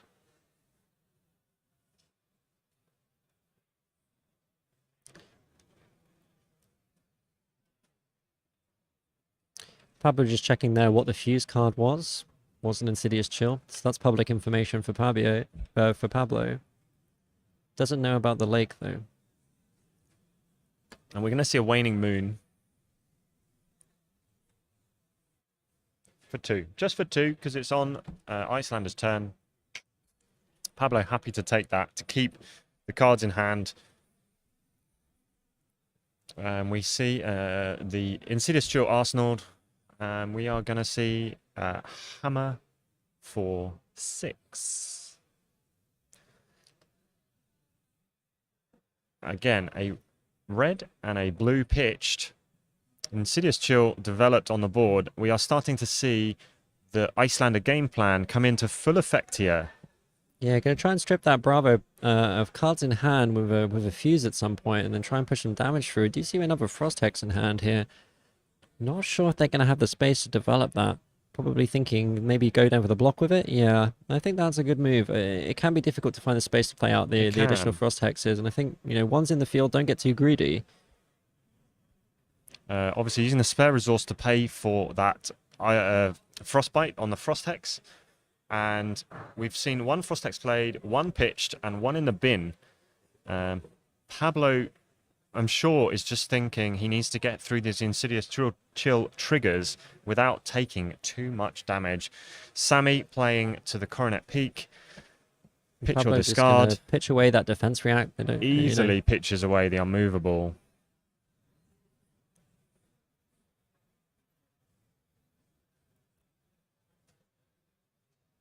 And we are seeing Arouse the Ancients played out. 7 go again.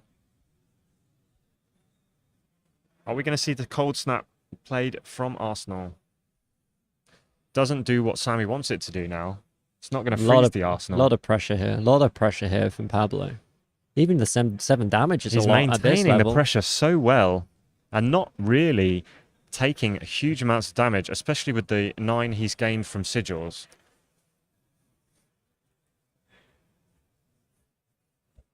Sammy having a thing. Knows every card in Pablo's hand. Again, chat, we know that the Creative Fist should be turned over or in the graveyard. It's not a big deal right now, and if anyone could pass the message to Pablo without being too distracting, we will do that. Sammy really thinking about what's going on at the moment. He's got a good hand. Plays the Cold Snap, draws the card. Using the Tunic to do that, I believe, Trip. Presents the Frostbite, but how is he going to block this 7 damage? It's quite nice here, just the Cold Snap just drawing some cards just gives Sammy just more cards to block with, even just being able to prevent a little bit of extra damage. What's Pablo going to follow up with? Is he going to use up all his resources here? Because he's got a Frostbite, so it will have to be Following Hammer. up with Hammer for 6, paying for the Frostbite with the spare resources. Sorry, paying for the Frostbite and having some spare resources left over. Sammy choosing not to Waning Moon.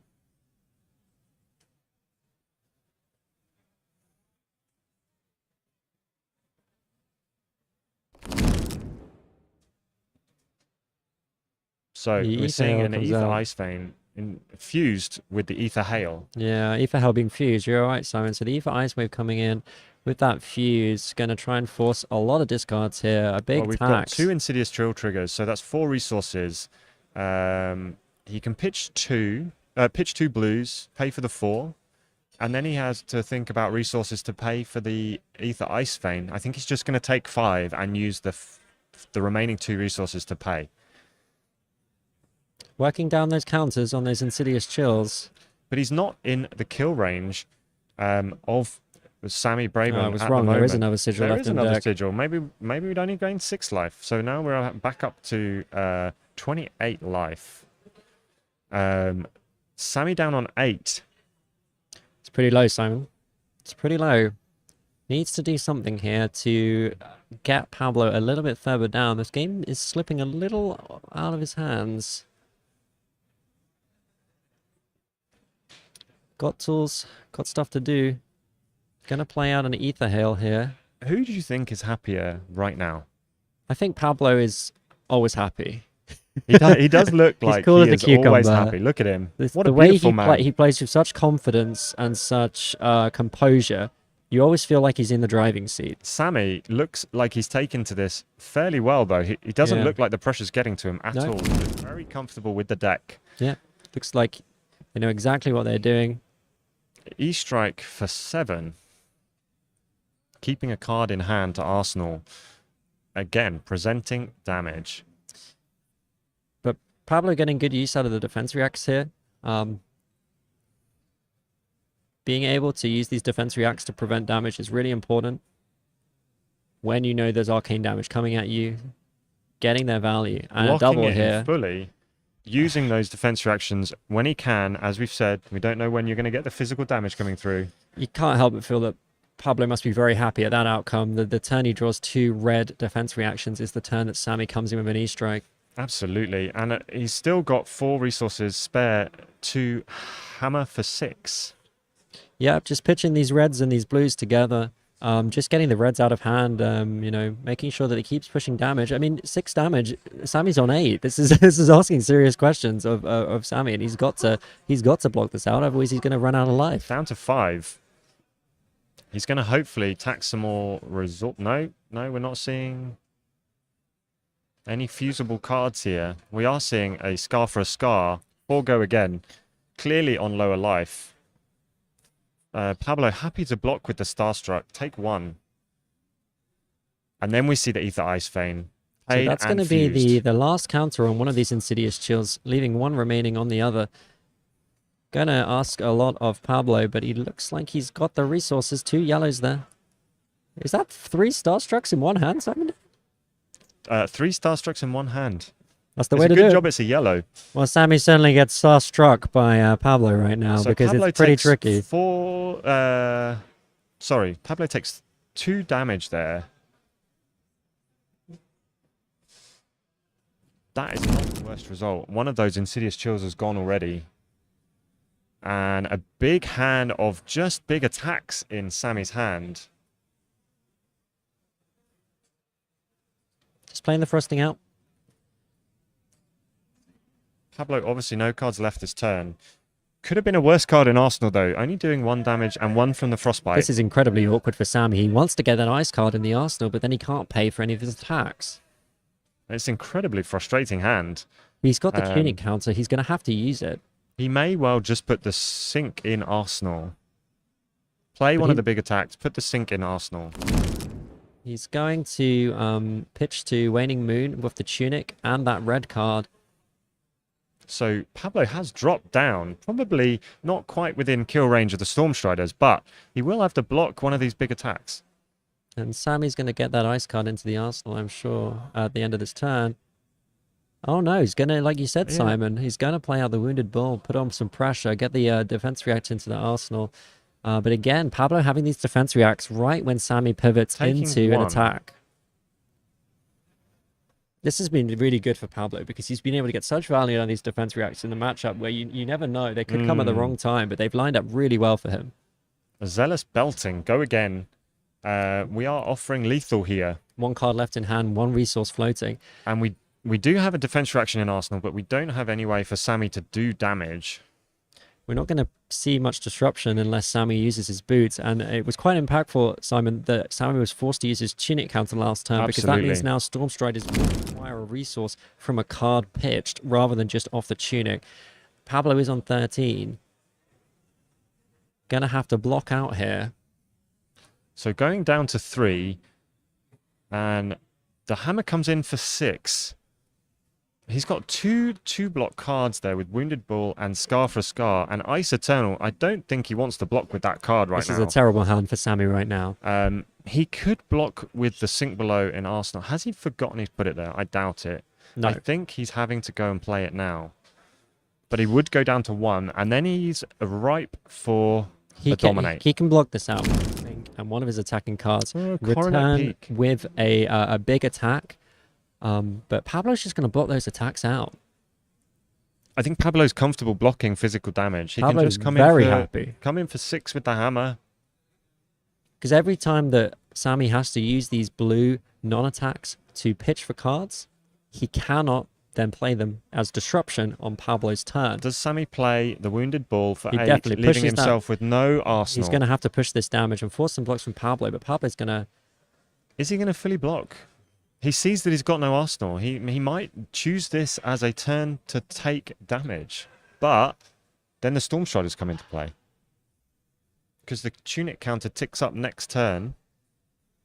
Can Pablo do something? Sammy's definitely trying to keep this going so he can get back to 1 resource from that Tunic so that Stormstriders is We more see a full easily block. online. Pablo wasn't happy with his hand. He's full blocked him. He's wary of But the Stormstriders. I don't think it's even about the hand. I think it's just at this point, Pablo's happy. Pablo wants to stay on 12 health. He doesn't want to go down any lower than that. There is a Frost Hex in the play, and there's still 1 Insidious Chill. Okay.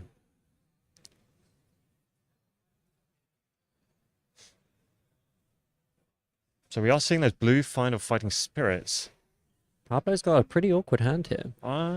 He's got a lot of 2 blocks. In fact, 3 of his cards block for 2. But he does have a Chokeslam for 8. What a game, Dan Tripp. This has been a fantastic game so far. Both players know these decks inside out. If Sammy pushes some Sammy's playing damage through E-Strike here, it's a difficult one for Pablo to block. He's used the equipment block on, or he's not got any equipment block left. Have we got an E-Strike for 7 here? He could. No, I'm thinking 5 go again into the Wounded Bull. I think Yeah, Sammy's I going think to you push might be damage, right. and it's a really hard turn for Pablo to block. He's got 3 2 blocks and 1 3 block, and then Sammy's about to push 12 damage. And Pablo can only block for 9. He's buying time.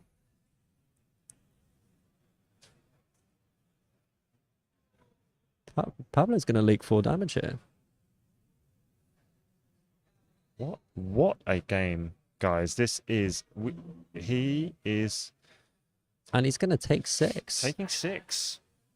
What a turnaround from Sammy there. Those attacks. Well, Pablo's been managed to get good value out of his defense reacts. They were not there. He drew a terrible hand of cards. Blocked so badly. You're normally expecting Bravo to be able to block 12. But just 3 2 blocks really messed with what he wanted to be doing there.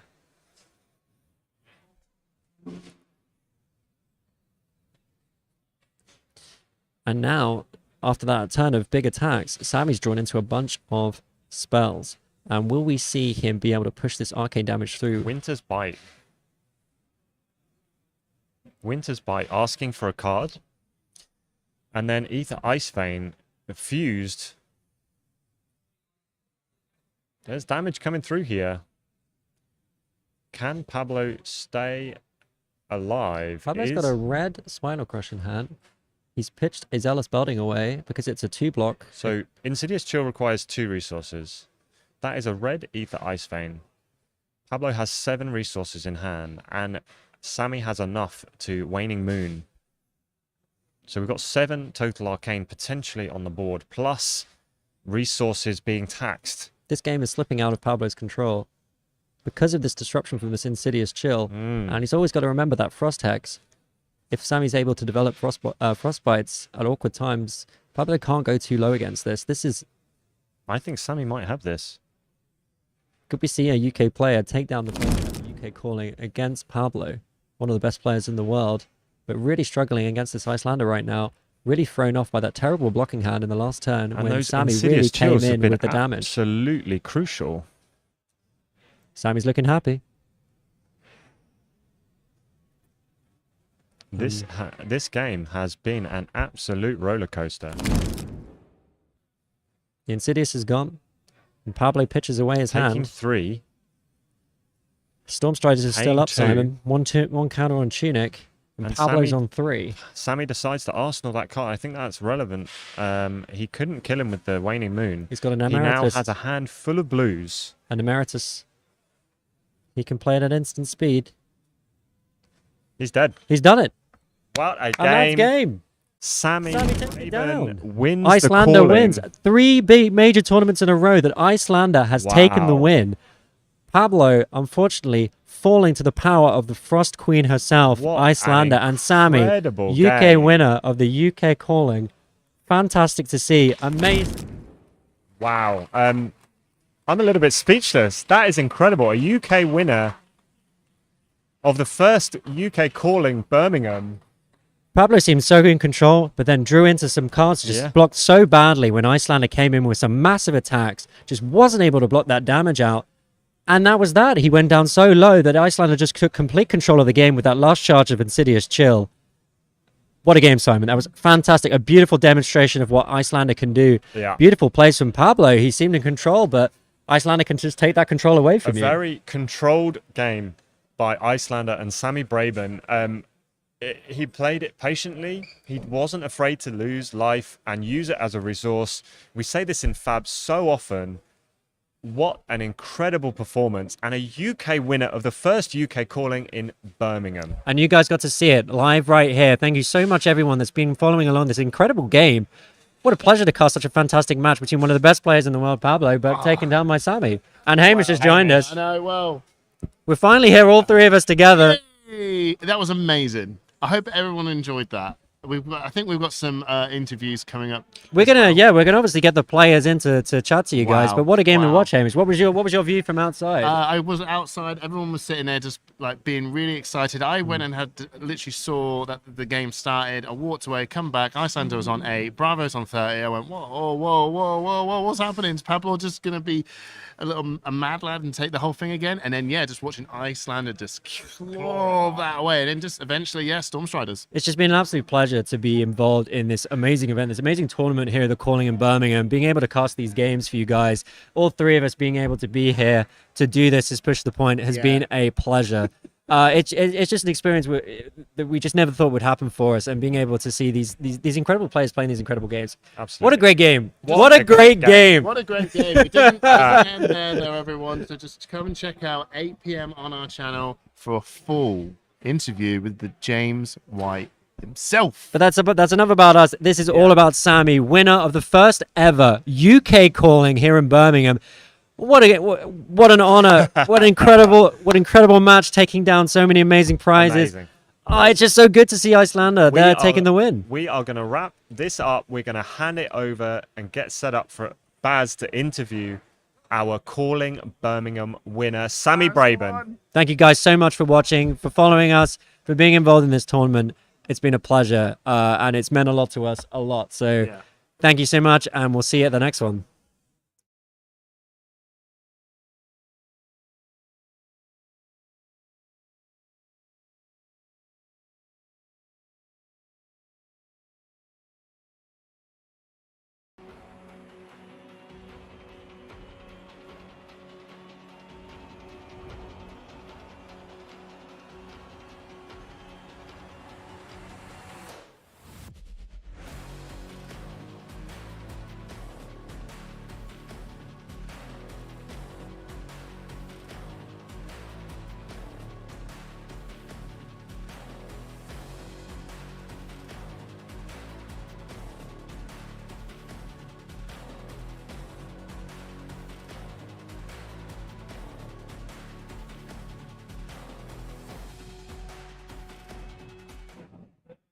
Hi, welcome back to the Calling Birmingham, a UK Birmingham, a UK winner.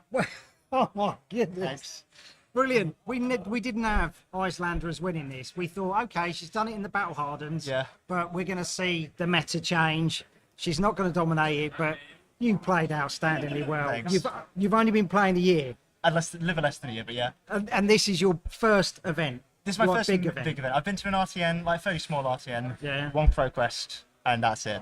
Okay, so like the Nara events, yeah. So big things maybe ahead in the UK. Maybe. Maybe. God, we have to go and yeah. You said that you played Pablo in the I did, yeah. in the rounds. You were quite confident, like when we had I that was originally, yeah. All the drivers mixed it out. I thought he was on AB3. He was only on AB2, which does matter. But I think still, like the difference between AB2 and AB1 is quite big in this matchup. But I think he still had like some of his wisdom. He had still had some stuff. They had the Zealous Beltings. He had the sigils. But we set up the Insidious Chills. We got the Ice Veins. Absolutely taxed him. Had some fantastic draws. Like he took some damage. And then your draws started coming. You've got now like the draws before were also good because like I can take the damage, but I'm like I'm swinging back. I'm setting up chills. They were all a bit. I had some fantastic draws. I never really had a dud hand. They were all good draws, basically. Yeah. I never had like a hand where it's like, oh, this is terrible. Is it nice when you put a Frost Hex down turn 1? Yes. And then you're following out with an Insidious Chill, and you're just like, okay, we're rocking already. It's pretty good, yeah. I had some really good draws. Personally, I think that Bravo should try and go first in the matchup, but I think the best way for Bravo to win, I think, is to try and get together. Yeah. And I think going first, trying to get a dominated like crippling crush or dominated other crush effect is one of the best ways to like really eke out a lead. Yeah. And like you're relying on the cards, but against my semi-finals and quarterfinals, they both crippling crushed me turn 1, dominated. So it happens. Nice. Like probably more than you'd expect, man. We get used to it after a while, don't you? Right. I mean, I still beat them. So yeah. Congratulations Thanks, once again. yeah, man. Oh. You've got some people that want to celebrate with you out there. Okay, go celebrate. Yeah. Right. Thank you for watching. We're going to get the push the point guys in here. We're going to close up. Thank you. Where they all gone? Trick. Right.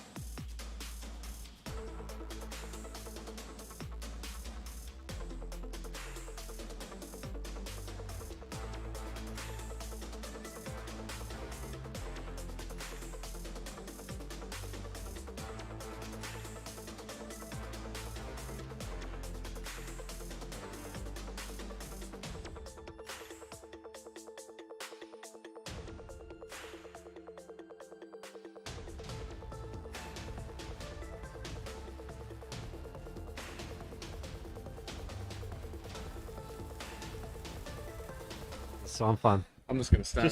Hello, we back on? This is Hamish. Welcome back, everybody. A fantastic win for Sammy.